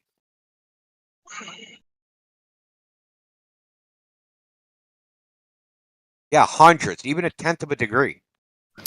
Well, this last observation was taken at 5,600 feet, so yeah, how far away? That's well within a margin of error. How far away is the horizon? No idea. Exactly. But the distance to it doesn't really matter. But we can clearly see that It does it's matter. not. I just told you why it matters. Yeah, but you can No, it doesn't never matter know because how in this far the observation we horizon. can clearly see that it's not raising to eye level. That's the important thing. Yes, so what? It doesn't mean anything. It doesn't mean And that I'm the Earth's telling going you down. why it doesn't mean anything. Because you're just fucking eyeballing it. No, not eyeballing it. We've got a measuring instrument. The water level. What units is this measured in? Yeah, It's so just let measuring me ask this level. question. Yeah, brother, let me ask this Level question. unit? How What are high? they in? Is that like is that sexagesimal? Is it fucking 10s, 20s? Like, how do you measure that? It's just level.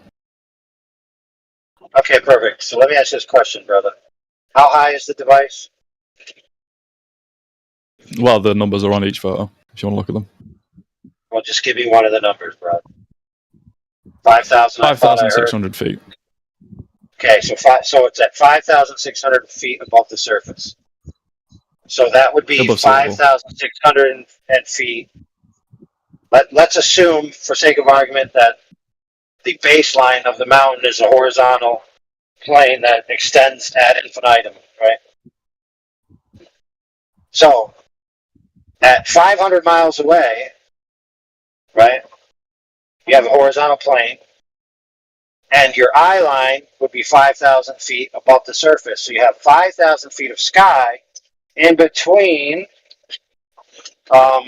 you and the ground, right? Correct? Yes. No, maybe so. No. So, if the Earth is spherical, you're going to have more sky. If the Earth is flat, you're going to have none. None. So the sky ceases to exist. No, below horizontal. Okay, dude. If your eye line is a horizontal line, if your eye line is a horizontal line extending out from your position, idealistically, of course, parallel to the horizon being the ground, the horizontal plane upon which the mountain is on, then that means that the differential between your eye line and the ground is 5,000 feet of sky, right? Wrong. Really? Wow, dude, you just keep sounding dumber and dumber, dude. All right, one more time for the slow kids in the back. Yeah, It's going to be 5,000 feet of sky. If you're 5,000 feet above the ground, right, and you're in the atmosphere, then between you and the ground is 5,000 feet of air, right? Oh, of air, sure. Yeah. Not of sky. Dude, it's sky when is you look air, right? The sky. No, the sky is not air. Just trying to be stupid. I breathe air. I don't breathe sky. The sky is not air, dude. Okay, in your field of view. Do you breathe sky? No, you breathe air. Okay. What we're talking about, okay, is the color fields. Okay, but yes, you're correct. The air. So let's just say the air. So you have the air, right? 5,000 feet of it. Mm-hmm. At distance, the air is blue, right? So if you're looking out, you see, let's just say the ground's green and the sky's blue. So you have the green ground and you have the blue sky. You have 5,000 feet of blue sky in your final image, right? Because when you take a photo, the top of your image isn't just blank; it's blue, right? For goodness sakes. So if the horizon is going to be at exactly the midline of your vision, where did the 5,000 feet of sky go? But the horizon isn't at the midline of your vision. Okay, one more time. If, according to you, the Earth was flat and your eye line and the ground were two parallel planes extending horizontally ad infinitum, your claim is that the horizon would be exactly at the midline of your vision. So where'd the sky go? Oh, I see what you're saying, yeah. It didn't go anywhere. Yeah, where'd the gap go? The gap between the ground and your vision. Yeah, buddy. Well, there wouldn't be a gap. Why not? Yeah, it Because the ground would keep compresses at extending, the horizon. and the angle to a further and further distance on the ground would get shallower and shallower. And this would just continue, even as you raised up in altitude. So it would raise to eye level. Yes. The problem is, friend, you are correct with one caveat. The problem is that in actual reality, the angle of your resolution limit subsumes that reducing angle way before ad infinitum. No, it doesn't. Yeah, it does, dude. Yeah, you're not Superman. So if this was like if I kind of understand what you're getting at, right? You're going to see the angle resolution of your limit of your eye is going to be greater than the difference between the horizontal line and the Earth. Okay, but this wouldn't matter because even if this were true, you wouldn't be able to tell the difference between horizontal and the sky. So we'd see the same thing either way. What we wouldn't see is what we do see in reality, which is the horizon dropping with altitude. That has nothing to do with angular resolution. It doesn't even show that in what you posted.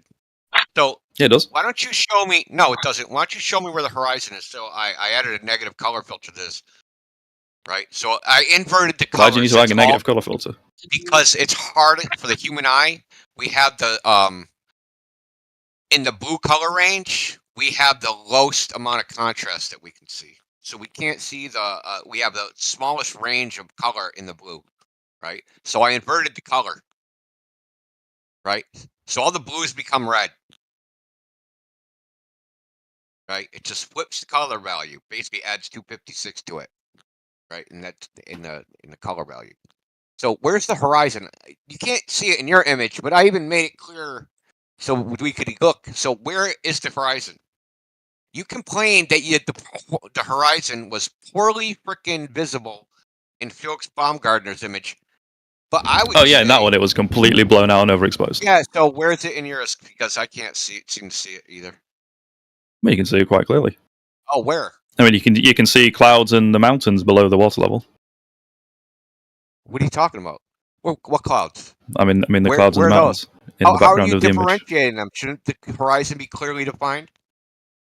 No, not so clear that you're going to be able to point out to an exact pixel. You're such but in this, you can quite clearly see that there's mountains, there's clouds. Where? You can see them well below the horizon. I mean, well below the water level. Yeah, so we know the horizon is below that. I don't even see where the water ends.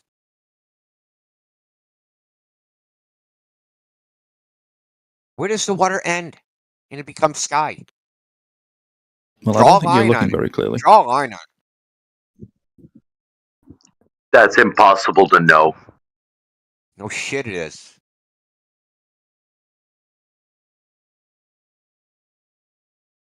And you're lucky I can't find that fucking video, dude. Yeah, we got numerous examples of horizons that appear to be a strong demarcated color field of what appears dark blue that gives way to light blue. And it appears as if the light blue area represented in the picture is the sky, and the dark blue area is the water. However, you could see boats on the light blue area, proving that the water is reflecting the sky back to you, and the resolved line that you think you're seeing as the horizon is actually just where you can no longer resolve the color of the water, and it's subsumed by the color of the sky. Yet if you were uneducated or didn't see the other factor, like the boat being there, you would point at that and be like, that's the horizon, but you'd be wrong. So I also want to bring up something else. You posted a video from Jesse. You know that Jesse also on his channel has a video of a sign where the horizon is above the sign, even though the sign is supposed to be lower than the horizon. And that he used this as an argument for refraction, lifts up the horizon and makes it higher. So which is it? Is the horizon I don't see the issue with that. You don't see the issue with that? No. I thought there's always a horizon dip. The horizon always dips as you go up in altitude. It doesn't mean that the exact position of the horizon in your field of view doesn't change slightly. Well, due to refraction, the horizon can appear above horizontal if you're close to the ground. So there are conditions where refraction can make the horizon not dip. No, it's always going to dip as you go up in altitude. Yeah, but what if the refraction is sufficient to make it not dip? Well, it's never going to make it not dip. It will just make it appear above where it is in reality. I just gave you an example. No, you're giving me an example of refraction causing the exact position in the horizon in your field of view to change slightly. But it's higher. So refractive conditions, if they're strong enough, they can make the horizon appear above horizontal if you're close to the ground. But even if that horizon is going to appear above where it is in reality, it's still going to drop as you go up in altitude. Yeah, let me ask this, homie. Do you have an infinite amount of available color packets to the ground at range ad infinitum? Again, I don't understand what that meant. Yeah, the answer is no. You can look it up.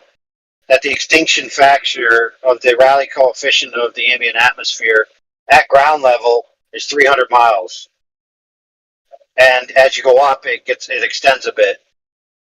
But what that means is that that all the ground information color will subsume into the blue hue at range, and that means that since the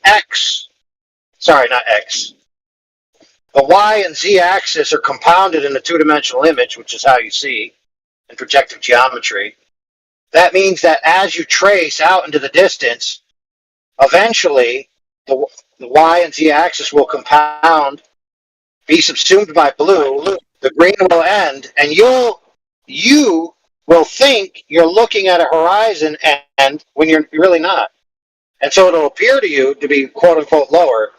Either way, it's not the case that you'd have an infinite amount of resolvable color information ad infinitum out to the plane if it was horizontal and extending infinitely in front of you. It's not possible. Okay, this idea that you think if the Earth was flat, that sounded like a lot of word salad. Yeah, it sounded like you're stupid. That's what it sounded like, dude. If the idea that you think that if the Earth was flat, you could see forever is stone cold retardation, bro. No, it isn't. Simple geometry.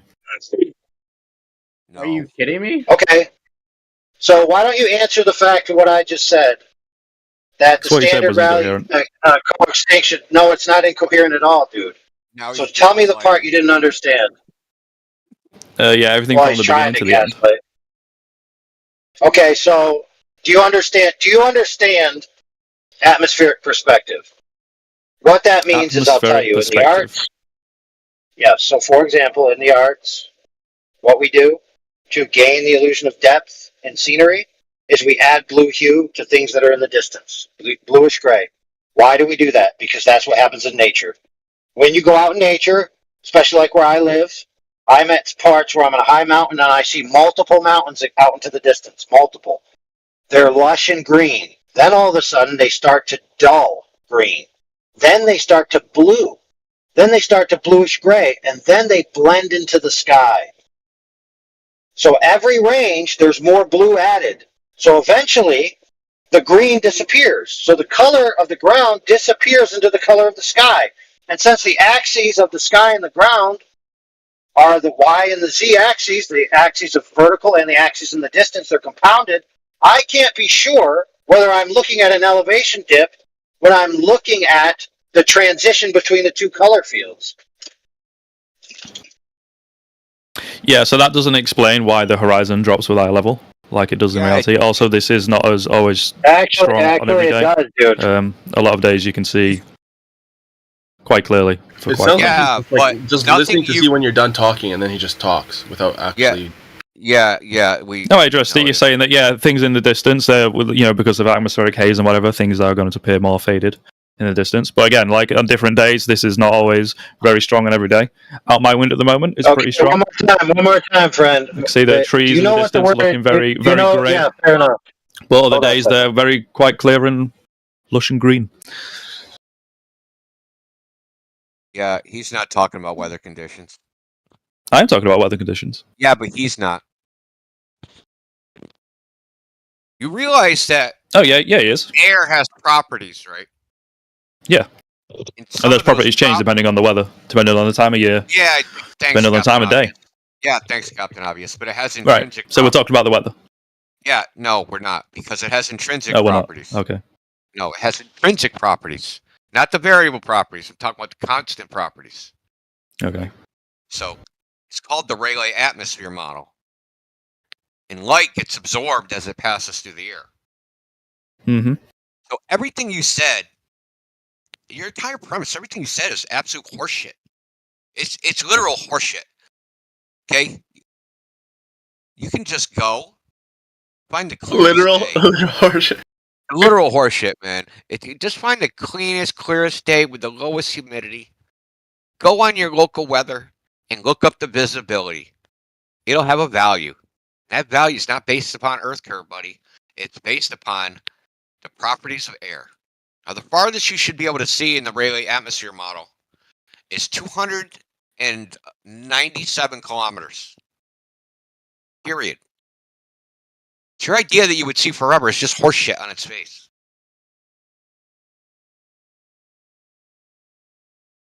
Okay, no, I didn't say you could see forever. But I said that the horizon would raise to eye level. No, it doesn't. AI explained why, because yeah, I know it doesn't. There's a gap between your eye level and the surface of the Earth, right? There's a gap between your eye and the surface of the Earth. Yeah, where does that go? Where does it go? Does it go anywhere? Yeah, exactly. So there's gonna be a gap. It can never be at eye level exactly unless your eye is on the ground. Again, I don't think you're quite understanding geometry. No, I don't. So you know that if you have so let's imagine, right? So eye level is the level of the eye. Yes. On a flat Earth, what level is that? Is that the surface of the Earth? So hold on, right? So imagine, right?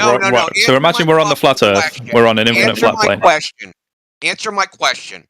Is eye level of the flat Earth the surface of the Earth? No. So if I'm above the surface of the Earth, right? The surface of the Earth and my eye are at the same level. No, the surface in your Earth and your eye are not going to be at the same elevation. But the horizon, the farthest distance you'll be able to see, should raise to your eye level as you go up in altitude. Why? No. Because if I'm looking right, okay, well, I'll explain why. Hold on, right? So hold on. Looking eye level, we have parallel lines of sight, right? I'm on a flat Earth. I'm looking eye level. I'm looking straight. Would you like an explanation, or would you like to straw man? I want you to listen. That's what I want. So I'll listen. If I'm at 1,000 feet, my eye level, I'm looking straight. I'm maintaining eye level. That's going to travel out 1,000 feet off the surface of the Earth forever and ever and ever. Right? Yep. How can it raise to eye level if my line of sight and the Earth do not intersect? So I'll explain, right? So if you imagine, right, we have an infinite flat plane that we're stood on, and our eye is, say, 10 feet above the ground, right? And let's say I have an object directly below my feet on the ground. What is my angle from my eye to that object? So you've got to look Well, down. I'll just give you because we need a reference. Indio wasn't looking down. You weren't listening, Maz. You've got to start listening. No, mate. you're not. You're not listening. You're not following the argument. Okay, I'm giving you I'm giving you an explanation. Down. Matrix, hold on. Pump the brakes. Pump the brakes. We're not done yet, right? What Indio said. That's all you got to do. You're not listening to what I'm saying, right? So, Because you're not listening to what I'm saying. if you have an object below your feet, right? Let's say the angle to that object is 0 degrees. Okay. Yeah, okay. Right. And if you're 60 right, tall, so 6 90 feet away, degrees. 45, that's fantastic. So 90 degrees, right, is straight ahead. That's horizontal. Right. Yeah, that's right. Now let's say I put this object 10 feet in front of me. It's still on the ground, but what's the angle going to be to it then? Who gives a? It's 45 degrees. Yeah, 45 degrees, right? Yeah, so it's the angle to it has increased, right? Remember, 90 is straight ahead. Below me, it was 0 degrees. 10 feet in front of me, it's 45 degrees. I put it another 10 feet, it's going to raise more. If I put it, 100 feet, it's going to be close to what? Like 80 degrees, maybe? I put it 1,000 feet in front of me, it's going to be even higher. Okay, it's going to be like 89 degrees, and as I put it further and further and further away, the angle to the object is going to get closer and closer and closer to horizontal. Yeah, well, and at a certain distance, it's going to be indistinguishable, right? Yeah, so even though my eye line, right, was above the ground, was 10 feet above the ground, the horizon, the farthest distance I'm going to be able to see, is going to be very close to horizontal, and that is going to be that principle is going to be the same no matter how far off the ground you are. But you are still. So that is why the horizon will raise to eye level. And he will never understand it until he gets horizontal. Okay, but if you go hot, so there's a difference, right? So you're at one level, right? And so there's a gap, right? So, like you said, if you it'll reach a distance where it becomes indistinguishable, right? It becomes unresolvable because it's too small, right? You can't see that angle. The difference between my eye level and that object, right? So this is kind of hilarious that you're even making this argument. So say instead of it being on the, say we have your object on the ground and we have an object that is actually at my eye level. I'm at 10 feet. There's a sign or a light that's 10 feet high. It's freaking miles away, and there's an object on the ground. And as that moves, say the object on the ground is also a light. And as it moves away towards that other light that I'm looking at, right? Eventually, they're going to be so close together angularly that I'm not going to be able to distinguish them. And they're going to just look like that one light off in the distance. Right? Yeah. You following me? But I'm close to the ground. But if I go up higher, that gap increases. So that angular distance increases. And then that object has to move even farther away to close that distance. Mm-hmm. Okay? It's not a like linear relationship between the two. No. Yeah, that's right. So if I go up 1,000 feet, I don't move the freaking object on the ground 1,000 feet farther. I have to move it hundreds of miles farther until it becomes indistinguishable to something that's also at 1,000 feet of my eye level. So your idea that the horizon should just rise to eye level, it's just silly, dude. It's silly. There should be a gap. There will always be a gap. But the thing is, the horizon's not physical. And we can go over this again and again and again. And you fucking hand wave Jesse's video, right? Where he shows the horizon higher than a sign that it's not supposed to be. Do you think if Jesse sat on the ground with his theodolite and then stood up, all of a sudden the horizon, yes, it's going to appear to dip. He stood up. All right? It's going to be higher than where it's supposed to be. And you're just arbitrarily saying none of that contradicts anything I've said. Well, so I got a question. You've said everything. You've said pretty much every possibility. Try to make the globe unfalsifiable. No, we haven't made it unfalsifiable. I've just falsified the flat Earth. No, you haven't. No, you haven't. Yeah, I have. Okay, so no, you're just claiming. So you do multiple observations now where the horizon clearly is not risen to eye level, which it should do, even at this distance. You're wrong. You're just saying that because the horizon isn't even distinguishable. So, well, here's the thing, right? So there is a certain limit to the distance that we can see of the Earth, right? And that's where the horizon is. So the problem is you've got two issues here, right? Either the reason we can't see further than that is because of the atmosphere, like AI keeps bringing up, which sort of would explain why the horizon doesn't raise to eye level. But then we've got the issue of well, why can we see further when we go up, even though the distance to the horizon is going to therefore increase? But it does raise to eye level. So we've got more atmosphere between us, which doesn't make sense. Or the other is that's just the edge of the Earth. That which would also explain why we don't see further. Why we so the edge of the doesn't Earth raise changes as we go up in the edge of the Earth but then, changes, things that would mean things are hour by falling off the hour. Earth when they get there, which isn't true either. The edge of the Earth So changes there's no hour by hour in a real way time you can get out of this. Yeah, okay. You can keep telling yourself that. Nobody thinks the edge of the Earth is the horizon, okay? Right, exactly. Yeah, because that's dumb. So there's no real way you can get out of this whilst also claiming that the Earth is flat. No, because that's dumb. No, because this is I agree. fucking dumb. Flat Earth is dumb. No, you're dumb. I also agree. This conversation is almost beyond you, right? So, check this out. Dude, the horizon does raise to eye level. Sometimes it does not raise to eye level. Sometimes it appears closer. Sometimes it appears farther. You have to cope with that. You can cherry pick. Yeah, I can cope with that. It's quite easy to cope with that because we have a thing called atmospheric refraction, which can explain why the horizon sometimes appears a bit closer, sometimes a bit further away, sometimes a bit higher, sometimes a bit lower. But regardless of all of that, it still dips as you go up. What way does it explain it? Explain how it explains. So check this out. Give me the model of refraction that makes accurate predictions that even justifies its use. I don't need to give you a model of refraction. It's just that the principles of refraction are well understood. The air near the surface is denser than the air up in the atmosphere. So as light passes through the atmosphere, it tends to depend downwards towards the surface. So as light bends downwards, this will make things appear higher than they are in reality. Yeah, they're not. It's very Listen, simple. the elements of refraction in a general way are well understood, but all the literature on so-called terrestrial refraction are not well understood. And it says it in the literature. So you're just making that up. And being quote-unquote well understood doesn't make it true, and that's not actually an argument. It is true. It is an argument. No, it isn't. The air near the surface is denser than the air up in altitude. State of mind of people doesn't tell me. This is why the air bends downwards. Yeah. This is measurable. Oh, it is. So give us the measurements. Give us the accurate predictions, dude. That's all I want. Sure. Just look at any of these videos of people sending balloons up in the sky. As a barometer shows that the air is thinner as you go up in altitude. Yeah. So what? Hell, just climb a mountain yourself. I'm sure you'll be able to feel it as you breathe. The air gets thinner. So the air's thinner. Altitude. So what? So the light bends towards the denser medium. No, it's not how it works. Try again. There's no density in Maxwell's equations, dude. In Maxwell's equations is what governs refraction. It's well understood, but not by you.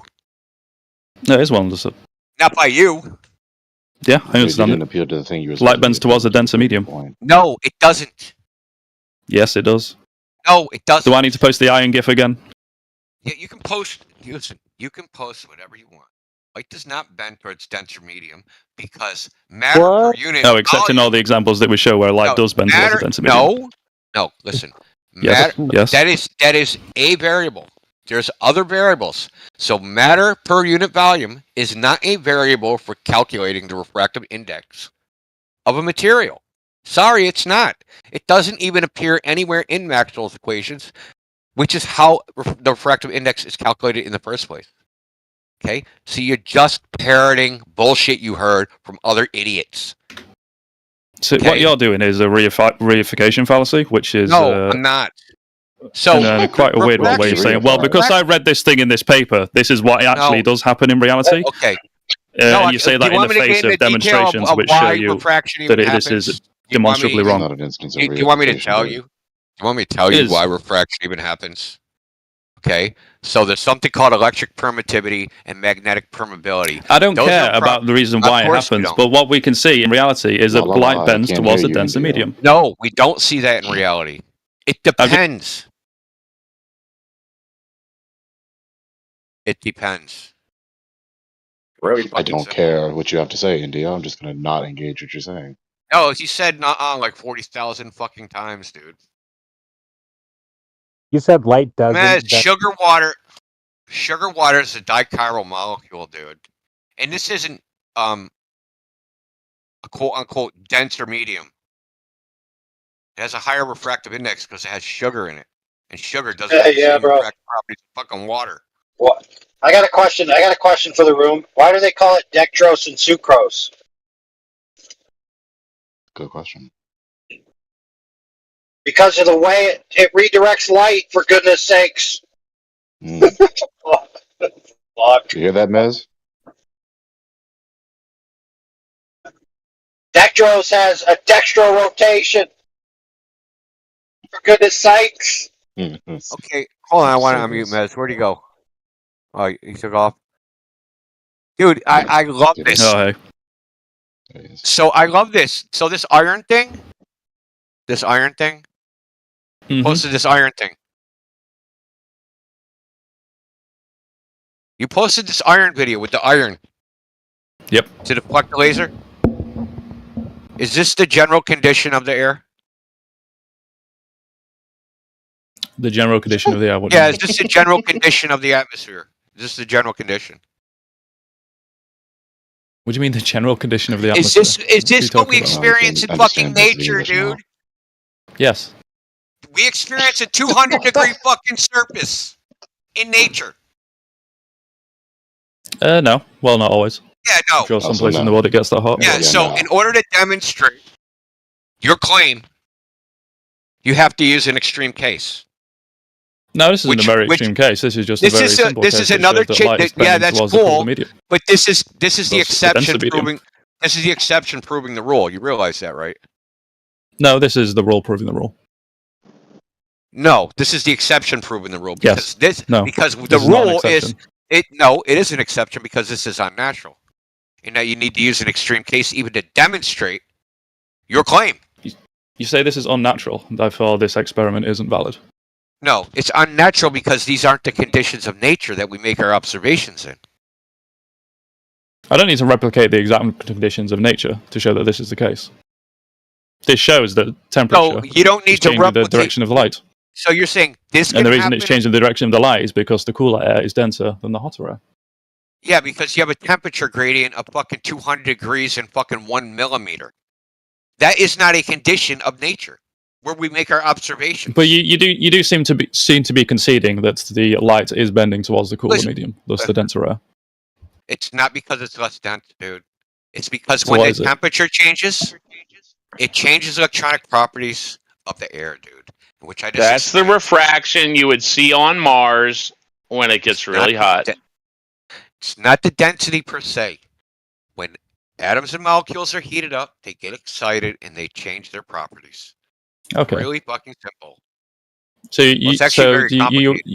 you agree that temperature can cause refraction? And I'll give you an example. When you heat up something, right, like an electrical wire, does it conduct electricity less or more? It's worse at conducting electricity. Yeah. What was it? It's worse at conducting electricity. Okay. When it's heated up. Why is it? Is it because it got more dense or less dense? I'm not sure actually. So it's the same properties which determine the refractive index that electricity and magnetism are conducted by a wire. So you're saying copper's the same as air? Oh, you fucking dick. No, I'm not. Just shut the fuck up, dude. Don't unmute him. That was fucking weak. Check out that link, are you by the way, serious with that exception proves the rule.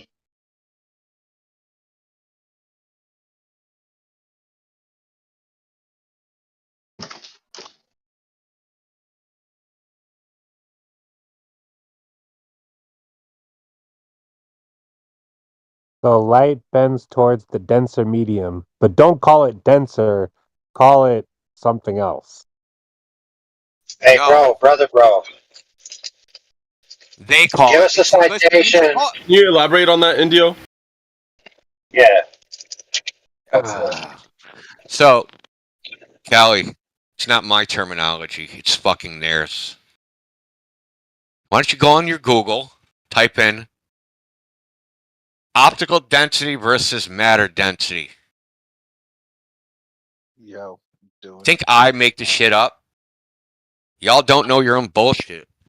Optical density versus matter density? Yes, so matter density is matter per unit volume. Optical density has to do with speed of light in a medium, which is determined by how polarizable that medium is to electromagnetic radiation. So, without getting super complicated, when electromagnetic radiation goes into a transparent material, it changes the electronic configuration of the atoms. When I say that, I mean the electrons in their orbitals, they'll get excited, or they'll be stretched, or they'll be pushed because you have it. Because the light is an oscillating magnetic and electric field, so it makes the electrons jiggle as it passes through it. Well, when that jiggling also creates its own field, right? So you have a combined field of the electromagnetic radiation and the field created by the jiggling of the frickin' atoms and molecules that create another field. And and depending on how polarizable, that's technically the term, how polarizable the material is, meaning how the frickin' atoms, the electrons get stretched away from the nucleus determines how fast the light passes through it. Has nothing to do with how many fucking atoms are packed in there. I'm gonna be honest. I sent this to Microsoft Copilot. I want it to I'm gonna let the AI do the talking. There's actually a video about it. The math channel called 3 Brown 1 Blue. He recently did a video on it. I'm not gonna see someone's butthole want to do that. Like 3 Brown. Well, I mean, no, 3 Brown. The guy's got like one of those fucked up eyes with it's like partially brown and has like a little blue flake in it or something. Not brown eyed, bro. But it's like the channel's. It's a math channel, but a lot of stuff he does is graphical. So. All right, I think we're real into the weeds, Yeah, right? I mean, you have to with these guys because they try to say stupid shit like, "Oh, refraction just bends towards the denser medium, and it's well understood," as if that's some sort of refutation, dude. It's just dumb. That's the nature of being devoted to defending something. You'll just persevere and persevere and persevere to defend, even when the thing you're trying to defend is not tenable. And then sometimes we rabbit hole into rabbit hole into rabbit hole Mm-hmm. in a way that just is not tenable for like a 24/7 Flat Earth channel, right? Like people snooze on that shit. Like we have no interest. We don't want to. At least I don't want to. But these guys, they walk around in a contradiction, and you have to flesh out every single fucking contradiction, is because they're fucking hard-headed. I mean, sometimes Notice how also their effort usually devolves into just this confusing multiplication of words. Like the point gets lost sooner or later. They're doing that on purpose, by the way. They talk becomes more confusing. Yeah. Nah, for example, let's give an example. So, Homeboy was trying to say about the infinite plane extending out into the distance would eventually come up to your eye line, and he was talking about hundreds of miles away. But the actual for a 6 foot tall observer, the angular resolution of the human eye extended out from the acute angle to the opposite leg of the triangle on a horizontal plane extending out from the person's feet. That intersection point is not hundreds of miles away, friends. It's approximately 3.5 miles away. And 3.5 miles. What's the big camera that we're using right now? It's like the P9000 or something, like the P90. The human eye has nothing to do with this. We're all about the camera. Because we want evidence. We want it shown to us. I don't care what your fucking human eye says. Right? Look, the thing is, when you're making observations over a long distance, there's multiple variables, and they confuse observations, especially when, as Matthew Winter calls, squinting at the horizon. Horizon isn't always well defined, and we know it moves around. There's no point in even talking about it when these guys are like, "I'm measuring the horizon dip. I'm measuring the distance of the horizon." They don't even have a horizon to measure the distance or measure a dip of. They conceded that. And then they say, well, that's well explained by refraction. Well, no, it's not. That's just an ad hoc excuse. Well, to I want stop to your know. globe from being falsified.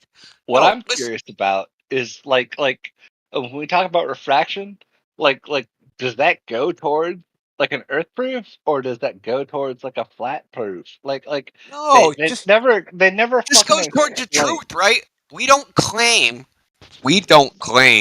a physical horizon.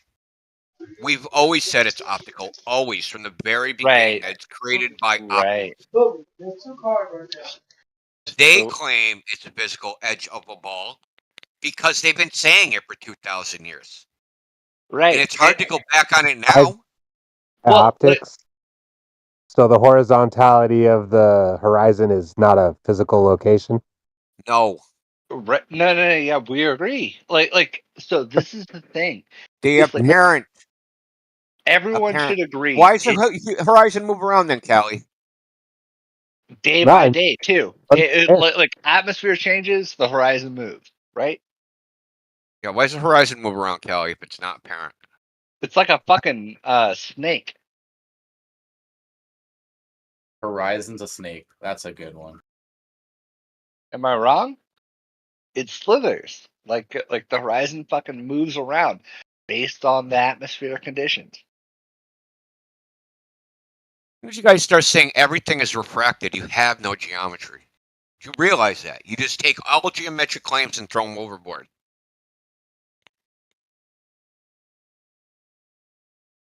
You just said the horizontality of the horizon is created by optics. Therefore, all the people claiming that the horizon helps prove the shape of the Earth, they're all confused.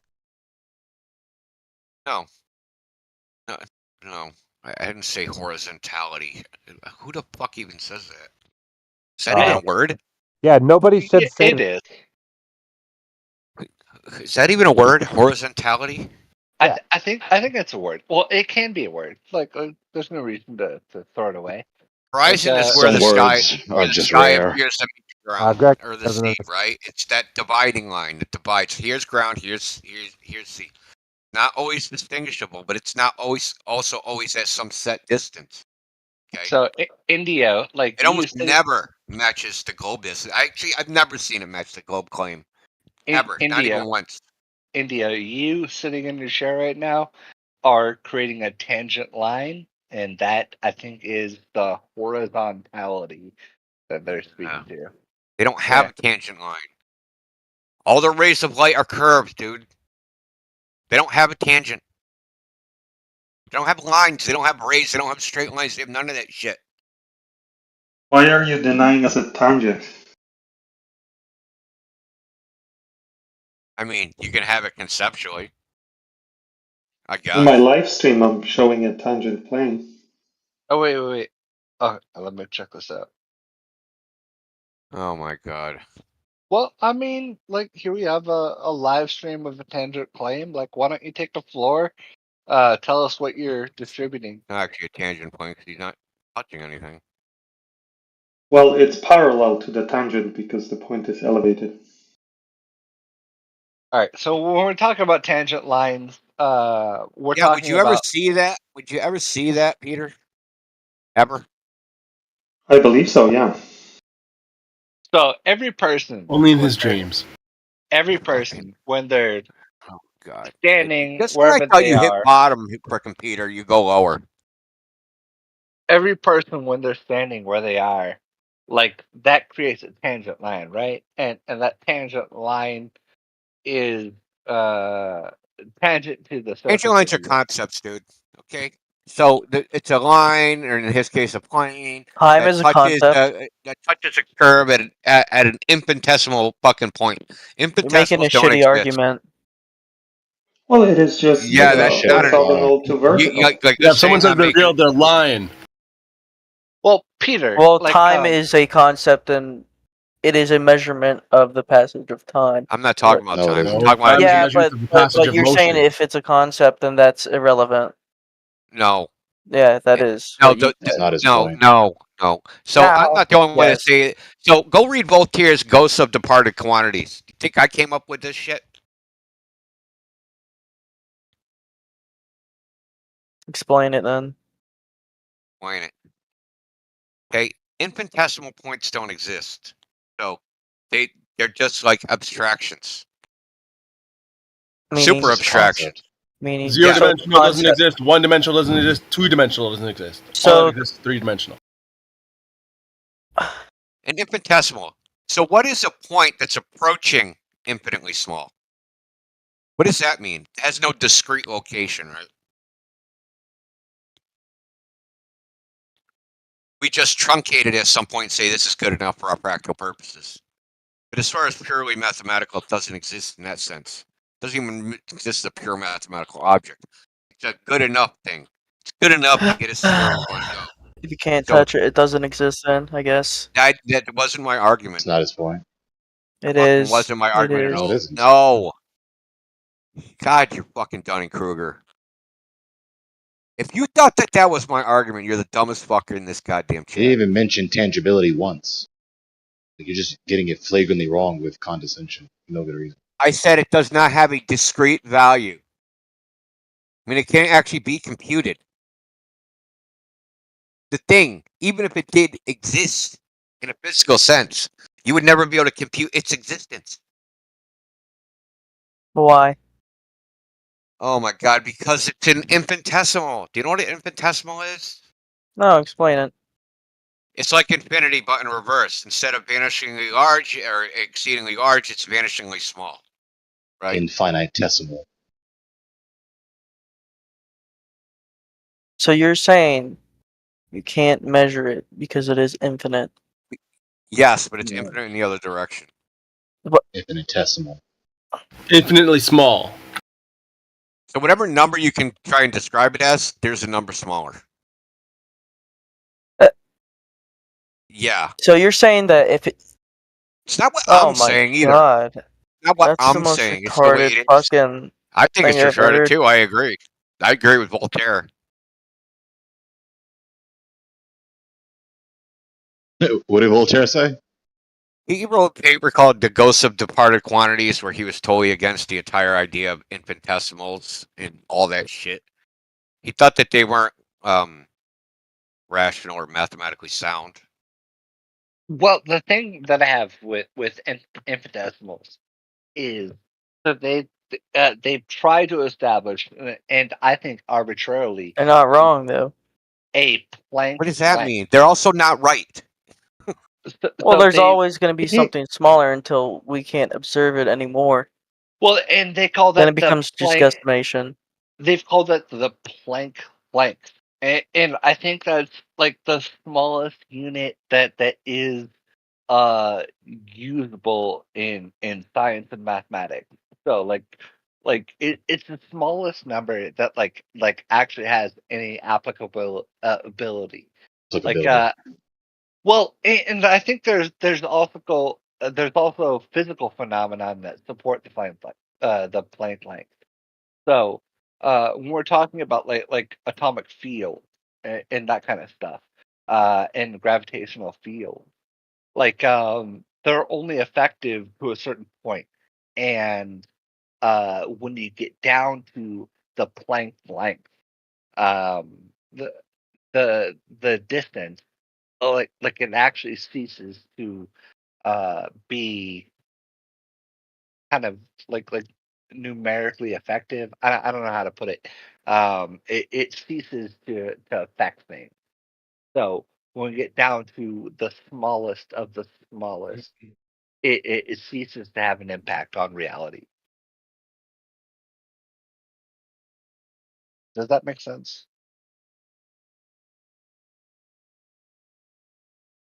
The proposition that something is infinitesimally small entails that it is forever decreasing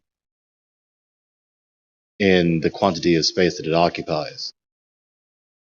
But that's not logically possible. Why? Right.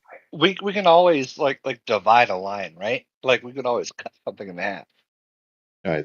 There obviously is a finite quantity of matter in the first place in order for you to begin the line of thought that this, as it were, let's just say a ball of metal is now decreasing in size.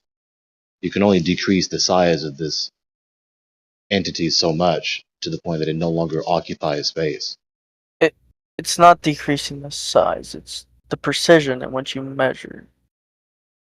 Yeah, That's distorting my point. No, that's No, it is decreasing in size. It is You're just decreasing in distorting size my because point. we're talking No. about the contact, the area, the section that it contacts with the sphere. As you zoom in further and further and further, that contact point gets smaller and smaller and smaller. Yeah, and eventually you get to the Planck's length. Like you get to the smallest point where it even matters that you divide things. Yeah, it's a conflation between the conceptual or principial infinite multiplication of the quantity as opposed to the supposed quantity of matter. It's a conflation between the quantity itself and the quantity of matter. Okay. That's why there's nothing that exists that is of an infinite size in either direction, either infinitely increasing in size of infinite, macroscopic size or infinite microscopic size. Every material entity is finite in its extent. So let's relate this to the topic. Just before you just start, unless I just want to what's the point of all this? The point is that they say, people are saying, the horizon is this point, is this infinitesimal point called a tangent. The horizon is your line of sight to the tangent to a sphere.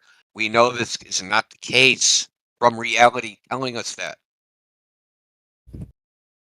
It is not the summit of the curve wrapped around the ball. It's not a observable nor measurable spot on the surface of the sphere or anything.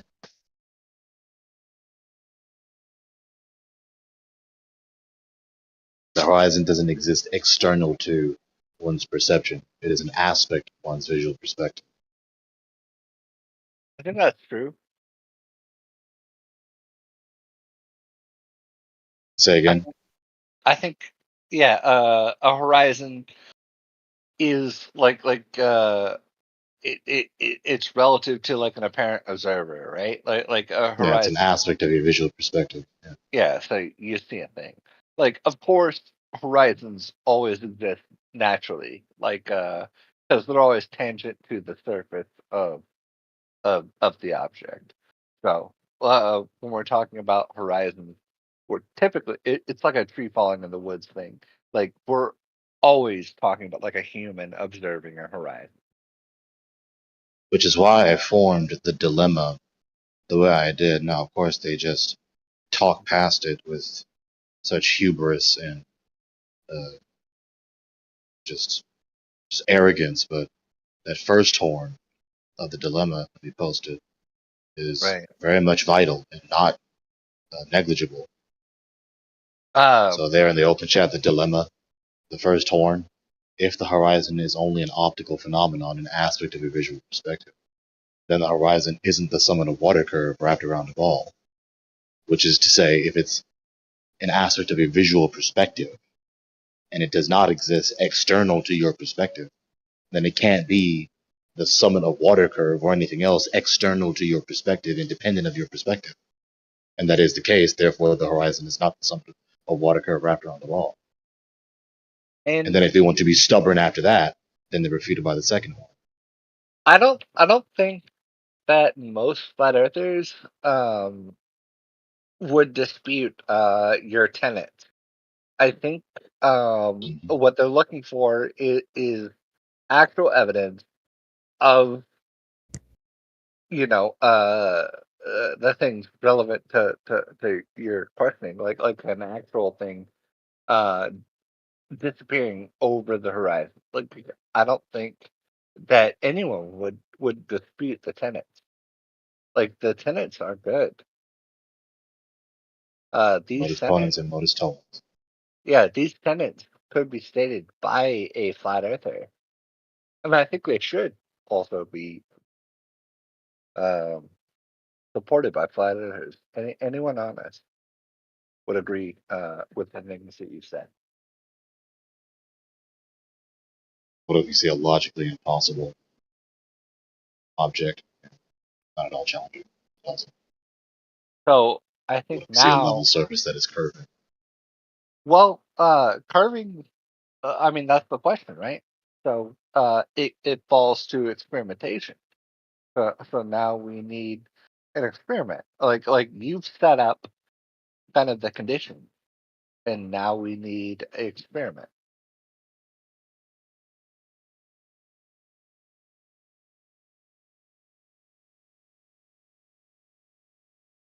See, the tacit underlying presumption when Daza asked that question in the open chat is to presume that, or to equivocate the word level.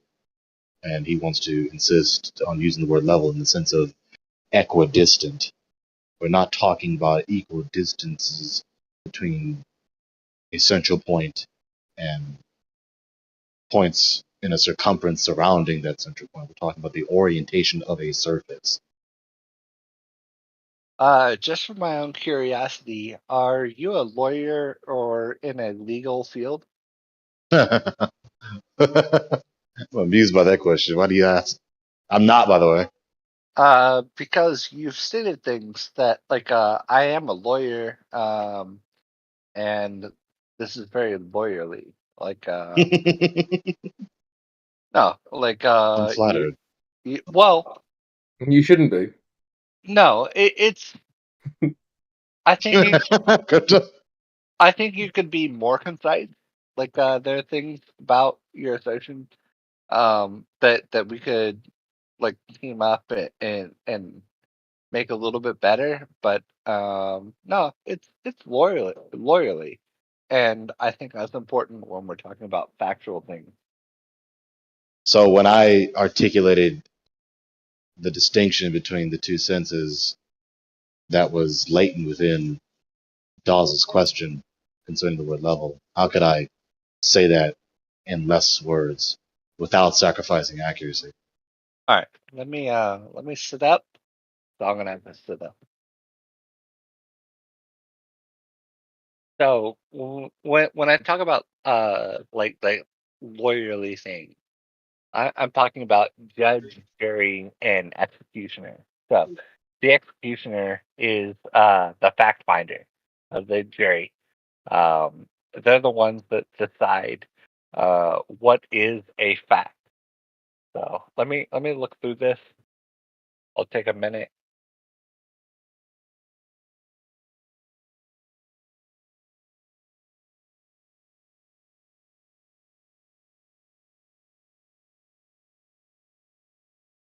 But if you see a local surface that is curved, a local surface that is curved. He's a Actually, divorce lawyer. Should he be flattered then? no, actually, so I'm looking at your first horizon. So it's almost written like statutes are written. Like if it is this thing, then it will have these conditions. And you've done a very good job. Thank you.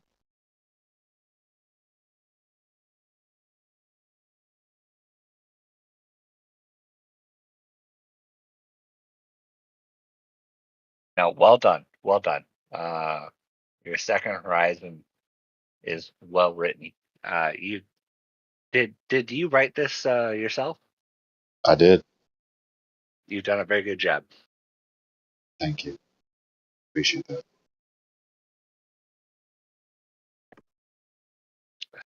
You have a lawyer's approval. I don't know what that's worth. It's probably not worth much.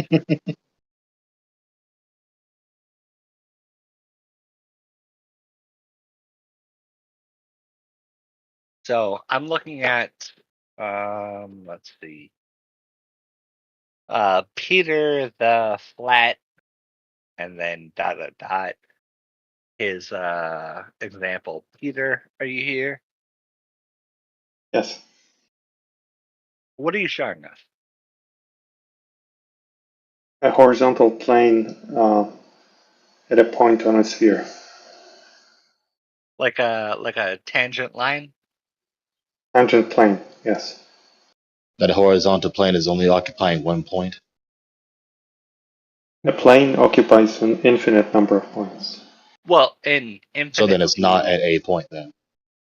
an infinitely small point, right? Like the definition of a tangent is, so we'll take a curved surface, and then a tangent is something that just touches it at the infinitesimally small point. Like we bring in calculus to talk about this.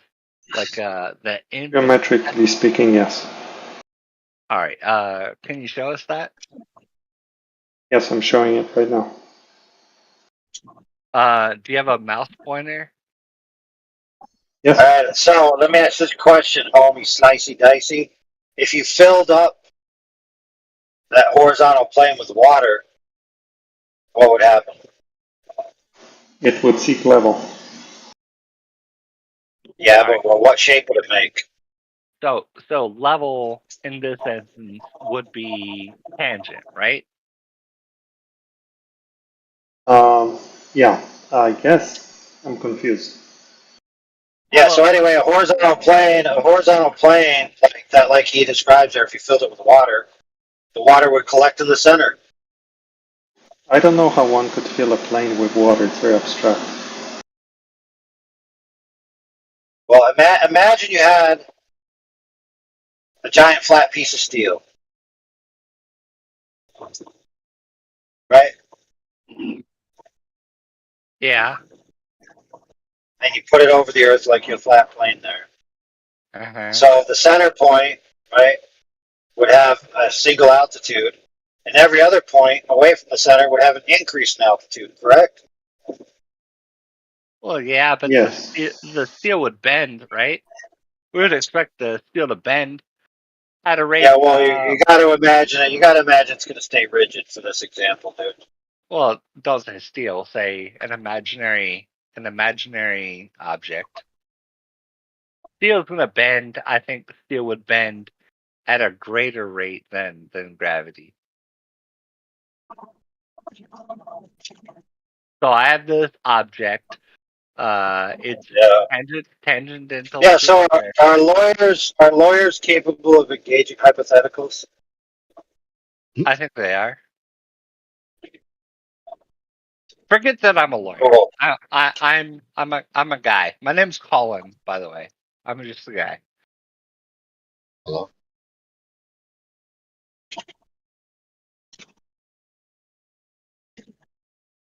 Yeah, so a horizontal line that's tangent to a sphere in the manner in which they describe the Earth to be would be a reciprocal slope because the center point would be one altitude, and every point along going away from the center in both directions would be an increase in altitude, which would be a slope.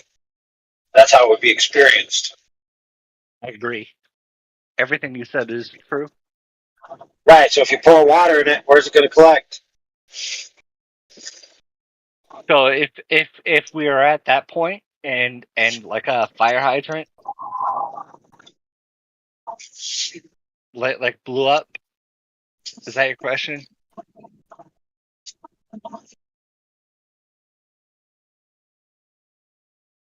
Well, if you have an inverted slope, right? Slope on both sides, going down to a center point. Yeah, You I'm pour not water down it. Where's it going to go? I'm not looking for you to rehash your example. All I'm asking you is you're talking about like at the point that you've referenced. So there's a fire hydrant. It gets cut, and water starts to dissipate to the surrounding area. Where does it go? That's your question? Yep. Yeah, it will be at all points. At all points, tangential to the sphere. What? Yeah, it will dissipate tangential to the sphere at all points. Oh, well, actually, you're right. If you had water on a big, giant steel plane out in space, it would evaporate. You're right. I didn't say anything about evaporating. You said dissipate. That's close enough. So the fact that this concept is actually incoherent on its face, and you are technically incoherent coming out of your face, it's kind of apropos.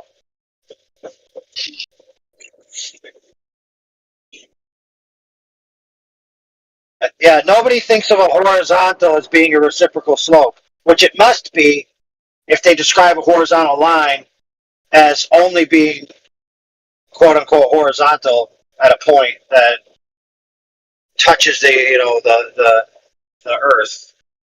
You end up with something ridiculous. The whole concept is nonsensical. And there's nothing about such a concept that's being articulated by one of the apologists for the global Earth doctrine that's intuitive. It's not at all intuitive. Everyone can conceive the difference between a flat surface and a curving surface, convexly or concavely. It's only people who are determined to defend a doctrine that is untenable that fly into these asinine concepts. Yeah. No one expects the concept of being practically applied of horizontal or level as being curved, which is why blueprints show the bottom of things completely linear in a direct straight line, a flat level line, or the horizontal level line. That's how it's described. That's how you do a foundation. That's how you do all that stuff. Right. Nobody's putting in curved foundations, dude. I'm not showing No one talks about a horizontal surface and imagines an infinitesimal mathematical category that is a point. Right. No one who is not determined to believe asinine misconceptions to defend an untenable geodesic doctrine. Right. That sounds like a real time thing. Like that seems like the kind of thing that like would take like work and money, and Globe Brothers aren't going to do that, right? We're not going to do that. Like you're talking about like invest in this idea. If you're gonna pay me, like I will do it. Like I'll what? I'll, What are you I'll talking do about? it. If you're gonna pay me to like look into these things, like I'll look into it. But like why would I do it? Like if I'm not getting paid. So look at what? So you don't go use the restroom unless you're being paid a lump sum of money? No, I'll use the restroom when I when I need to use the restroom. Okay. Eating, you like to eat without necessarily getting paid a lump sum of money? Well, how does eating equate to your argument? That's a flagrant segue from my question to you. No, it follows. It doesn't follow at all. It better do with what I asked you. Okay, what do you ask me? Dude, what if I pay you in flat Earth store credits? Hold on, you interrupted. Okay. Yeah, but I'm talking about you getting paid. Yeah, I think that's more important. So you think it's more important than his question? Mm-hmm. So he interrupted you. What was your question? Well, I was just asking another question for my amusement, see how consistent you are going to be. I'll try to be consistent. Well, he didn't go for the payment. He didn't go for the payment, so he's already inconsistent. So yeah, you're not going to go for the Flat Earth merch credit, so I guess you do only eat when you're getting paid a lump sum of cash. I mean, when I'm at work, like yeah, when I go and eat, like except when you're not at work. So not always. I mean, like 5 days a week I'm at work, and yeah. So except for that, when you're not working. Look, the last lawyer I had to deal with, I had to pay $255 an hour. Am I just a lawyer to you? I'm just a guy. Today I'm just a guy. What kind of law do you do? So they sent me an email. They sent me an email, and I had to call them to get it resent or something, and they charged me for that call like $75. Well, they should. They should. You're probably talking to them for a long time. You're No, dude. It was just telling them that they screwed something up. They need to resend it. They're obliged to charge you. And do you think that should be free? Like them working to listen to like whatever your fucking complaint is? Heck yeah, buddy. It should be free. Yes, in most businesses, when you screw up, part of the compensation back to the customer is you take at least a hit. All right. Well, You don't just charge a customer for your true up. You've just added a new variable that it was their fault.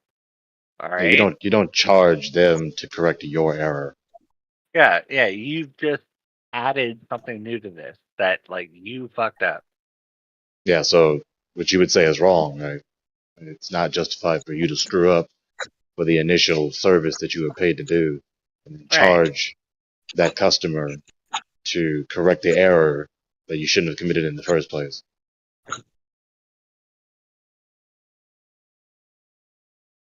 Yeah, like so I'm new to the lawyer business, but like yeah, we fucking time clock things. Like if we're dealing with your case and so my boss is the $200 per hour guy. I'm not the $200 per hour guy. Like I make $22 per hour. Like I'm not a rich man. But like if he has to deal with you, like he puts it on the clock and then he sends it to me. Like if you fucking have an issue, he'll listen to your phone call, he'll clock your phone call. That's what it means to be $200 an hour. If you want to talk to him for an hour, then you're gonna get charged $100. Like that's just what it means. I'm sorry, but that's the legal process. That's where we're at. If you don't like it, then fight it on your own. Like get your own. Logically, Yeah, I get your pay own. this lawyer in principle a fee, not by the hour. Right. And Like whatever errors they commit, they are gonna do the work to correct their errors, given that I already paid them to do so. The correction of the errors is included in the service that I paid them for in the first place. Right. And if we fuck up, like obviously that won't be charged to you. Like if we have to appeal and do some real work like on our own to stake our reputation, that's on us. Like yeah. But while we're litigating things, like yeah, the price of litigation, that will be like all charged to the litigant. And that's the only way that like it logically works. Like I apologize that the legal system in the United States is as such, but no, it is the way that it is. Like get a legal education and find out why. I don't know what else I can tell you. Get a legal education, fight it there, but it is the way that it is. And if anyone wants to challenge that, I can talk to them about it. I will do it for free. I am Discord free.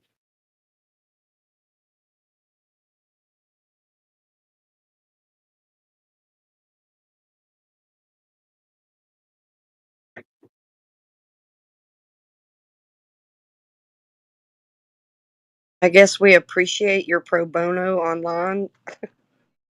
Flatsy, I love the fuck out of you, by the way. That's a lot of love. That is a lot of love. That's like 100, no, maybe like 205 pounds of As love. much as online love can, be stretched.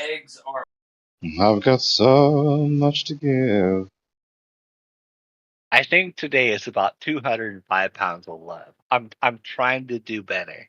I'm trying to do better. To you, Flatsy. Nice.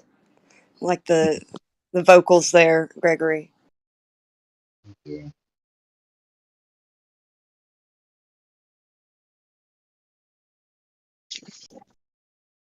Oh man.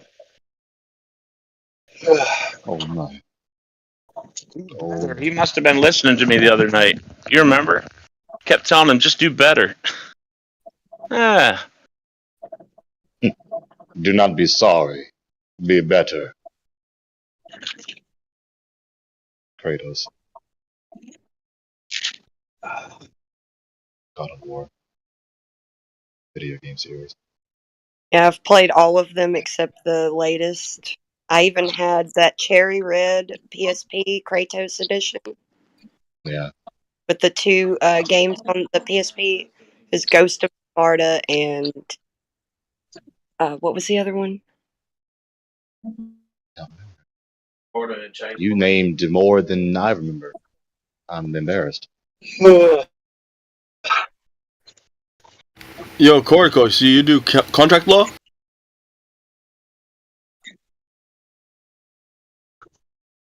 Corco.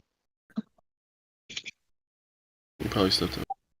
He does municipal shit, right?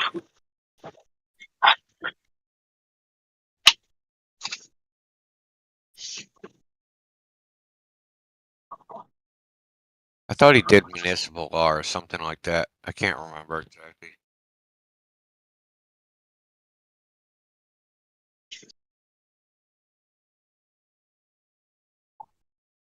Indio, it seems like you're having such a fun chat in the chat. Oh yeah. You like that? Oh, God. Yeah. Speaking of law and like courts, a while back we were talking about how what would happen if someone like as a job lays concrete, or like lays pipe or something like that, where they do something like they level it out over long distances. If they went back and said, hey, you owe me this much because of spherical excess, and what the courts would say about that, and if they would rule in his favor, then that would be like proof of one way or the other, as far as a court of law is concerned. That's one thing I know about laying pipe. Laid a lot in the 80s. Yeah. What'd you say? You laid a lot, ladies? Yeah. God, I was waiting for it. Both things. Oh my gosh. Hey, at least they were ladies. Come on, man. We're lowering the bar. It's 2024. Yeah, so imagine you had like a contract with like an airport, and you just laid a bunch of like the tarmac, like all the cement that's there or whatever. That's like kilometers, miles of level cement that you laid. And if you charge them just like the laser rangefinder distance, right? And you didn't calculate spherical excess, then there's a lot of cash that you'd be leaving on the table. So imagine you went back and and took them to court because they didn't want to pay the spherical excess bill like a year later or something like that you cracked out. And the judge finds it either, admissible or awards it or not. And if they award it, then it's, the judge is finding that it's actually a globe and it should be awarded. If he doesn't, then it's, he throws it out and says, no, it's not, he did his job and it was that sort of length and there's no spherical excess surcharge or whatever. Yeah. There's somebody that's going to think about that and try to sue for all the money they paid out. That'd be hilarious. Good, yeah. You made me pay for spherical excess all these years? Jeez, holy crap. Now I know it's flat. Imagine someone goes like, what the f is this spherical excess surcharge? They take you to court and then they lose. Is the judge saying that it's flat? Come look at this. Somebody come and look at this. All of this excessive sphericity. God damn. Especially if we make a bridge, right? There's going to be more material on the top of the bridge than the bottom of the bridge.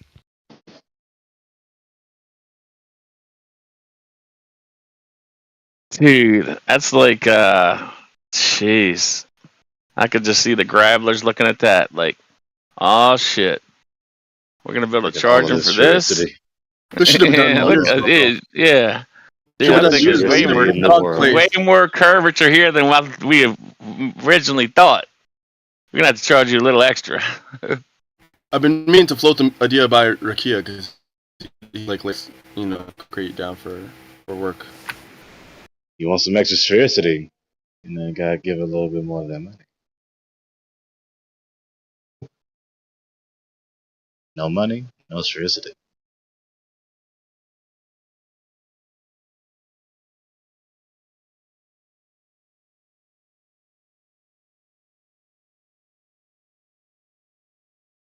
Shit, property taxes already damn near doubled. We don't even need to prove sphericity. Say sphericity 3 times. Sphericity. Oh, man, The Pharisees? I'm gonna rezone. I'm gonna rezone all the plots for spherical access and raise your taxes. Oh, it's gonna be great.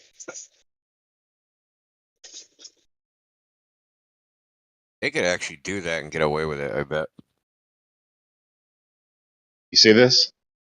You see, your lawn is on this excess bit of curvature here. Now pay up. See, we Yeah, what's something you're paying we like per square meter for? Yeah, when we assessed your property, we used the length. We needed to use the arc length. So you have extra property. We needed to tax that. Yeah, do they do property tax by like the dimensions, by the area of your property? They just meets and bounds, man, and that's like plain stuff, man. Yeah.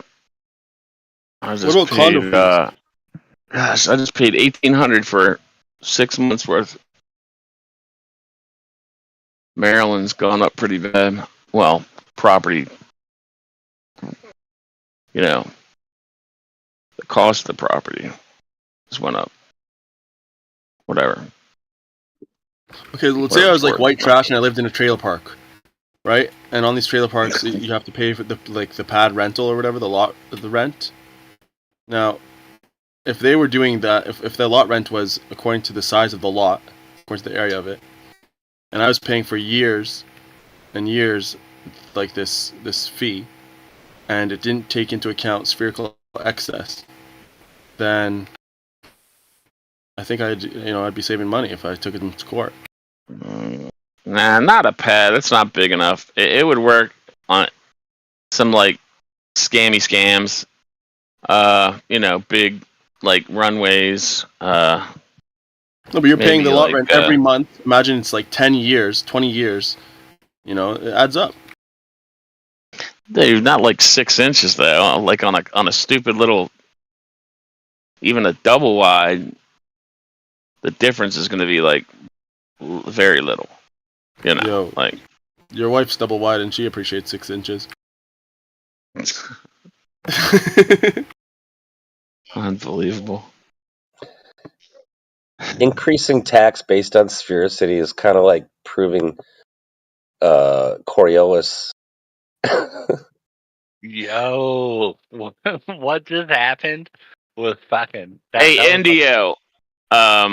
Indio, I just hung out with Mr. Thrive and Survive. Hung out with Rich tonight at a little bear meetup in Casa Grande.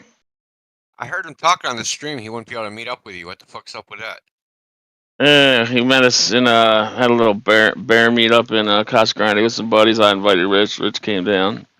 Dude, you know how freaking buff Rich is? I told him to quit making me look freaking so crappy.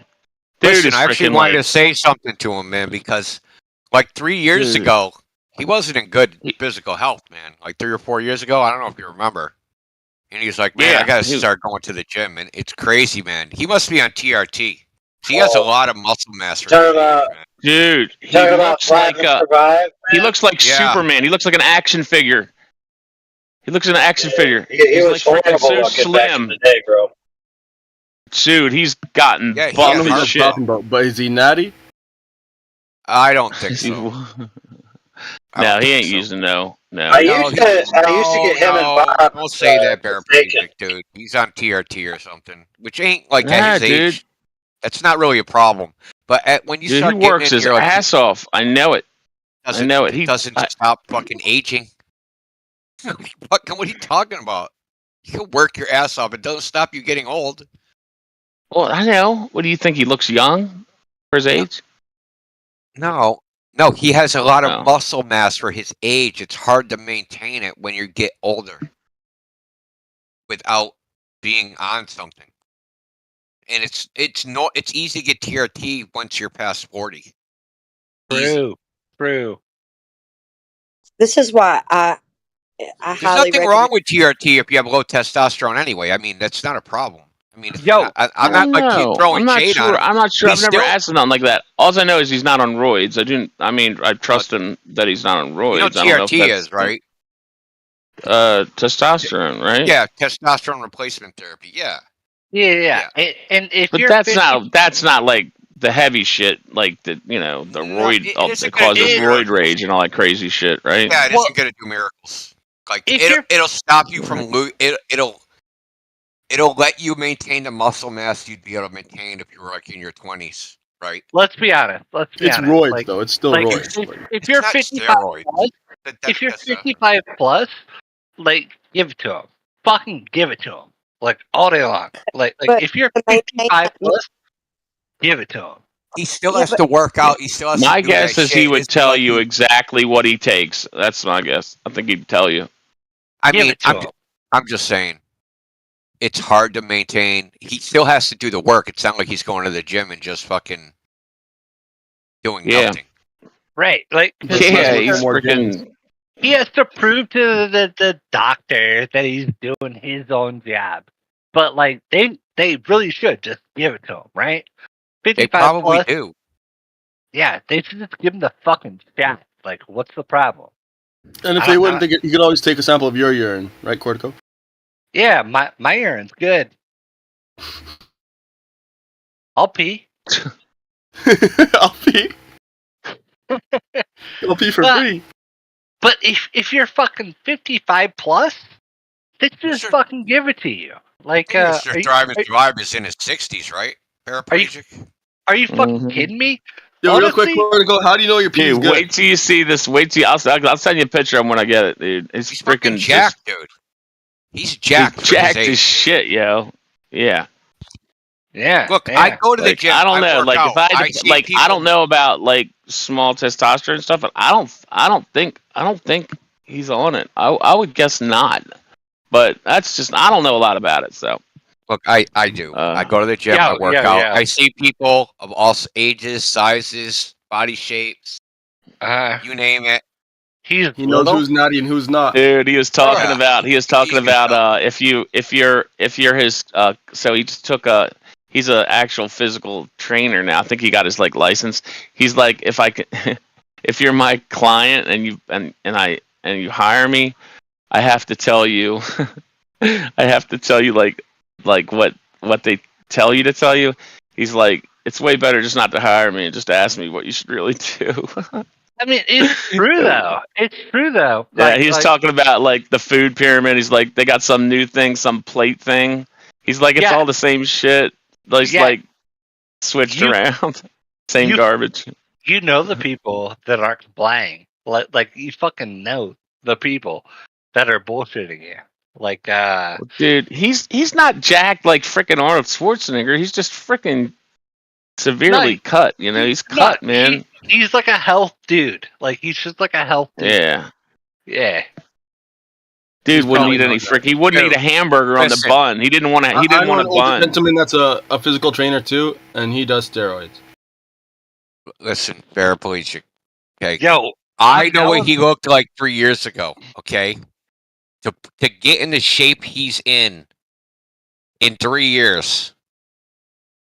Did you know 3 years ago when he had that little heart attack thing? Out. It's not possible. Yo, am I the only one that thinks that like steroids are completely fucking okay, and that anyone who disputes No, they're that not okay.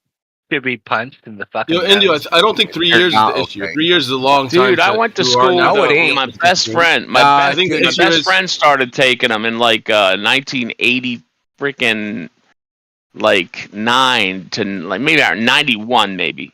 And like 4 years later he was such a he was so big and he would go to the bar and then he got arrested for freaking slamming some guys in the head into the concrete a bunch of times. Then he found out. I freaking banged his girlfriend in like freaking 10th grade, and freaking oh my gosh, dude, he was ready to freaking. He was so big. I'm like, dude, I don't want to have nothing to do with you and your big ass freaking fists, Matt. I'm like, dude, he was ready just to pummel me, man. No, but anyways, it's not 3 years that's the issue. The issue is that in 3 his years. body frame and Yeah. you know his age probably doesn't allow. No, for if it. you Like, saw you what get he looked like diminishing before, returns. you would be like, "Holy shit, dude!" Like seriously. Honestly, Well, dude, hasn't he? He was jacked in the past, though. This isn't just something he just did, right? If he already worked out, yeah, then it's easy to put it back. Yeah, so he might have looked shit for a little while, but dude, he's been lifting for a lot of years. I'm talking like Yeah, then it's 25, easy to- 30 years. Yeah, there's something. Yeah. There's like a muscle memory to it. You can put it back a lot faster than normal people. Dude, I'm telling you, he's not one of them guys that just. You're gonna get yeah. 80% of your gains in the first 18 months, and then like the last 20%, you hit like your genetic limit. That takes like a decade. Nah, I don't believe in. Yeah, dude, you'll be lucky to put on like like a couple pounds a year if you're lucky. A couple pounds a year. It's a They've been working out for 10, 15 years. They didn't just start. Right. Some folks are just blessed with elite strength and or elite. That's true too, man. Right. Fucking agreed, man. Like it's always like black me, I'm dudes sad. too. Damn it, Gregory. What the hell? They're all black. Son of a bitch. It is what it is. I just had to accept that one day. I don't believe in the genetic limit. Like, I think we just push it. Just Can I push squeeze it. in here real quick? Can I squeeze The in? guy at the highest voice is saying, "Let's push it." There's no genetic Go limit. ahead. Go Yeah, ahead, yeah. Flatsy. But All just I want to say, push it. all I want to say, I highly recommend calisthenics because once you exceed like your own limit with your own body weight or Yeah, you that's a can, great idea, Flatsy. Thanks. I'm gonna do some jumping jacks right now. oh, you know what I mean. Jumping jack is hard. you're- That's not calisthenics. Listen, you'll do one jumping jack, and that'll be it. You'll be on the floor. Flatsy, say again. You can add weights after you've mastered your own body weight and all of your muscle mass. Yeah. You think You add so many weights that you jump and you're jacked. Yo, Just Jumping hop up jack. like a frog. You just swell up. Flatsy, you think we should just like push it though? Puff up fish. Like just fucking I push think it. calisthenics is much more attainable for most people because you can start at such a small level and work your way up, and and it happens in such a quick. I've done it in the past. Like I've worked my way up. 1, 2, 3, 4. Flassy's absolutely right. Like it's all about functionality. You know, you don't I want to be love- losing your range of motion and just like be all swole and unable to do certain tasks. I It's, agree. it's like almost like I women agree. that have like super long fake nails and they agree. can't do anything with their hands. It's I agree. pathetic. But however, Flatsy, we're about to fucking lose tonight. Tonight is the fucking night that we lose. Push it, right? We push it the, tonight. the fucking Olympics. We're about to lose the Olympics. Good. Like the 11th, like the day today. It is the closing hour of the fucking Olympics. Who fucking cares? Fuck the Olympics. They're fuck up. Dude, did No, you hear about seriously, the girl? did you see the opening? Fuck the Olympics. The guy that got into the girls' boxing and whipped the girls. Yeah. He whipped the girl's ass. Yeah. But that's not It was important. freaking hard. That's No, it that's is. not It's important. freaking messed up. They're letting That's not- dudes beat girls' asses in the female shit. No, hold on. Apparently that's misinformation. It's not actually a dude. It's someone with like intersex like Yeah. It's gonna be like, oh, the disorder like falls under this category. What disorder? Like some bullshit. She's got a cock, I'm sure. Dude, No. no freaking way. No. She wish probably so. has, like, she She probably has, looks like a freaking dude. Well, hermaphrodite. Yo, end this. it's a health like condition, man. She's like, I can I end this swear argument. I'm a girl. No, when they dig her bones up in 1,000 years, they're gonna be like, "This was a man." It's really no, simple. no. They're gonna be like, this woman has a really big pussy. Bro, but like, they do genetic testing. They not dig the her fucking bones up, problem. bro. That's How they not gonna the see her fucking pussy? problem. What kind of skeletons are you fucking? They don't That's have not. pussies. I don't fuck skeletons. Anyway, Like the thing is we need to have. That was a leading question, Your Honor. Everybody, shut up. We need to have Dude, a. he had to make that clear. Holy shit! I mean, with the question was worded in a way that you do have to make it clear. We need to have a federal program overseeing sport. Do any of you guys agree that sport is fucking important? Like to all of our The lives. government does not need to concern itself with sports. So the government does not need to concern itself with It needs sport. to just stay the fuck out of Doesn't the need way. to That's concern what itself it with needs to do. sports. Are It you saying can concern sports? itself with crime and enforcing justice. It doesn't need to fixate on sports. They already do all that. So it is my assertion that the government needs to assert itself with sport. It needs to be involved in sport, and only in championing the United States on the international level with sport. Like, Okay, your assertion has been heard and discarded. Wait, what do you mean discarded? That was just you. It's gone. That's you. No, it's gone.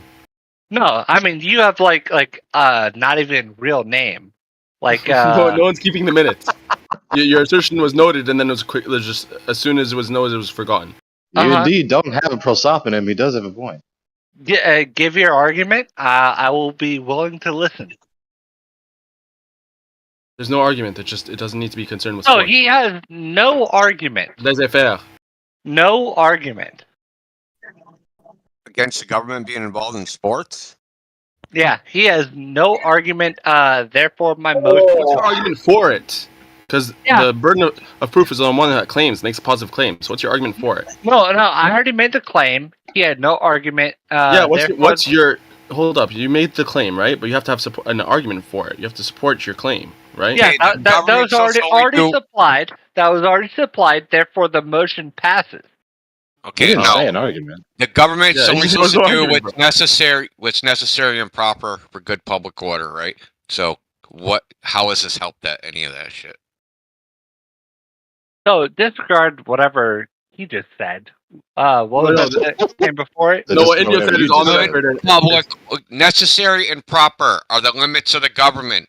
That's what it can do. So what is necessary and proper about the government fucking doing sports? Hold on, India. What Supreme Court case are you citing? I'll look it up. The United States Constitution. Which one? The U.S. one. The U.S. one. No, I've got my computer here. Hold on, Fred. The paperback edition, not the e-reader edition. Right. Like I'm looking it up. Give me necessary and proper clause. The question is, why do you want to expand the scope of government unnecessarily? Hold on. Why are you interrupting him? Well, he hasn't even really specified the nature of the government's involvement in the sports. No. He seems to specify an amendment or some such that Not an amendment. his The claim. main thing. You haven't made a The specific. main thing. You haven't made a specific argument for the nature of the state's involvement in sports. You haven't specified. Yeah. Tell me your. So then, would you like to specify? Yeah, give me your argument. No, Congress shall have power to make all laws which the be nature of necessary the and state's proper. involvement in sports.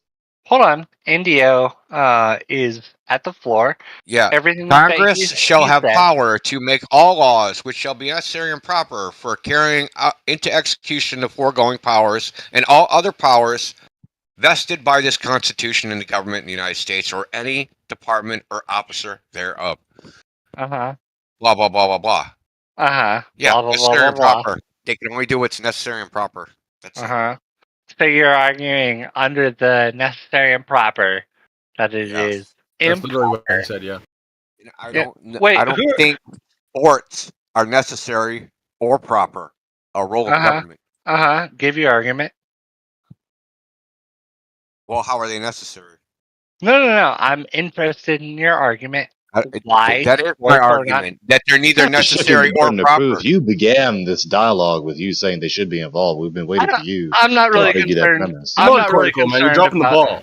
No, I'm not really concerned with the burden of proof. Like if he says that it is if he says that it is not necessary and proper for the government to be concerned with sports, I want to hear why.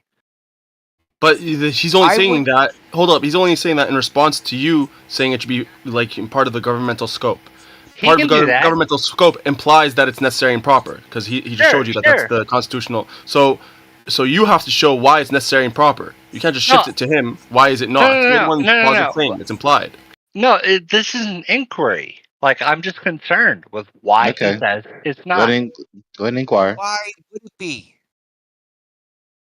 That's your answer?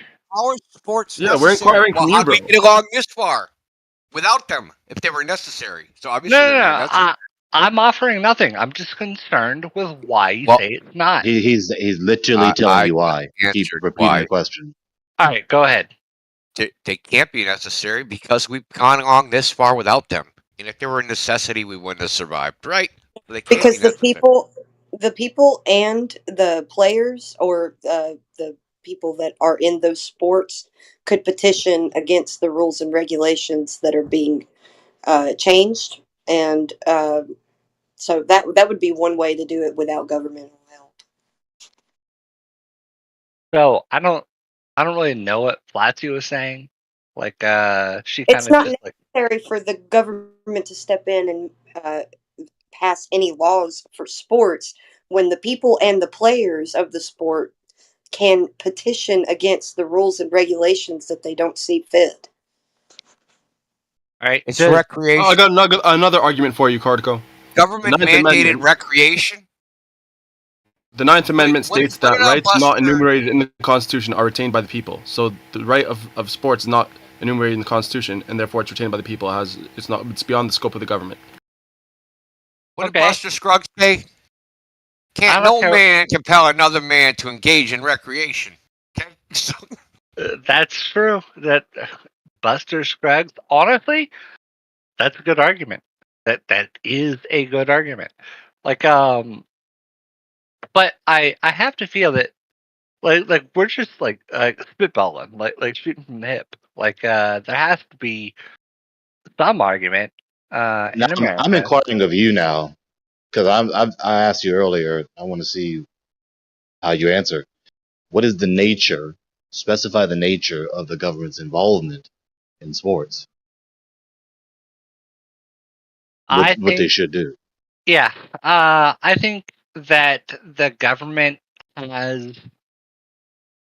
I think the government has some level of concern when it comes to the sports, because I think the world sees us as kind of like an image of like what we can do it like in sport. Like, the world sees us by our accomplishment in sport. Like if we are weak, if we lose every time when it comes to the Olympics, we're kind of a weak nation when it comes to our involvement in sport. So the government should do it for That would be a hasty generalization fallacy. Well, that's not like a fallacy that I recognize.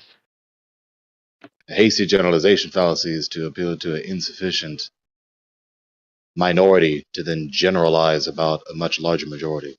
That sounds like something that just like somebody said.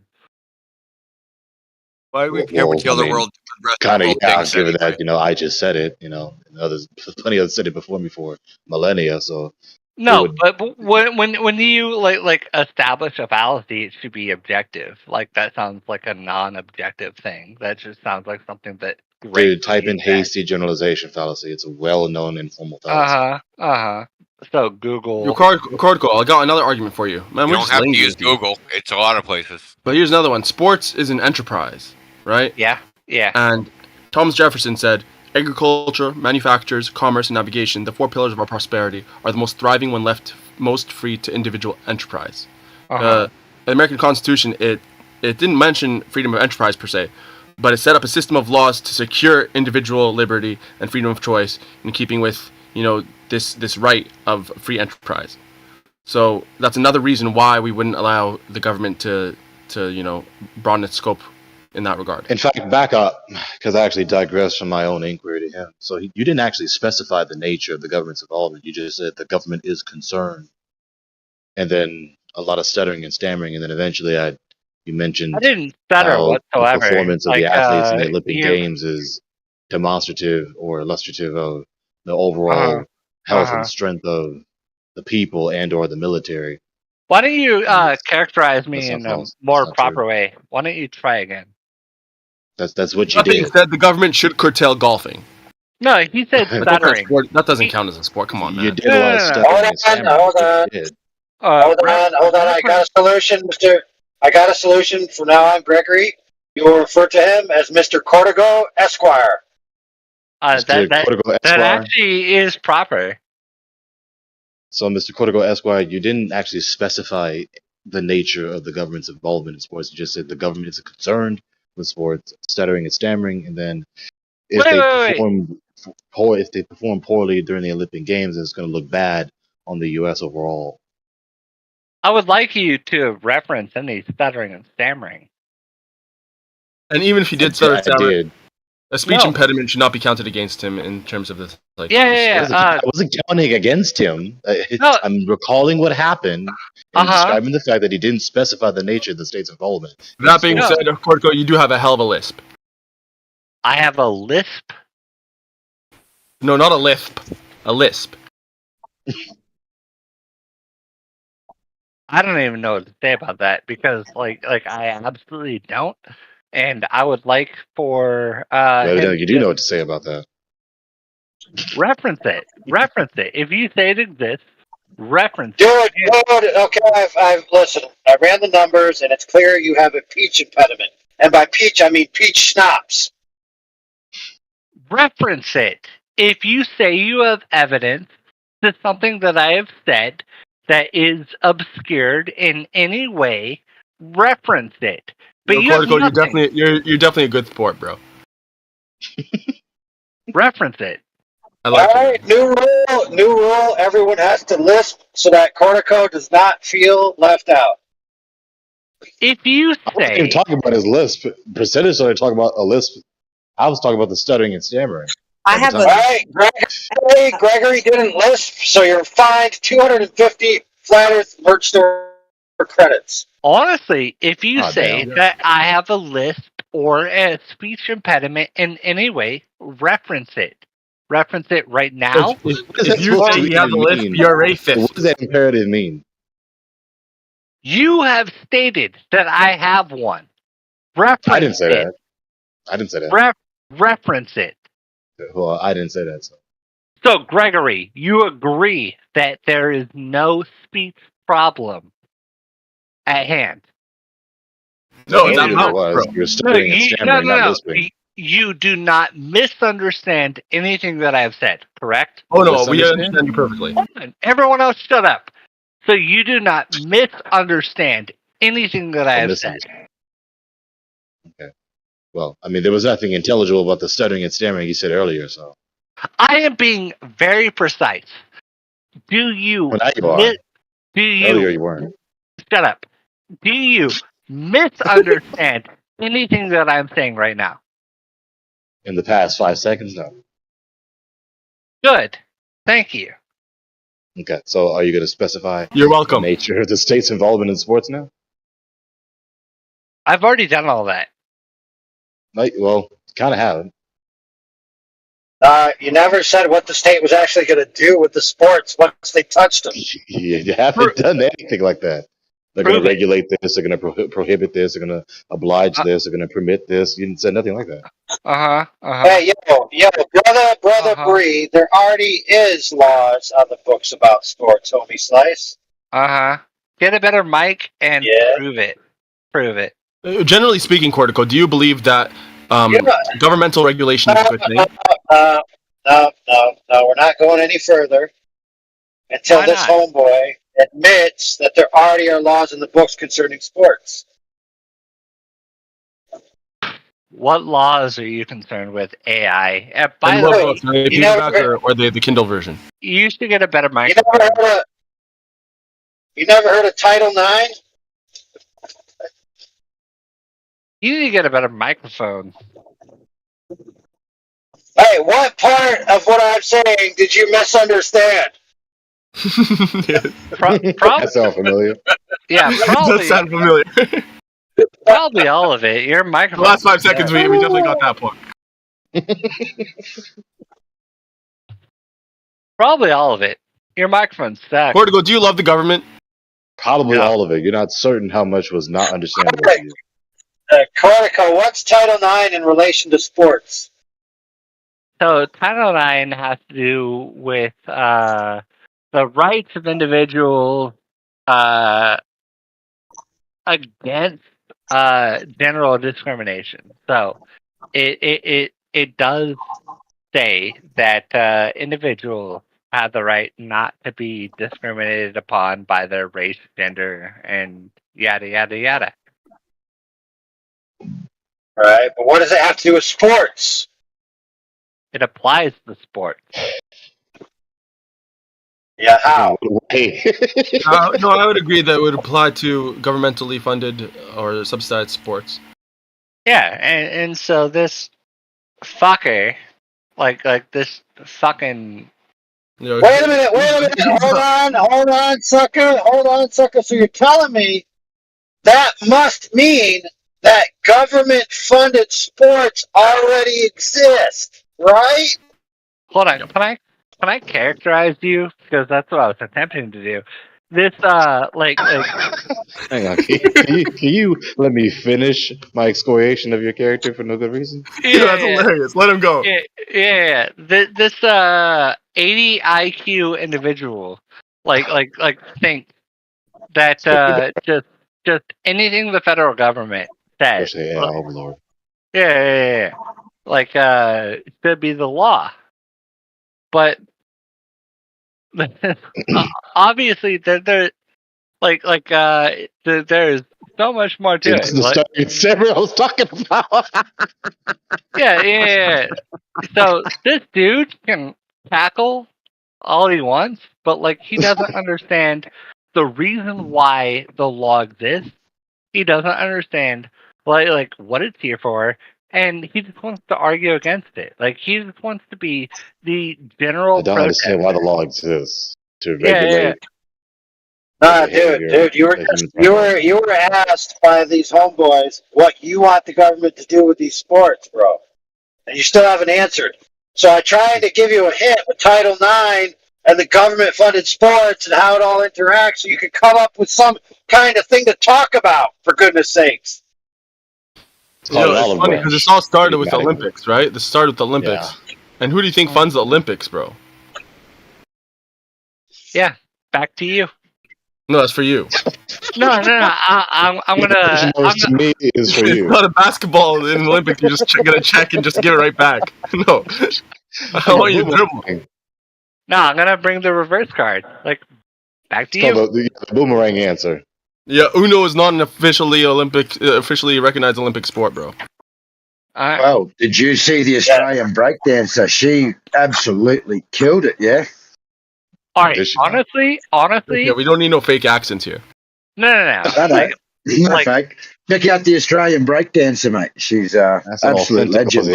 But do your English accent. My English accent? I don't do accents. Don't fucking oblige this racist Don't lie to me, bro.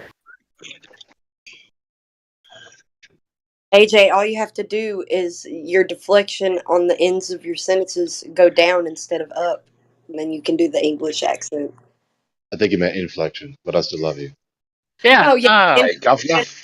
Why don't we talk about why don't we talk about what's going on right now in England? Like, your country is fucked. Like, Especially you have the nature of fucked. no. It is kind of speech. it's bad. No freedom of speech. Yeah, because that's where Australian accent people live in England. Yeah.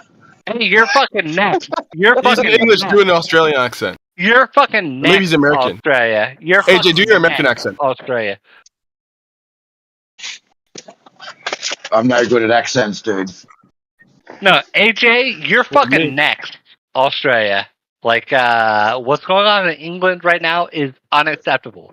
and I think that you need American help, honestly. Like you need us to fucking step in and say what is going on right now with the freedom of speech, with the freedom to say that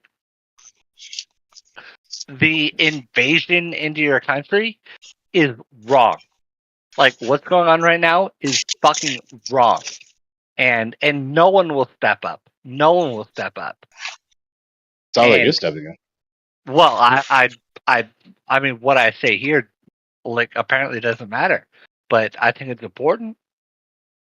People need to step up and say that what's going on right now in England is wrong. You could be arrested for speech on social media. That's wrong. Same in Australia, no different. Well, oh man, dude. You know what it all started with, brother? It all started with giving women the right to vote. I rest my case. Yeah, that was a huge mistake. Sam, what the hell did I just walk into? No, he's not completely historically wrong. I won't. You have now entered the Twilight Zone. When suffrage started, suffering started. Yeah, right. so suffrage. Cortico said that in England they're trying to ratify the celestial sphere as being the ground. Who? What? Well, I don't know what that means. I'm just throwing you to the ground. Corticals, you typically say things that you don't know what they mean. Listen. I'm like a maybe 110 IQ voter. Like what you just said was like a 120. Like help me out. Wow, he jumped up 40 IQ points. That's wow. Within By 5 his minutes. By his Earlier, doing. he was 80 IQ. Yeah. I'm a dumb motherfucker. But what I'm saying is, You said it. It's your Dixon. Yeah. Yo, Cortical, you said you're a law. You are a law student or working? No, I graduated from law school and I passed the Oklahoma You finished your bar. arcling? My arc length? Articling. Articling? Yeah. I don't know what that means. Your year of Cortical. after you finish law? Cortical said he's gonna hand me out some work, man. I don't know. He was talking about it the other day. Like, dude, I'm gonna hook you up. And I'm like, what?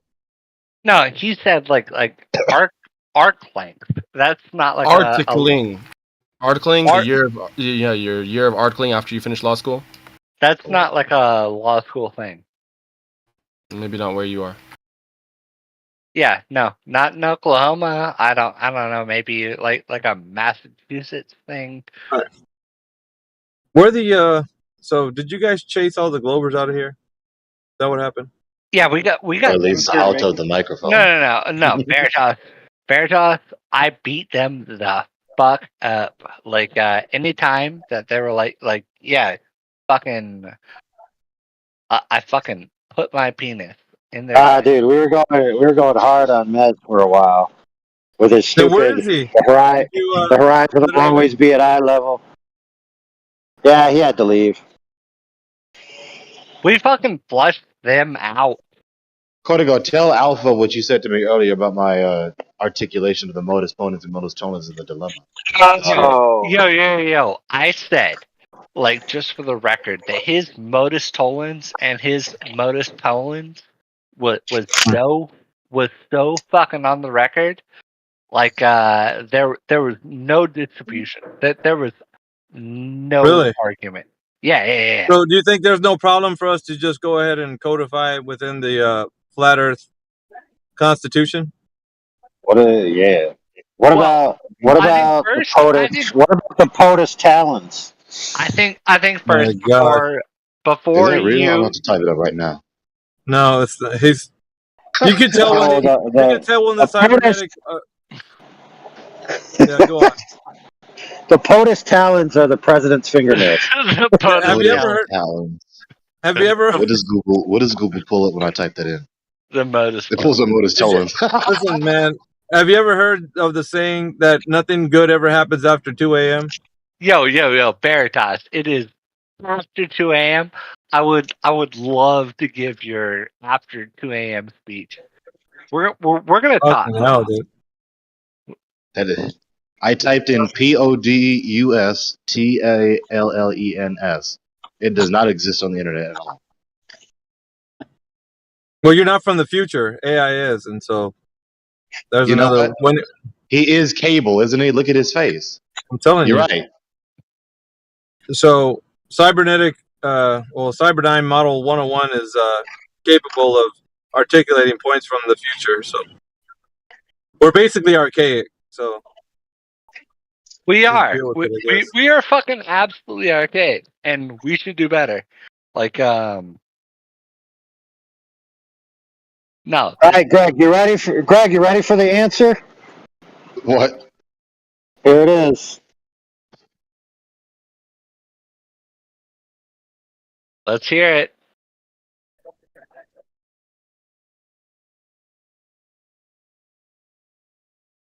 Oh. POTUSTALNAONS.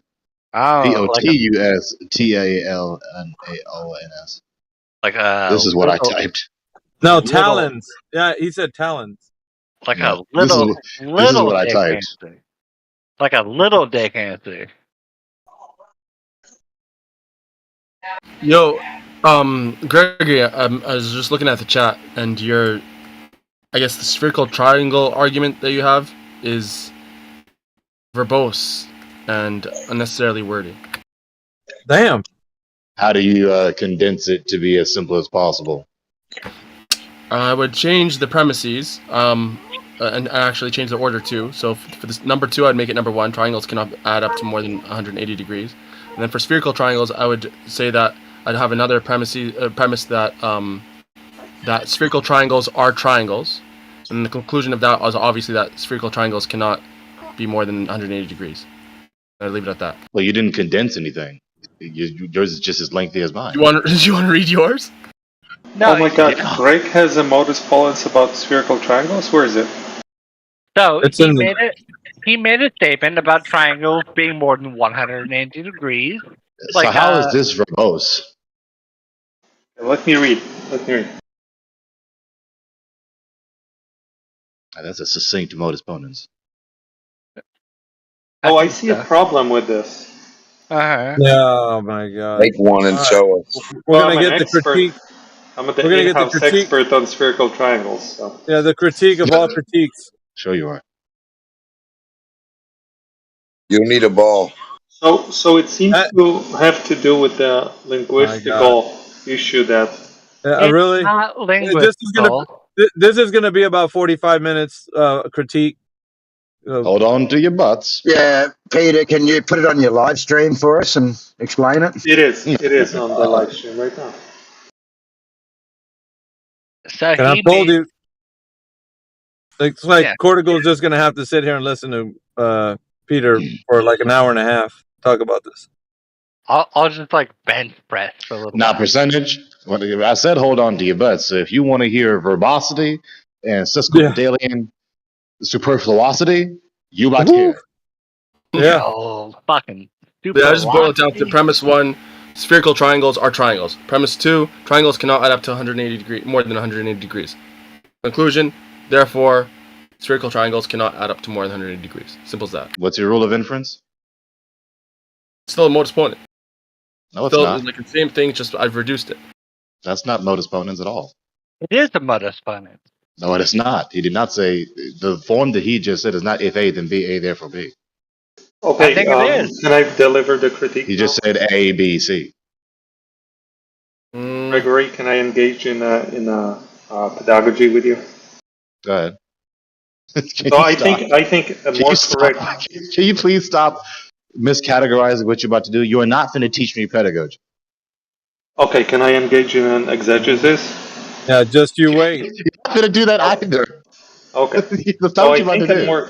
a more correct statement from you should be: Damn. If triangles on Euclidean planes cannot add up to more than 180 degrees, then there can't be a spherical triangle on a Euclidean plane, nor spherical triangles on the Euclidean planes adding up to more than 180. Then it would make sense. True. Where's the error in the argument now? Because you're not specifying what you mean by triangles. You cannot just throw out the fact that you're using the word triangle and the statement that they add up to 180 is true on Euclidean planes. This is Euclidean geometry. My reference to triangles is ambiguous. Yeah, nobody claims that Yeah. spherical triangles exist on Euclidean planes. So without that No, I didn't ask qualification, you that. I didn't your ask you statement that. is a little bit nonsensical. Stop. I didn't ask you that. I said my reference to triangles is ambiguous, yes or no? Yes, because you're commingling What's two ambiguous concepts. about a triangle? Well, Peter, you can only have Euclidean planes. There's no spherical planes.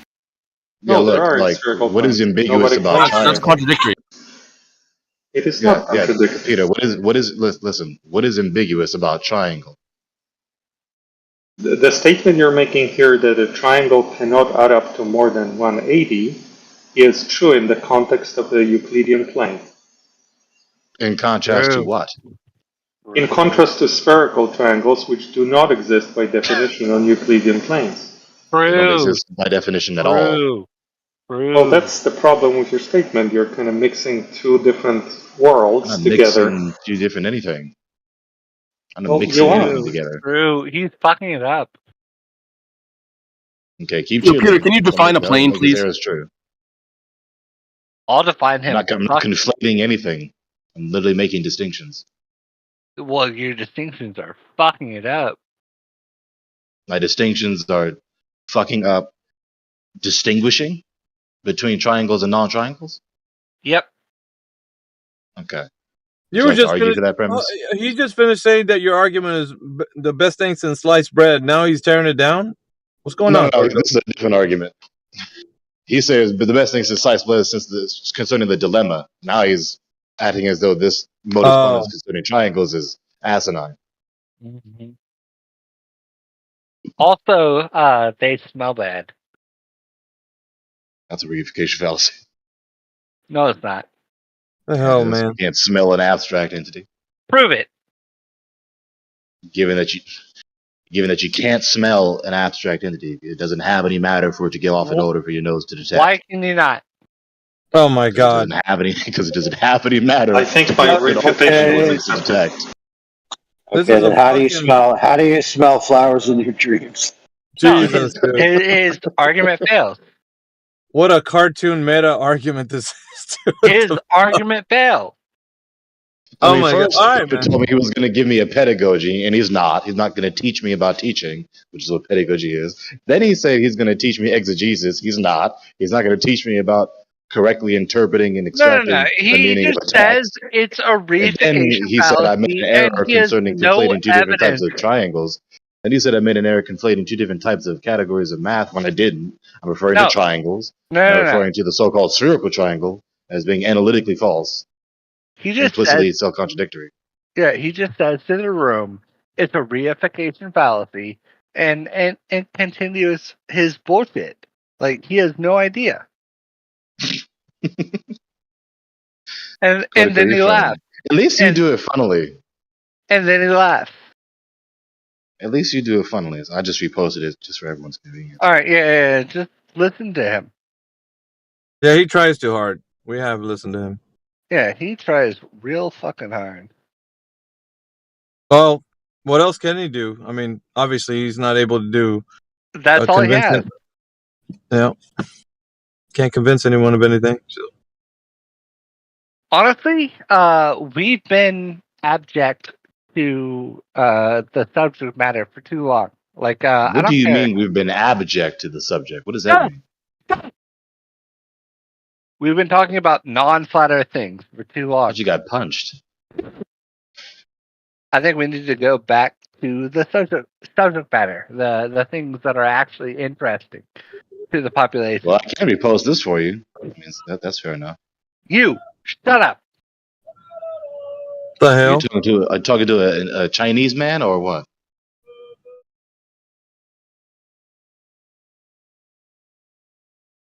I am you. No, I am me. And I am you. Now he's drinking that box wine. That's how he's all fucked up right now, probably. No, this dude needs. Man, I am sick of playing games. You, me, everybody's ass around here. Him. I'm sick of his. I'm gonna kick his ass. Listen to him. I'm That sick of was this. funny. Listen to this. What? Yeah. Listen to this. Okay, so there it is again concerning the geodesy dilemma. So I think we should For the mute sphere. this guy. Just like straight up mute him. Straight up. 100%. Man, I don't know who you're talking to, Straight up, Cortico. now tell me you're gonna love with me forever. This guy that's singing right now. This is the man that I think we should mute. What is her name? Oh my Dude, it sounded like your tongue fell downstairs, man. So the man that was singing. Hey, Johnny, put me that one fellow down the stairs. Hell Yeah, no, dude. Gregory, when you said funnily, I was thinking funnel, and I found a good meme. Found a really good meme because it sounds maybe like Cortico. It sounds like you might be a little tipsy, and so I found a really good. Funnily, tipsy noise. Funnel into the bottle, from the bottle. No, funnel into the mouth, pour down from the bottle into the mouth. Yeah. Uh-huh. All right, any globe Earth evidence by you globers out there? Calling all globers? Calling all globers? Any globe evidence? All scientists.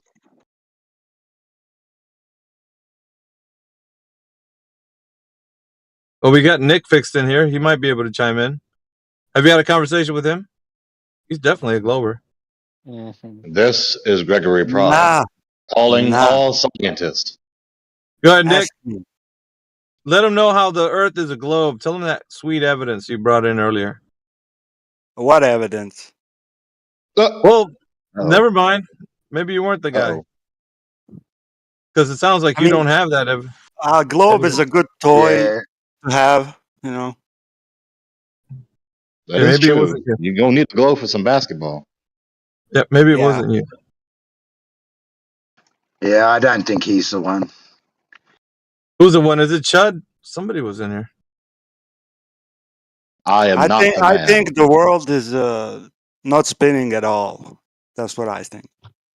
All right. You did right. But you think it's curving. Does he think it's curving? Oh man, it's not curving, definitely.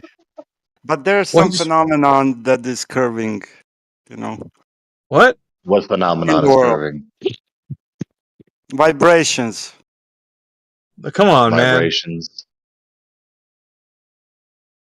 Vibrations aren't a phenomenon. That don't make any Detecting damn vibrations is a phenomenon.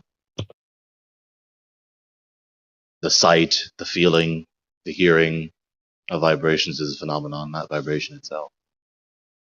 But you put any kind of argument out here, Gregory's going to dissect it and probably just let it all look all gutted. There isn't an argument that you could bring forward, whether it's a troll or not. You're going to get smacked down. Yeah, if you got like a vibrations thing, like bring it up. We'll talk about it. Dude, somebody needs to cut that man off of the box wine. Dead bitch off. Last time he was in here, dude, I'm drinking a box wine. Bro, he takes out the scissors and cuts the box wine open so he can lick the inside. AI, how do you think of these things, bro? No, because I could imagine what he's explaining right now is that now he cuts the plastic open and he's just like licking all the inside of the plastic. No, He's got that wrong. Yeah, in Australia we drink them and then blow them up as a pillow, so we got something nice to sleep on. Yeah, but AJ, or you guys, it's not necessary to cut it and lick the inside. If you have box wine and it has the bag in there, there is that little bit that you have to cut the bag to get it out. Oh my god, the fact that you know that kind of scares me. It's telling, right? Yeah. A little bit, yeah. It I know. is. That's Someone only knows that you're because Southerners haven't invented the straw yet. Listen here. Yes, we have. It didn't go that Wow. far. That invention didn't go that far south. So much for the Industrial Revolution. Yeah, I've drank a box wine in my day. Yeah, I know all about having to cut the last little bit to get that little bit out. Do you Saving money, know? saving money, huh? Yeah. Do you know Paula any? Abdul. That's her name. Do you My know God. any legal premises that box wine would be discarded for? The legal premises upon which box wine will be discarded for. Yep. That's a question. Yeah, and it seems that you have nothing. I ain't got a damn thing. Piddly squat. Right on. All right. Damn. Next. You probably have to make sure it doesn't have any alcohol in it before you Why? discard, Why? so that no one can consume it that's underage, or maybe even animals. That would be animal abuse. Nope. Underage is not a problem. So, anyways, Raccoons. I'm not concerned about raccoons. I don't know. I would say that it's probably not good to have the product in there. Yeah, I don't think you have a legal theory. No, I Wait, No. wait. How do you move from of what's why it the would be. legal premises, and then she mentions the legal premises, and then you reply, "Well, I'm not concerned about those things," and then leap to the conclusion, therefore, those are not legal premises. Well, like if someone wished to sue me, I would not be afraid of them. So I'm not afraid of being sued on the legal premises she just mentioned. Therefore, they're not legal premises. I mean, you can bring them up all day long. I'm not afraid of them. So okay, yeah. So Logically, contradiction. I would say logically, I would want to make sure there's no alcohol in the containers when I discard them, so that they couldn't be apprehended by someone that would not be legal to drink it, or the animals wouldn't be able to access it and drink it and whatnot. Yep. That Yep. would be my Yep. logical train of Yep. thought of the Yep. reasons. Yep. If it's Yep. not, then legalese just has its way around of Guys, things. you guys are missing the most obvious answer. The obvious answer is that's what he tells people so that they don't make fun of him for him cutting open the bags and drinking every last drop. It could also be because that being in a container for that long is also dangerous. Maybe there's some sort of hazard for Mhm. the container. The answer may have been obvious, but it would not be Yeah. logically relevant to his question. Yeah. Yeah. So the thing is I think that any motion to dismiss that I present uh, would follow. So I think I would win on any motion to dismiss. The So motion you would dismiss would follow. Understand what just happened? yep. What are The Yep. you talking? motion you would dismiss would follow. Yep. God I damn. think. Yep. I think so. The case that I dismissed is now concluded. Hmm. You gave a verdict in the case that you dismissed. Yep. Okay. Anything else? Nah, it's just, self contradiction. People like to be consistent. People like to be Eh, inconsistent. Do you do It you is what like it is. do you like the legal system? Which legal system? The United States legal system. In many ways, yes. In many ways, no. You want to be a Well, lawyer? I've been through it, and it's the most corrupt, well, in Australia anyway, and I'm assuming everywhere else it's the most corrupt system there is.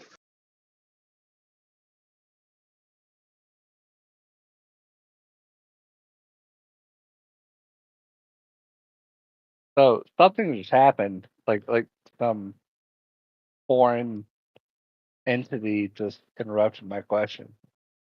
No, I answered your question. Foreign I said, no, entity. I don't. I said, I don't like the legal system, and I believe it's the most corrupt system, one of the most corrupt systems there is, as I've been through it. Not someone interrupted me. A foreign entity. Yeah, it just happened. Yeah. The Fucking object again. It just happened again. interrupted my question. Yeah. Just this complete enigma is disrupting my inquiry. This fucking thing. I love you, AJ. Well, I don't know. I just thought you were throwing the question out, so I'd answer it. No, don't like the legal system. Who's talking to you? Oh well, Technically, you right obviously now. not. Obviously not you. Sorry about that, Cortico.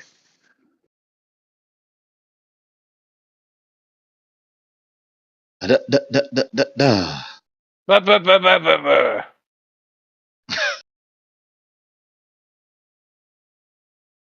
Sorry to have upset. Sorry, I'm very sorry I upset Cortico No, by you're right. answering a question that he put out to the room.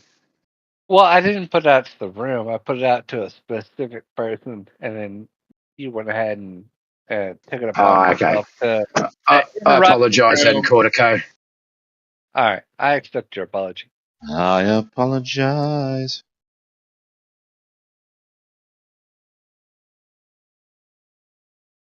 But I would be interested to know what you think about what I had said. All right, present it again in a way that I can answer it. I said that no, I don't agree or like the legal system. Well, at least the court system, if you want to class it as the same. Which As one? I've been through it, and it's very corrupt. You haven't been through the United States court system. No, only the Australian, but I assume that the corruption's probably no different in other countries. I think you're wrong in that assumption. I think that the legal system in the United States is very practical and respondent and correct under any general circumstances. Practical Yeah. isn't the antithesis of corrupt. Corruption is practical. Mm-hmm. Mm-hmm. Go ahead. Pretty much So it. you're saying that there's no deals made No, in, no. in the I think background and no. no. That there's no deals made in the background, but I think this gentleman has an argument, and I would love to hear it. Gregory, I think he was speaking to you. I guess I could say another argument. Go ahead, If corruption Solomon. is practical, then practical is not the antithesis of corruption. Corruption is practical, therefore corruption is not practical is not antithetical to corruption.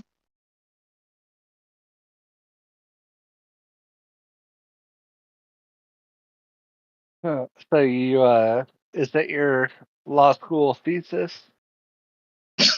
No, No, that's just like something. it is a thing. It is indeed a thing. It's not nothing, by the way, given that it is a thing. If I it think is it is. something that it's not nothing, it is something, therefore it's not nothing. I think it is nothing. But it is something. And if it is something, then it's not nothing. It is something, therefore it's not nothing. No, I think it is nothing. That's an appeal to credulity fallacy. An Kind of implicit appeal. An appeal credulity. to what? Kind of an appeal to credulity fallacy. Kind of the implicit appeal to incredulity fallacy. No, I don't think so. That's just an Ipsy Dixit contradiction without good reason. A what? Ipsy Dixit contradiction without good reason. Ipsy Dixie? Ipsy Dixit. No, I don't think so. You just did it again. No, I don't think Just so. unjustified negation retort. I don't think so. Just did it again. Mm-hmm. Well, that is a justified affirmation retort. Mm-hmm. So there you have it. Go on. The hell is Chud talking about? Go on. I just did. No, give your premise, your argument, and your conclusion. I've already done that like 3 times. You've given nothing. You've just said Ipsy Dixie. But I gave something, therefore I didn't give nothing.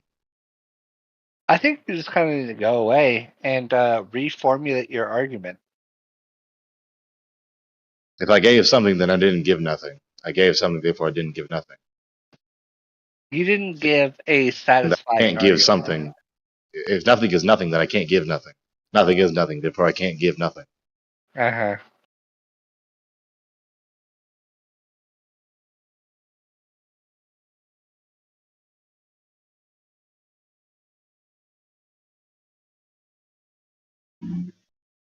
Yeah, have fun with Justified affirmation. your degree in absolutely nothing. That was the response. Is like a noise. He's doing it again. A noise. Called a laugh. Yeah. Right. Again, a noise. Specific type of noise. He's You know what it's doing called? it again. He's doing it again. You know what it's called? Called you. No. Hey, Gregory, What I can I did, ask you a question? not called me. Are you guys Or enjoying you. it so much? He's an embarrassment To who? to yourself. What's your argument? I have no argument. It's just a statement. You're an No, so embarrassment. another Ipsy Dixit. Yeah, Ipsy Dixie, you're an embarrassment to yourself. So not Ipsy Dixie, Ipsy Dixit. No, Ipsy Dixie. No, not Ipsy Dixit. That's what the word is. Uh-huh. Justified affirmation retort. Uh-huh. Justified affirmation retort.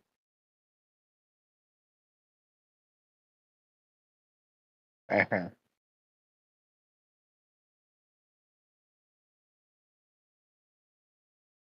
Two joints. 2 joints? Is that what you're smoking? Bleh? That was clever. Bleh?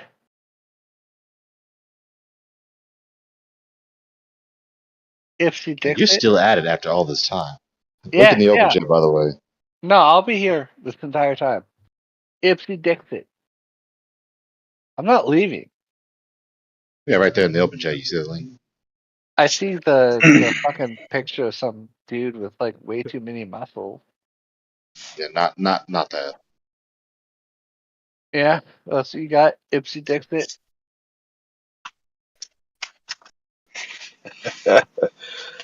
Yeah, Ipse Dixit, man. This is what It this means fucking loves. Ipse Dixit means whoop, there it is. Oh, all right. Whoop, there You it get is. it now? Yeah, I get it. There it is. There it is. Yeah. My nipples are awaiting this conference. Daddy cried. I don't want to cry no more. Yeah. Was that you, Foxy? Yeah. I heard that now. Ips Dixit. Hey, that's a married woman there. He's And mine. No, here, Flashy's my mine. my husband's right here. I will It's my fight. husband. I will fight. My husband.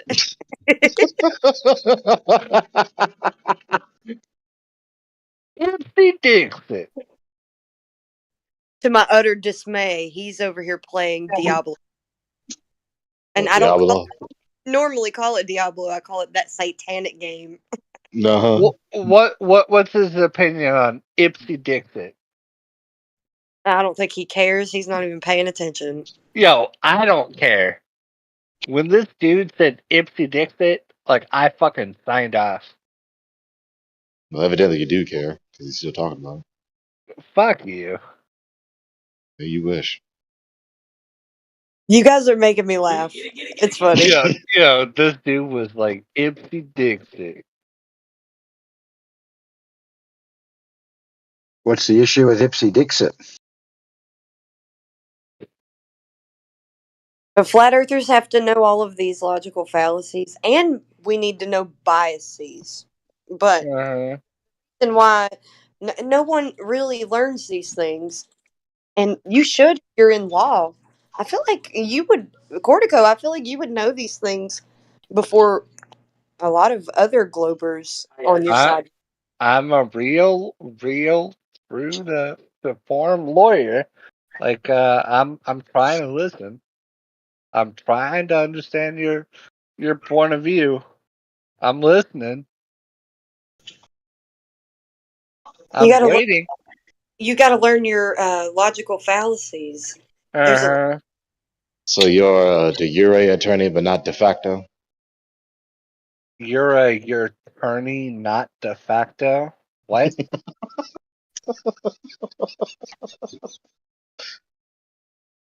That's a You're fake a de laugh. jure attorney, but not by de facto. De jure attorney? Yeah. No, you just stated some nonsense. What? No, what he meant, Gregor, is he passed law school, but he just gets the coffee. That's what he means.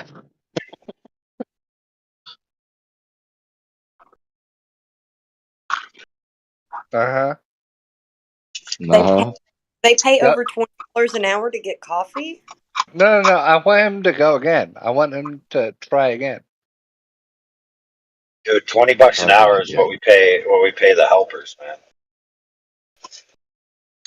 Uh-huh. But there's nothing wrong with making money, right? I mean, I'm not hating. I'm saying that's pretty impressive. If that's true, I don't know if it is. That's why he hasn't come across the corruption yet. He hasn't got to the courtroom. He's just bringing the coffees. Well, he did Wait, say he gets paid a substantial amount an hour, at least. Well, it's close up there to the par of what my husband makes being a millwright. What? $22? No more. I said it's still close. you guys think I don't the know. Earth is flat? What? Yeah, they do. No, brother. The Earth is flat. Yeah, we know. We don't think. No, they think Oh, the Earth is flat, and they're gonna give you some bullshit case. yeah, but Bullshit case. You just said my do you do you expose of the guys dilemma for sphere geodesy is do tight. you guys think about it to the extent that like we're over like Antarctica? There's like another world like past No, Antarctica or something like that. we're Okay, Could be. because I know. Who knows? Talk to the new guy. I muted Cortical so he won't interrupt you guys.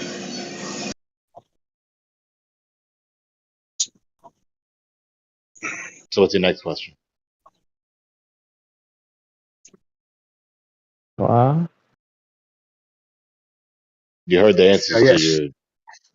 your question just now, yeah? Oh yeah, I've seen like this thing where like they're saying like okay, so like you say the Earth is flat, right? So I know there's a theory about like the Earth being flat, and then like they're saying like past Antarctica, there's like a bigger part of the world. When you cross Antarctica, there's like a bigger part of like the world, like where we already are. There's a bigger part of it. not validated, nor can Well, be validated. yeah, some people might speculate that. However, it's not something that we can actually validate. So Mm-hmm. we don't know. We don't know what's out there. That's all I had to ask. So. It's just a gang of mouths in the open chat. However, just for your curiosity, there are old newspapers that had published ancient maps that some Asian maps specifically have what appears to be extra continents beyond the Antarctic ring that we know.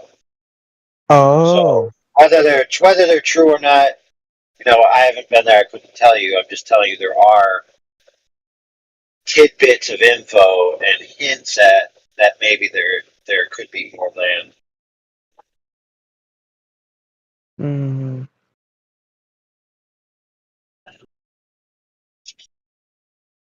So you know the idea that the Earth's surface is curving into a ball is not only unverifiable but falsified, right?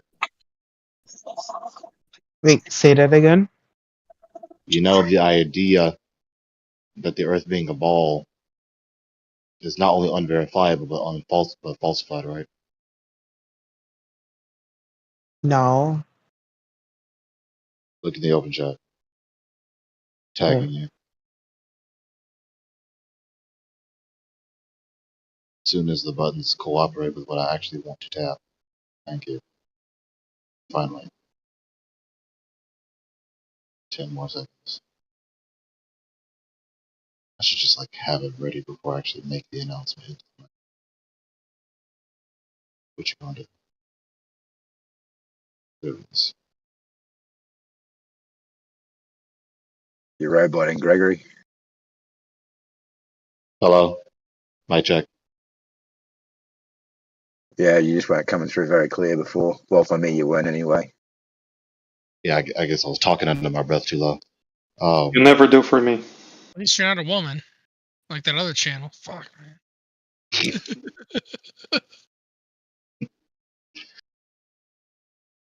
Okay, you hear? Yeah. God, do you see that bomb, squad? That's an exclamation point now. Yeah, I see that. I'm reading it. The yellow block on your screen.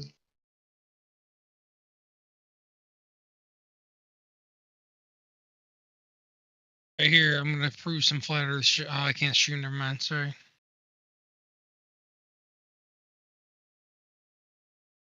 Whatever. What you guys doing? Discussing the nature of Earth. Oh, yeah. Yeah.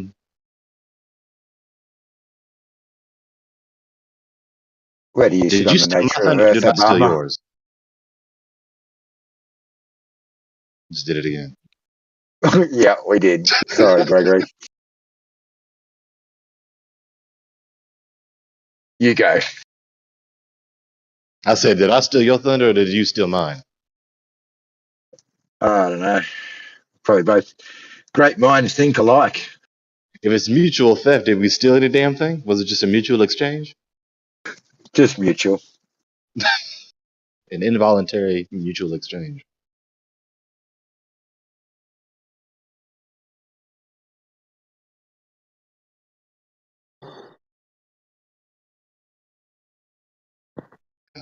That's very bad applied logic. Like, it's just very bad. So the dilemma is that we measure the Earth's ocean as curving. It's not a dilemma. It's categorically not a So, dilemma. so, so, like, so you don't believe people actually went out to like space? Then you don't believe in that, then, do you? For one very important reason, among others, but the most important is that gravity is the ad hoc rescuing device that holds the world together so that it's not completely dismayed into oblivion, so that you can Mm-hmm. actually move around anywhere, let alone jump into a rocket and supposedly walk around a humongous rock. So let me show you this. Have you ever held a basketball? Earth's not flat. I mean, Earth's flat. My bad. Damn it. I'm sure.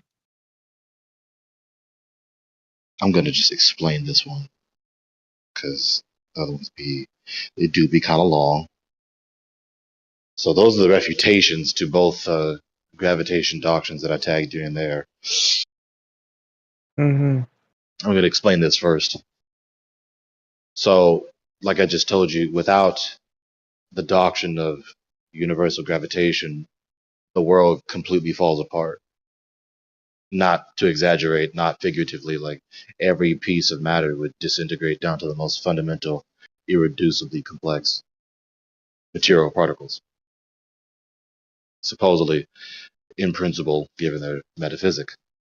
So even if MAM, mass attracting mass, or TGR were true, they would be unverifiable. You couldn't prove them to be true. Why?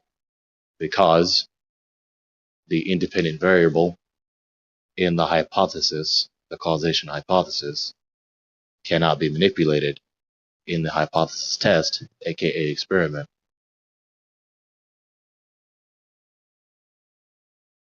Mm. And the independent variable is the sheer existence of matter. So if that's the independent variable, You smoke some more that drugs there, implies mate. that manipulating the independent variable is to cause the matter to begin existing or discontinue existing, and then cause it to resume existing to see how it affects the supposed the dependent variable. But of course, we can't do that. Law of conservation of mass, and we're not the God, not creating ex nihilo. So you can't manipulate the independent variables. You can't verify the hypothesis, even if it were true. Yeah, I get what you're saying. I get I it. don't. I And have a question about the third one, Gregory. I don't want to act like I'm smart. well, actually, let me can finish with Bob space because he's come? new. Okay. Yeah. So that's just the unverifiability, exposing the unverifiability of MAM, mass attracting mass, and TGR, theory of general relativity. This is the refutation falsifying MAM and TGR. As you see right there where I tagged you, if matter being matter, or the sheer existence of matter, or the materiality of matter, doesn't generate causal power, nor is causal power, then it cannot cause any locomotion. Matter being matter, materiality, doesn't generate causal power, nor is causal power. Therefore, matter being matter cannot cause any locomotion. I'll let you digest that one first.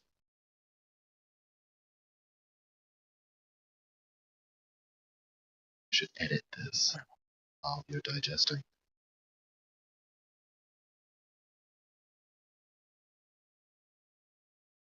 Play Gran Turismo 4. Shit, bro. Trying to get my licenses. Trying to set all my emulators, controller settings all right and shit. So it works well.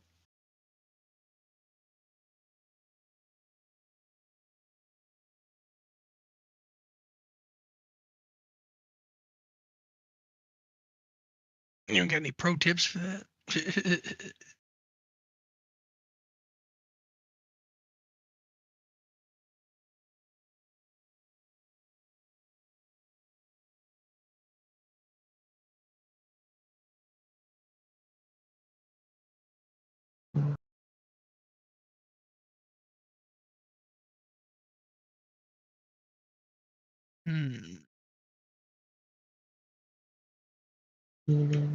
Does anyone here know, does analog sensitivity on like the PS2 emulator PCSX2 for controllers, does analog sensitivity have to do with like the buttons too, the triggers on Xbox controllers?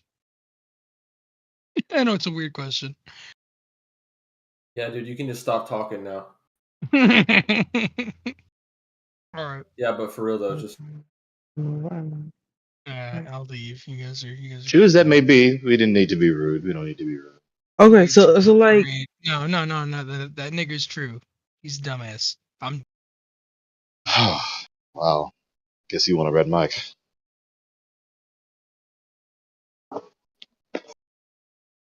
okay, So so what it's were you like, saying, Bob? I'm saying, okay, so if you're saying the quantity, what you're saying is gravity, right? So like, if you're saying it can't cause like any locomotion, right? So like, locomotion is like when you move from one place to another, right? Yeah. So like, what about like planes though? Like if you drive a car or something like that. I don't. Maybe I'm getting mixed up though. Okay, what you're saying. How do You I see, explain that? this is rather simple, but once we Yeah, start self-consciously thinking about it, we get all disrupted. yeah. The reason that is because we are creatures of habit, and so we're not in the habit of thinking about such rudimentary aspects of the world self-consciously. it's kind of like what? I mean, it's just like developing a new skill. You know, like Mm-hmm. I'm not familiar with the skill of So wait. Basically, weaving, you know, a blanket, but yeah. we need it and we do it very often. So you're saying basically gravity can cause something to fall? Is that does like that's what I'm getting from it? Like, Given, so yes, given the specific causation hypothesis, because the problem is, on its face, here we are born into the world and someone mentions so-called gravity to us. And then we ask the question, what is it? And so then the answer is either mass attracts mass, hence the abbreviation into the shortening into the acronym MAM for my convenience. And then several hundred years after that, in history, with Einstein, TGR, theory of general relativity, which is even more convoluted and asinine than MAM. But so here we are. So given that is what is being referred to, then the argument is there as it follows.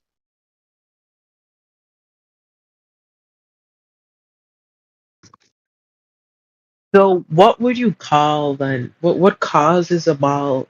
Like, if I were to hold the ball up in my hand and then drop it, what would be the cause of that then?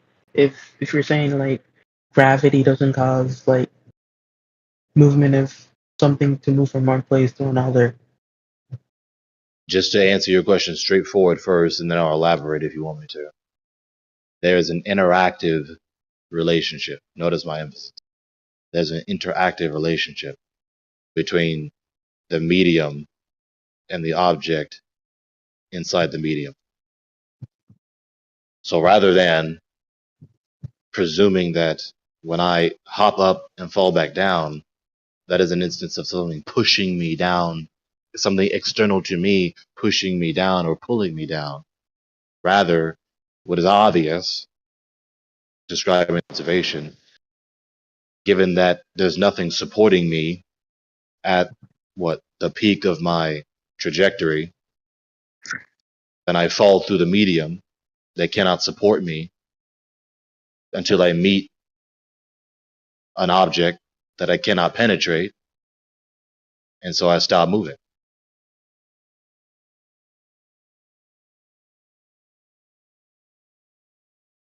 That's an accurate observation. That's an accurate description of the observation of that experience, right? Yeah.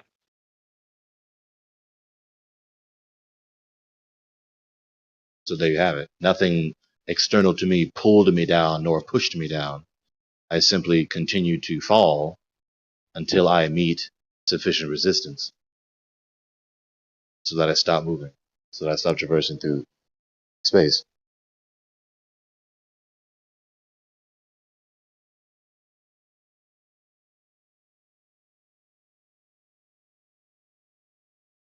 That doesn't explain her question, although I'm not opposed. It does. I just Just saying that there's like an ambient pull that makes you fall until there is resistance doesn't actually explain the cause behind it. I didn't say that.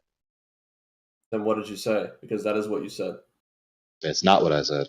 Then say it again. Because it's There pretty is much. not necessarily something external to me pulling me down nor pushing me down. There is simply a manifest interactive relationship between the medium I'm in and me, my matter. So given that I'm denser than the air, and the air is less dense than me, the relative density between my matter and the air matter of the air, I continue to fall down through the air until I meet sufficient resistance.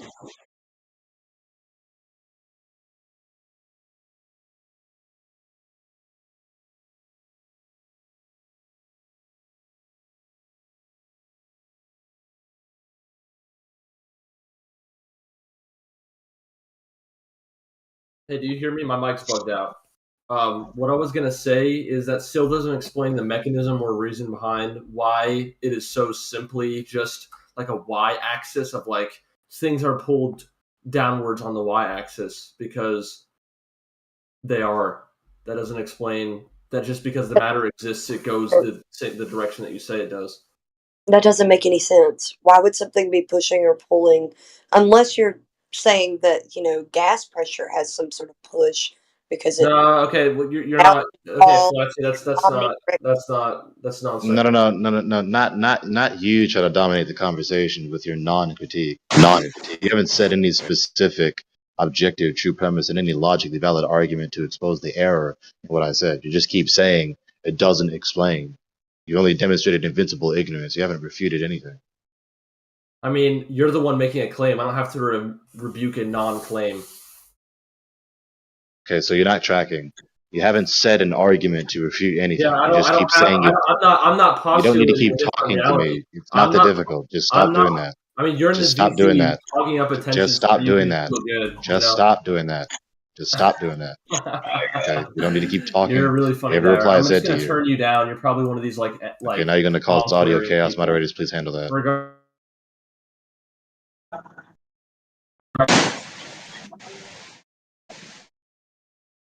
Yet another one just plugging their ears, my mic just saying la la la. I'm not going to listen USB to you. Connector. Okay, so I understand. I can assume things about your character based on this conversation. So he's going to continue to cause audio chaos. I'm simply asking the quote unquote physics master why all things automatically go downwards on the y-axis. You haven't literally given just trying to steamroll to the channel. Your entire reason is just because matter exists. He's just steamrolling through the channel, not engaging. So you're not actually intelligent, nor still providing just steamrolling through the channel, not engaging. You're not providing an underlying framework that describes. Still just steamrolling through the channel and not engaging. So that's it. Look, you guys make a truce and relent. Otherwise, no, it's just him. No, it's just him. It's just him. He's doing. Well, you're both talking simultaneously, right? So it's not just him. Okay, well, it's clearly him. I mean, obviously, if you listen to what I'm saying. God. Being aggressive. Okay, let's check this out, Holmes. You're talking while he's talking. That means you're both talking through each other, right? Do you hear me? He's not going to concede to this. He's not going to concede to it. It doesn't matter. I mean, obviously, if the mic doesn't work, doesn't matter to you because you're low. Right. So if I don't respond for a moment, please bear with me. I have a shitty USB connector because I only have one port on my laptop. All right, enemy. What is your contention with Mr. Gregory's position? You're talking to me? Yeah. Okay, I was simply asking him a question. He's saying that a certain property of matter makes all matter ambiently go towards a single direction on like a graph plane. Like it goes down on the y-axis, for example. Automatically because it exists. That's what we observe, yeah. Yeah, and that is what we observe. But he's saying that it's different from what gravity is. And I'm explaining to him what is the reason behind it. And he says there's just a rule that postulates that things must go this direction if there's not resistance. And I'm asking him, why is that happening? And he's so minimalistic because he has a certain skin. It sounds fair. So it sounds like it sounds like your contention is he's just restating the phenomena. Yeah, he's not actually providing any form of reasoning or claim. He's just saying that it is happening. And I'm not actually trying to study or proof. I'm not asking